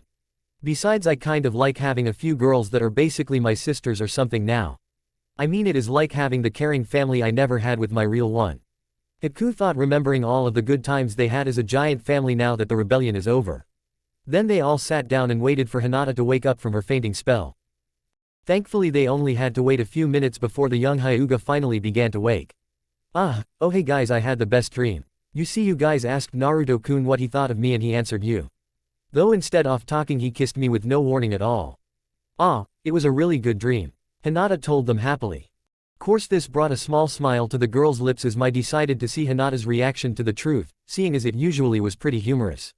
Hinata, Mai called out to the happy girl to get her attention. It wasn't a dream. Mai finished when she had Hinata's attention but didn't show any emotion as she waited for Hinata's reaction. And of course they weren't disappointed. For as soon as Hinata heard this, her blush increased until all of her face was completely red, which she quickly tried to hide by bringing her hands up to her cheeks. Though it was a lost cause, seeing as the blush was way too bad for that to work. Course when she realized this, she tried calming down before the lack of blood flowing through the rest of her body knocked her out again. So, altogether it was a comical sight to see until she finally got her blush back down to only being faint on her cheeks. Course when she did calm down a bit, she still couldn't get rid of the smile on her face. He likes me, she thought happily, letting out a small squeal, then finally remembered that her friends were still there. Oh, sorry about forgetting about you guys. Hinata told them with her blush increasing due to embarrassment. Oh, don't worry about it Hinata, though I never knew that a Hyuga could be so emotional. Mai teased, causing the girl to blush even more than before. Okay, then now how about we go find Naruto and get you two on a date before you have to go Mai asked, finally becoming serious, which of course shocked the girl yet again. What? But what about you guys? I mean, I came here to see my friends but instead I just steal their boyfriend away for a day. Isn't that kind of rude? Hinata asked them, not wanting to be mean to her newest friends. No, don't worry about us, we can handle a day without our blonde. Besides, I can just finally start training Megumi in medical jutsu, so I am not the only one that has to deal with all the injuries these idiots get. Haku told her, making the two girls rub the back of their heads with a small smile, clearly embarrassed. Oh, but what about you, Mai? Hinata asked her. Well, I will find something to do, I am sure, Mai told her, then heard a knock on the door. So, Mai quickly went over to the door and opened it to find one of the Cage Mansion's maids there. Sorichio-chan, what are you doing here? Mai asked one of her favorite maid's civilian friends. Mai-sama, you have a scheduled check-up appointment at the hospital. The now named maid Sorichio respectfully informed Mai. Oh, okay then, thank you telling me. Mai told the woman, who gave a small smile and a bow, then left. So, I guess I have something to do as well, Mai told her friends simply. Well then I guess we will all have to meet up tomorrow to enjoy the last bit of time we have with Hinata before she leaves tomorrow. Megumi told them happily, and after all of them agreed with her, they all left except for Hinata, who didn't leave because she was planning how to get a date with Naruto when the someone knocked on the door again.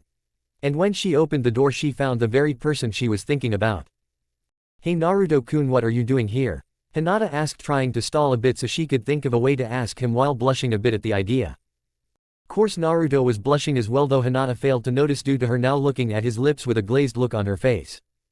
Well, I was looking for Megumi to see if she knew where you went, but seeing as I already found you, I guess I can ask you what I wanted to. Naruto began to tell her nervously. Course she didn't hear this part, seeing as she just broke away from her zoning out right after he said that, and answered with a simple, huh. Well, I just wanted to say sorry about the random kiss I gave you, and I was kind of wondering if you wanted to go out to see a movie or something with me. So, we can actually start dating the correct way. But if you don't want to, I understand. Naruto quickly added, seeing as this was the first time he really asked a girl out that he didn't know if she liked him or not. Sure, Hinata told him shyly. And with that she and Naruto left the apartment as well, both still a bit nervous. Eventually they reached the theater and Hinata picked a romantic action movie to watch and then quickly wrapped her arm around Naruto's and walked in with him, both blushing a bit still. Course Naruto soon found the movie boring and focused on not falling asleep, while Hinata, while looking a bit bored, still seemed to be enjoying the movie for the most part. That was a pretty good movie, wasn't it, Naruto-kun? Hinata asked while still walking close to him out of the theater. Yeah, it was a pretty good movie, Naruto lied, not wanting to tell her he hated her movie choice. Then they simply walked around the village with no real destination in mind. Just walking, talking, and enjoying their date. Till they eventually reached a newsstand where one of the titles caught Hinata's attention. Naruto finds next girl to be in his CRA program. And under it was a picture of him kissing her, which made her blush remembering it. Why and how is this in the news already? Hinata asked, completely shocked, seeing as it was only a few hours ago. Well, You see, I am kind of one of the famous heroes of the rebellion. I mean, I don't know why, because all I did was nearly kill myself with a seal. Naruto told her, hoping it wouldn't change anything between them. So you guys that did a lot in the rebellion are famous here, like the Hyugas are for supposedly being the strongest clan in Konoha? Hinata asked, now curious. Yay, I guess you could say that. I mean, most of the generals, Mei, Mai, me, Megumi, and a few others are treated as heroes when really it was Zabuza and Mei who were the real reasons the rebellion was even started.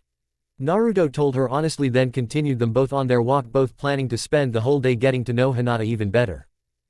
At random mist training field. Okay then, so does everyone understand their orders? A man with a white mask asked the other three ninja who were dressed up in black black style shirts and pants with the same white masks. They look the same as regular ANDU. Okay then, let's begin our mission. The man said. Then they all left. All black and white, with the only different color on them being a red nay on their masks representing Konoha's root Anbu, who were not known about throughout in any other village. They quickly went to the hospital and began to wreak havoc there. Explosions went off, chunks of the building fell, people fought, and soon they were all caught or killed after causing severe damage to the hospital. May. Mizukage-sama, the hospital was attacked. The hospital was damaged, but we were able to capture 2 of the Rouge Ninja and killed the other 2, stopping them before they could do any more damage. Though they have seals on their tongues that are stopping them from talking. A random Chunin called out to her in her office, shocking the cage. What? Bring me a seal master to break the seals, then torture them to drag out who sent them. May ordered the man, making him quickly run out of the cage tower to do what she wanted him to. Konoha Council Chambers. In the council room, everyone was sitting with few words being spoken, just waiting to hear the reason the Hokage called this meeting. Course, when Minato did open the door, he didn't even look at them until he activated the room's defense and anti-spying seals. Council, it has come to my attention that some of Konoha's ninja have become weak. So, we must change some things around so we can keep our title of being the strongest village.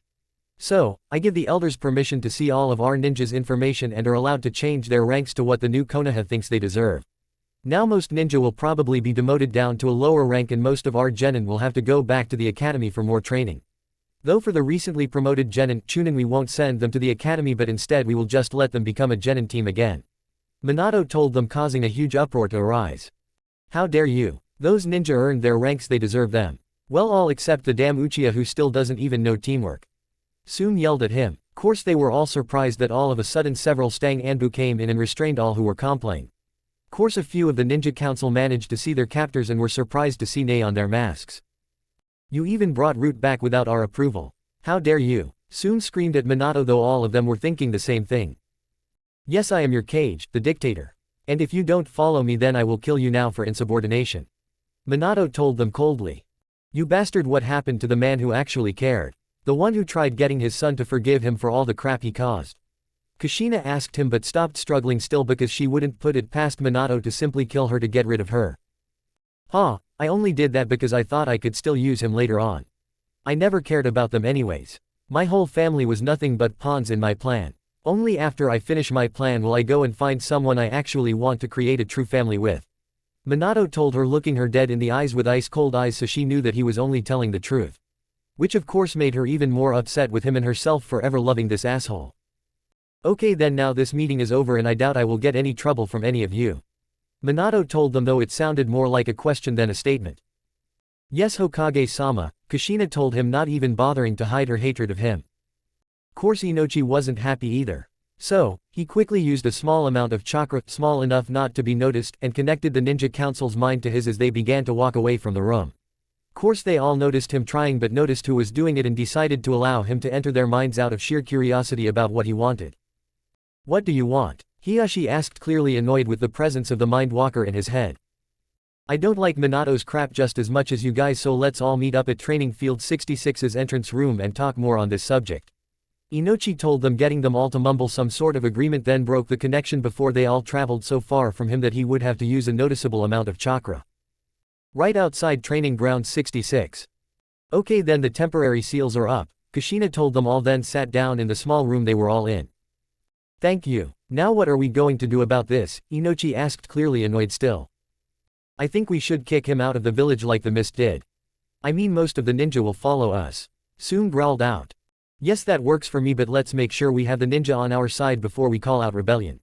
So, let's put it up to a vote. Kushina told them, then was the first person to vote yes to having a rebellion. Course most people voted yes as well except for Hashi because his clan still liked Minato and Shino's father because his hive was too easy of a target. Still they wanted to help from the shadows. So, they all talked for a good hour about several ideas until they closed the meeting intending to meet back up at a later date. Then they all left except for Hiashi and Kushina because she asked to talk to him. Hiashi, can I ask a favor? Kushina asked him seriously. Depends on what it is. Heishi answered her, clearly wanting her to tell him more. Well, you see, when Naruto was here I couldn't work up my nerve to actually talk with him because I didn't know what to say to him. I just hope he will listen, seeing as he didn't even spare a glance at me. Anyways, here is what I ask of you. Would you let me be the one to get Hinata so I have a chance to talk to him? Kushina asked, giving him her best puppy eyes. Damn it, I know it should be a Hyuga that gets her, but I do trust her and even I can't beat the puppy eyes jutsu. No, I must fight it, Hiashi thought in his mental battle. Till he finally gave her his answer. Kushina, I need a high UGA to go with you, he told her, giving into the all-powerful puppy dog eyes. Course this made Kushina begin to cheer happily and childishly, then gave him a big smile, said thank you, then left to prepare. While Hiashi just stood there blinking a few times. This is going to be a headache when my council hears. I guess I'd better make sure they will be semi-happy with the guide I plan to give her. Hopefully, Hiashi thought when she left, then walked away himself. Konoha Gate. By Hiashi, Kushina called out happily, then began to walk away with one of Hinata's old caregivers who was there only to show that the Hyuga were getting Hinata. Course Hiashi just watched them leave until they were all out of sight, then turned to go home. While I thank you for bringing her back, I can't help but think that instead of bringing her out of potential danger we are bringing her into real danger. Heishi thought, worrying about the soon-to-be rebellion, which they were already preparing for by slowly stockpiling weapons and seals to use without anyone noticing. The war was coming, and did her really want his daughters to be in the middle of it? Mist Village. Finally we got here. Man, even with her being one of the more emotional Hyugas, she still doesn't talk much or show it all that much. Man, I really need someone to actually talk to. But first let's get something to eat or something. I mean, I don't really want to go through an awkward conversation with my son on an empty stomach. Kushina thought as soon as they entered the Mist Village. Then she quickly dragged her companion away to get some food without even bothering to tell the Hyuga where they were going. Later. After quickly finding a restaurant she liked and quickly went in and ordered enough for 3 people. Or one hungry Uzumaki whose whole clan high metabolisms and a guest. Course Kushina was barely thinking about what she was eating. Instead she was thinking about what she was about to do. I know what I want to say to him, but it is just so hard to actually do it. I mean, I should have done it when I first found out, but I just was too afraid about what could have happened. Though now he has to hate me even more. Man, I really do hope I can make up with him. I mean, I was so fangirlish that I neglected my own son. Now I also ignored him when I see him after years of being apart. I just don't know if talking to him will work either. I mean, maybe he has already decided that I shall be forever hated by him. Maybe I shouldn't. No, I need to at least try to talk to him. Now I need to find where he actually is. Then I will work on how to get him to at least listen to me when I get to him. Kushina told herself, finally finishing her meal, paying, and then left to go find Naruto to begin to try to make up with him for years of neglect and ignoring him. So, she went around the village hoping to run into him, then ended up learning that he lived with the owners of Yoshi Market, so that is why she now found herself. Excuse me, is Naruto here? Kushina asked the young girl at the counter, who simply looked up at her curiously. Why? Iyaki asked simply. Well, you see, I kind of need to talk to him about important matters, so if you could please tell me where to find him. Kushina told her, hoping that she knew. Sorry, but I don't know. He went on a date a while ago and hasn't come back since. So, he is probably still just walking around the village somewhere. Iyaki told her, not seeing any reason to lie to this woman. Course after she said this, they heard the door open again and saw that it was the person they were looking for in Hinata. Hey Iyaki, I want you to meet. Naruto began to tell her, then noticed the other person in the shop. Hinata. Naruto ended still finished but began to look at Kushina with untrusting eyes. Oh, hello there Hinata-chan, I am Iyaki, Naruto-ni's adopted sister. It is nice to meet you. Iyaki told Hinata with a large smile on her face, waving at the girl. Hello, Hinata responded while bowing a little bit, then looked back at Kushina, knowing exactly why there was so much tension in the air between Naruto and Kushina. Course they still walked towards the counter until Naruto was standing next to Iyaki and was far enough away from Kushina. Naruto, can we talk please? Kushina asked quietly. No, Naruto told her coldly, not even bothering to look at her. Please. Just for a bit. I know you probably hate me and for good reason, but I just want to try to explain a bit. So, Kushina started, then was stopped by Naruto. Don't you dare say you are sorry. Or call me son. You are nothing to me now that you decided to follow that bastard your village calls an honorable cage. Naruto yelled at her, causing her to flinch. Naruni, what is going on here? Ayaki asked, clearly confused. This Ayaki is my uncaring mother. The one I told you about.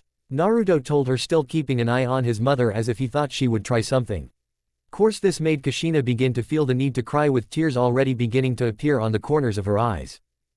Naruto, please just listen to me for a bit. I know you dislike me, but at least let me have a few moments to talk to you a bit.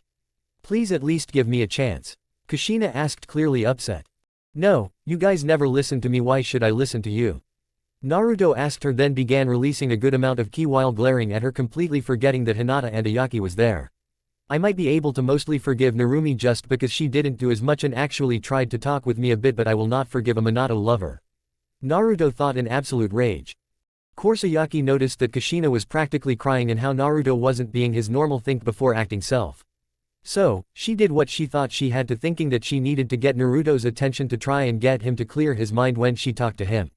So, she slapped Naruto, shocking him out of his rage for a bit. Ayaki, why did you just do that? Naruto asked, rubbing his cheek. Ni-san, you normally are so smart and think things through, so why are you doing it now? I know about what you told me about her, but at least listen to her for a bit, then decide what you want to do. You never know, she might have changed. Just listen to what she has to say. Please for me, Ayaki asked, giving him her puppy dog stare. Quote, fine, but only to please you, Ayaki. Come on Kushina, we will talk in the house. Naruto told her, not even bothering to look behind himself to see if she was following him. But eventually he did turn around, only to look at Hinata. Hinata, I am sorry for our date to end this way, Hinata, but I had a good time until right now, so we definitely need to do this again. Naruto told her, giving her a small smile. Why yes Naruto-kun, we will have to next time we see each other. Hinata told him, not sure what to do at this moment. Inside house. Okay then talk, Naruto told her, wanting to get this done as soon as possible. Well Naruto, first off I just want to tell you how sorry I am. I was acting like a fangirl so much that I didn't even notice that my own son was being tortured. Please forgive me, I promise I will make it up to you. Kushina began, deciding to just say the basic summary of what she wanted to say to start her conversation. No, I am sorry, but I can't even think about forgiving a Minato lover. Naruto told her, starting to weaken his glare. Course he was surprised that Kushina seemed to get mad about this statement. Don't you dare call me that now. Sure, I might have liked him before, but now that I learned the truth, I hate that bastard. I mean, in the last meeting he not only went against Konoha but also told me to his face that he never loved me or my children. Kushina growled, surprising Naruto. So, Naruto simply sat down in a seat away from her and decided to actually listen to her. Tell me everything, Naruto told her simply, and she did. Kushina told him about everything that happened, her feelings on it, Narumi's feelings, her friends, everyone's. Not leaving even the smallest part of the story out. Course this took quite a long time, but neither really cared. Course when Kushina finally finished, she just let out a heavy sigh and looked at Naruto, waiting for him to respond. So, he is being even more of a bastard. Well Kushina, I will tell you exactly what I told Narumi now that I am sure that you aren't a Minato lover. I don't exactly hate you right now, but it will take a while for me to be able to trust you guys again. But I guess we are on good terms for the most part. Though I can't call you mother, seeing as you technically aren't anymore. Naruto told her, confusing her. Huh, how am I not your mother? I gave birth to you. Kushina asked in utter confusion. Well, you see, when I got my bloodline from Natsui-chan, she changed my DNA just enough for it to be added into my very genetics. Course because of this I am not really a part of the either clan now that my genes don't match up with either of my parents or my sister. Now that is exactly why I don't mind being forced to date Narumi, seeing as we are no longer siblings really. That is why I made up my own last name from mixing up my last two last names. I am now Naruto Uzika's.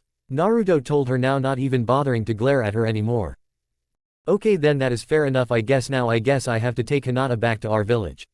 So I guess I will see you then. Kushina told him, not really sure what to do now. Course Naruto just gave her a small smile, then told her bye as he watched her go out of the grab Hinata and her caretaker and ran to the gate with what seemed to be a happiness sparkling in her eyes. Yes, we are finally back on good terms, Kushina thought happily as she ran back toward her village and soon to be rebellion, after making a few required stops as well. Especially one to visit May to thank her for the hospitably and to leave a message asking for help in the upcoming rebellion. Kushina and Naruto talking idea was given to me from NCP fan. My. Okay doc, so this is just a basic checkup, right? Mai asked. Correct my chan, now how about we get started with your yearly exam? Mai's female doctor asked, then began to ask questions based off of her records, then finally used some medical chakra to cause a green light to appear on her hand and then slowly moved it closer to Mai until it was only a few inches away from actually touching her head. Then she slowly moved her hand down, seeming to be doing a scan or something. Course her doctor didn't make any facial expressions until she got closer to her crotch and smiled slightly but still continued the scan. Well, I didn't see anything out the ordinary with you Mai, so you are free to go. Okay, thank you doc. Mai said, then was about to leave when she noticed the doc was smiling at her. What? Mai asked, wondering why the doctor was acting strange. Oh, it is nothing, I am just happy that the little girl I was taking care of all these years finally grew up and found someone to love. The doctor told her, causing her to blush. I don't know what you are talking about. Mai stuttered out, trying to lie but failing badly. Oh, right, you do realize that I scanned for injuries outside and inside as well. The doctor told her, causing Mai to blush even more. Oh, and don't worry, I won't tell your sister unless I absolutely have to, so have fun with that boyfriend of yours. The doctor told her as she walked out the door, still blushing. Chapter 22. After Kushina, Hinata, and Hyuga guards left. Well, that was an interesting day to say the least. Naruto told himself loud enough so that his girlfriends, who were right next to him while they stood at the gate, could hear him as well. Yeah, but what about your mother, I mean Kushina-san? Haku asked. What about her? Naruto asked, confused. Well, you guys seem to be on better terms. Does this mean you finally forgive her? Haku asked, only to hear Naruto begin to chuckle a bit. Haha. Oh, that is good. How could I forgive her with just one conversation? I mean, sure, we are on better terms now that I somewhat understand her more, but I still hold some resentment towards her that refuses to be forgotten about. Naruto told her, suddenly getting serious. Course this brought a small frown to his girlfriend's faces. Naruto, you have to forgive her eventually, I mean she is your mother after all. Megumi told him gently. Course Naruto just growled a bit out of annoyance. So, I am supposed to forgive Minato-tem as well? Naruto asked them, still annoyed. No, but he doesn't deserve it, but you know as well as I do that Kushina-san was caught up in his lies just like you were. Now don't even bother being mad at us, you know we are right. Megumi told him, realizing he was still glaring at them all with annoyance clear in his eyes. Sigh, yeah, as much as I hate to say it, I have to admit she was tricked as well. And I will take that into consideration, I promise.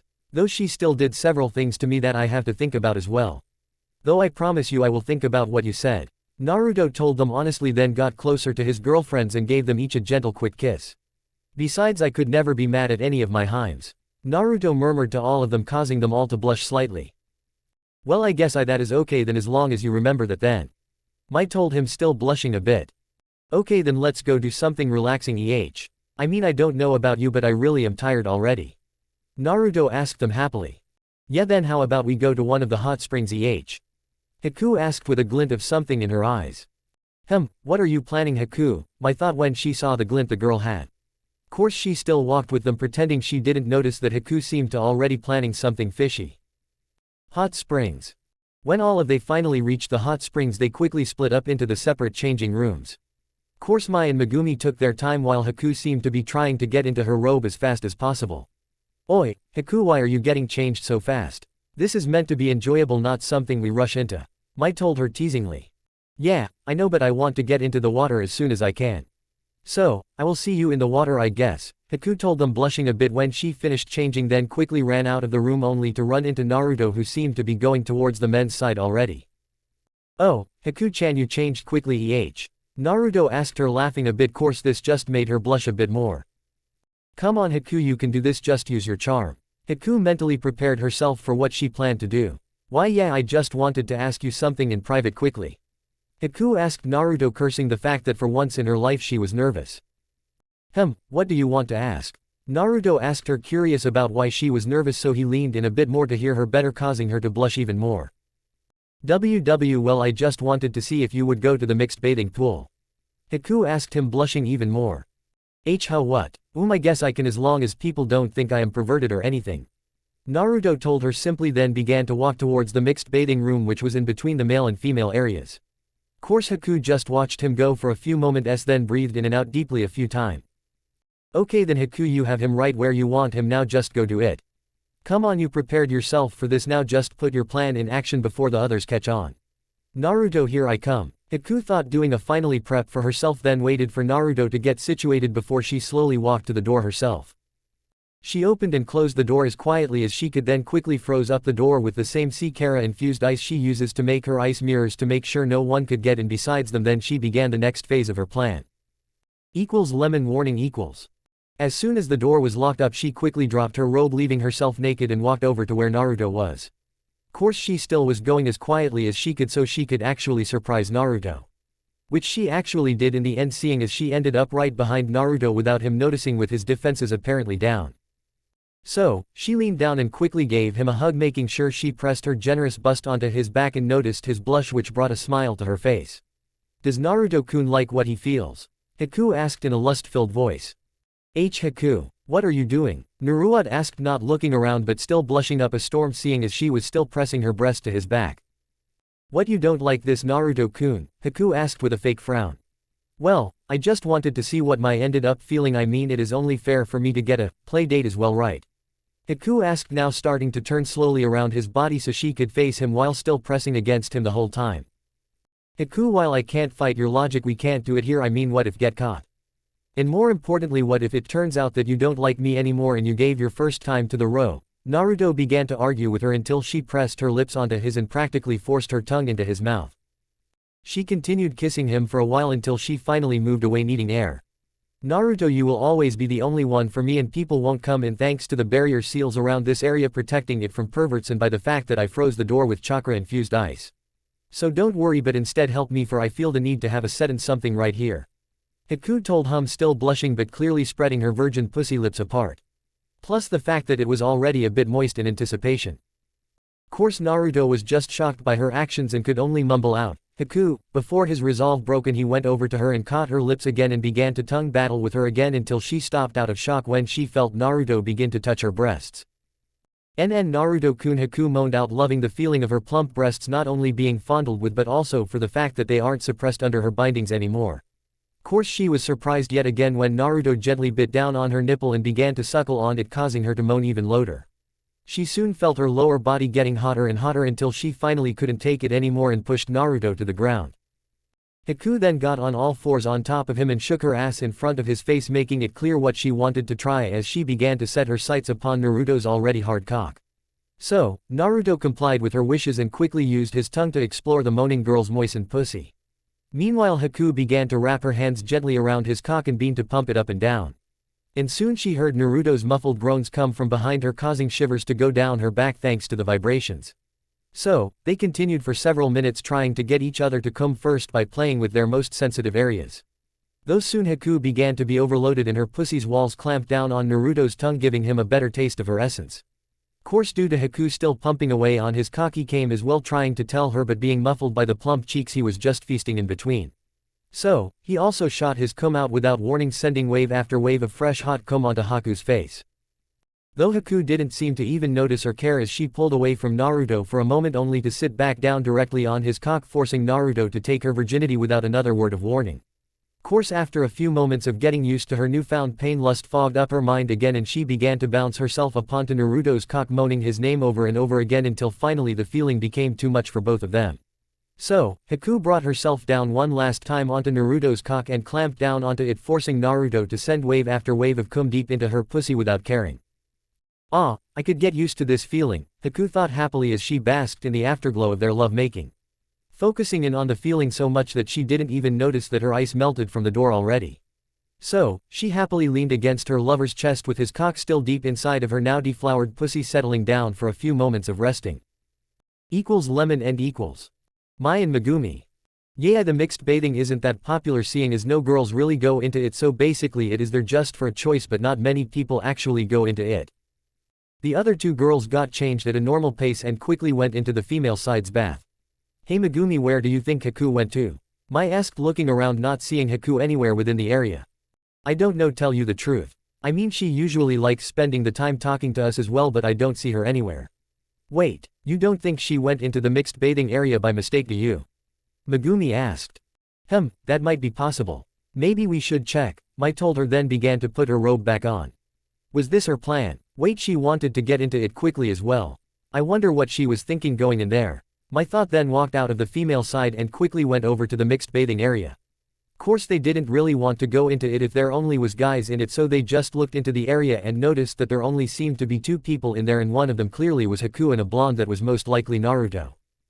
So that is why she wanted to hog some time with Naruto all by herself. Mai whispered to Megumi, annoyed. So, you spent some time alone with him too, so what does it matter? Actually, after this I think it is my turn to spend some alone time with him as well. Megumi told her, realizing that she was the only one who recently didn't have a lot of time alone with Naruto. Fine, anyways, let's just go in and see what they are doing. Mai told her, then enter the area, feeling no need to bother hiding their presence anymore, so she shut the door loud enough to wake the 2 lovers from their near sleep-like states. Hey guys, so you decided to spend some time together, Mind if we join you? Megumi asked them happily, then dropped her robe and sat down next to Naruto, not even bothering to feel embarrassed about the fact he saw her. She then noticed something odd with Haku. Hey Haku, what do you have on your face? Megumi asked, confusing Haku and Naruto until Naruto finally looked at Haku's face again and saw something that scared him. Haku, we forgot that I came on your face earlier. Naruto whispered, quiet enough so that only Haku could hear him. Course Haku then blushed and was a bit afraid as well, seeing as she wanted to keep it a secret like Mai tried to. Though she failed just as much as Mai did as well apparently, course she still would try to push Megumi's thoughts away from that idea. Oh, don't worry Mai, I was just dunked my head into the water, Haku told the girl while trying to turn to her, only to let out a soft moan, then realized that she had Naruto's cock inside of her, which made her blush even more. Course Megumi still looked curious and was about to ask another question when Mai made herself known again by sliding her finger over some of Naruto's cum, which stayed moist due to the mist, and examined it. Course after a while Mai began to blush, now knowing what happened. Why you guys had sex in here? Mai asked, surprised. Course Megumi started blushing as well, hearing this, making it so that all 4 of them were blushing. Wait, that means that I am the only one who still is a virgin here. That is so unfair. No, I won't allow them to be able to have that kind of special fun without me. Megumi thought, annoyed, then decided to fix her problem. Lemon 2 little bit of chat first, but is sort of perverted as well, so this warning stays here. While Mai was grilling Megumi for having sex in a public area, she turned Naruto's head, who looked at her in confusion and began to kiss him, pushing her tongue into his mouth. Course after a few moments of kissing the still shocked Naruto, the other girls noticed and were wondering what she was doing now. Though she eventually stopped, leaving her forehead touching Naruto's. It is not fair that they get to have fun without me, so I think it is my turn now, right? Megumi asked sweetly, causing Naruto to blush even more. Course she didn't wait for an answer, and not caring that the other 2 reached down on Naruto's body, trying to grab his penis that now was hardening inside of Haku, who was still sitting on it. Course Megumi was surprised to feel softer flesh and what seemed like a clitoris instead, and when she did touch it, Haku moaned again, causing them all to blush again. You didn't even bother taking him out of you. What if someone came in? Mai asked, blushing even more. Well, I did freeze the door locked, but it must have melted without me noticing. Haku told her. Then hurry up and freeze the door back up and get up so I can get my turn. Megumi ordered her, causing all the others to blush. What? You really want to have sex right now as well? Mai asked in disbelief, only to see Megumi just shrug her shoulders. It is only fair, Megumi told her like it was obvious. Course Haku, not really being able to argue with her logic, just got off of Naruto with his cock coming out with a wet pop, and soon the mixture of her and Naruto's cum came out of her pussy now that Naruto's cock wasn't blocking it from escaping, then quickly froze the door back up. What, you are actually going to let her do it? Mai asked, still thinking that they would get caught. Why not? She has a point, it is only fair for her to be able to do what we already did. Haku told her, then saw Megumi begin to straddle Naruto's lap and grinded on Naruto's cock, moaning as she did it. You ready for me, Naru-kun? Megumi asked sweetly, still grinding on him, getting wetter by the moment. Yeah, if you are sure you want this. Naruto told her, already done complaining after Haku ignored him. Course instead of answering for a while, Megumi just stopped moving with the head of his cock just barely touching her pussy. Do I want this? Megumi asked herself, tapping her lip with her finger for a few moments until she finally just impaled herself onto Naruto. I guess I do. She finished with a painful smile and tears on the edges of her eyes for a few moments, and just sat there with Naruto not moving either, not wanting to hurt her anymore. But eventually she got used to him. She gave Naruto a small nod and Naruto began to move slowly at first. Though eventually Naruto picked out the pace until Megumi was on cloud 9, moaning the whole time. Course the other girls knew they should be giving the 2 their privacy, but for some reason they couldn't look away from them until finally Naruto and Megumi ended up coming together. They quickly jumped onto the 2 of them, deciding that they wanted to join in, and they spent a lot of their time just having fun in their frozen hot spring area until they finally left completely spent. Equals lemon and equals. Yeah, it wasn't that good of a second lemon, but I don't really want an entire chapter to be a lemon. Even if it still basically is. Closing parenthesis. Suna, council room, past. So, what are we going to do? Our cage is dead and we have yet to find an appropriate person to take his place. And not only that, but we attacked one of the more politically important teams of the mist, so we need to figure out how to prepare for what could be war or a way to get them to forgive us somewhat. One of the council members asked, worried. Well, I still say we should just wait a while until we are sure that Gaara is level-headed enough to be our next cage, and in the meantime we will just do meetings like this to rule this village. Though as for the mist, I suggest we try to get a treaty between our two villages, not only to have another friendly village first but also to see if they dislike our village currently. Another one the council suggested, and it was instantly agreed upon, and soon Gaara and his siblings were packing to travel to the mist village. Mist village, day after Hinata left. Finally we are here, but man, we go from extreme heat to extreme moistness. Kankuro complained when they were just about to reach the mist village. Ah, quit complaining. Anyways, remember Gaara, this is a test for you, so make sure you do your absolute best. Tamari tells her brother, who just nodded slightly in response. And after that minor conversation they reached the gate and quickly entered and set up a meeting with Mai for as soon as they could, but while they waited they decided to get some food from a nearby sushi place, where they quickly sat down to eat, only to see the mist ninja that they saw at the Chunin exams and managed to hear their conversation a bit before they noticed them. Quote, "So don't you find it weird that you like turtle soup while you hold a turtle?" Mai asked curiously. Well, I don't really like him, remember, so eating this is just another way to piss him off. Plus, it does taste pretty good. Megumi told them, happily slurped up her soup. Oh, hey Gaara, Tamari. Cat man, Naruto told them happily when he noticed the sand ninja. Yeah, hi. Wait, what are you doing here anyways? Mai asked, still curious. Well, we are here to talk to the Mizukage. Gaara told them simply. Then they all heard Kankuro growl. Why do you call them by name but I am remembered as Cat Man? Kankuro yelled out, annoyed with Naruto. Well, I remembered Gaara because I fought him, Tamari because of her brutality, but you did nothing noticeable. Besides trying to switch your gender with makeup anyways. Naruto told him, causing all of them to start laughing except for Kankuro. It is war paint. Kankuro yelled, annoyed with the still laughing people. Hey Anyo, can I take your order? What appeared to be a shy small waitress asked them. Course the girl was quite cute with her still childlike qualities, with an ample chest that was held in the red and white outfit, so when Kankuro saw this he quickly calmed down and in his sexiest voice, he tells her she can. Okay then, so what will you order? She asked, a bit weirded out by Kankuro already. Well, I would like to order enough food for me and a cute waitress to share together as a date, Kankuro told her, trying his best to flirt with the girl. Course it was all stopped when Naruto stopped laughing and simply told them that he would have what both his brother and sister have already ordered. Oi, Naruto, quit butting in, can't you see that I am working my magic on this girl? Kankuro whispered, annoyed. I am just ordering food for you, Baka, your siblings are getting hungry and don't want to waste time listening to you. Naruto told him truthfully. Course he was ignored by Kankuro, who simply looked back at the waitress, ignoring his companions. So, what do you say? Want to come spend some time with Suna's most eligible bachelor? Kankuro asked her, though the rest of them just heard his sister fake cough to hide her, saying, yay right. But, like before, Kankuro ignored it. Sorry sir, but I already have a boyfriend and I am happily in love with him. The girl told him kindly, seeing as she was still at work, and then looked past Kankuro to see Naruto and blushed slightly. She then pulled out a magazine from somewhere and held it out to Naruto. Will you please sign this, Naruto? She asked, bowing her head while still blushing. Course Naruto did sign it for her so he wouldn't disappoint her, making the girl squeal for a bit in happiness while hugging the magazine to her chest, then went away to get their food. Course all of the Suna ninja then turned to Naruto, curious about what happened, though Kankuro was the one to ask him out loud, seeing as he was now upset that the girl refused him and that she blushed just by looking at Naruto. What the hell was that? Well, Naru-kun is famous here for the rebellion, though if you ask me he should be famous for something else. Megumi told them, winking at Naruto suggestively, causing him to blush a bit. Course Kankuro wasn't listening to that part, instead he seemed to be mumbling something that sounded like, lucky bastard. Kankuro, I don't know why you try to get all these different females to spend time with you, they never want to. Gaara told him in his normal dull tone. Shut it Gaara, I want a hot girlfriend to spend the nights with, Kankuro told him, only to be smacked by Tamari. Course after that he was beginning to wonder why everyone was picking on him today. Course Gaara just stared at him blankly, then shocked them with his next statement.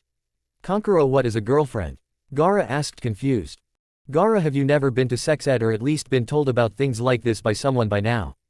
Haku asked, surprised, for even when she was a missing ninja, Zabuza still brought her somewhere to be told about the female side of sex ed and such. Quote, I am a jinkriki that was hated by my village until just recently. What do you expect? You think they would even make it so the demon even had a chance to reproduce? Gaara told her, stating the facts like they should have been obvious. Note to self: take Gaara to see a sex ed class that will go through everything in a relationship before he becomes Kage. Tamari thinks when she heard this course her brother was thinking something a bit different. Teach Gaara how to be a lady like I am when we get home, he thought with a smile. Gaara, then you really need to learn how to date someone before we work on your lack of emotion. Because really what girls will like you even with your complete lack of emotion. Tamari told her brother truthfully. Back in Suna, a random girl who actually wasn't that bad looking was happily talking to her friends when she sneezed on a picture of Gaara she had in her hands. Someone must be talking about you and Gaara. Well, looks like someone believes that you will be the one to get him. Her friend told her, then realized what she said and quickly shot up out of her seat. Quickly, we must go tell the AKLOG gang that even the universe thinks that one of us will eventually get him. Her friend told her, and they both ran off looking for the meeting room. Init Konkuro, lovers of Gaara. Back with the group. Yeah, but don't worry bro, we will show you how to get the ladies, Konkuro told him happily.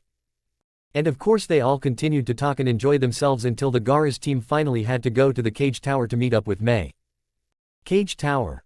Good day Mizukage-sama, I trust your day has been going good, Gaara told her as a greeting, fully prepared to have a meeting with her.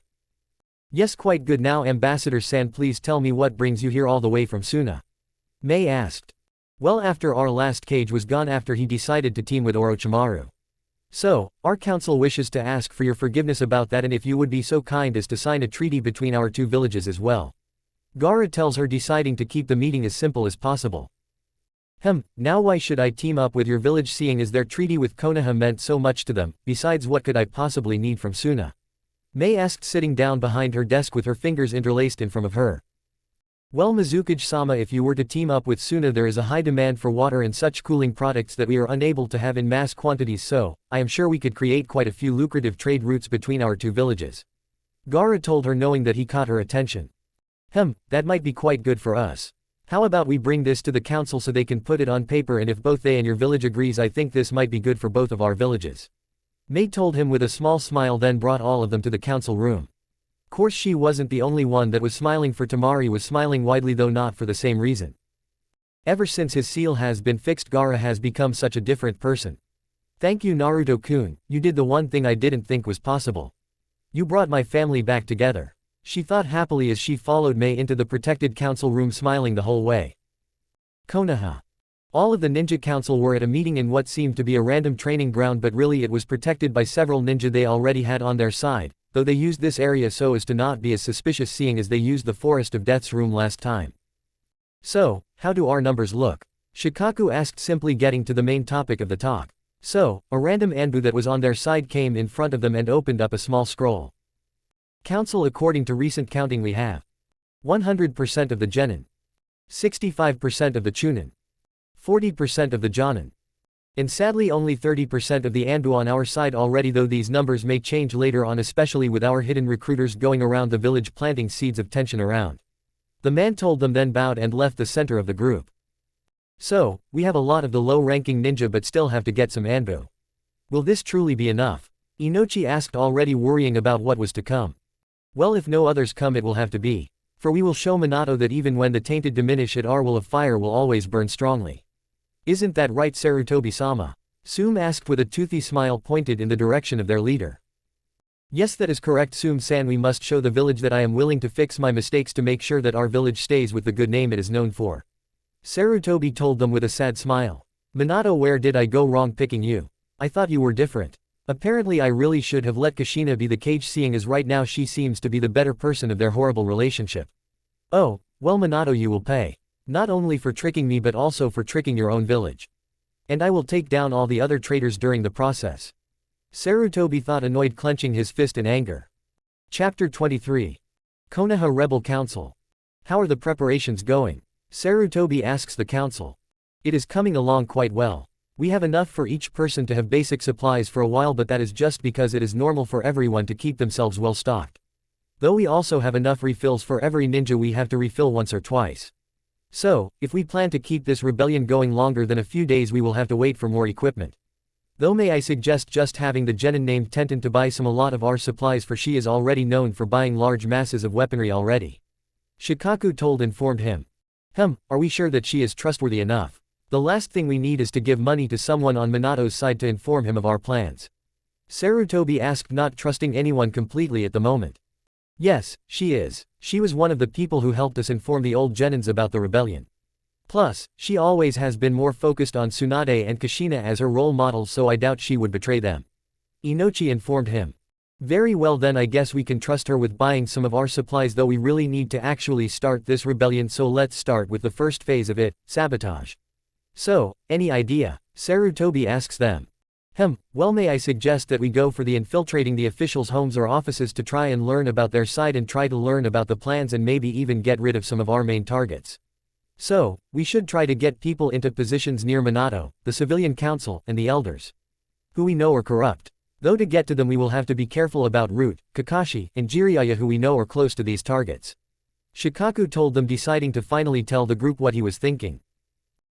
Good point. So may I suggest that we train a few genin or soon-to-be genin in the art of deception so that we can give them someone that they never expect. Soon calls out. Then let us put this plan into action before we try to do anything else. It will be easier for them to get into position if we don't show the distrust of them there is in the village. Sarutobi told them and saw them all nod in agreement. They all then spent the time talking about who they should use on these missions, but didn't put it to a vote yet, seeing as Kushina was not back to place her ideas of people into the idea pool. Narumi was taking a quick walk towards her favorite ramen stand, where she saw a new girl behind the counter instead of Ayame. The girl was now a black-haired woman who looked to be in her mid-20s, who had her long hair tied up into a ponytail that went about halfway down her back. She also had black eyes and slightly tanned skin hidden under a black shirt and pants, and of course a white apron. Hello there, what do you wish to have? The girl kindly asks Narumi.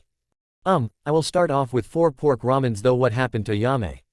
Narumi asked the girl, though surprisingly it was Tsuki who answered her while the girl made the order. Well Narumi, you see, I have heard about certain rumors, so Konoha might not be the safest place for her. Plus, with both the Uzumakis and the Hokage coming here for my shop's popularity has increased so much that I can expand. So, I asked Ayame if she had any ideas where to open it up, and weirdly enough quickly told me to open one up in the hidden mist, where she somehow knew that it would become popular. Though she wouldn't tell me why. Tsuki told her, then rubbed his chin trying to figure out why. Wait, could it be because of what Naruto did when he was here for the Chunin exams? I mean, he was flirting, though I never expected her to actually fall in love that bad with him. Though they did seem pretty friendly with each other even before Naruto left. Whatever, it is her choice. Narumi thought simply. I have no idea either. Narumi lied, not wanting to get on Ayame the ramen cook's bad side by telling. Oh, well. Anyways, right now she is packing up for the trip to the mist right now, though she will have to ask for Ninja to accompany her later, I guess. Tsuki told her. Then the girl walked up with Narumi's ramen. Oh, and this here is Marui Tenyusuke, the new addition to this ramen stand's employees. You see, she is one of Ayame's friends who she recommended to me, and I have to say Ayame was right about her being a hard worker. Tsuki told her happily, causing the girl to blush a bit in embarrassment due to the praise. Ah, well then it is nice to see you, Marui-chan, then I assure you that you will be seeing both me and my mother quite a bit. Narumi told her, then began eating. Course it only took a few moments for her to finish them and to ask for 4 more, shocking Marui. Course when Tsuki saw this he just laughed a bit at her, then explained. Don't worry about it, you will get used to both her and her mother's eating habits. Oh, and don't even try to figure out why they gain weight through eating as much as they do. I am not sure if even they know. Tsuki told the girl, who simply just turned back to Narumi and saw her already on her 7th bowl.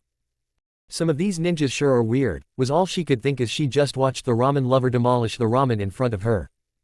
Kushina, Hinata, and the guards were all traveling back to Konoha with no one really talking all that much, or were until Kushina got bored and decided to talk to Hinata about her trip.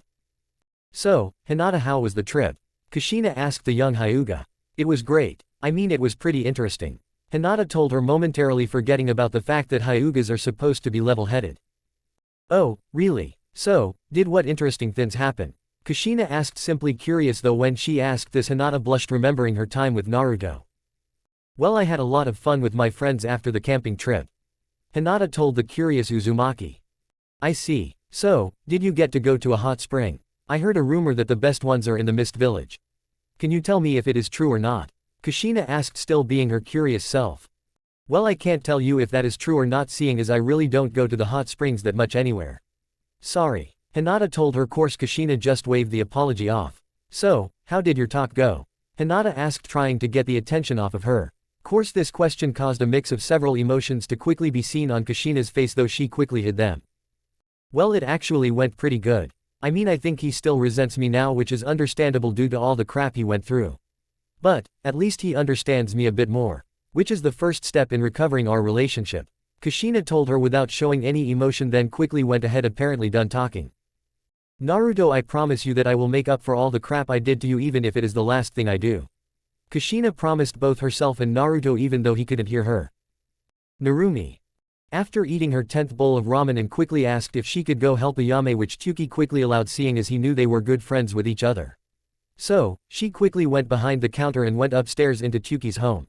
It was a small but peaceful home with 3 good-sized bedrooms, a small kitchen that connected to the largest room of the house, the living room which had wooden floors just like the rest of the room, on which a small TV sat in a shaded side of the room, which was surrounded by several small bookcases that held several of Tsuki and Ayame's favorite books. Altogether it was a nice, warm and inviting house, though Narumi wasn't paying attention to that. Instead, she quickly entered the middle bedroom, which she knew belonged to Ayame. For since childhood they had been good friends. Ayame's room was the most girlish part of the neutral house, for it held a small bed with light red blankets and dark red pillow covers. Its walls were more of a pinkish color that worked with the white door's color. Also, on her miniature desk was several perfumes, a small makeup kit and several other beauty products that she used only on her days off, and even then rarely. On the days she worked she didn't really need to worry about it, for she had little time to relax. Though she was happy with her life. Though right now all that was in her room was basically boxed up, with Ayame at her desk picking up each piece up and gently setting them down in one of the last boxes she had to pack. Need any help? Narumi asked the girl, finally alerting Ayame of her presence. Oh, hey Narumi. Yeah, you can help if you want, though I am basically done. Ayame told her. Then they both sat down and began to pack the stuff up again. Though they did it in an awkward silence until Narumi decided to ask what was on her mind. Why are you going so far away? Narumi asked, then just stared at Ayame until she gave her an answer. Course Ayame just tried to ignore the question and continue packing, but after a few moments she looked back at Narumi and saw that she was still staring at her, waiting for an answer still. Sigh, Narumi, I love it here, I really do. But I just can't work in a place where the man who pushed Naruto away comes so often. I mean Narumi, I might be like 2 years older than you guys, but I still love him. I really do. Now sure, I have had several boys try to flirt with me, but every time I try to fall in love again I can't.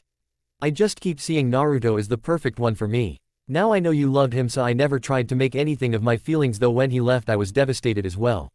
Which of course broke my heart a bit, and I wanted to stop liking him because of that, but I just couldn't do it. I mean, he had every right to leave because of the way he was treated by practically everyone. So, all in all, he is the only man I could ever love. And he loves me back, judging by the letter he sent to me just a while ago. So, I am going to him, seeing as sharing my one true love doesn't really bother me that much. But don't worry, I promise to visit as often as I can, but Konoha has lost the luster I once saw in it. Do you understand, Narumi? Ayame asked her, then returned the emotionless stare Narumi gave her just moments ago. Quote, I guess that is okay then. Just promise one thing, Narumi told her. What? That you will stay happy. Narumi told her, causing them both to smile. Course after that they finished the last bit of packing Ayame needed to do, and Narumi said goodbye to her, then left the area heading back home. Though when she got home she quickly went to her room, closed the door and just plopped down on her bed. I know I should be happy that she gets to be close to her loved one, but I love him too, and that means that I am the only one of his family. All to hell with it, his harem that isn't living in the same village as him. Now that just isn't fair. I mean, I love him just as much as they do. But maybe there is a way to be over there for long time periods without leaving Konoha. It will just have to be done after the rebellion. Though the question is, will it work? Oh, well, I guess I can't be depressed like a little brat that didn't get what they wanted all day. I mean, really, I am sure I will see him often as well. Anyways, I need to take my mind off of this. I guess I could go to Ino and see if she wants to do anything. Narumi thought with a small frown on her face, but quickly hid it behind a neutral face and walked back out of the house to Ino's clan compound. Tenten. Wait, you want me to do what? Tenten asked the council who had called her to the meeting over their plan. You heard us. Due to your normal purchasing of large masses of weapons, we wish you to buy some of the rebels' weapon stock. So, we request you to simply buy a double of your normal kunai, shuriken, explosive seals, med packs and all the other basics. For we don't need any fancy weapons. Now we will give you the money for the supplies of course. So, will you do this for the cause? Sarutobi asked her from the makeshift desk. Course Tenten just smiled at him and gave the council a low bow. It will be my honor to prepare the rebellion for our battle against the people who decided that a genin can't focus on one thing. Tenten told them, still mad about what happened. Flashback equals. Are you the genin named Tenten? A random Anbu asked her one day. Yes, she told him, simply not really bothered by the fact that the ninja randomly appeared in front of her.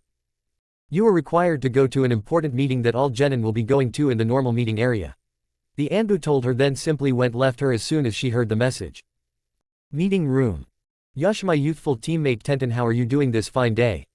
Lee called out to her loudly as usual as he walked up to her with Neji following close behind. Hey guys, any idea what this is about? Tenten asked, seeing as she wasn't told why they were all called here. No, but Hiyashi-sama told me that several people won't be happy about this announcement. Neji told her, basically just as confused as they were. For in one room was most of the genin with seemingly no supervision, just standing there talking and waiting for the Hokage to tell them what he wanted to say. Course it only took a few minutes for Minato and the village elders to show up at the podium above their heads. And when he did show up, everyone went silent and waited for Minato's announcement. Genin of Konoha, something important has come to my attention. You see, due to our new standards, it has been shown that a few of you need a bit more training so that you don't die before your time. So, all of you except, not putting useless names here, should report to the academy tomorrow at the normal school hours. And if you don't, then you can hand in your headband right now. Minato told them, infuriating several people, though the Anbu that quickly showed up had all of them leaving except for Tenten, who one of the Anbu had a message for. Tenten, in order to stay a ninja you must learn other arts besides just weapons. The Anbu told her. What? Do you know how many missions I have done using my skill? It is not a weakness to be a weapon master.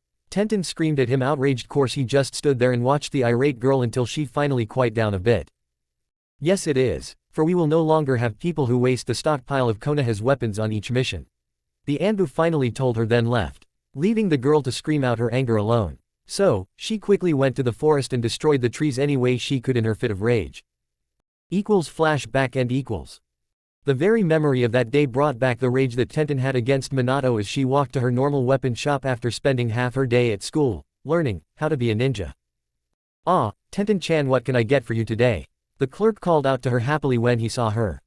Hey, I just came here for a complete restock of my normal weapons. I used them all training recently so much that they all got far too damaged yesterday. Tenten lied to him. Normally she wouldn't have, because she knew she could trust him, but they just couldn't take any chances. Geez, that whole load. I never thought anyone could manage that. The clerk told her, then gave her a knowing look, but still ended up giving her the weapons anyways. Which Tenten quickly paid for and then left the store. Great, so even the civilians are learning about the rebellion before it is ready. We might just have to start this party before it is ready. If that happens, will we be able to win? Tenten thought, walking home, seeing as the meeting she was expected at wasn't for a few days. Ayame. So, honey, you leave tomorrow? Tuki asks, obviously sad about the idea of letting her go. Yes father, tomorrow morning me and the demoted Chunin team I hired to help with my stuff and to protect me will leave. Ayame told him, upset with that idea as well. Well then, good luck Ayame. I know you can make a magnificent restaurant in the Mist Village. Tuki tells her while giving her a hug.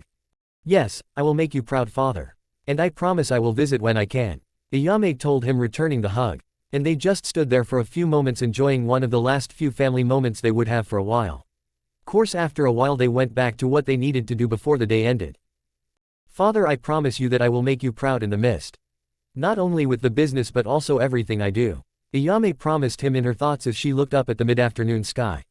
Then she went off to say goodbye to all of her friends one last time. Hyuga group and Kushina. The entire group was about halfway home and still really weren't doing much other than running. So, of course Kushina got so bored that she created a game that she forced everyone to play. For it she created 4 shadow clones that quickly dispersed into the forest without bothering to tell her company why. So, they were confused about what they were for until they noticed that random small rocks were being thrown at them that they quickly dogged. Course Kushina expected this, so to keep them and herself on their toes. Kushina-san, do you really need to do this? I mean, we are supposed to be protecting Lady Hinata, not focus on small rocks. One of the guards told her seriously. Course Kushina just looked at him for a few moments only to watch a rock bounce off of his forehead, causing her to smile a bit, then continue quicker away from the man. Sigh, and to think that is one of our resected, council members, the guy thought, then quickly followed after. Course Kushina simply went over to Hinata, who still was trying not to laugh at Kushina's childlike ways. Hinata, you may want to be careful. I think there might be a hailstorm in the future of your guards. Kushina told her. Then her clones quickly started throwing even more rocks at the guards, and of course Hinata couldn't help but smile at that one. Man, they don't call her the Konoha prankster for nothing. But it is pretty interesting to travel with her, though I don't think I would want to be on the receiving end of one of them. I mean, I think I once heard that she once replaced all of some guy's wardrobe with small dresses that hardly covered anything just because he made a slightly mean comment about Narumi. You have to wonder what she would do if she got pissed off even more. Hinata thought, slightly shivering, thinking about the ideas that could possibly be done by her. Oh, I really need to remember not to piss her off at any time, even if I feel I am safe. Hinata thought, scared of the pranking queen. Course their trip was coming to an end, seeing as they should reach Konoha by nightfall. Minato was sitting at his desk just looking at a few economy reports when Jiraiya decided to pay him a visit via the window. Hello Gaki, how are you doing today? Jiraiya asks happily after he sits down on one of the small chairs in the office. Oh, hi sensei, I was just looking through some business reports and noticed something a bit weird. You see, since the last reports I was given, sales of weapons have gone up 10%. Which is good, don't get me wrong, but I just have a bad feeling about it. I mean, I have been receiving several complaints about my decision each day. So, what if they are trying something? Minato told him, clearly a bit nervous. Don't worry about it. I mean, we know for a fact that most of this village loves you and will till the day they die. Jiraiya told him. I guess you are probably right. Minato told him, putting the papers down. So, how is your personal missions going? He continued with a smile that Jiraiya soon returned. Well, I am just about finished with my next book and I think that it will be another big hit. I see it now, my next top seller, IKEA Paradise 2. Though when are you going to help me write IKEA Ramen? Jiraiya asks, giving Minato a look. For Jiraiya was one of the only people who knew that Minato had a crush on Ayame. Course he knew she was a lot younger than he was, but any girl that knew how to make ramen like she could was perfect enough for him to ignore that fact. Course Minato just glared at him slightly. I don't know when I will work on that, but you sure aren't going to watch us do that kind of stuff. Minato told him, still glaring, though after a while he blushed a bit, thinking about doing all of the perverted things Jiraiya put in his books.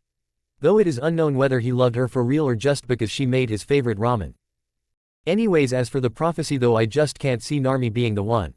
She just doesn't seem to work with it anymore. Though maybe I am wrong, so let's not jump to conclusions. Oh, by the way, I have an idea about tempting Naruto to our village.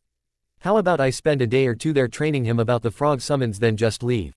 This will teasing him with enough true power that he will follow me here to learn more.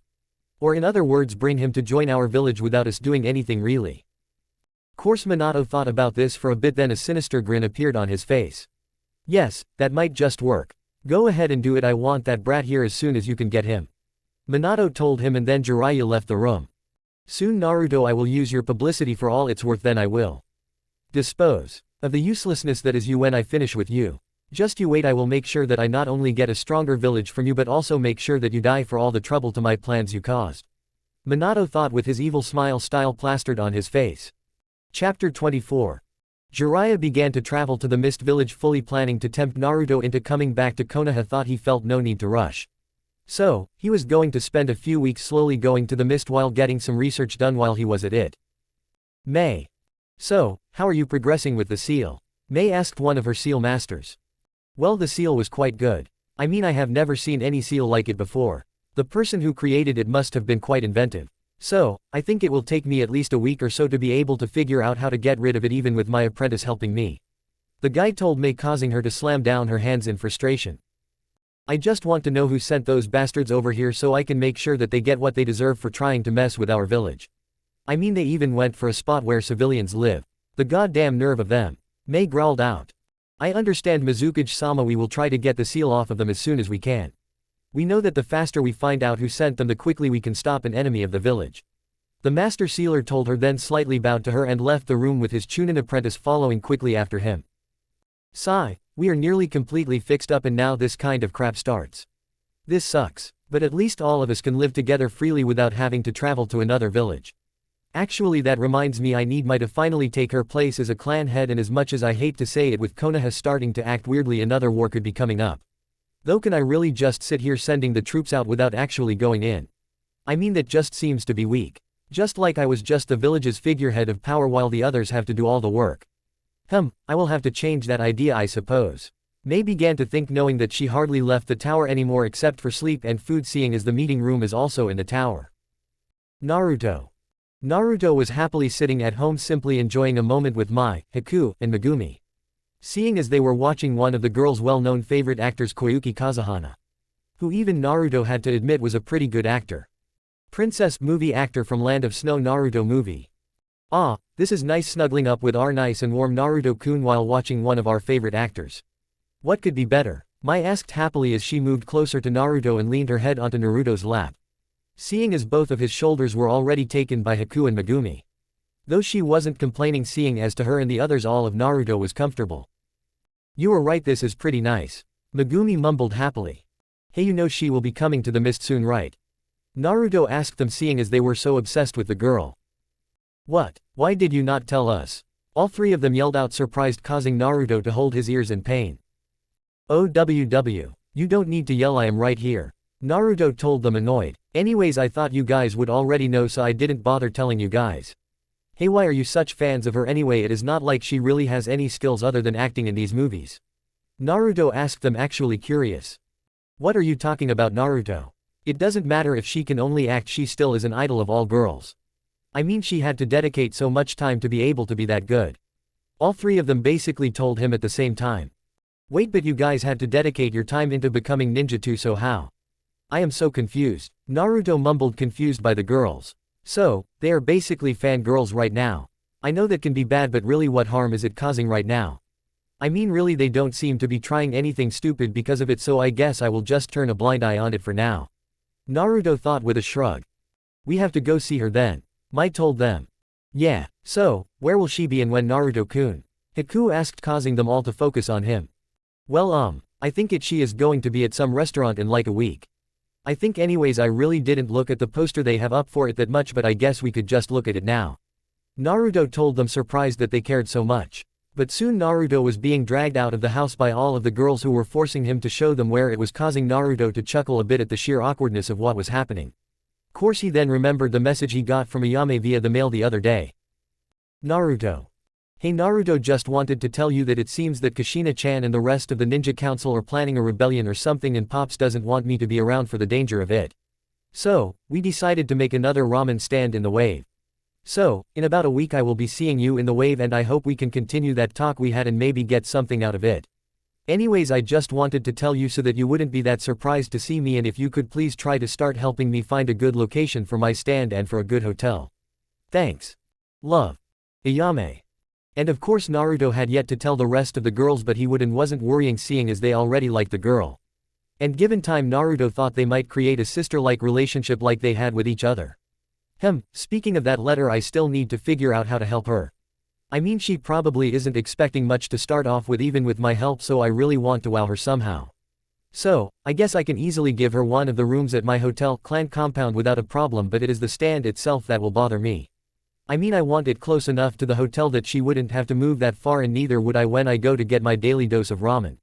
And just a stand won't do. She and the old man deserve to finally have a real restaurant. We'll have to think about this. Naruto thought as he was still being pulled by his fangirl-like girlfriends. Thankfully though, they reached the sign quick enough. And it turned out that she would be coming in exactly 7 days to a library for an autograph session where all the proceeds go to charity or something. So, the girls happily wrote down the information and left to go enjoy the movie again, with their boyfriend acting like their fangirl moment never happened. I will never understand these guys fully. Though I guess that is half the fun of being with them. Naruto thought with a smile. Oh, yeah, you girls remember Ayame, right? Naruto began, then explained what the letter told him. Koyuki. What do you mean we are going to the Mist Ninja Village? Koyuki yelled out at Sandayu, her manager. Well, you see, I decided that it would be nice to do a charity event before we went for the next movie. So, seeing as we are traveling to the village anyways to meet up with the filming crew, I set it up for you. Oh, and we will also be getting some ninja. Now, this would have been set up in Konoha, but due to the manager of the film crew getting sick, he had to miss that meeting, so we have to go to him now instead. But the only change really is the village the ninja who will be protecting you come from. Sandayu told her. I don't even see why we have to travel so far for this stupid film anyway. If he wants me, he should just come film it where I am. Koyuki complained, completely used to being the boss and having the whole world revolve around herself. Don't worry, it isn't that bad of a trip and I am sure we will be home in no time. Sandayu told her. Well, your original home anyways. Koyuki, I am sorry for lying to you, but you must go back to your people. He thought, completely focused on completing the plan he made for himself and for Koyuki. Then simply watched as their cart traveled down the road to their next rest point. Kushina. Kushina finally made it home and quickly found Sarutobi, knowing that she missed a meeting. So, when she did find him, he quickly brought her to a seal-protected room, knowing what she wanted to know about. So, he spent quite a while informing her of what she missed, especially about the weapon problem they had. So, how long will it be before we have enough weapons to hold us over for a while? Kushina asked after being informed of the rest of the meeting. I am not sure, to tell you the truth. I mean, while we have several people buying for us, the quantity is always small and random.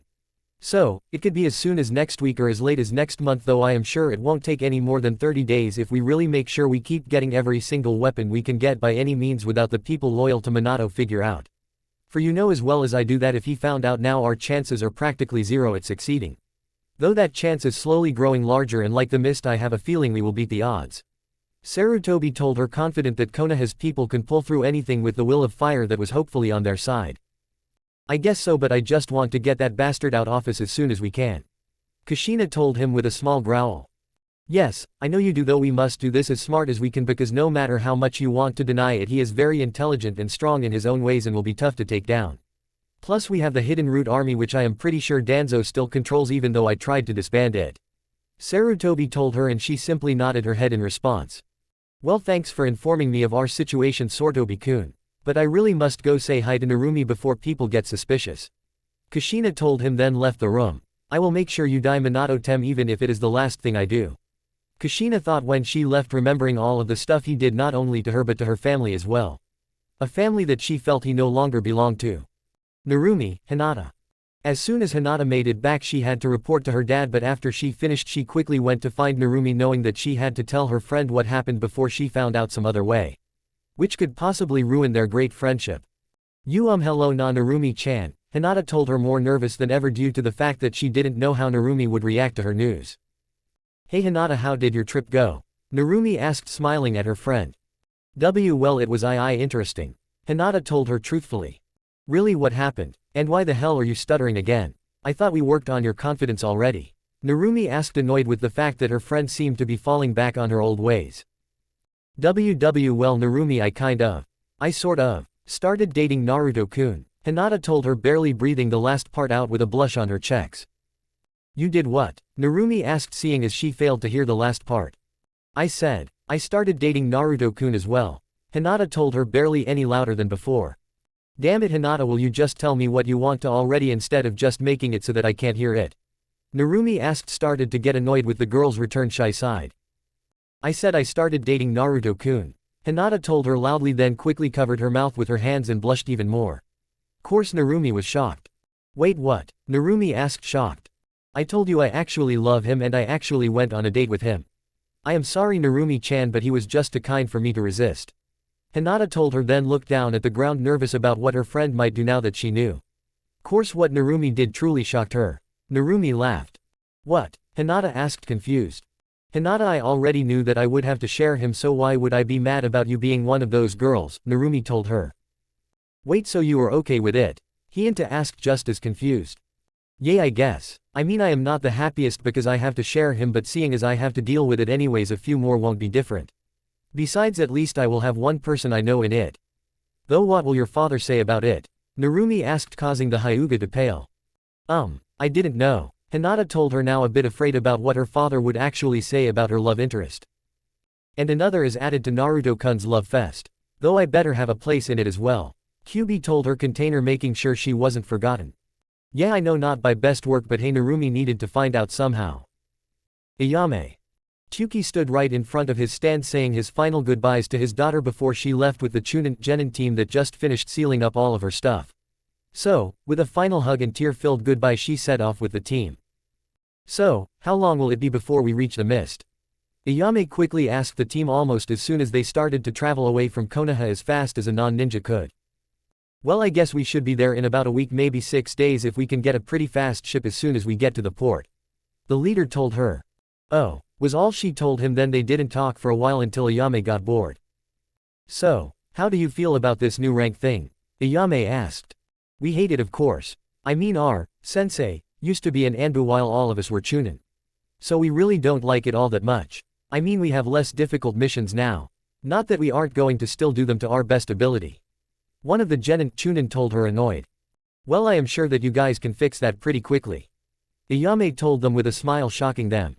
Is she saying that we are strong enough to regain our rank pretty quickly, or does she know about the rebellion already?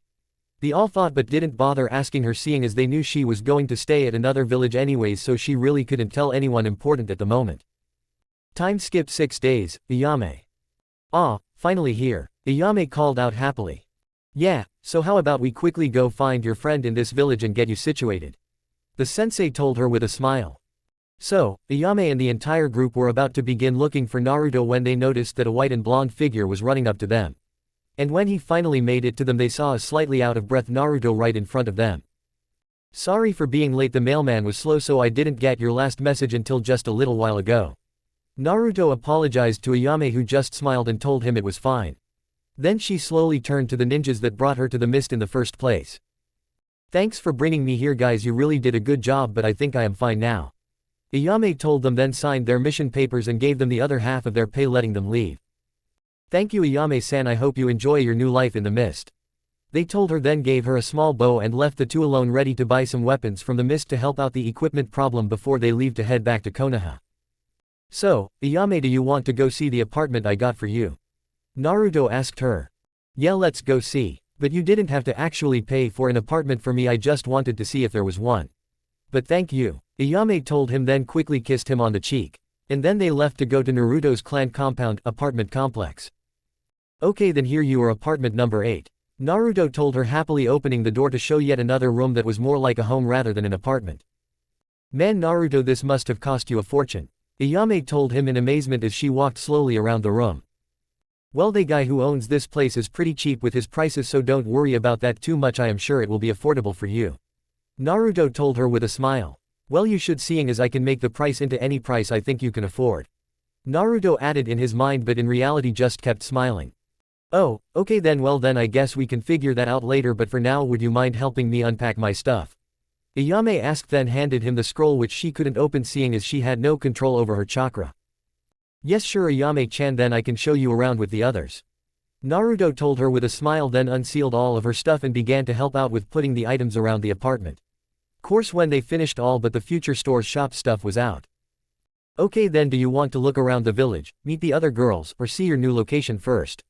Naruto asked as he relaxed on the couch. Well, seeing as they are all probably in one of the rooms close to mine right about now, I guess we will just see them now.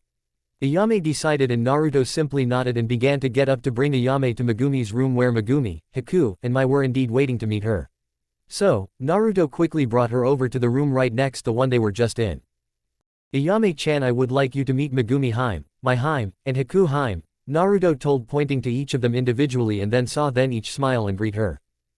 It is nice to meet all of you, Ayame told them, then bowed politely to them. Nice to see you again, Ayame, and I have to say Naruto really was right when he told us that you were extremely nice to almost everyone. Mai told her happily. Course this just made Ayame smile a bit more. Ah, so you have talked about me. Naruto-kun, Ayame asked him flirtatiously. Well, they asked about you, Naruto told her, blushing a bit out of embarrassment. Course this just made the girls laugh a bit. So, Ayame, I heard that you make pretty good ramen, Haku asked, curious. Well, I only know my family's recipe, but people have said it is pretty good, Ayame told them, being modest. Are you kidding me, Ayame-chan? Your ramen is the best I have ever tasted, and I have had a lot of ramen, Naruto told her happily. Well, I guess you could call it that, Ayame told them, happy that Naruto complimented one of her favorite things to create. Anyways, why don't I just make a batch for you guys so that you can decide for yourself? Ayame told them all, then turned to Naruto. Would you mind helping find and set up a basic stand to start off with so I can create a batch big enough for your bottomless pit and us? Ayame asked Naruto, causing him to chuckle and rub the back of his head in embarrassment, while the girls got a laugh at his expense. Still, they soon all picked up the store's stuff that was resealed into the scroll and walked to the unknown spot that Naruto got found for Ayame. So, they quickly went outside of the hotel and then surprisingly only traveled a few feet to a storefront that recently went for sale due to the owner of the building that made it into a restaurant retired and had no relatives to take over. Okay, then I wanted to make sure it was close enough to your room so you wouldn't have to walk too far away from your apartment. Though I figured you might want to try your luck at something bigger than a stand. So, seeing as I know the guy that bought this, I talked to him and he is willing to rent it to you for the same price that you would rent a normal food stand at. So, do you want to give it a try? Naruto asked her, hoping that he actually worked out a perfect present for her. It's perfect. Thank you, Naruto-kun. I always wanted to try to create an actual restaurant. Ayame told him happily, then kissed him directly on the lips, shocking everyone there. Course it took Ayame a few moments to realize what she did, then she quickly started to blush. Sorry Naruto-kun, I just got too excited. She told him, a bit embarrassed. It is okay Ayame. Naruto told her with a smile, then got closer to her so that he was right next to her ear. Besides, shouldn't I be expecting more of those seeing as you are one of my girlfriends? Naruto told her with his breath hitting her ear, causing shivers to go down her back. Wow, I didn't know any guy could make me feel this excited with just saying a few things. Now I know I had to have picked the guy meant for me. Though I am not going to be beaten in flirtation. Ayame thought happily. So, she quickly grabbed onto him and turned him around so that their faces were only inches apart and her chest was slightly pressing against his. Whatever you say Naruto-sama, Ayame whispered to him, emphasizing the sama part, and her eyes were filled with lust. Man, she really will fit in with the rest of the girls. I mean, she already wants to torture me with false flirts. Man, why do we all have to be such teases? Naruto thought, smiling even more. He might have to deal with some teasing from his girlfriends, but Naruto was happy. Okay then, are you guys going to get a room or are we going to eat? Mai asked, laughing a bit at the shocked expressions the two had. What, forget we were here? Mai asked them, smiling. Sorry. I will get cooking as soon as everything is ready in the kitchen. Ayame told her, blushing even more while she and the group got all of the stuff unpacked. And of course Naruto had a couple of clones go out for the ingredients she needed to have before she could truly open up the store. But in no time they were all ready and Ayame started cooking while the rest of them sat waiting. Naruto and girls waiting. Naruto, I have to admit you really didn't lie with anything you told us about her. She will be a perfect sister to add to our group, I bet. And best of all, she can cook. Well, ramen at least, though I bet she can still cook other stuff much better than we can as well. Megumi told Naruto. Yeah, I know, I mean, why would I lie to you? I mean, the only difference between us and her is that we are all trained to fight while she was trained to cook. Naruto told them. Well, we really are happy that she will soon become one of our sisters. I mean, we really can get along with each other. Though we really need to work on the fighting part. I mean, while I don't really want to try and change her, we won't be around to protect her all the time. So, it would be good for her to at least have a small idea how to protect herself. Mai told him and they all had to agree to that. And they would try to talk to Ayame about it after eating. Let's just hope we don't offend her by telling her this. Haku thought, nervous seeing as she didn't want her newest friend to get pissed at them right away. Ayame. Ayame was happily humming a tune as she began to prepare a large batch of ramen for her and the group. This doesn't seem that bad. I mean, all of them seem to be so caring and helpful that I don't think I will have any problems with actually living in this village. Though this restaurant is a different matter. I mean, I have to make a menu that has good food besides just ramen, hire a few people to take orders and help me with stuff, and then there are prices. Man, this will be tough, but I really think I can be successful in this. Though what if someone tries something weird here? I mean, when it happened at Konoha, my dad or one of our many ninja friends took care of it, but here it is only me and my family. But they have jobs that could possibly send all of them out of the village for a while, so what do I do then? Because I sure as hell won't just sit there and take it. Maybe it is time for me to start to learn a bit about self-defense. But what should I start with? I mean, there are a lot of weapons and fighting styles to pick from. I guess I will just start off with doing a basic katana kata and the regular academy style combat style for now. Then move on to more advanced stuff. But, I don't really want to become a ninja myself, so I guess I will have to ask them to help me. After dinner, though, I know Naruto will be too busy eating to talk that much during the meal. Ayame, though laughing a bit to herself, then tried to finish cooking the ramen as fast as she could so that her new family would know what ramen actually tastes like when it was made by an expert in the art. Then finally, after what seemed ages to Naruto, she came out of the restaurant's kitchen bringing with her several bowls of ramen. And after a few more moments their table was covered with 20 bowls of ramen. Meaning 2 for each of the girls and the other 12 for Naruto. Yay, looks great Ayame-chan. Naruto told her, smiling, then quickly grabbed his chopsticks. Itakimas. Naruto called out, then quickly started eating, practically crying at how good it tasted to him. Course this just made Ayame, then she began to eat her own food. Course the other girls weren't as eager seeing as they had ramen, so they slowly grabbed a few noodles and gave it a hesitant taste. It looks pretty good. I guess I might as well give it a try. Megumi thought, curious, then grabbed a bunch of noodles and slowly ate them, trying to experience the full flavor, and when she finally tasted it her eyes went wide. It is so good. Megumi thought happily, then quickly ate more of it, deciding that ramen was something she really wanted more of. After the meal. Hey Ayame, guys, can we talk? Ayame and Naruto told each other at the same time. Oh, sorry Ayame, you go first. Naruto told her, slightly surprised by the fact that they talked at the same time. Well, I just wanted to ask if you guys would help me protect myself. I mean, I know you guys will help me if I need it, but I still would like to learn how to protect myself as well. Ayame asked them, hoping that they would actually help her. Course the group was surprised by her question, so they didn't answer for a few moments until Megumi starts laughing a bit. Ayame, we were just talking about that and we're just going to ask you if you would learn a bit of moves. Megumi told her happily. And with that they talked about a training schedule while showing Ayame around the village until they all finally went to their own homes for some sleep, seeing as Koyuki was supposed to show up tomorrow. Koyuki after diner. Welcome to our humble bookstore, Miss Koyuki. It is a pleasure to meet you, and trust me, 60% of profits made will go directly to the orphanage. The bookstore's manager told her happily, trying to kiss up. Though Koyuki didn't seem to be paying very much attention to him. Yeah, it's great. Now when do I need to be here by tomorrow then? She asked him in a tone that made it clear she didn't really care. Well, we plan on starting at 10, so if you could get here around 9:30 it would be great. The guy told her, who just nodded, then left the store to look around the village with her manager right behind her talking to the assistant film producer the whole time. Wow, these villages always are so boring. I mean, all these ninja walking around like they are all that. I mean, how many of them are actually going to do something to be remembered by before they die doing their precious job?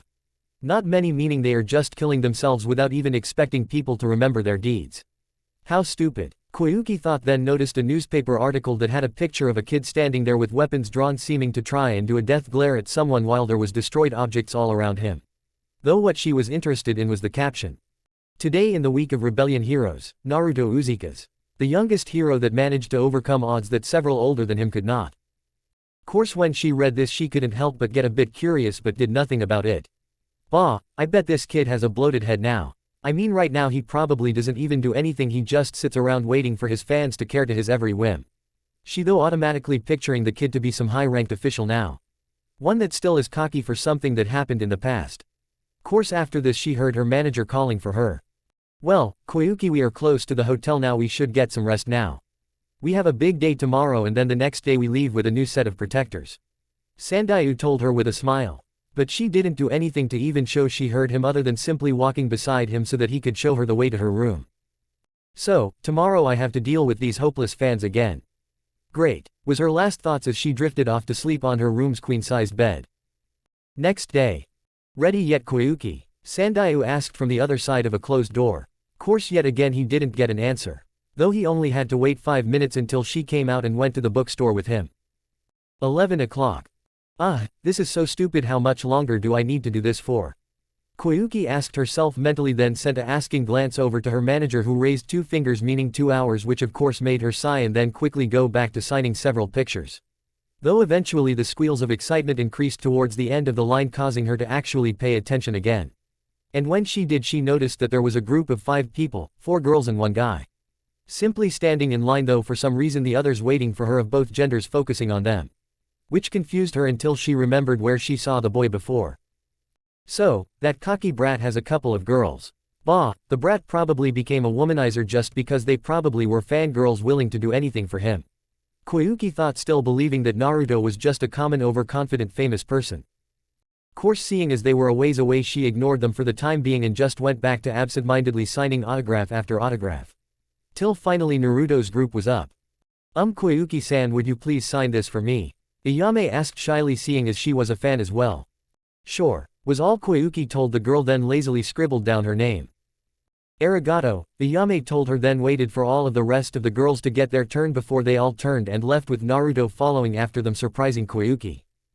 What, so he only came for them? Maybe he is different. No, never mind, he still has to be a brat. She thought, not really caring, then finished off her job without really even bothering to talk to anyone. Though when it was over she quietly left without anyone noticing and quickly went to the nearest bar. Bar. What can I get for you, miss? The bartender asked her in an uncaring tone while he cleaned a cup. Sake. The strongest you have, Koyuki told him and was quickly attended to. Course as soon as she got it she quickly drank the first cup and refilled it until she drank 3 of them in a matter of minutes. Ah, sake always helps the bad memories to go away. Koyuki thought sadly with her cheeks already turning a bit red from the high amount of alcohol in the drink. Sandayu.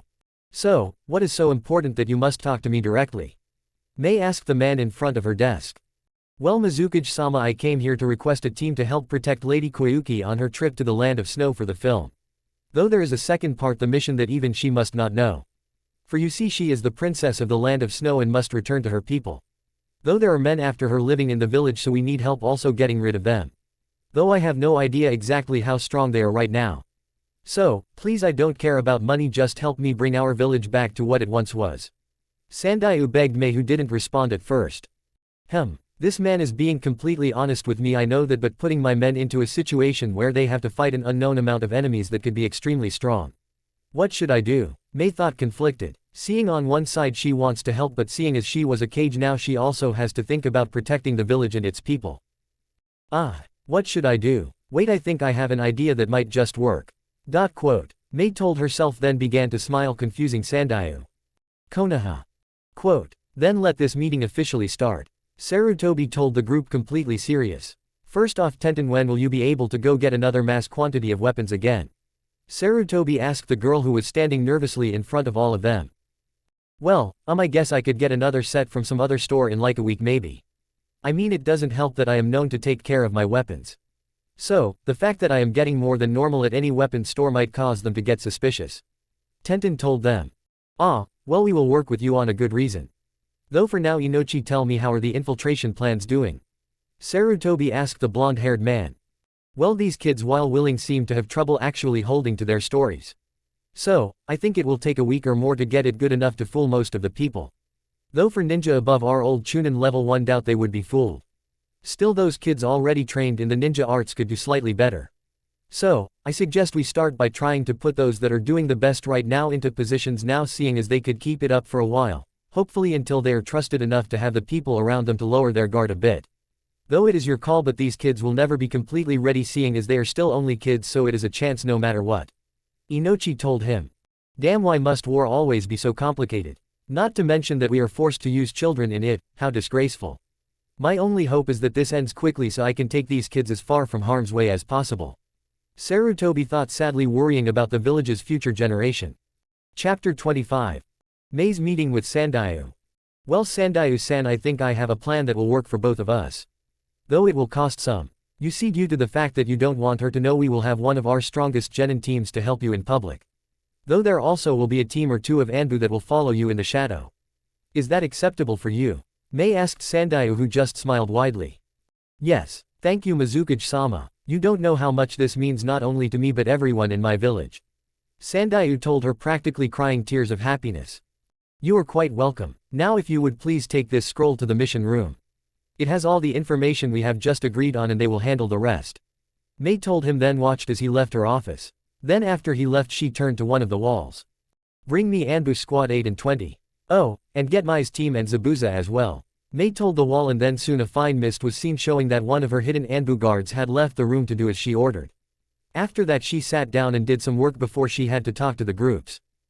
Later, Mai's team at Mei's office. Okay then, Naruto, Mai, Megumi.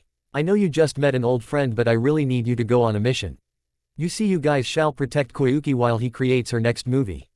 Now this mission will take you probably a month at least in the cold Land of Snow, so be prepared. Oh, and just in case you meet anything that you can't handle, I am placing Zabuza as your team's leader for now, seeing as your original sensei is already out on a mission. Now go prepare for this, for you are expected to meet them tomorrow at 8 in the morning. That is all. Mei told them, and they nodded, knowing that they really couldn't argue, seeing as it was their job.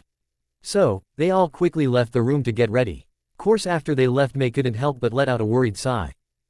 I really hope I am not sending my future half-family to their doom. Oh, and also the Anbu, but most of all my family. But it has to be done for the village. I mean, we might even get a new peace treaty coming up if we help them enough. Mei thought, then continued to work. Naruto. As soon as the meeting was over, all of them except for Zabuza quickly went back to the ramen stand where they knew both Ayame and Haku were still at to tell them. "Hey gals," Naruto called to them when they first entered. "Hey, what was the meeting about anyway?" Haku asked after Ayame greeted them. "Well, we sort of got a mission with Zabuza that could last a month or more. Sorry, but it seems that for now only Haku can get you completely situated, Ayame. But when we come back we will make sure that we spend as much time as we can helping you to make up for it, okay Ayame-chan?" Naruto asked, upset that he couldn't help her enough. Course Ayame, instead of showing that she was a bit upset, she just smiled at them. "It is okay guys. I mean, it is your job after all. Now go on and get ready. Though when you come back I will really expect you to help me in the shop. I mean, you are my assistants in this business. Though I will have to hire some people still. I mean, we need at least some people that can come here regularly without having to worry about the ninja life too much." Ayame told them, then walked up to them and gave them each a hug. "And stay safe guys. I don't want to hear that any of you got hurt or worse on this or any other mission," she told them, already seeming to be worried about the idea. "Don't worry about it Ayame, you are stuck with us for quite a while," Naruto told her, holding her even close to himself. Course Ayame just cuddled into her first boyfriend even more. "I better not. I don't want to lose my first true love or my sisters either," she told him in a whisper, though everyone in their group heard it. And with that they all just stayed close together enjoying each other's company, but eventually they had to go their separate ways, for Naruto, Mai, and Megumi to pack and for Haku and Ayame to continue building the restaurant to Ayame's liking. Next day, Naruto quickly met up with Zabuza and the other girls at the apartment. "Okay brats, ready to go?" Zabuza asked them after they quickly said goodbye to their friends and putting his massive sword on his back. Course he didn't even wait for them to answer him, he just left and they ended up following him after saying their last few goodbyes, then quickly followed after him. Koyuki's apartment. When their team got to the place Koyuki and Sandayu was staying, they just sat down in the lobby and waited for them to show up. Course even though they came just a bit before they were supposed to, they still had to wait a half an hour before they actually saw Sandayu, their employer, running up to them out of breath. "Ah, you must be the ninja team we have, thank you for helping us. Now please help me find Koyuki, she ran away again," he told them, then quickly ran off to try and find where she went. Course this was just too weird for Naruto's group. "Well, that is an interesting way to start off a mission," was all Naruto could think, then quickly went out looking for her by himself, seeing as they decided that would be the best way to go about catching her. Course he didn't have any idea where to look, so he ended up asking around to see if anyone saw her walking around. Course only a few drunkards claimed to see her, but he didn't pay them too much attention to them until he realized that they were the only ones that actually told him anything, so he ended up going to where they told him anyways. So, he quickly informed his team through their headphones and then looked for her in one of the several bars they had in the village. Though in the end he found her in one of the ones just on the outskirts of town, looking like she was trying to hide her identity as much as possible while still drinking. So, Naruto simply walked up to where she was sitting and simply ordered a glass of one of the few non-alcoholic drinks they actually served and simply started to drink next to her. Though apparently Naruto still managed to annoy her just by doing that, seeing as she kept on looking over at him when she thought he wasn't looking. Eventually she decided to voice her annoyance, hoping to get rid of the boy. "What do you want, brat?" she asked him without even bothering to look at him. "Ah, so you finally decided to talk to me," Naruto told her with a small smirk. "Well, to tell you the truth, I was sent to hunt you down. I mean, now that my team is your hired protectors, we have to know where you are. And yes, they all know as well. I am just supposed to keep an eye on you. So, I figured I might as well relax a bit while I do it," Naruto told her, then relaxed on the stool drinking his drink again. "What? No, I don't want any of you guys to try and guard me. I don't even want to go on this stupid trip. If you want to help me, then you should just let me escape and forget about this," Koyuki told him, annoyed. "So sorry, but I can't do that. This mission was given to us by your manager, so only he can terminate it, and I doubt he will," Naruto told her. And this of course just pissed her off even more, and she quickly threw down some money for her drinks and ran out of the bar, trying to get away from Naruto, who just looked at the door she just ran out of inside. "Man, why do I have to be the one to watch her until we get to the actual mission? Maybe I shouldn't have told them that I found her, that way they could have been on watch duty in a place she can actually run far away on. Well, anyways, I can't complain now. For now I just have to catch up to her before I lose her again," Naruto thought, then sighed again and left after paying for his own drink. He then quickly found the girl now walking away from the spot she was at, thinking that she lost him, and of course she quickly went into yet another bar. So, Naruto, making sure to keep her in his field of vision, entered it as well. Though instead of sitting in the back so she wouldn't notice, he yet again sat right next to her, just mess with her a bit more. So, he basically did exactly what he did before, except he didn't even bother to give her the time to buy her drinks. Okay brat, just leave me alone already. I told you I don't want to be protected by a cocky teenager. Koyuki growled out at him. Course her glare didn't have the effect she wanted to see. Instead he just chuckled a bit. Oh, so I am the cocky one Miss, I think I can outrun a trained ninja with civilian level stealth. Naruto told her sarcastically. Hey, aren't you supposed to be nice to me? I mean, I am your employer. Koyuki asked him with a smug smile. Yeah, we're supposed to be nice to our employer, I guess. Naruto agreed with her, causing her smile to grow a bit more. Quote, but you aren't my employer, Sandayu is. Naruto told her, ruining her mood yet again. So much so that she just stood up and left yet again.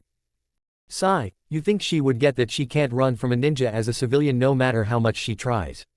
Naruto thought, then yet again went out to the rooftops to watch over Koyuki. Course this happened another time where Koyuki's response nearly was physical, so Naruto decided enough was enough and threw her under his arm and then began to walk back to the meeting point already late. Though he still had to deal with her struggling and complaining the whole way there. Course when he got to the hotel's lobby, Sandayu immediately ran up to Naruto, who quickly put Koyuki on the ground. Koyuki. Oh, please don't just run off like that again. If you want to go somewhere just tell us, okay? Sandayu begged the girl, not liking the fact that she left and might have put herself in danger without him knowing. Though she just looked at him with cold, uncaring eyes. Oh, and I forgot to introduce you to your new bodyguards for this whole movie project.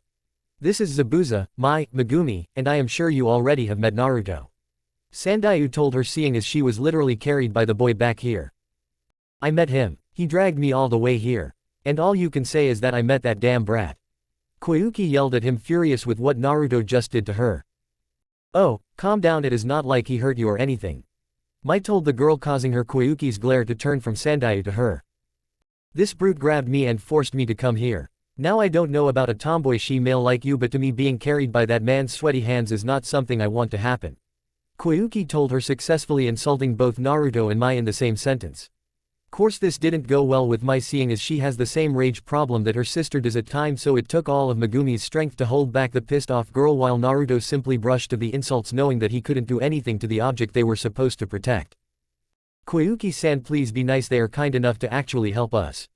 And they will be with us for quite a while, so play nice so we can make it enjoyable for everyone, okay? Sandayu asks, trying to be a peacemaker between the two girls. Course Zabuza just looked over to the group where Naruto and Megumi were trying to calm down Mai, while Koyuki was being calmed down by Sandayu. Ah, this is going to be a long mission. Zabuza couldn't help but think as he continued to simply watch the madness in front of him. Course eventually got sick of it, so he decided to end it. Oi, don't we need to catch a ship? Zabuza called out to them, making sure that they could hear his annoyance. Yeah, you're right, Zabuza-san. Come on people, we need to meet the film crew in half an hour. Sandayu told them, then they all quickly went with him to the port. Doc. Finally you guys get here. A man called out and began walking to them, from who must have been from the film crew. He was a middle-aged man looking to be around 30 who seemed to be pretty carefree due to the fact that his smile showed no signs of even being slightly forced. His clothing was pretty fancy, with a button-up shirt and a good pair of dress pants. But, while he seemed to be only a civilian who was kind, the ninja still prepared for what could be a fight. Course he continued talk, seeming to not even notice the ninja's tenseness as soon as he reached the walking group. Allow me to introduce myself. My name is Roju Kuromara, the assistant film director. Now allow me to show you to the ship in your room, Koyuki. And for the rest of you, I will be there to help you find your rooms as soon as our star is situated and happy. Roju told them with a small smile. Course they didn't say anything back to him, they just followed him to good-sized ship that seemed to be covered with filming equipment. Course they only followed him because he already seemed to not be even slightly trying anything, seeing as he completely turned his back to them, allowing them a free attack if they so wished, and he wouldn't have even seen it coming. Course with that being said, they trusted him enough to lower their defenses slightly and began to look around at their surroundings slower to catch the various details of it. Wow, you really need all of this technology just to create one movie? Megumi asked, shocked as she looked around the area that was covered with metallic equipment. Well, yeah. We need to do things with multiple points of view, so the more we have the better. Plus, even though we want it realistic, we still may need to build up some scenes, seeing as nature might not give us a perfect area sometimes. Roju told her with a warm smile. Oh, was all Megumi told him, then continued her look around. Megumi's curiosity is as strong as ever, I see. Naruto thought, practically laughing at the sight of his girlfriend jumping around the ship looking at various machines. Course all of their attention were focused on one point after they all heard the noise of a door being quickly opened up. And when they looked they saw a man that looked to be in his 80s standing there. He was a short man that seemed to like to wear semi-casual clothing due to his button-down white shirt and tan pants. Thought what they focused on was the look of annoyance he had plastered on his face. "Oi, boy, what the hell took you so long? I sent you out ages ago to get our star and she still isn't here. I swear if she isn't here in an hour I will make you wash." The man yelled at Roju until he noticed the people next to him. "Oh, welcome to my ship. I hope Roju is helping you find everything you need. Especially your star," the man told them with a happy smile, basically a complete 360 from the way he was before. Course Roju didn't seem to mind seeing as he still was smiling. "Guys, allow me to introduce my boss and the head producer of this movie, Kazuki Kuromara, my grandfather. And Grams, this is Koyuki, and sorry I don't seem to remember your guys' names," Roju told everyone there sheepishly. "Well, I am Koyuki's manager Sandayu and this is Naruto, Mai, Megumi, and their teacher Zabuza," Sandayu told the guys in front of him. "Pleased to meet you guys. Now Roju, take them to their rooms to get ready for takeoff to our first filming location." Kazuki told him and Roju quickly did just that. "I looked for their names on the wiki and was unable to find them, so if they have some please just PM me them please." Hour later. After they were all settled into their rooms the group was sitting in the meeting room of the ship while the crew began the long trip. "Okay, so, we will be filming every day for about 2 hours depending on how much we need to film. But, anyways, every week we will stop at a dock to restock, and including that this trip to the land of the snow should take about 3 weeks. Then we will finish the movie in about a week more if all goes well. So, all in all if we get lucky we should be able to not only finish your movie but have it out with a month," Kazuki told them. "Then let's get this over with," Koyuki told them, then got up from the table and began walking to the door. "Hey, where are you going? We need to tell you about filming times," Roju called out to her just as her hand touched the handle of the room's door. "Just tell it to my manager, he is the one making me do this anyways," Koyuki told him after a few moments, then walked out of the door without saying another word, leaving the rest of them just sitting there looking at the door. "So, sorry about that, she must be having a bad day or something," Sandayu told the group, laughing a bit awkwardly. "Man, I really wish she would just grow up a bit and actually try to get over her past already. Her people need her and she can't help them unless she helps herself first. Just how can I get her to see that?" Sandayu asked himself mentally. "It is okay, I guess she will just have to be told later then. So, here's how the trip will be going. Quote. Kazuki begins to tell them, spending the better part of an hour working on it. It probably takes longer to actually make a movie, but hey, it is a story, people. Konoha. Minato was working in his office still trying to figure out why they had a sudden increase in military purchases when he heard a knock on the door. "Come in," he told the unknown person, only to see it was his secretary who looked mad. "Ah, Janice-san, what can I do for you?" Minato happily asked her. Janice was a pretty good-looking girl in her mid-20s. She had brown hair that was cut short so that it only went to her shoulders. She also had green eyes that always showed the knowledge she had.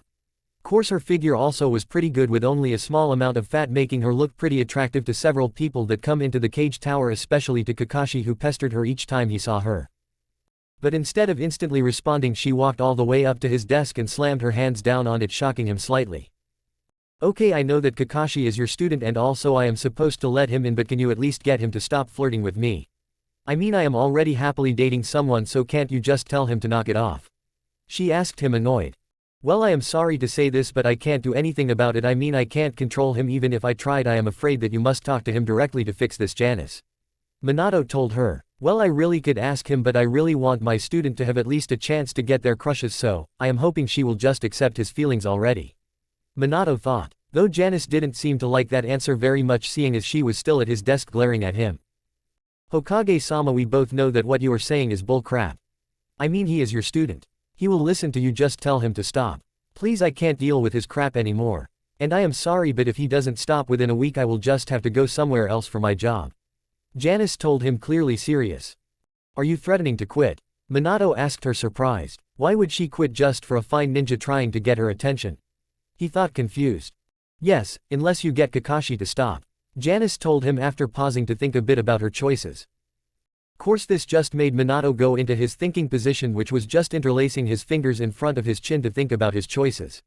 On one side, Janice is a really good secretary and having to get another will be extremely annoying. Though if I do tell Kakashi to stop, I will possibly stop him from getting the girl that he thinks is meant for him. Plus Inochi has been hinting that he would like his girl to get this job if it became available. And she can read people's minds if to see if they are dangerous. Minato thought, making sure he figured out both sides of the problem before he picked course. After thinking it through, his choice was clear as day to him anyways. Well, I have thought about it and I have decided that it still isn't my place to mess with. So, please fix your problem with him yourself, and I do beg you not to quit just because of my student's simple quest to try to gain your love. Minato told her, clearly not caring. Course Janice just growled at this and started to scream at Minato. Fine, if you want to play favorites and pick your student over me, then I will just leave.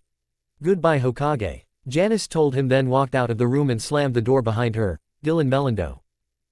Course after she left, he heard someone yelp out of pain and saw Kakashi walking and seeming to prefer his left foot more, making him have a slight limp. What was that about? He asked his sensei, confused. Well, she just quit, but it doesn't matter that much. I will just have to see if Inochi still wants his girl to get a job here, which is a step up if you ask me, seeing as she can read minds. Minato told the one-eyed ninja. What, she is gone? Man, I thought would have at least got a date before she left with me that is on a honeymoon. Kakashi told him, remembering her fondly. Sigh, I guess I will just have to look for another, Kakashi added after a few moments. Get over her quick enough? Minato asked with a smile, happy that his student bounced back from disappointment so quickly. Well, sensei, I know she was pretty and all, but there are more fish out there. Like the lady that stares at me each time I buy my IKEA books. Kakashi told him, then began to think about the people he saw on a regular basis.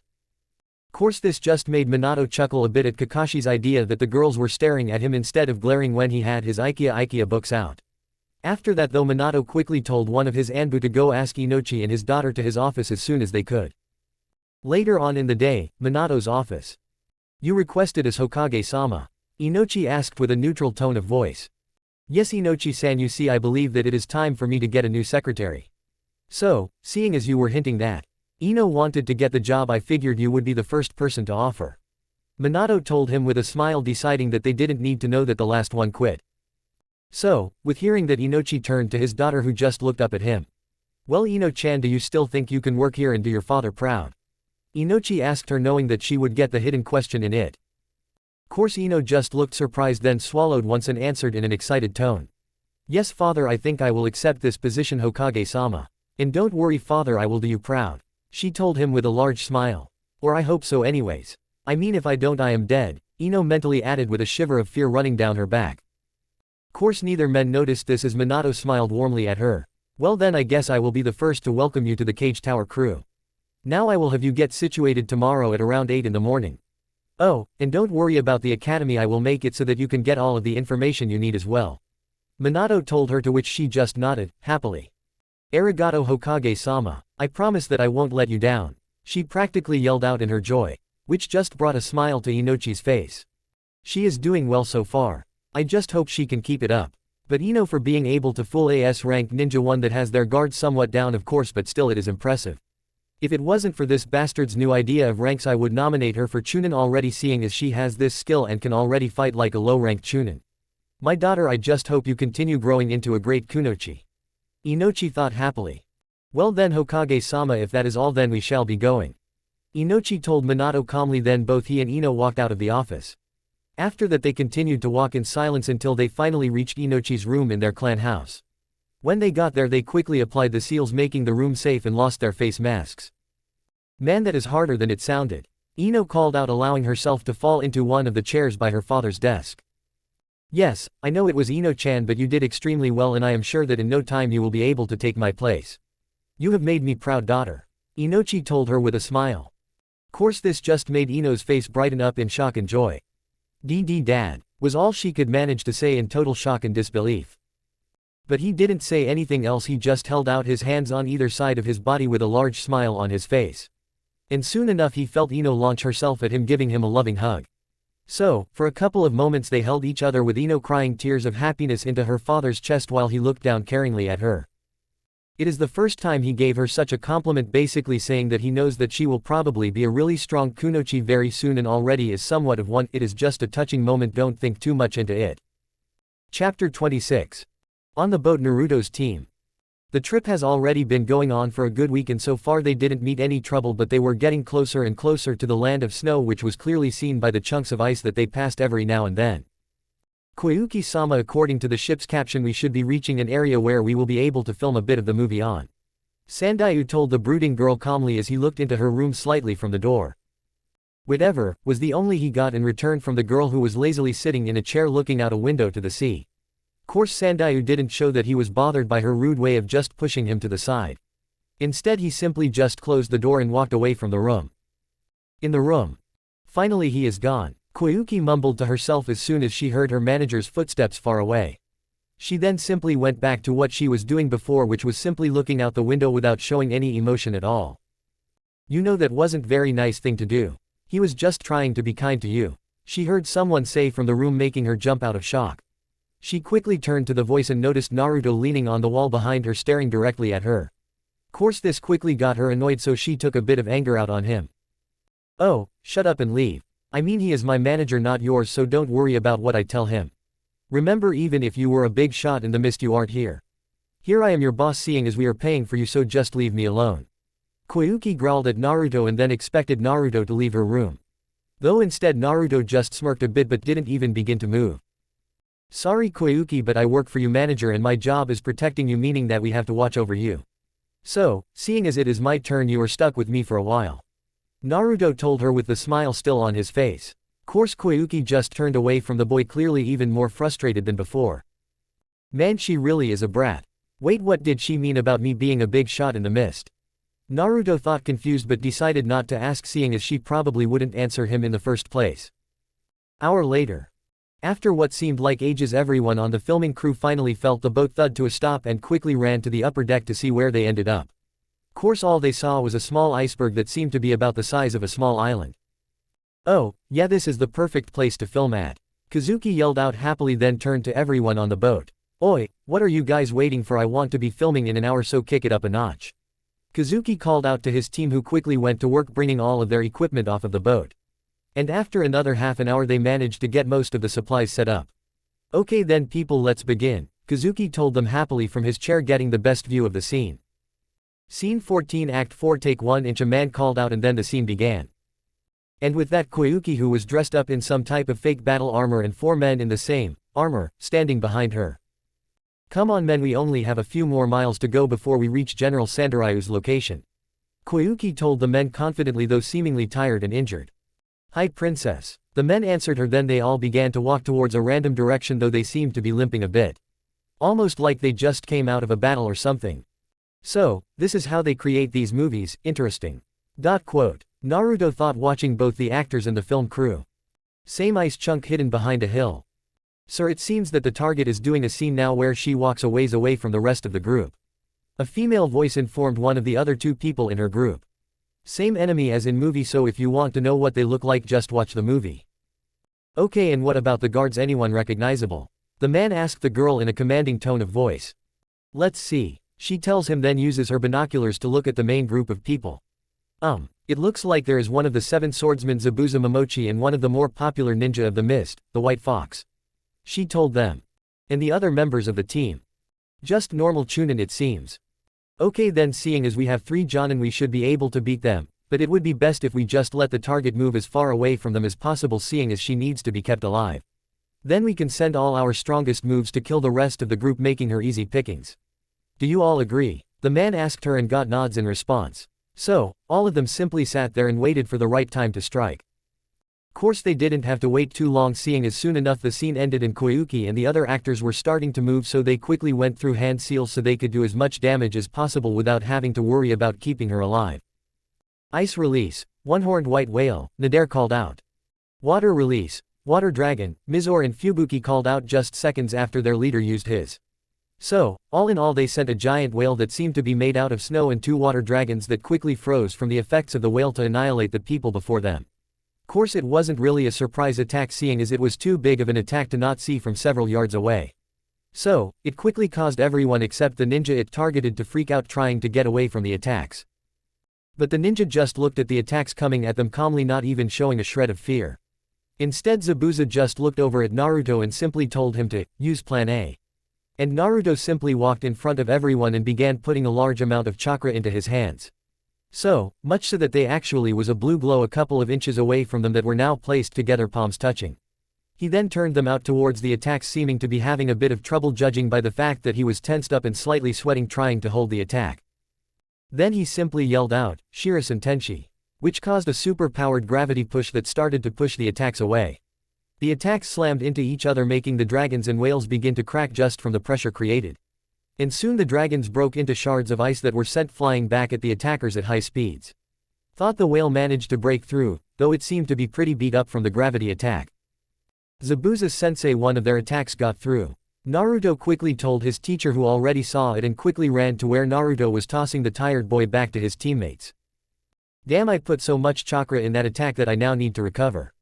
Naruto thought, annoyed as he sat down on the group between his two teammates while Zabuza stood in front of them with the whale now only seconds away from hitting them.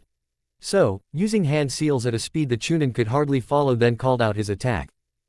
Demonic water dragon Zabuza called out, then melted the snow with his chakra and created a dragon that looked basically like a normal water dragon, though it was about twice the size and seemed to have darker blue teeth.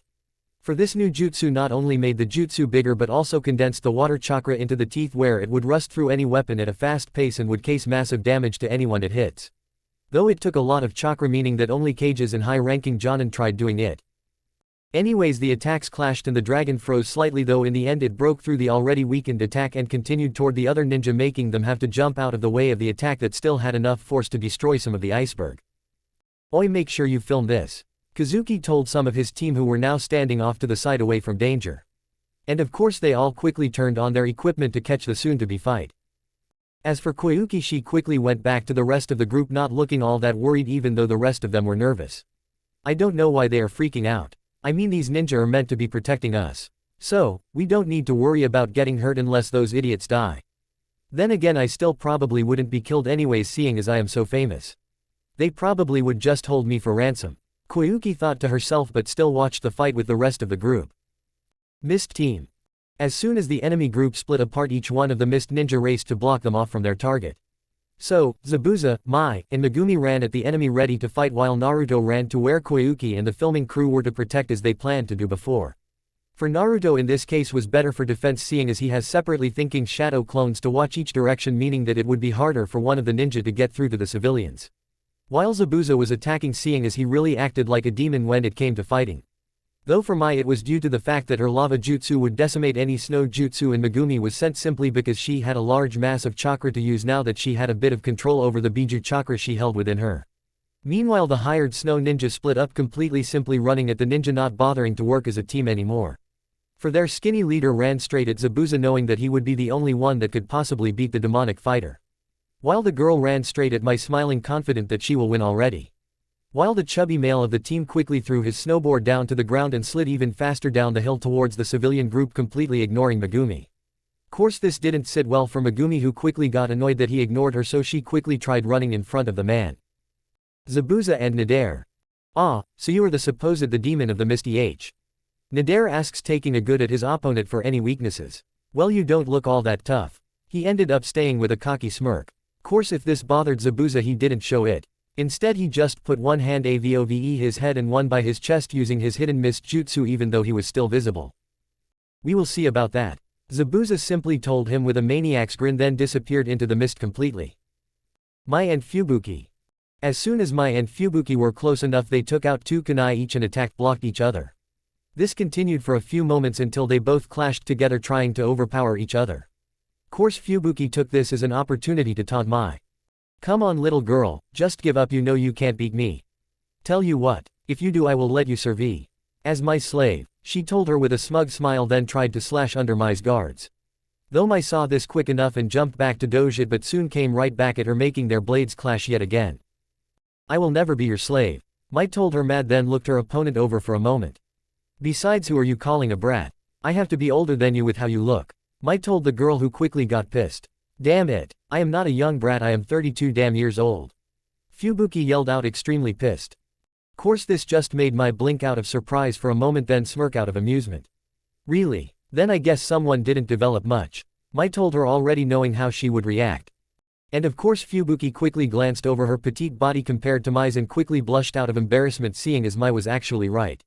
In fact, she was so embarrassed that she could only stutter out, "Shish, shut up," then dropped her kunai, jumped out of the way, and then began going through several hand signs. Ice wind, she then mumbled out, then breathed out a chilling wind that quickly froze the air's water particles and molded in a bit of snow to create chunks of sharpened ice that was sent speeding at Mai, who quickly sent her own jutsu out. Fireball jutsu, causing a giant fireball at the jutsu, making it melt completely, and it even went on to hit where Fubuki was exploding to a larger radius, melting the snow around her as well. So, Mai waited for a few moments to see if Fubuki would come out of the fire, though she never did. Well, I guess that is the end of that, Mai told herself, figuring that the girl was already dead from that attack through some strange event. She then turned around and began to walk over to where Naruto is to help out. Though she only went a few steps until she heard projectiles coming at her, so she quickly jumped to the side to dodge it. And when she turned around, she saw Fubuki standing in the middle of a crater, standing on the water she made from her attack that was slowly trying to freeze again. "How you can't beat me with jutsus? This armor protects me from it, so like I said before, just give up," Fubuki told her, smiling, completely confident that she would win. Course Mai simply got ready for a fight instead and simply told her, "Never." And with that they continued their battle. Megumi and Mizore. Megumi quickly cut Mizore off when he was about halfway to the crew and Naruto and quickly prepared to fight him. Course he just looked at her with a hint of lust in his eyes after he saw her beauty. "Oi, why is a good-looking girl like you trying to fight us? I mean, there is no way you can win," Mizore told her, then taped on his armor slightly. "This armor protects us from almost everything, so it makes us pretty much undefeatable. So, how about you just surrender and I will make sure you live the rest of your life happily as one of my many future wives," he told her, smiling with the idea of doing things with her clearly in his mind. "Come on, I promise you will enjoy it," he practically begged her with a bit of drool hanging of the corner of his mouth. Man, this guy really is a creep, Megumi thought, feel both angry and creeped out by the man in front of her. No sorry, the only man who gets to see this is my boyfriend," Megumi told him, trying to make it so that he realized how disgusted she was with him. Though she just couldn't help but blush thinking about her relationship. Course Mizore took this as a sign and ignored her statement completely. "Oh, come on, you know you want to. I mean, you might be the first, but soon enough I will be one of the snow's richest people and will be able to have as many as I want. Though don't worry, I am more than enough for several girls to enjoy," Mizore told her, still trying to get her to spend time with him. "No, I already told you that my enjoyment will only be coming from my boyfriend," Megumi told him, now annoyed with the man. So annoyed in fact that she didn't even bother waiting for him to respond and just went to attack, forcing him to focus on actually fighting instead of flirting. So, she quickly took out her kunai and coated her kunai with her secondary chakra element, wind, making it so that they could easily cut through most metals. So, she quickly took a slash at his heart, trying to end the fight quickly, though she knew that he would probably dodge it. Though to her surprise he just stood there, not even moving an inch from his original position. So, she got a direct hit, though instead of cutting straight through him like she thought the kunai would, it got stopped by the strange armor, shocking her. "Surprised?" he asked her with a smug smile, then tapped on his arm gently. "This armor is the best money can buy right now. It makes it so that I can't be affected by any jutsus. So, like I said, give up and become my sex slave. I mean wife. Or else I will kill you. And you can't win, so just give up. Now, what do you say?" he asks her, still thinking only about her looks. "Well, I guess when you put it that way I will have to say." Megumi tells him, pretending to think about it for a few moments while barely talking loud enough for him to hear, making it so that he had to lean in to hear her better. Course this is just what she wanted, and quickly punched him in the nose, causing him to get both a broken nose and a bloody nose. "Aw, damn you," was all he could say, covering up his nose in pain. Course Megumi just ignored this. "My answer is fuck you," now completely annoyed with him trying to take her away from Naruto. And with that their fight started as well, with Naruto having to watch every moment, unable to help, seeing as his order was to protect the crew and he had to do it no matter what. Damn mission, I guess I will just have to trust them then. I mean, as much as I want to be able to protect them from all danger, we are still ninja, we will get hurt. Course they are pretty strong themselves. Man, why is this the one bad part about being a ninja? Naruto complained in his mind when he saw this. Mai and Fubuki. Damn, this is getting pretty annoying with that armor of hers. But I wonder whether it will work on heat. Mai thought while still fighting, basically using pure taijutsu. So, she quickly began going through hand signs to form a lava jutsu, but before she could use it, Fubuki decided to jump into the air, activating wing-like parts of her armor, allowing her to stay airborne. Damn, you come down here and fight. Mai yelled at the girl, who simply just laughed at her. Nope, for unlike you, the air is where I rule, she tells Mai, holding her hands out to the sky, acting like some sort of god of wind. Course after holding that position for a second or two, she quickly flew down towards Mai, dive bombing her with several needles that weren't that hard to dodge. Bah, if this is all you got then maybe you should be the one to surrender before you get your ass kicked. Might told her, already trying to think of a plan that would beat the flying woman. Megumi and Mizore. Megumi quickly tried to break her opponent's armor through using various attacks including taijutsu and ninjutsu, though nothing worked. For even though it looked pretty weak, it somehow managed to keep her attacks from harming him. Even attacking his body where the armor didn't cover was useless, seeing as the chakra it absorbed seemed to create a shield of some sort around his entire body. Damn, this is useless weapons and my normal ninjutsu are not doing anything to his armor. How am I supposed to win if I can't even hit the asshole? Megumi thought, even more annoyed than she was in the beginning. Zabuza and Nadare. Ah, so, you are already using your signature move then, Zabuza. You really are a one-trick only kind of guy, aren't you? Nadare asked the mist, not completely sure where Zabuza was but still didn't seem worried. Oh, don't worry you fool, I will be sure to use this and much more to kill you. Zabuza told him Nadare from what seemed to be all directions. Right. Anyways, let's get this started, shall we then? Nadare told Zabuza, then did something that shocked Zabuza a bit. He brought his hands into a familiar hand signs and disappeared into his own mist just like Zabuza did before. And with that they created a standoff, seeing as neither one of them had a real good idea where the other was. So, they simply waited for either one of them to make a mistake first. Konoha, Rebel Storage Base. Come on, hurry up and put that equipment away. Kushina told the group of genin that were slowly moving boxes into the hidden storage center they created. For before they stored all of the stuff in various clan compounds, though now that they have quite a large amount of equipment that no longer would be normal to see in any single clan. So, they all decided to build this storage center a few miles away from the village just to hold the weapons. After they were ready they probably would move it to a more strategic position. So, they simply made sure that it was hidden from sight between a few mountains and had a few genjutsu keeping it out of random onlookers' eyes. Courses of right now that didn't matter, seeing as they were all outside of the area the genjutsu worked, bringing boxes slowly into it from a pile they built up a while ago, trying not to make it too obvious that they came from the clan compounds a while ago. And eventually they only had a few more boxes left, though the kids were exhausted from carrying the heavy boxes so much. Okay then guys, go home, I will handle the rest. Kushina told the kinds, kindly smiling at them. But, Kushina-sama, we can finish this. One of the kids tried telling her, but the fact that he was panting badly said otherwise. No, you kids worked hard for us already, let me finish this. You go back to your homes and rest up. Kushina told the kids, not wanting them to work themselves too hard. Course after that they actually listened to her and left, leaving her alone with about a dozen boxes left to move. So, she quickly created a few shadow clones and they all quickly grabbed a box each, ready to finish the job as quick as possible. I still can't believe that they made me take those kids to do this, even though I have all of the shadow clones I will ever need to help me. Well, I guess making sure that they know they are helping out in the rebellion, but come on, don't make them waste their pernicious training time on this. She thought, not completely sure what she thought about this idea. Still, she quickly finished her work and walked out of the area, happy that they were closer to actually starting and hopefully winding a rebellion. Course she didn't even realize that she began to mumble out her thoughts instead of just thinking it as she walked closer and closer to the village. Soon Minato Temu will be taken care of and both of my precious children will be safe from you. Also, all of Konoha will no longer be under your stupid idea of stronger ranks, and will be happier as well.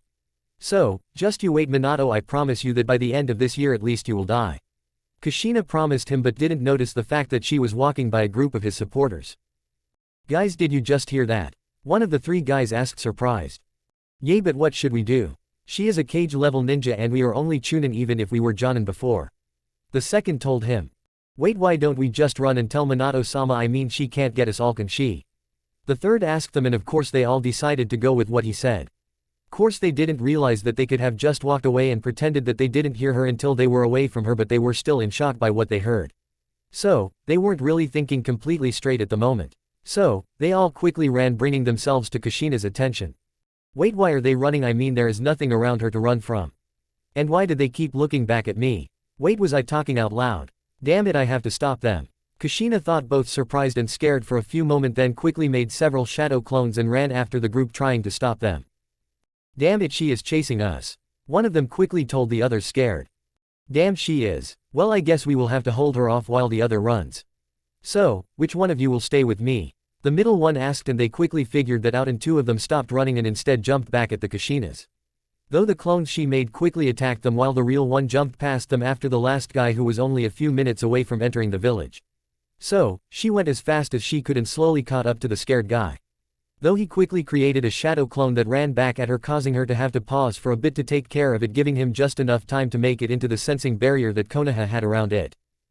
Damn, he made it into the barrier. If I kill him now they will be alerted of my treachery. Anyways, so I guess I will just have to tell Sarutobi then leave as a missing nin. Though I hope he didn't hear me talk about the rebellion. Though I guess Ino would hear about it if he did anyways. So, I guess I should go prepare quickly now. Kushina thought unhappily and quickly went towards her own house to grab her stuff. When she got all she needed and quickly wrote Narumi a goodbye note, encrypted of course, and left to get to Sarutobi's house. When she got to his house she quickly told him her story, then left before Minato ended up finding out. Minato's office. Minato was happily looking over a few documents when he saw one of his ninja run into his office, clearly winded from a long run. "Can I help you?" he asked, curious why this guy ran to get to him, not even waiting for Ino to let him in. Minato-sama. Kushina is a traitor, he tells Minato between pants, trying to catch his breath. "What? Wait, what proof do you have?" Minato asked. "Well, I don't really need to ask, seeing as I knew that she wasn't loyal anymore. I just have to ask, so I have enough proof to make her a missing ninja." Minato thought as soon as he said this, then quickly focused back in on the tired ninja. "Well, when me and my two teammates were coming back from a mission we heard Kushina mumble about getting rid of you. So, we quickly ran back here to tell you. Though she was too fast for us, so the other two tried to slow her down. So, I think she ended up killing them as well," the guy told Minato while looking around the room nervously. "I see," Minato told the guy, then brought his fingers together and intertwined them in front of his face in his thinking position. He then quickly called for one of his Anbu to come in front of him. "Send out Anbu Team 8 and 10 to hunt down Kushina Uzumaki. Tell them that if she is within a mile of Konoha I want her to be brought back, dead or alive. Oh, and go bring me a missing ninja slip. I want her in the books by next week," he told the Anbu, then remembered the rest of what the Chunin told him. "Oh, and get Team 1 to look for his teammates," he added. Then the Anbu quickly left and the Chunin did as well soon after. "Soon Kushina, you will get what you deserve," Minato thought happily with a small smile, then went back to work. Chapter 27. Come on, almost out of the area, Kushina thought to herself as she raced out of the fire country. Course she knew that Minato probably already sent several squads of Anbu after her, so her main goal was to travel out of the land of fire before they were all aware of her new bounty. For if they learned about it, nowhere would be safe here. Making it so that her goal would more than likely be towards the one place she actually knew someone that might just help her was, the Hidden Mist Village. Now it was a risk, seeing as they still didn't have a mother-son relationship, and probably never would have it. But, Kushina was hoping that Naruto would at least help her hide from Minato. Seeing as he already told her that the only reason they had a treaty with Konoha was because they weren't completely recovered from their rebellion yet. So, they probably would get rid of the treaty as soon as they are recovered. Course this was her only option that she had now that would let her still help out quite a bit in the rebellion. She could try to get the mist to help, while in other areas the help she could do would be minimal at best. "I just hope that Narumi is okay without me being there for her," was all Kushina thought about before she sped up even more, trying to use every second she had to get as far away from the tracers as she could. Narumi, next day. After coming back from a mission, Narumi happily walked into the shared house looking for her mother, who she was unable to find. Which was strange, seeing as she told Narumi that she would be home from her trip. Huh, that is weird. I mean, mom always keeps her word, so why isn't she here? Narumi thought to herself, then noticed a note stuck to her room's door with a bit of tape. Now what is this? She thought, curious, while she grabbed it off the door. Course it was coded, so she had to spend a half an hour using the code her mother taught her, showing that it was from Kushian. Narumi. I am sorry my daughter, but I accidentally let it slip that I planned on getting rid of Minato Tem in front of 3 Chunin. And while I tried to stop them from reaching the village, one of them still made it. So, I was forced to leave. But do not worry about me, for I will make sure I have plenty of water. Also I will make sure that I stay where the yellow sun is the brightest, seeing as I know you like these areas the most. Now, I am not sure if it will work out, but I am pretty sure it will. Anyways, I am truly sorry Narumi, really I am. Now be careful, for the village probably will be more cautious around you. Now just know that I love you and I hope we can see each other again soon. But for now, goodbye my daughter. Love. Your mom, Kushina. Well, that explains why she isn't here right now. Though it sucks that mom isn't safe here right now. Narumi thought, a bit sad. Well, at least she is going to the Mist Village to try and get help. I mean, even though Naruto ni isn't on the best of terms with us, I am sure he will still help, even if it is just to spite Minato Tem. She thought to herself, then noticed that Anko and Kurenai just came into the house as well. Hey brat, how are you doing? I mean, aren't you supposed to be training with Kushina sensei today? Enko asked curious. Course she then noticed the sad expression on Narumi's face. What is wrong? She asked now curious seeing as Narumi usually was happy. Enko, Kurenai mom had to leave. She got caught by some loyalist talking a bit about her own plans and probably will be in our bingo books pretty soon. Narumi told them upset then watched their expressions go from being shocked to upset. What? Are you sure? Kurenai asked hoping that it wasn't true. Though Narumi didn't tell them anything she just handed her the decoded note to read herself. They all then just sat down to shock to really want to do anything. Mom, I just hope that we can end this soon so that you can come back. For as much as I know you want to be around Naruto, I know you also will miss Konoha just because this has always been your home and always will be.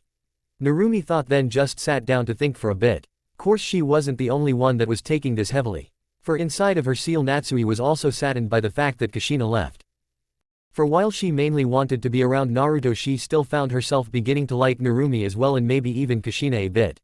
Though because of this she didn't really want them to feel any sorrow and tried to make it so that Narumi never got upset by stuff even though her problems were nothing compared to what Naruto's were at the time. But still they helped each other and managed to become great friends. Narumi, I understand you are upset about this and for good reason, so I won't bother you for now and just let you think things through, but I don't want you to be so depressed. I mean, we have become friends and what friend would want the other to cry?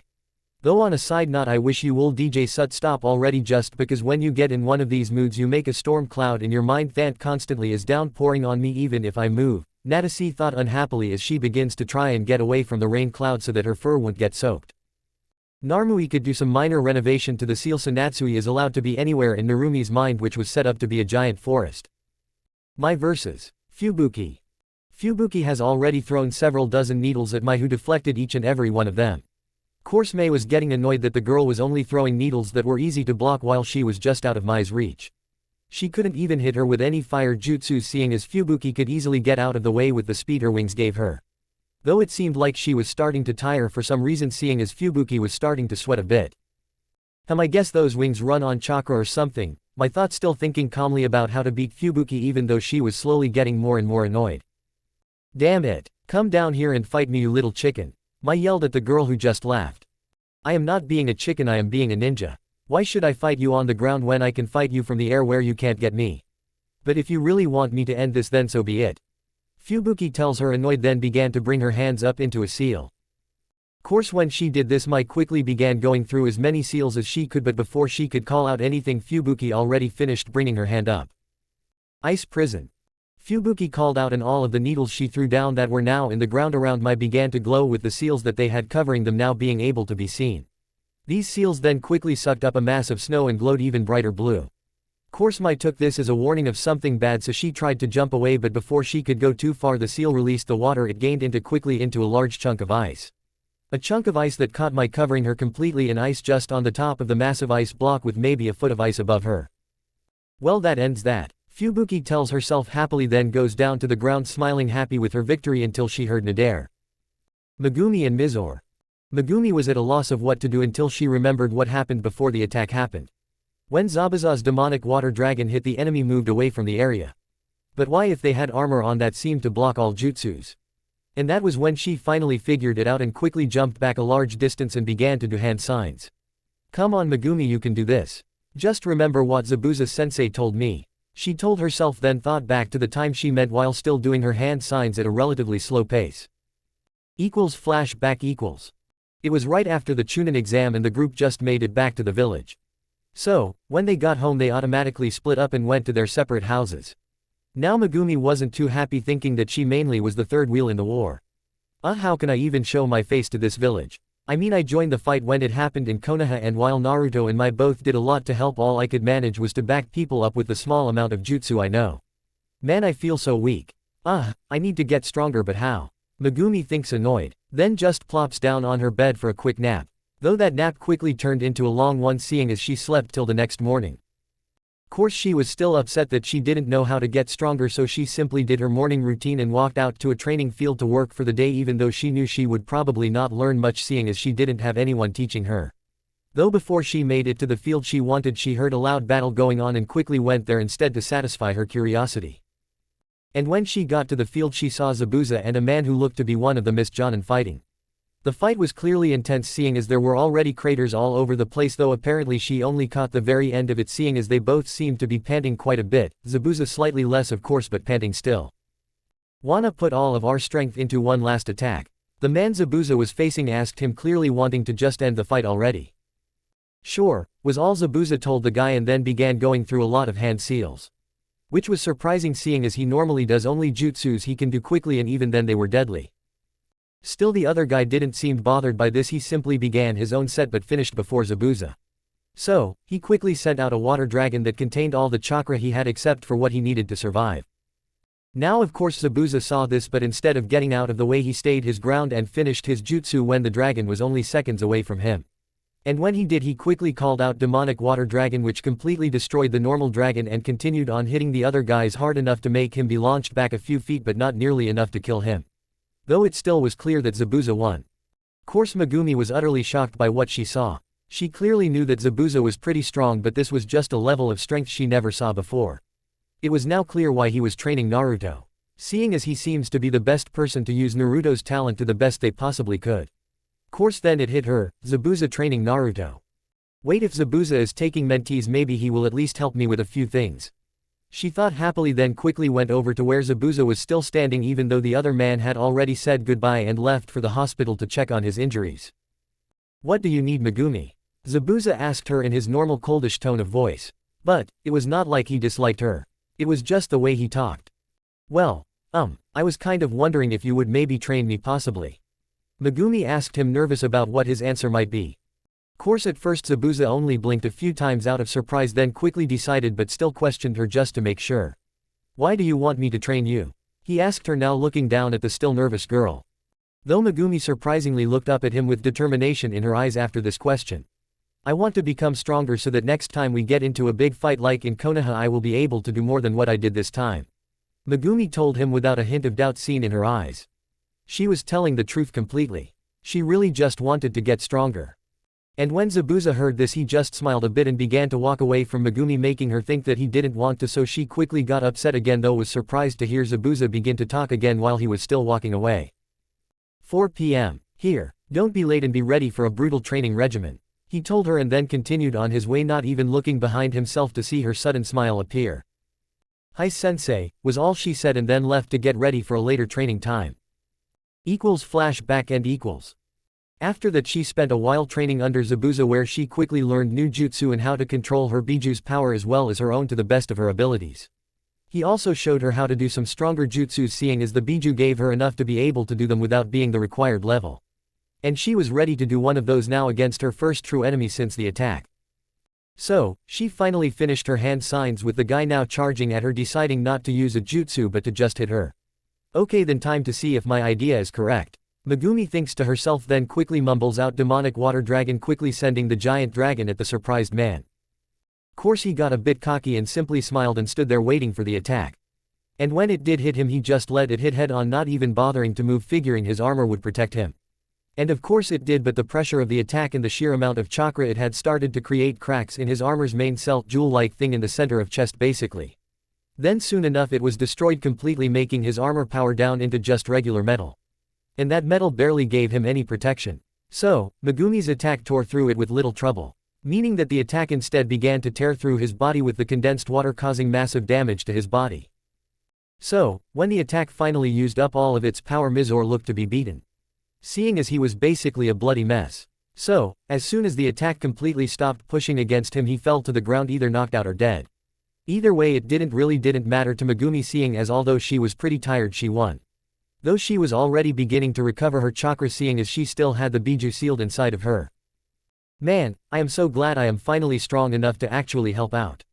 Megumi told herself, then quickly went over to see if Zabuza needed help. But before she could, she heard voices from Mizor's earpiece. And because of this she got a surprised expression on her face and quickly ran towards where she last saw Zabuza and Nader. Zabuza's battle was going on for ages with only a few blows traded. Meaning that neither side really was tired or injured. Though Zabuza did already notice that the armor Nader wore blocked his attack. Though he had no idea how it was powered, seeing as it didn't absorb any of his chakra. It was then when he thought of a plan and smiled evilly, although no one could see it. He then quickly went over to the last place he heard Nader and waited for his next screw up.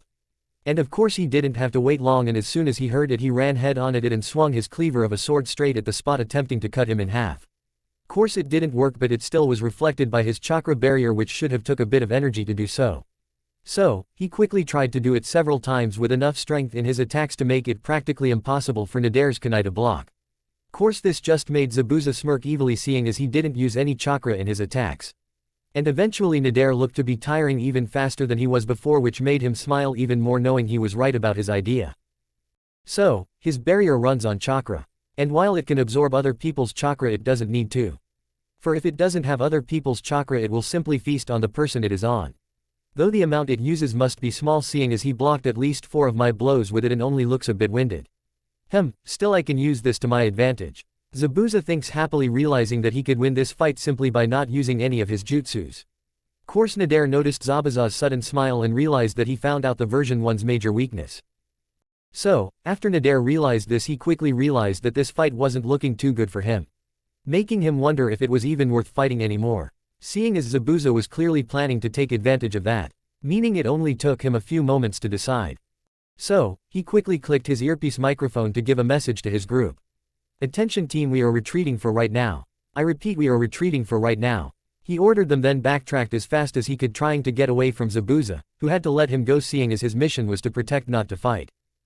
"I will let you escape for now, seeing as I need to protect the crew for right now, but next time we fight I will make sure you get to truly see why my blade is so feared," Zabuza told Nadare, knowing that he won this time. Nadare heard this and was instantly annoyed. "Damn cocky bastard, you won only because I want to try to get better armor. Next time I will make sure that you meet your end by my own hands." He thought, leaking ki out just thinking about being beaten. Course his train of thought was broken when he heard Fubuki answer back to him. But I was just about to finish off my frozen friend," she told him, disappointed. "I don't care, we just need to regroup, okay?" Nadare told her, now annoyed. And after that he left to go to the team's meeting point. "Megumi, oh my goodness, she actually did freeze you," Megumi yelled out, shocked when she finally saw Mai. After that she jumped up to close to where Mai was and began trying to figure out how to unfreeze her when she noticed a sudden red light coming off of the frozen girl. "What?" she asked, confused, and then jumped of the ice. And of course she was right to do this, because soon all of the ice around where Mai was began to melt. So, soon enough Mai had her head out of the ice and was quickly trying to get more oxygen into her lungs. But that didn't matter to Megumi, who quickly jumped back up to where she was with a smile on her face. "Mai, you are okay. I thought we lost you," Megumi told Mai. For ever since they got to know Naruto together they quickly became almost like a family. So, they called each other sisters simply because of that fact. And of course Mai was almost like a mother figure to them. Though the only difference was the fact that Haku also still thought of Zabuza as her father figure. "Megumi, don't worry about me, I mean right before she did this stupid trap I managed to put out a bit of my magma style chakra, making it so that my natural body heat was much higher, so it just took a bit of time for me to melt it just enough to finish my jutsu. Which, seeing as it was lava, melted the rest of the ice rather quickly. Now, will you move away so I can melt myself the rest of the way out?" Mai told her friend while still slightly shivering even with all of the heat around her body, seeing as just the thought of being trapped in a block of ice would make anyone feel cold. "Crew. Man, that was a great fight. Now please tell me we were recording that," one of the crew called out, and another one of them nods his head and they all get happy because of that. Course Naruto just rolled his eyes at their comments. "We fight to protect them and all they are worried about is filming it." Naruto thought, rolling his eyes at their strange priorities. Still, eventually they all were packed up and back on the ship ready to continue their trip. Chapter 28. After the fight was the crew and Mist Ninja all quickly got back to the ship, not wanting to be around that area just in case there was any other danger on it. So, in a matter of 15 minutes they all were ready to head back to their journey. "Okay then, let's get back to our movie trip," Roju called out happily, with the rest of the crew agreeing just as energetic except for Kazuki, who simply just nodded, smiling while sitting in his chair. Course Koyuki was her same old self and just rolled her eyes at their happiness. She then just walked away from the group into her room. Course she would never admit it, but she was actually now a bit thankful that they brought the ninja, for if they didn't come she probably would have been kidnapped or worse. Though that was really the only reason she was relieved. Course all of the excitement still exhausted her enough to take a quick nap. Though she also let her mind wander a bit as well. These girls actually seem pretty strong. I mean, them and their sensei held back those guys. So, I guess I can allow them to stay with us. Though yet again that fool Naruto. Naruto. Whatever, he wasn't even fighting. I mean he just let his team do it for him. Man, I knew he was just one of those ninja who just are there for publicity. Maybe I can get them to simply make him go back home so I don't have to deal with his crap. Koyuki thought, then fell asleep. 4 days later. Okay then team, I have just talked to the captain and we should be reaching land soon. Now remember, when we reach it we will be going the rest of the way by foot. So, make sure you keep to the 4-point diamond defense plan. For we have already been attacked by enemies. So, there is nothing stopping them from attacking again.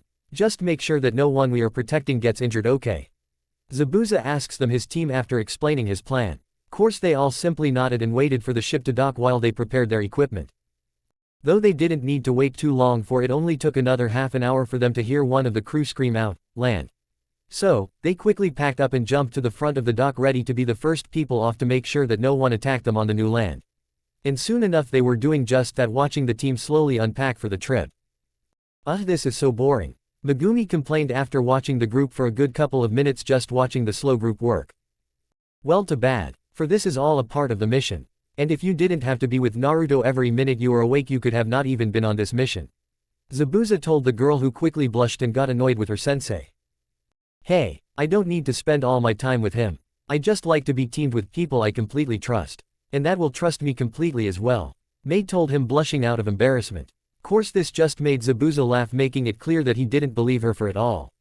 Course they soon heard a commotion on the ship and began to prepare for whatever was going on. Course they didn't even have to move from their spot for the disturbance that seemed to be a girl on a horse jumped off of the ship and ran away from the ship at a fast pace. Though they didn't have any idea who it was, seeing as they were surprised by seeing it in the first place. But they soon go over that when they heard Sandayu yelling that Koyuki has escaped. Course when they heard this they just groaned annoyed. Naruto, you deal with this. Zabuza told Naruto quickly, seeing as he didn't want to deal with the childish actor. Fine, Naruto told Zabuza with a sigh, then got up and started to running in the direction Koyuki just went. Man, why does she have to act so childish? I mean really, running away from both her job and commitment. Not to mention the fact that she still treats everyone else like crap. At least I hopefully don't need to worry about her for too much longer. Naruto thought as he ran after her, gaining on her each second he ran, seeing as a horse couldn't possibly outrun a trained ninja. And of course a few minutes later he managed to find her, still forcing her horse to go as fast as it possibly could. But it didn't look like she planned on going anywhere specific, seeing as she has already switched her direction several times, making it so that she traveled even less than what she could have. Still, Naruto didn't even try to catch her yet, seeing as she would just start complaining, and just decided that he would simply watch over her until nighttime while he sent a message to the crew to continue on. Which wouldn't be a problem, seeing as she ironically was running away to the very place they were going to anyways, ironically. This will be a long day. Naruto thought, already starting to get bored just watching the girl ride around on the horse. That night. So, how much of the movie do we have left to film? Sandayu asked Kazuki, curious. Well, it is kind of hard to guess, but I would have to guess we have about a week or two left of filming left to do. Kazuki told him, though didn't seem too sure about that himself. Well, I guess that will be fine. Sandayu responded, until he noticed that Naruto was finally back with them. And also that Koyuki was tossed over his shoulder, still sound asleep. Does she even know that you brought her back? He asked the teenager, who simply shook his no. Course after that Naruto simply just walked to one of the hotel room's spare rooms and dropped Koyuki onto the bed. Man, is this how they treat every famous person they work with? Sandayu thinks when he sees this and can't help but stare, shocked by Naruto's actions to the actor that he knew was a favorite of his girlfriend's. Still, he didn't say anything, seeing as he knew that if she was actually awake they all wouldn't get any sleep, having to hear her complain about the rudeness of Naruto. And with that they all went to sleep themselves, forgetting all about the conversation they were having before. Next morning, Koyuki woke up and immediately noticed that the room she was in didn't look like the apartment room she got last night. So, she was instantly worried, but then noticed her manager walk through the door holding a tray of breakfast for her. Koyuki, you really need to stop running away from us. I mean, you are the main character, what would we have done without you? Sandayu asks her, not to mention the fact that we need you to rule the country, seeing as you are the rightful heir.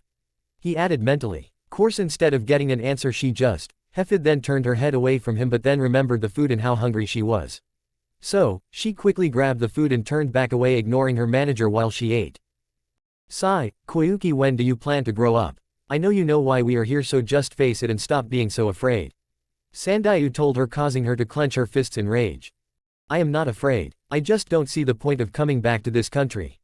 It is over, they won. Get it through your head already and give up. She yelled at him, still angry. Course he just sighed and walked out of her bedroom, not saying another word to her. I really hope you change, Koyuki. You are the last hope of our land, whether you know it or not. For you show our hope for the future. Without you the fight would have been over long ago. I just hope you can grow up already. Sandayu thought as he walked away from her room, happy that no one else seemed to be woken up by Koyuki's yelling. Still, even Koyuki was with them as they went onto their rides and continued on their way to the town where the actual castle was. But the easiest way to get there was to travel over what used to be a railroad passage that had long since frozen over. So, they all quickly drove through a large tunnel and were about to continue on until Kazuki stopped them right outside of the mountain. Guys, set up, we are filming here. He yelled out, surprising everyone. Still, they all went to work on it without even muttering a single complaint. And within only a couple of minutes they were almost ready to do just that. Man, they really do set up pretty damn fast. How did they do it? Megumi whispered to both Mei and Naruto as they sat down watching. I guess they must be secretly be training ever so slightly to become ninja or something, Naruto guesses. Though he laughs a bit after showing that he wasn't really serious. Oh, shut up Naruto, we were being serious here. Mei told him, hitting his shoulder slightly, though couldn't help but smile as well. Anyways Megumi, I think it is just because they have done it so many times and are just used to it. Mai told her friends. Course after that they simply talked to each other about random things while they kept watch over the whole group. And soon enough they were watching the actual filming start, though they didn't see much, seeing as almost right when they recorded the tracks they just went over melted and a train was heard. Course that was only one of the signs of danger they noticed. Wait, what the hell? These tracks have chakra flowing through them. Mei told the group, shocked. Course the most of them were confused about what was coming, though Sandayu quickly paled and then started running over a nearby hill. Sandayu-san, where are you going?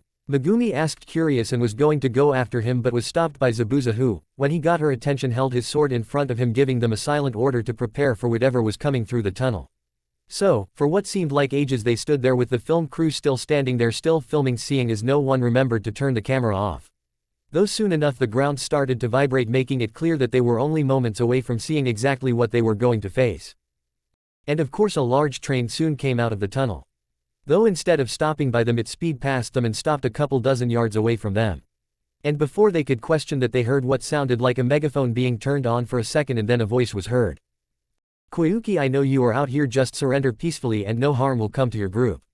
A man's deep voice called out from somewhere inside of the train. Course after it said that the now team of two came out of the one of the train's compartments and just stood there staring at Koyuki, making sure they knew exactly where she was. Course instead of Koyuki or one of their group responding, they were all surprised to instead hear what sounded like hundreds of marching men coming closer to them. And in fact they were seeing as they soon appeared over the hill, at least 1,000 civilians armed with anything they could find. And in front of them was a single man that they all knew, Sandayu. We will not let you bastards harm Princess Koyuki-sama. Men charge. Sandayu yelled as loud as he could, then started running down the hill with his army following right behind him, doing the same thing. Course due to the fact that the farmers were actually working hard, they had a bit more muscle, seeing as Sandayu was busy doing technical stuff for the most part while he was with Koyuki, so they soon outran him so much that he was towards the back of the group. Control room of the train. A large man stood simply watching the civilians charge at the train when a man quickly ran up to him from one of the other train compartments. Sir, it looks like approximately 1,058 civilian soldiers are coming at us ready to fight. What should we do? The man quickly asked the larger man, who seemed to be the leader. They are just pests. Just fire a few rounds of arcanine launchers at them to shut them up for good. The leader told the man with a sinister smile. Sir, yes sir. The man called out, then after a quick salute ran off to make sure that his order was done. And soon enough several people ran up to large cranks that were on several of the train's compartments. And when they started to turn them, the front of those sections soon opened up slowly, showing what looked like a bunch of wooden boxes that all seemed to hold something metal inside of them. Preparations ready. The men on the cranks quickly told their supervisors, who quickly told the main control room over the speaker system. Sir, all launchers ready. One of the men in the control room quickly told the leader, who smiled even more. Fire. He called out, and soon enough the men who cranked the wheel originally started turning a smaller wheel that was close to them, causing metal part that was inside of the boxes to start moving. And soon enough it was launching kunai out at the surprised civilian army. And although it only shot 4 rounds, it still left many of the civilians in critical condition. Film crew. The entire crew was completely horrified by what they just saw, and even the ninja were surprised. Man, what a horrible weapon. They all fought shocked. Course due to being so focused on this they failed to notice that Koyuki was taken until she was already several yards away from them. Now of course they tried to get her back but soon several men with handheld kunai launchers stopped them just long enough for her to be placed into the train that soon sped off. Damn it! Zabuza quickly yelled out then turned to his team. Mai and Megumi stay here with the crew and try to heal as many of these men as you can. Then follow the trail me and Naruto will leave for you as we chase after Koyuki. Understood. Zabuza asked them getting a nod in return and with that Naruto and him soon left while Megumi ran over trying to use her medical jutsu to heal as many of the soldiers as she could. She was so focused in fact that she didn't even notice the group of mist Anbu that quickly ran past them. Though of course Naruto and Zabuza soon noticed them seeing as they caught up with them. Why are you guys here? Zabuza asked them not bothering to sound formal as they ran. We are the team Mei-sama sent to help you guys seeing as she knew this would be an extremely dangerous mission. One of them simply told Zabuza then continued running in silence and of course neither Zabuza or Naruto felt like talking anymore either so they simply ran after the train trying to catch up. Course due to the fact that they were Anbu level ninja Naruto was having some trouble keeping up but they still stayed with him seeing as they needed a team to win this and they all knew it. On the train. Here we are Koyuki you room for the time being. Now, wait here for someone very important wants to talk to you. One of the men on the train told her pushing her into the one room that actually had a wooden look to it instead of cold hard metal. Course there was nothing really to check out in the room seeing as most of the stuff was just pictures and empty containers so she just sat down on one of the table's chairs and put on her normal neutral expression on her face and waited for whoever was in charge to show up. Though it didn't take too long for the large man that seemed to be the leader to actually show up. For he soon came through the door on the opposite side of the room from where she came in. Course the weird part was that she actually recognized who it was. Dodo, what are you doing here? Koyuki asked him completely shocked. Well Koyuki I am here simply because I am in control of this entire operation. Dodo told her surprising the normally unemotional girl. Wait, so you mean that you are in charge of the group that has been going after me? Wait does that mean? Quote. Koyuki asked shocked realizing what that meant. Yes Koyuki. Everyone's death in our family. Your father's, mother's, the attack on the castle, was all because of me. Dodo told her looking pleased with himself. You caused all of this suffering. Koyuki began completely shocked. You killed my castle. You killed my family. You monster. Koyuki yelled at him completely shocked that someone could be that evil. Core Dodo instead of being offended by this just started laughing. How could you? Simple I needed to for power. You see your father found a power source that was supposed to be extremely magnificent. Now he didn't tell us about it until he actually knew a bit about it and told us that it would help the whole country greatly. So, he was about to tell the people and give the power to them. Now that just didn't make sense. So, I asked to see the key only to see a weirdly shaped crystal.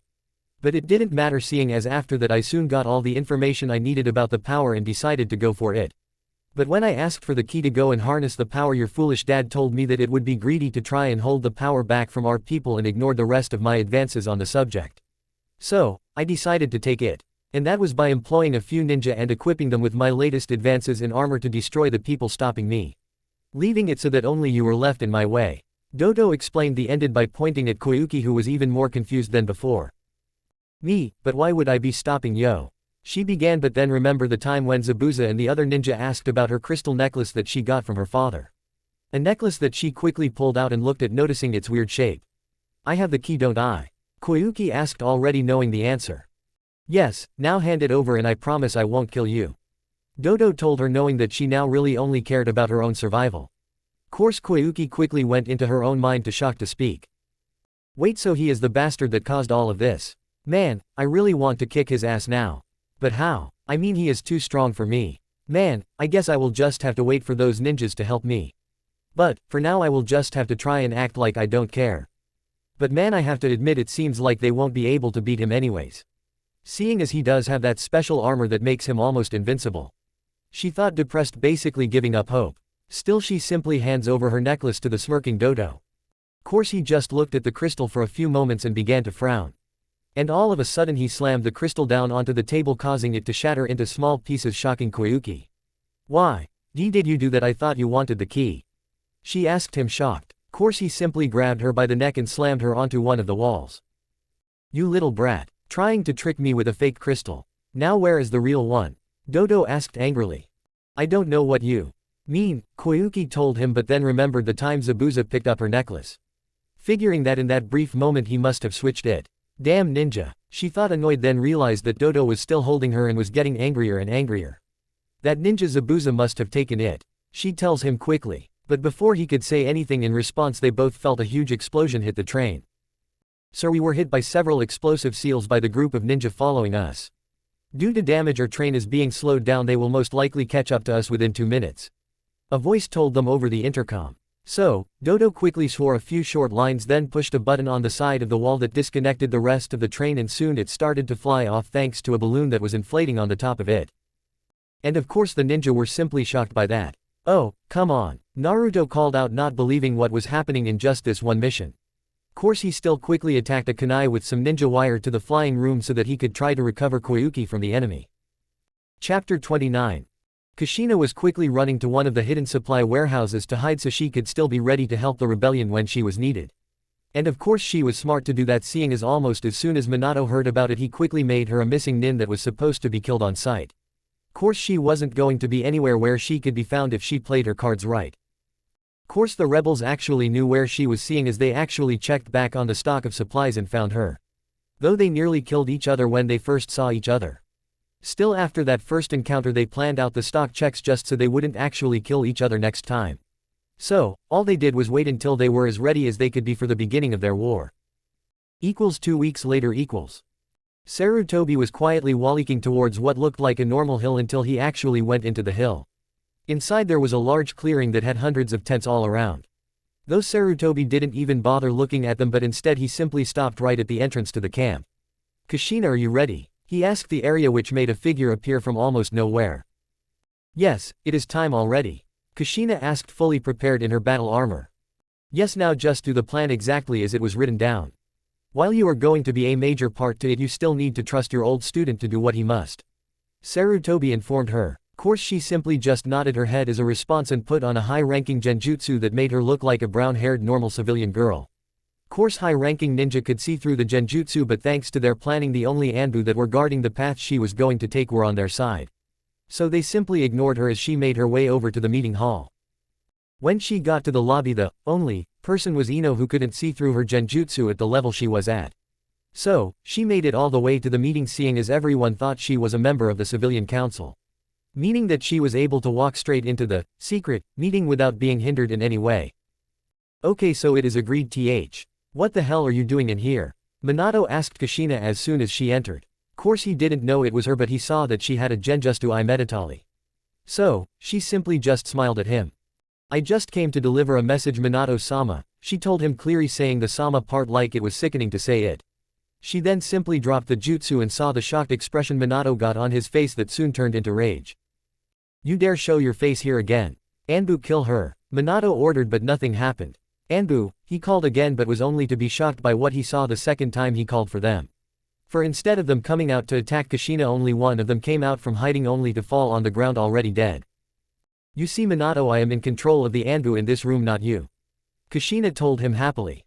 Yeah right, Uzumaki whore, I bet you just bribed one of them with your body. In fact, the idiot probably died just now anyways. One of the civilian council members told her with no fear at all. Course instead of getting mad, Kushina simply snapped her fingers and pointed it at said person, who just stared confused for a moment until a long sword pierced through the shocked civilian's stomach, where it just stood there for a moment before it dragged the council member out of sight into the shadows. Where the rest of the council couldn't see any movement anymore, but they did hear the sound of blood hitting the floor, and the smell was soon throughout the room. And of course this scared the rest of the council very much. WWH, what the hell do you want? One of the other civilian council members asked, completely afraid of what could possibly happen to him. Well, seeing as you asked so nicely, Kushina told him, clearly enjoying their fear. I have simply come here to tell you guys one thing.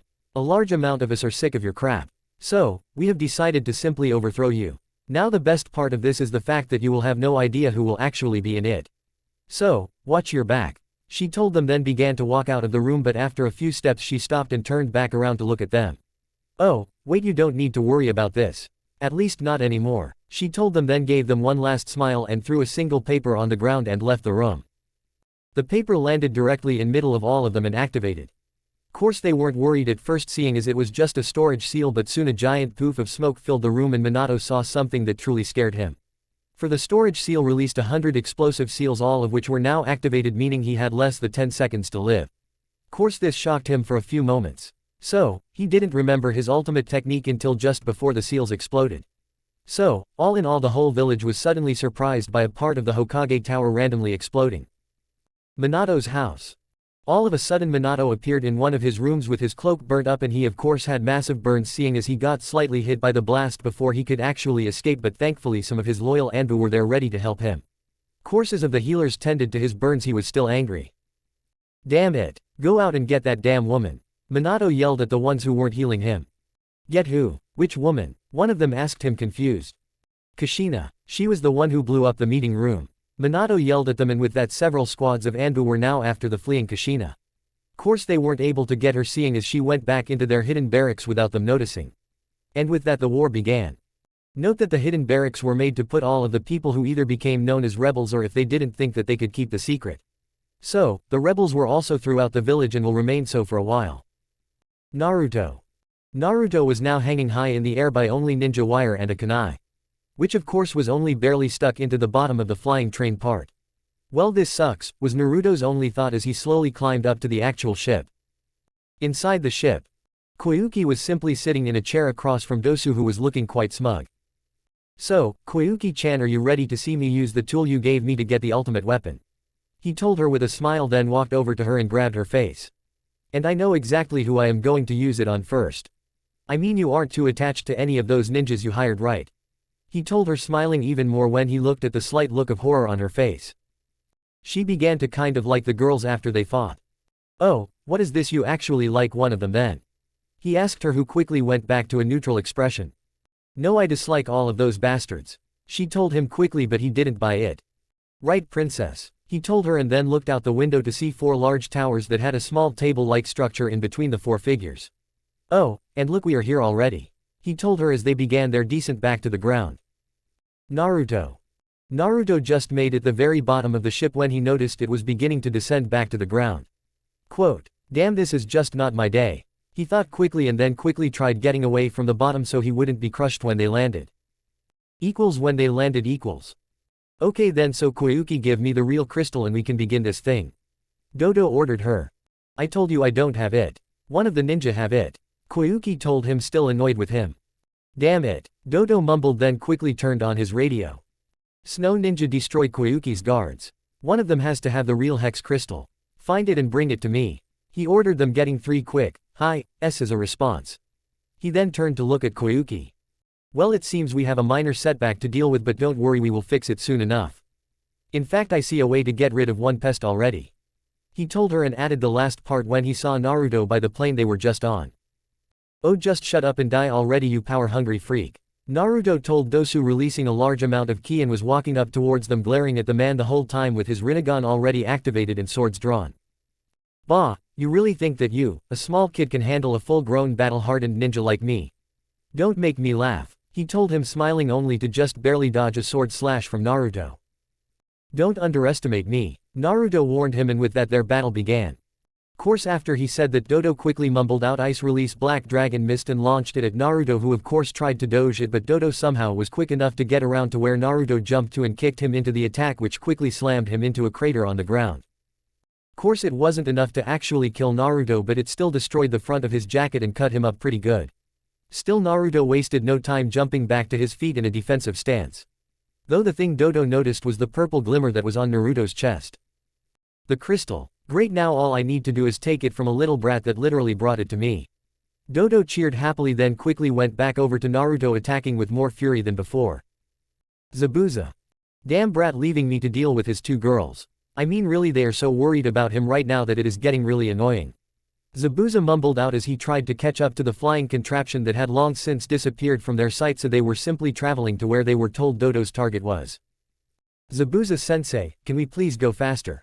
I mean, I know Naruto is strong, but I still don't want him to go after one of these freaks alone if he doesn't have to. Mai asked as they continued on course. He didn't get a chance to answer, seeing as there was an explosion at that moment that forced them to stop. Hey, Zabuza, you are late to the party. Nader told him with a smile. But better late than never. Now how about you simply hand over the crystal peacefully? Or we could do this the fun way. Nader told him, already beginning to grab his sword. Course when Zabuza saw this he just smiled and quickly drew his sword and charged. Meanwhile Mai and Megumi were already getting ready to attack Fubuki as well. And with that the battle began. Zabuza and Nadare. Zabuza was slamming his massive blade down upon Nadare's smaller katana with a maniac grin. "Come on, is all you got?" Zabuza asked him mockingly. Course Nadare just growled at that comment and jumped away from Zabuza. "Water style. Water bullet," he called out, then launched a ball of water at Zabuza, who had to quickly jump out of the way. And with that the jutsu battle began. Mai, Megumi, Fubuki. "So, you ready to be frozen again, little brat?" Fubuki asked, looking at Mai. "Oh, just shut up, you midget-sized old hag," Mai told her, still sore because of the fact she lost. "I am not a midget or an old hag. I am just a petite middle-aged woman that is wanted by all males." Fubuki told them. Course Mai and Megumi couldn't help but chuckle a bit when they heard this. Course this just got Fubuki even more annoyed. "Shut up. I bet that even that blonde teammate of yours would prefer me over either one of you," she told them, smiling, but the smile weakened a bit when she suddenly felt a massive amount of ki in the air, enough to make even Hera harden Jonan sweat a bit. "Damn, where is all of this ki coming from? I haven't felt this much for a long time," Fubuki thought, then looked over at both of the girls who seemed to be basking in the foul aura. What it is coming from those two? Man, why did they all of a sudden get this mad? I mean, did they both really like their teammate that much? She continued thinking, but still got ready for the fight. Basically meaning that she quickly went into the air on her mechanical wings again. "Get ready," Mai began. "For us," Megumi added. "To destroy your existence," they both said at the same time in a tone of voice that could freeze hell over. And with that they both charged at her with their weapons drawn. Naruto and Dodo. Course with Naruto's twin dragon blades out, all of his attacks were also defended without too much trouble, especially since all he was using were kunai he made out of the ice using the frozen weaponry jutsu. Still, each of the kunai only could withstand only one hit, making him constantly have to replace them. "Face it, Dodo, your ice blades won't be able to stand up against my blades. They are the 8th blade of the 7 swordsman group," Naruto told him, not being too boastful, just stating the truth, seeing as the named blades were supposed to be almost impossible to break, never chip, and never get dull. Meaning that they would always be perfectly sharpened tempered steel, which were obviously better than simple ice even if it was enhanced with chakra. Course Dodo didn't seem bothered by this. Instead he simply chuckled slightly at that. "Yay, I suppose so. Well, I guess that means that I can simply try out the newest addition to my armor," he told Naruto with a smile. Then a small piece of metal popped out from close to the central chest piece of the armor. It didn't look like much, seeing as it only extended to be about the size of a hilt on a normal sword, though it had a slight hole across the top of it. Course that is where the surprising part came in, for from that small hole blue light began to come out and formed into a blade-like form. "Let me introduce the ultimate chakra blade," Dodo told Naruto with a smile, holding out the blade almost as if he was admiring it himself. "Well, that is new. A blade made of pure chakra, how is that even possible?" No matter, judging by the fact that it had to be condensed, I imagine it is depleting his chakra very quickly, meaning that this fight now has a timer on it for him. I just need to be careful about it until that timer actually does end, Naruto thought, but still stood still, seeing as Dodo was yet again charging. Of course he managed to block the sword yet again with one of the twin dragons. "Well, all it seemed to do was give you an actual sword, Tem," Naruto told the still smiling man, which led to his smile becoming even bigger. "Yes, but unlike normal blades, I control this entire blade," he told Naruto, and then quickly added more chakra to the blade. The blade then bent around Naruto's blade and pierced straight through Naruto's chest, leaving Naruto to just stare at it, completely caught off guard. Mai, Megumi, Fubuki. Fubuki was forced to remain high up in the air, seeing as each time she tried going down for an attack she would almost get hit by one of the girls who were trying hard to get the girl to actually land a hit on her. "Curse those wings. How are we supposed to win if we can't even reach her?"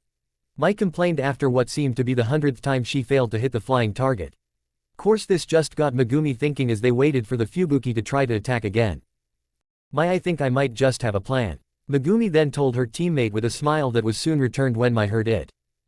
And now that they had a plan, they changed their tactics up. Now Mai was on defense while Megumi was forced to stand still, trying to focus in on something. Zabuza and Nadare. Zabuza was having a tough time with Nadare now that he decided to make the match long range. He actually couldn't use most of his attacks, seeing as he was mostly a close to mid-range fighter. So, his choices for jutsus went down a large amount, and that was made even worse by the fact that most of his long-range moves would use up a lot of chakra. Chakra that, if not managing to hurt Nadare, would just be stored to use against him later. Not to mention his inability to make the fight back into a close-ranged one. For whenever he tried he was either pushed back by jutsus or Nader simply just kept making distance between them. Course he had the hidden mist jutsu, but when he tried to use it to keep hidden while running, Nader would simply use a low-ranking ice jutsu to make all of the mist too heavy to stay in the air. What the heck am I going to do now? I mean, I can't win from this far away and I can't get close either without having to dodge Judas. With my hidden mist down, how can I actually get to him? Zabuza thinks as he continues his just you war with Nader. Course before he could think about it for too much longer he had to deal with a giant blast of snow and ice. So, he quickly went through a few hand seals and called out water-style water blast, which was sent basically a stronger version of a water bullet at the ice and snow that made the attack get cancelled out. Thought it was close enough that the snow blocked Zabuza's vision for a few moments before it settled. Damn snow getting in the way. Wait, that is it, Zabuza thought, keeping his expression neutral. His plan was simple. To use a high-level jutsu when Nader least expects it, then hope he cancels it with one of his jutsus just in time, which would make him be the one with his vision impaired for a few moments. Which was all Zabuza needed. But still the plan was risky and had a lot of open ends to it, but it was all he had, so he prepared to follow his plan and hope for the best. So, soon enough Nader had a giant water dragon coming at him that he just smirked at. Come on Zabuza, do you really think that would work on me? He asked mockingly, then quickly made a snow dragon that cancelled out Zabuza's, leaving behind a cloud of snow in the air just as Zabuza wanted. So while Nader was smiling, Zabuza quickly went behind him and prepared for a strike. But of course he had to say one final thing just so that his prey would taste a bit of fear before his life ended. No, I just wanted the distraction, Zabuza told him, and soon enough his smile did in fact change to one of pure horror that stayed with him even as Zabuza cut him in half from behind. Megumi, Fubuki. It took 5 minutes, but Megumi finally reached the place she wanted to be. She was in her mind staring at the massive three-tailed turtle that had all of its limbs chained up, leaving him only a small taste of mobility. But that was not what she came in for. Three-tailed san, can I speak with you quickly? Megumi hesitantly asked, a bit afraid of the beast, for good reason of course. What do you want, tiny ninja? He asked her in a deep, gravely voice. I need your help with this fight I am in. Do you think you could please just let me use some of your chakra and ability to mold water for a bit? Megumi asks, preparing herself to get into an argument with the beast to try to get what she needed. Bah, you truly are a foolish girl. You already are using some of my water molding skills. Ever think of how only you can create those whips to the length and strength you have? And as for chakra, you don't even have to ask now, seeing as that Gaki you call a mate has made this seal up to store a small amount of my chakra for you to take already. And as much as I hate to say it, he was pretty smart putting that in. I mean, now I can't bargain with you for my chakra. Not that I would. I mean, I was just sitting in that lake bored until one of you ninjas sealed me into your cousin first. Which actually was a bit entertaining. I mean, I don't really get why the others don't like this very much. I mean, not only do you not have to worry about any pesky people attacking you at any time, but you also get to see a live drama show. Now go, I want to see the next part already. The three-tailed turtle told her, then used its chakra to push her back out of that zone of her mind. Well, that was nothing like I thought it would be. Whatever, I will think about it later on. Right now we have a plan to do. Megumi thought, feeling the turtle's chakra pour into her and also around her as it covered her whole body as well. But she didn't take any time to check it out, even if it was the first time she did it. Instead, she was already focusing on making a ramp out of water. Water which not only stayed due to her borrowed control but also launched her high into the air. Course right before that happened, my missed yet again with a giant mass of lava that ended up landing a bit behind the flying girl. Course my just got annoyed with the fact that she missed again and began going through seals again, bringing Fubuki's focus back to her. So, Megumi gave Fubuki a quick and hard kick to the back which launched her into the lava pit that was created from Mai's old attacks, first melting the snow and then adding a spot where only hardened magma was. So, both mist girls soon heard Fubuki cry out in pain as her amour kept out the lava but led in the intense heat the lava was giving off. So, Megumi quickly ended her misery by throwing a kunai to pierce through her head. They both then left to meet up with Zabuza, leaving the body to melt or roast as the lava covered it by itself. Naruto Dodo. Naruto, after being hit, simply fell onto his knees, then continued until his chest was on the ground, slowly making a puddle of blood. Course Dodo didn't care, he instead just ignored it and grabbed the crystalline body of Naruto and brought them both over to the table. When he got there, he simply chucked Naruto at Koyuki, who quickly went over to him. See what happens to those who go against me, Koyuki, he told her, then completely ignored both of them. When he did that, Koyuki quickly looked at his face and saw him looking back at her. You fool, was all she told him, but in her mind she added to it, I knew you were just a figurehead. Now you are going to die and your teammates are going to be devastated. But I bet you didn't even think about them. Instead you were just thinking about how saving a princess would, she began to think but paused when Naruto coughed up a bit of blood. Koyuki, please, tell the girls. To tell everyone, I will miss them, and that they should move on, please, Naruto told her between each hard breath he took. Course this went against what she thought he was and instantly flashback to every time she saw him and realized that he was also just trying to be a regular ninja as well. Not an famous one just because he wanted money. No, you can't die. They won't leave you, they want you. Just survive. For them, Koyuki told him, but Naruto's wound wasn't getting any better. Course while this happened Dodo just plugged the key into the machine and was ready to start it up. Okay then let's see what we got as a weapon here. Dodo told himself and quickly tuned it on only to see that the snow around him quickly melted and showed a large field of green grass, and of course the 4 pillars also had a color show going on inside of them as well. What? This whole secret thing was just about some generator. Damn that man, I always knew an idiot like him would never do anything useful. Dodo complained furious that his weapon was anything but that. Course when Koyuki heard him badmouth her father, her changed heart instantly started to get mad at him. So much so that she wanted to get him but had no skills of her own to use. So, instead she just tried to ignore him until she could get Naruto back up fighting. Naruto, wake up. Come on, my needs you, Megumi needs you. Right now I need you. So, please just wake up. Koyuki begged Naruto's body, releasing a single tear that landed right near Naruto's wound. Then all of a sudden the wound glowed like the pillars were, and soon enough Naruto was back up. What was I doing?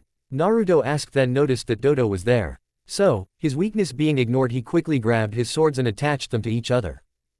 What, how are you still alive? Dodo asks, actually surprised.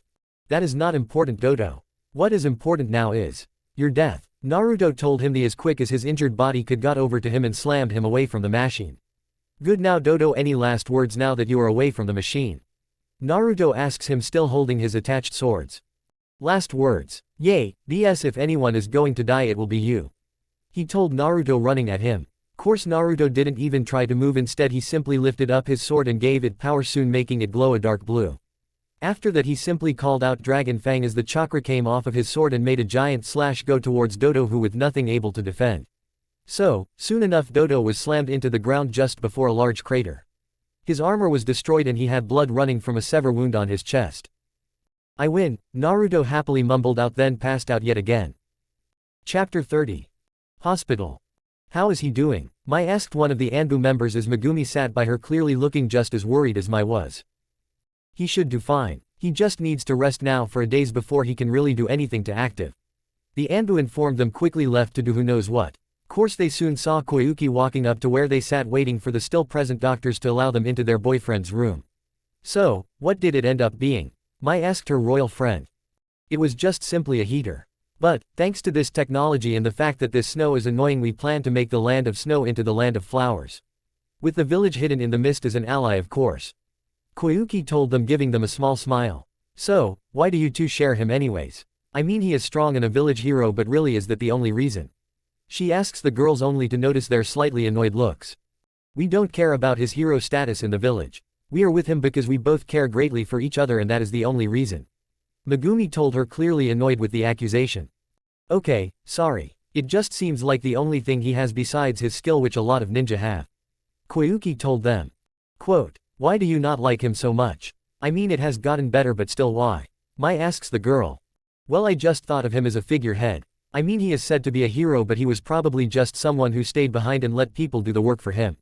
She told them honestly. What? No. In fact, he was one of the ones that played the biggest part in sealing the demon that would have killed us all. He deserves his hero status but never actually takes advantage of it. Hell, he could do basically whatever he wanted to in our village, but he doesn't. Instead he helps everyone he can.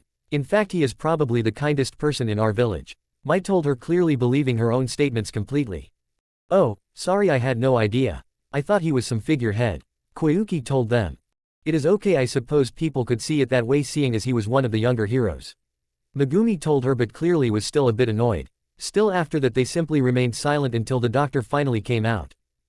Well, we have finished making sure that he had the medicine he needed and all of the bandages are good, so you may go see him now as long as you don't cause too much commotion. The wounds are still fragile. Meaning if he does too much right now he will get hurt. The doctor told them, then left them alone. Course both Mai and Megumi quickly entered the room with Koyuki following soon enough behind them. Naruto-kun, how are you feeling now? Mai asked worried. I am just fine, my himes, don't worry. Just a bit sore. But more importantly, how are you guys feeling? Naruto asks concerned. Baka, we are the ones visiting you at the hospital and you are worrying about us. Megumi complained but still had a small smile on her face. We are fine Naruto, now rest and get better please. She added. Don't worry, I will be fine soon. He told them, smiling as well, just enjoying the moment he has with two of his girlfriends. They look so happy with each other. Is this what I have been missing by blocking everyone from getting to know me? Koyuki thought sadly but still let the group enjoy their moment. Konoha, Kushina. Quote. Meaning that any extra help we can get would be great. Shukaku told the council, seeing as while they were doing fine in their rebellion they were still majorly outnumbered. Yes, but where will we be able to get more troops? Everyone in the village who would is already on our side. Who is left? Inochi asked. Course this question was the one that everyone in the council currently was trying to find out. What about a village that has already formed a treaty with Konoha will help? Henna, who was filling in for her mother, who is leading a group to raid a supply shipment of Konohas. That seems highly unlikely seeing as Suna has already tried attacking us. Hiyashi answered. Yes, but what about the mist? Henna asked, hoping as they needed the help. Yes, they might be our only choice. They are still recovering from their own civil war, meaning that will most likely be unable to attack us. But still they might help either side. But it is a chance we will have to take. Sarutobi told them, pulling on his beard. Yes, I will go myself along with Kushina and another guard to ask. He ended up telling them. And with that the meeting ended without them saying anything as Sarutobi walked away to go prepare. Is this the smartest idea we have? Hiyashi asks, slightly worried. I am afraid that it is the only one we have left. Kushina told him, then walked away as well.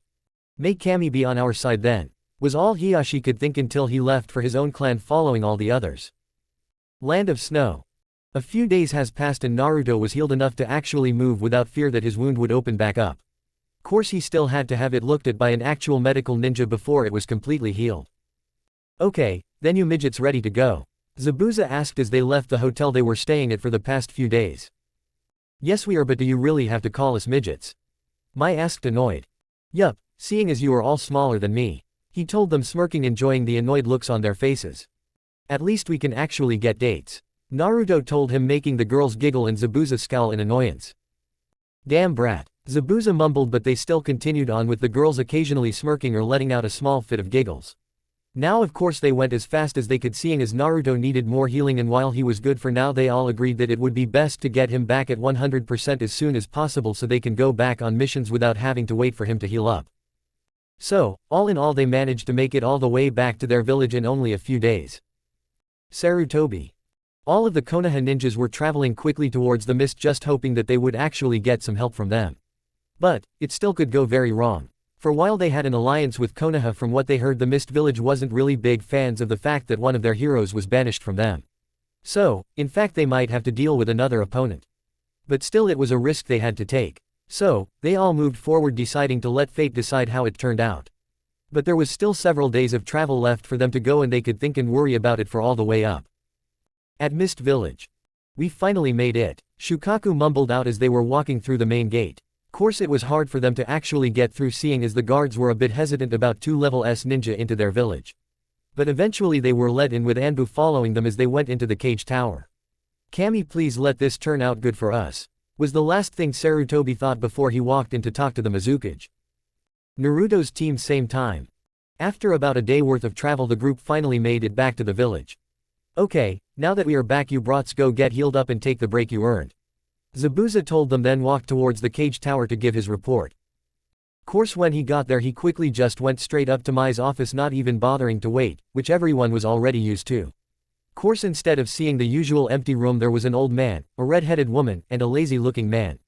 Hey Mai, we just returned, here is the report. Zabuza still told her, completely ignoring the fact that there were other people in the room. Zabuza, would you stop just bargaining in like that? Mai yelled at the shirtless man, who just shrugged. Hey, you want me to lead that team instead of giving me the missions you want, and this is what you get in return. He told her simply, while she just continued to growl at him. Course she soon just sighed. Whatever, at least they came back okay again. She mumbled, cracking a small smile that soon disappeared. Well, I am sorry Sarutobi, but I don't think we will be able to help in this rebellion. Mai began to tell said man until Zabuza cut in. Hold on there, Mai. If there is a rebellion, that means that there will be a chance that the targets are up for grabs. You should at least give them an option. Zabuza told her only for her to glare at him for a few seconds before sighing yet again and sending her Anbu to fetch the team that recently returned. Few minutes later. What do you need, sis? Mai asks when they finally got there. Now of course all of them were still tired, but at least Naruto's wound was completely healed, seeing as it only needed the finishing touches to be done, which their highly trained medics took care of immediately. Well, I am sure you know who these people are, especially you, Naruto. Mei told them, knowing that Naruto already was carefully watching the other ninja in the room just in case they tried something. Well, they have started a rebellion with their cage. Now they want help, but seeing as we still have a treaty with Konoha, if they lose, whoever helps them would have to become a missing nin. Now it is up to you guys, seeing as I doubt the other ninja we have would even think about taking this risk. So, decide. Mei told them, then was quiet to let them think. I am in to get rid of some certain bastards. Naruto almost automatically told her, knowing that the missing nin judgment would be in word only, letting him see his family still. Course Mai and Megumi followed soon after, deciding that they were a team and needed to keep it that way. So, basically all his lovers except for Ayame and Haku decided to go. Haku stayed due to the fact that she was now more of a medical ninja than an actual fighter, and Ayame stayed due to the fact that she wasn't a fighter yet. Course Zabuza just got a smirk on his face when he heard this. Well, if these brats are going, then I am going as well. I mean, why would I waste a chance to have some fun when it is offered to me? He told them. And with that, the rebels got a small group of highly skilled ninja to help their cause. Thank you for the help then.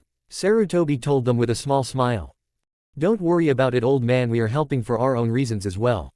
Naruto told him with a slightly evil smirk like Zabuza had, making said man look at his student with a bit of pride. Yeah, Naruto, just make sure you don't go ahead of us. Us Uzumaki want some revenge on that bastard as well. Kushina told him, smiling. And after only an hour of preparing, all of them were set in at the village gate. Well, hopefully we will see you later, Mei. Hopefully after kicking all of those assholes out of Konoha. Naruto told them, and with that Naruto and the rest of the group began the trip to Konoha. Chapter 31. Sarutobi, Naruto, and the rest of their groups were trying to get to the rebel base as fast as they could, trying to get there before anything major happened in Konoha. So, how bad is it in Konoha now? Naruto asked the Konoha ninja. It is in bad shape. Sarutobi began looking sad. While missions are still being done regularly, that is only because we need to keep up appearance. Really, all of the ninja are picking sides as we speak and wreaking havoc. In fact, just a little while ago we had to attack a trader's group just so that Minato wouldn't have supplies. Still, it should all be over soon enough. Seeing as we plan on doing our final battle in about a week, seeing as we finally believe we have enough supplies. Sarutobi told him, smiling slightly. Then maybe we can finally have some peace in this world for a while. He ended looking hopeful. Course Naruto simply looked over at him for a few moments, then smiled himself. I hope so, Gigi. I truly hope so. Naruto mumbled to himself. Course after that he quietly traveled between Mai and Megumi, simply just thinking about the upcoming war. Son, I am sorry your life has even been like this. I mean, I know you are happy now basically with your family now, but I wasn't the one who helped you achieve this. I mean, I want my kids to make their own choices, but I never taught you anything. Well, now it is too late, so I guess the only thing I can do is hope you need me sometime in your life, or at least hope that I get you to forgive me before I die. Kushina thought, looking over at her son. Course although they all were thinking about several different things, they didn't voice any of it and simply traveled in silence, mentally preparing for the war in their own ways. At the rebel base. After a full day of traveling, they finally made it to the rebel camp, where they were all watched by the ninja there, who already were looking a bit nervous. Course when Sarutobi came back, they relaxed a bit, knowing that their leader was finally back. Well, welcome to our home base. Now it is not much, but at least it is something. Sarutobi told them, motioning to the entire camp. Now if you would follow me to the council room, we will begin to explain our situation and how you can help us. He told them, and they quickly followed him into one of the larger tents, where basically all of the ninja council were already sitting in their chairs around a table. Welcome, Mist Ninja, and thank you for coming to help us in our time of need. Inochi told the ninja, giving them a small smile, then grew serious as Sarutobi and the others made it to their seats and were finally ready for the meeting to begin. Okay then, so as you can see, our trip to gain some help was slightly fruitful. Course we didn't get too many troops, but at least we have been given some very strong ninja. Now the question is where to use our newly found teammates. Sarutobi told the group. May I suggest that they join with the group that will be attacking in 2 days, with the goal of thinning the troops under his control just like the rest of the troops. That way they can use their mass destruction capabilities to take out as many people as possible. Humanly. Also then certain members of their group can have a chance to get a few specific people they may have targeted as well. Shukaku told them, looking at Naruto, who everyone knew had several people he wanted to get in Konoha. But we would have to remind them that besides certain people, you guys will need to try to keep as many of the enemy alive as possible, just injuring them until we can find out who is completely loyal and who is only loyal through fear. He added, then plopped his head back down on the table. Yes, that does sound like a good idea. So, all for this idea raise your hand. Sarutobi told the council, and all of them raised their hands. Then it is agreed. Mist Ninja, we will have someone show you to your tent, then please prepare yourselves for the battle in 2 days. Then we will talk about you joining the battle the next day as well, when we take out the corrupt finally all at once. But for this to work, we just need you to take out as many enemies as you can in the upcoming battle. Is this acceptable for you guys? Sarutobi asked, looking over to them. Hell yeah, it is. I can't wait to be able to kick hundreds of people's asses at once. Even if I can't kill them. Zabuza answered, sounding sincerely sad about the last part, which sent a shiver of fear down the spines of some and made others think that he was truly crazy. Yes, well, before we lose Zabuza to his dreams of bloodlust, we are going to force him to our room. So, talk to you guys tomorrow. Naruto told them, then left, dragging Zabuza with him by grabbing the massive handle of his blade. Hey, damn brat, he muttered as soon as Naruto started, and quickly pulled out of his grip and followed behind Naruto without help. Battle time . Okay then, so does every team know where they will be attacking? The mission leader asks all 10 teams. Now each of these ground had several people, but not nearly enough for the actual takeover, seeing as they were only going to try to weaken rather than win. But they were still expected to try to return alive even with this fact, seeing as they needed every man they could get in the rebel group. These teams were all set up so that they would work as a team as perfectly as they can, though in the Mist Ninjas group it was only them, seeing as they were the only ones who knew each other really from the people who were going on this plan. But still they were excited to get one of the first cracks at all of the targets. Especially Naruto, who all of the Konoha ninja were staying away from, seeing as he was leaking a lot of Ki that was making them all nervous. But for Zabuza it just made him smile. Well brat, you finally excited about possible murder. I am so proud, he told Naruto, pretending to wipe away a tear. Course this just creeped out the people around them even more. Naruto, while I understand why you are like this right now, if you ever become like Zabuza we will personally purge this world of that horror. Might told him, completely serious. Course this just made Naruto look at her for a few moments before he shivered himself a bit. Yeah, even I would want that horror gone. He ended up admitting himself. Bastards, Zabuza ending up mumbled after they said this, seeing as they still were making fun of him directly in front of him, but he still did nothing to retaliate, seeing as it wouldn't be good for one of them to go into battle when they are already cut up. Still, after about 15 minutes the plan started and they all went into Konoha from different angles and caused a massive uproar. For each group either set off several explosive seals on key locations around the village or simply tried causing damage to the defenses in general. Course for Naruto's group they went after the sensor group, which was quite difficult to get to seeing as they were hidden away in the village, but thanks to Sarutobi knowing exactly where each secret entrance was they didn't have to search for it and only had to fight to get to the entrance that was closest to them, which ended up being a manhole. They do have toilets so they have to at least have something for sewage, and quickly went down it. Sensor main area, right before attack. Where the bubble is. Damn it, we're under attack from all sides, what the hell are we going to do? One of the sensors yelled out, freaking out seeing as they couldn't possibly warn all of the areas being attacked. Calm down man, just warn as many areas as you can before they come in. Another one of them called out, trying to keep everything under control. Oi, what is going on in here? A voice came from the door and they all turned to see the only village elder that wasn't a ninja or controlling anything ninja related. Elder Sama, the rebels are attacking right now from several different locations. So many in fact that we can't warn all of the groups being attacked. What should we do? The first guy asks, still looking freaked out. Well, how about you just warn the people who will be affected the quickest, then move on from there. The elder told them and they all felt pretty stupid for not thinking about that in the first place. Well, let's see, the people that will be coming the soonest will already be in the village and coming. The man started, then quickly looked over to the door where a lot of ki was being released from. Here, Zabuza told them, smiling evilly. Course after he did that he quickly attacked with the rest of them following soon after. And the whole group was quickly taken out, seeing as none of them really had any time to prepare for the fight, and due to the fact that Zabuza was on a rampage with his bloodlust scaring the crap out of them. Course this made Naruto happy as well, seeing as they already got one of their main targets was in the room as well. Hey elder, remember me? Naruto asks the now terrified elder. Naruto, what are you doing in the rebel base? Aren't the Mist Ninja one of our teammates? The elder asked, still shaking in fear, especially since Naruto was now smiling just as evilly as Zabuza was. Sorry, but I am not here for my village, I am here for revenge. Naruto told the elder, then quickly decapitated the elder with one stroke of his blade, freezing the face of true horror on the head. Well, that is one down. Naruto told his team, whipping away the blood from his blade. Yay kid, but for now let's go help another group. Zabuza told him, putting his sword back on his back after using it to destroy the entire information system so that it couldn't be used in the future battles. I mean, I haven't busted enough heads yet, he added, making them shake their heads at his strange bloodlust. 2 hours later. Finally, after all of the areas were destroyed as much as they could, each of the teams went back to the rebel camp. Course they left a lot of destruction in Konoha as well. For the sensor area, weapon storage, and messaging center was completely destroyed, and the other areas were weakened severely, but they were still usable just barely. So, basically the attack was a huge success. Especially since one of the elders was dead, another was last seen under a pile of rubble after being killed twice but yet survived somehow. Also, several of Minato's extremely loyal ninja were also taken out as well, like Kakashi, who a female ninja go revenge or something, seeing as he was found by Minato himself with an ash mark shaped as a book was beside him, and a pipe from a nearby building was stabbed into him. In Konoha. So the damage to our village is quite severe, but it was proven that this attack was planned by the rebels. It has destroyed several important military places, and also it has been proven that several mist ninja were also in on the attack.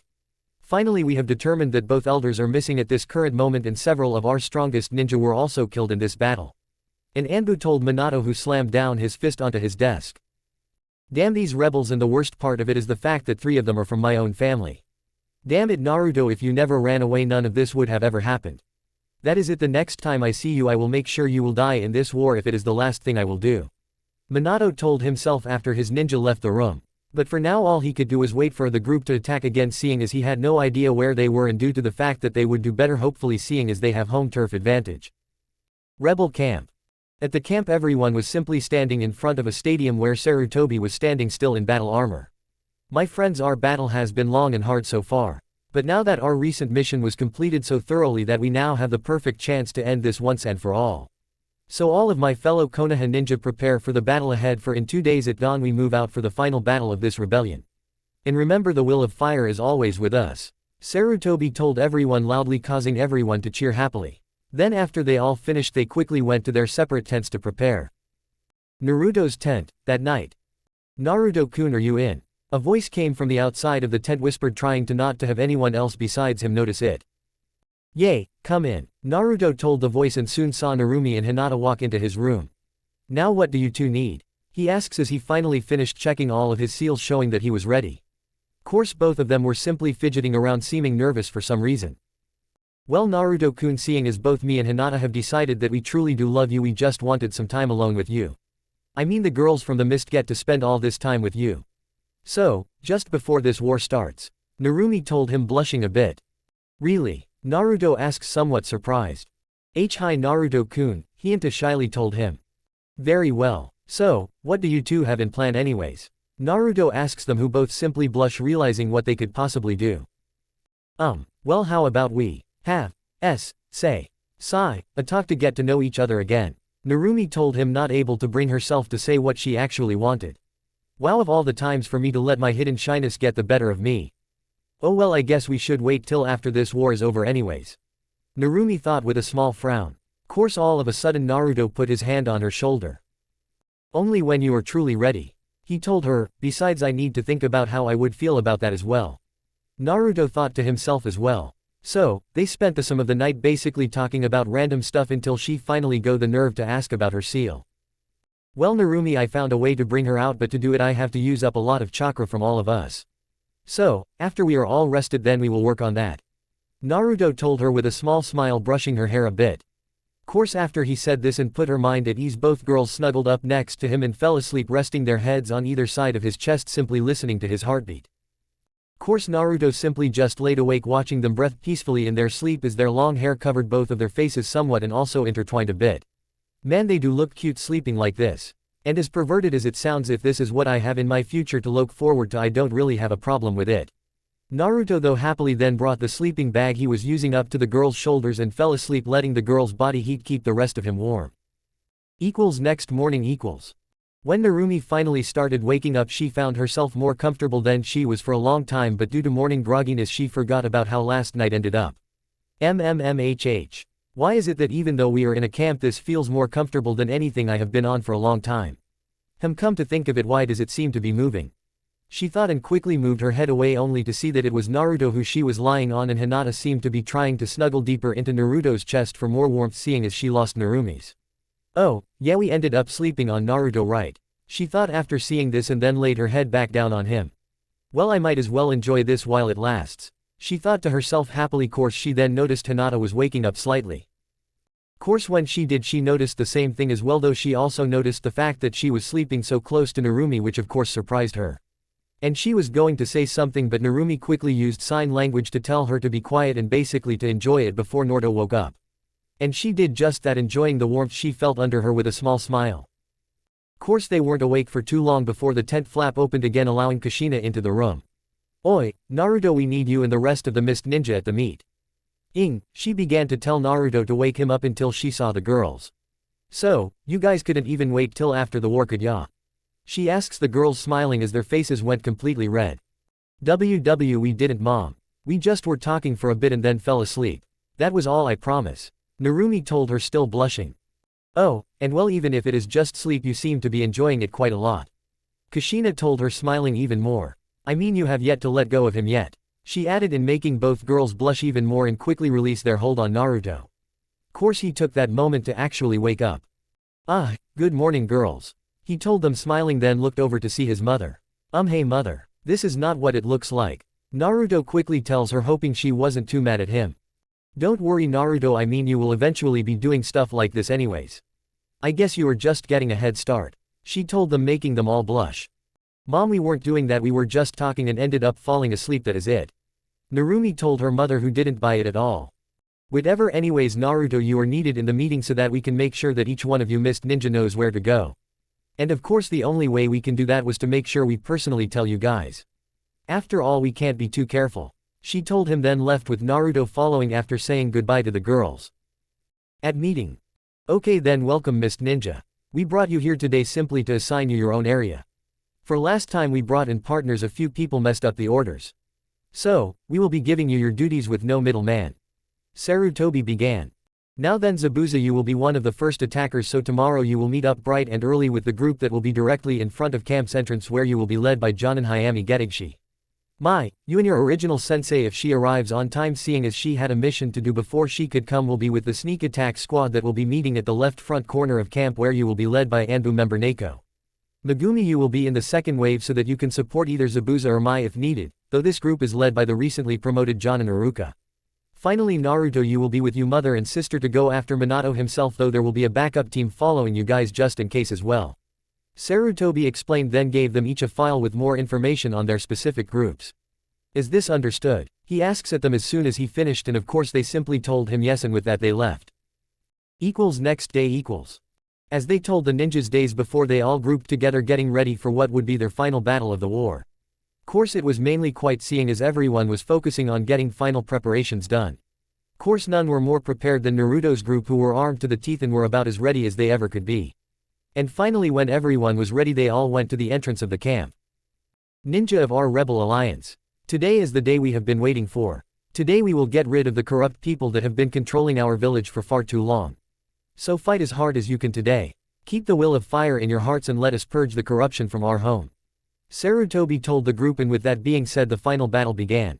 Now of course Konoha's sensors were still down, so they failed to realize they were being attacked until the first batch of explosive notes attached to kunai blew up the rest of their walls, allowing the rebels to rush in and fight without any trouble at all. And with that the war began. Soon enough all the rebels found people to fight, and there was just a large mass of chaos. The only thing known for sure was the fact that each one of them desired to stay alive and fought to survive, only knowing who was their teammate by the fact that the rebels took their headbands off, already knowing that this confusion would happen beforehand. Course for Naruto's group this actually helped them. For all of the confusion gave them the perfect cover to sneak into the cage tower, where they only had to deal with the Anbu who should have been in the tower but already seemed to be out cold. Course this set made them prepare for whatever else was in the tower until Kushina saw Tsuyoshi standing at the top of the staircase. Course the rest of the group was about to attack him, but thankfully Kushina managed to stop them before they did. Not him, he is on our side, she quickly told him, and then turned to said man. Come with us, she ordered him, and he simply nodded and followed her after they passed. So, they quickly went even farther into the tower until they found Minato still in his room fully prepared for battle. So, it has come to this. He told them looking directly at Naruto, Kushina, and Narumi. You guys couldn't have just followed the plan we set out for you. Now I have to kill of all of you and force Narumi to help create the ultimate ninja clan. He told them then launched at them. Kushina was the closest so she quickly tried to punch him in the face only to be pulled behind him and then kicked in the back hard enough to slam her into one of the walls and also cracking it. Thankfully Minato had to quickly dodge Tsuyoshi blade so he couldn't go finish her off. Course as soon he landed he had Narumi and Naruto ready to stab him. Now of course he blocked them but soon enough he was boxed and seeing as Tsuyoshi was coming back at him with another swing. Now seeing as he was blocked from moving he seemed to be defeated but all of a sudden he went away in a flash. Course seeing as they had no idea where his seal was they all looked around and eventually found him in a terrible spot. For Kushina who just got out of the wall had her back wide open and that was where he was with a rasengan ready to push into her back. Now Naruto tried going there as well but couldn't because apparently he did something to his seal to stop others from using it. So, in the end he was able to shove it into her back destroying it. Mom! Narumi and Naruto quickly yelled out in horror. Now of course they all quickly attacked Minato again but this time he teleported away from the room itself so they instead quickly went to check out Kushina while the sensor they had in the group was searching for where Minato went. Mom, don't worry, we will take you to a healer and get you all fixed up. Narumi told her after they turned her onto her side. Course Kushina just smiled at her daughter. No, that wouldn't help. We just need to face the fact that I will be dying soon. Now just know I love both you and Naruto. Now Naruto, please let me see you. She tasked him, already looking paler from blood loss. So of course Naruto quickly went over to her and she simply smiled at him. Son, I am sorry for everything I have done to you. Now I know you will probably never fully forgive me but please just know that I have and always will love you. And no matter what please just forgive and protect Narumi for me. Especially since she for the most part did not know what she was doing was wrong. She told him and then she finally gave in and let the cool hands of death claim her. Now as soon as she died Naruto gently pushed her onto her back and closed her eyes with tears in his eyes. Don't worry mom, I will. He told her sadly but then he quickly turned back to the group with pure rage in his eyes. Let us kill this bastard. He told them with his bloodline practically glowing as he released enough ki to make several people outside shiver. Course Narumi was leaking as much as he was as well. For in her rage she accessed Natsui's chakra and was already up to the third. They didn't have too much time to stew in their rage seeing as Minato was quickly found in an untouched arena. So, Naruto quickly grabbed his sister's shoulder and teleported to his seal outside of the tower and quickly went as fast as they could towards Minato. Course when they got there they saw him simply standing in the middle of the field waiting for them. So, they both charged at him ready to kill him in one blow, screaming bastard at him. Now of course he got out of the way but where he stood was a crater thanks to a gravity enhanced punch and one covered in chakra. Course this didn't stop either of them from attacking him. Passing of the seal he left on a rock as they did. Course they paid it no mind and simply went after where he was currently. Which of course started off with Naruto throwing out a small blade that apparently came from a part of his blades judging from the hole it had. Now sadly it was easily deflected by a kunai and flew through the air until it hit the ground behind him. Oh, come on, do you really think that is going to work on me? He asks him trying to anger them further but all he got was for them to simply start another attack. Now of course this time it was Narumi who decided to attack alone as she used a barely condensed tail beast bomb to kill him but of course he managed to throw and teleport to a kunai right before the blast hit him. Still even though it wasn't at full strength the area he was at was still burnt away from the attack. Now of course he decided to try and attack her while she might be in recovery but Naruto came at him with the sword that had a hole in it only for it to land in between two of Minato's three-pointed kunai. Well, too bad for you Naruto, looks like you lost one of your swords. Minato told him then twisted his hand forcing the hilt of the blade out of Naruto's hand then made the blade drop to the ground where it dug in the ground a bit before it got stuck. This of course made Naruto glare even more but he back off. Thankfully Narumi could quickly come in with her attack as well. Now of course their group was closing in on their area. They just had to be careful seeing as they were causing massive explosions but they still were coming nevertheless. Currently though Narumi was simply trying to slash at Minato with her chakra claws which did nick him a few times but unfortunately they weren't too deep so the chakra poisoning that Natsui's chakra caused was happening slowly. But Naruto still came from behind managing to give him a good slash on the back before Minato used a second kunai to block his sword in between the points again. No, not again. Naruto quickly told him and used pure strength to launch Minato's kunai to the side where it was soon dropped. Course as soon as it was Naruto slashed at Minato's front which gave him a slight cut on his chest though only nicked his chin. Course after Naruto did this, Minato jumped to the side to get away from the double teaming. Course yet again Naruto took out a piece from his other blade and launched it in that direction even though it was yet again deflected. Course this didn't deter Naruto as he went into attack again. Though it was only a brief altercation, seeing as Narumi didn't waste any time launching a few explosive at their feet, so while Naruto jumped and ended up just barely in front of Narumi, meanwhile Minato ended up landing on the stone that was in front of them, and even though he was cut up he still was smiling cockily. "So, do you two see that you are outclassed yet?" he asks them, still smiling. "Even though you may have cut me somewhat, you still can't stand up to my years of experience. So, why don't you two just surrender already?" he asks them, still conceited. Course right when he said this the others finally arrived at the arena. "Shut up already Minato, there is no way you can win. And I will be the one to get revenge on you for Kushina-sensei's death." Tsuyoshi told him, then tried to charge at him but was stopped by chakra chains. "No, it is not necessary anymore," Naruto told him, shocking everyone. What do you mean Naruto-kun?" the still cloaked Narumi asked, shocked. Course Naruto's only answer was to drop his sword into the ground in front of him. Then all of a sudden 3 of his clones came out of hiding where each of his other swords landed and put their hands on the end of each sword. They then pumped chakra into each one of them, making them glow. "You don't need to attack for we have already won," Naruto told them, then slammed his hand down on his own sword, which soon caused a blue light to travel from each of the swords that then circled around Minato and that then created an energy field around Minato. "Huh, you think this will stop me? Did you forget about my signature move?" he asked Naruto, but then all of a sudden his expression quickly changed into one of horror. "What the hell did you do? Why can't I teleport?" he asked Naruto, for once looking fearful. Course this just made Naruto smile. "So, you realize that then? Well, that is all thanks to my sword's combined power. For while it is hard to set up, the area in between my swords is mine to control. Your teleporting seal doesn't work simply because I don't want it to, and if I wanted to I could kill you simply by taking the oxygen out of it, but I have a better plan for you," Naruto told him. Now of course this move took up a lot of chakra, but at the moment that was the least of his worries. For right after he said that, he simply put chakra chains to keep Minato from moving and walked over to him after creating a clone to hold the jutsu. "You see, with my bloodline I can bring people back from the dead. But unless it is one of my paths or someone I create to become one of my paths, it takes life energy. Now I could just use mine and spend a while recovering to bring mom back, but how much more interesting would it be to use the very person who wanted to use her as the base for the jutsu?" Naruto told him, which of course Minato tried to fight against but couldn't move thanks to Naruto not letting him.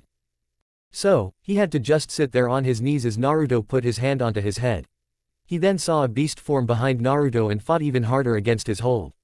Course Naruto just leaned in and whispered his last words into Minato's ear.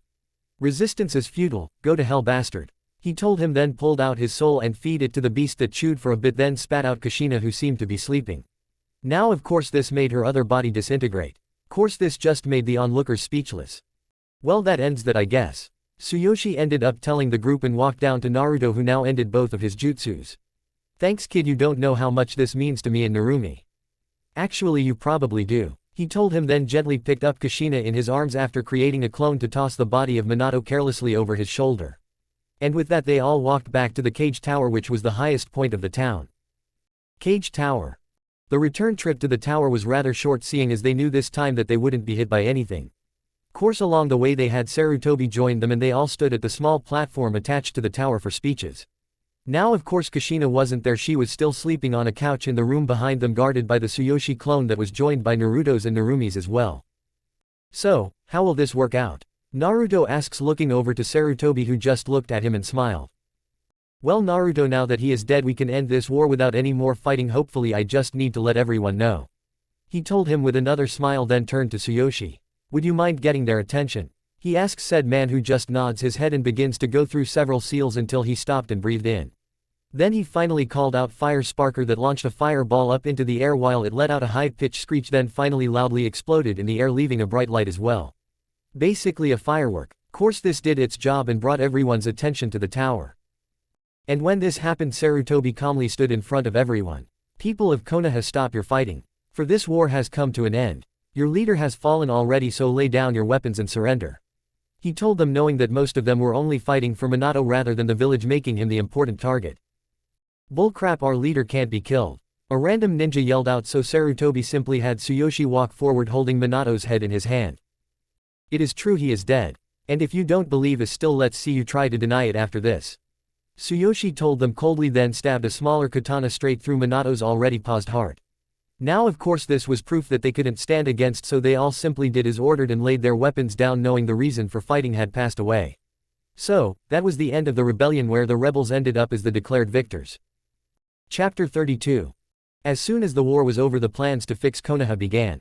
Now of course this started off with Kakashi, Sasuke, the civilian council, and the elders were all killed off for their crimes, and of course Itachi was taken off of the wanted list and welcomed back, seeing as he was found innocent when they looked through Danzo's FIA. Also, the loyalists were left unpunished due to the need of population, though they were watched carefully now. Plus, Kushina was nominated as the next Kage, seeing as Sarutobi told the ninja council that he simply wanted to be an elder to live his life peacefully. Now also Natase finally was released from her cage. Flashback. Narumi was surrounded by a large circle of seals that covered the floor of the quite large room. Course she also had seals upon her naked flesh, seeing as Naruto told her that the seal needed to be on her as well, so she was like that, sitting upon a wooden chair. Naruto, are you sure I have to sit like this? It is embarrassing. Narumi complained, blushing a bit. Sorry Narumi, but it has to be done. Now just summon up as much of both your chakra and Natsui's as you can while still remaining safe, please. Naruto told her. And of course she did as she was told. Course as soon as she released the chakra, it was absorbed into the seals. Okay then, now it is my turn. Naruto mumbled, then quickly went through some seals and screamed out body and soul creator, which at first made a hollow shell of a body, then put Natsui's chakra into it thanks to Naruto's bloodline and the sheer amount of chakra used.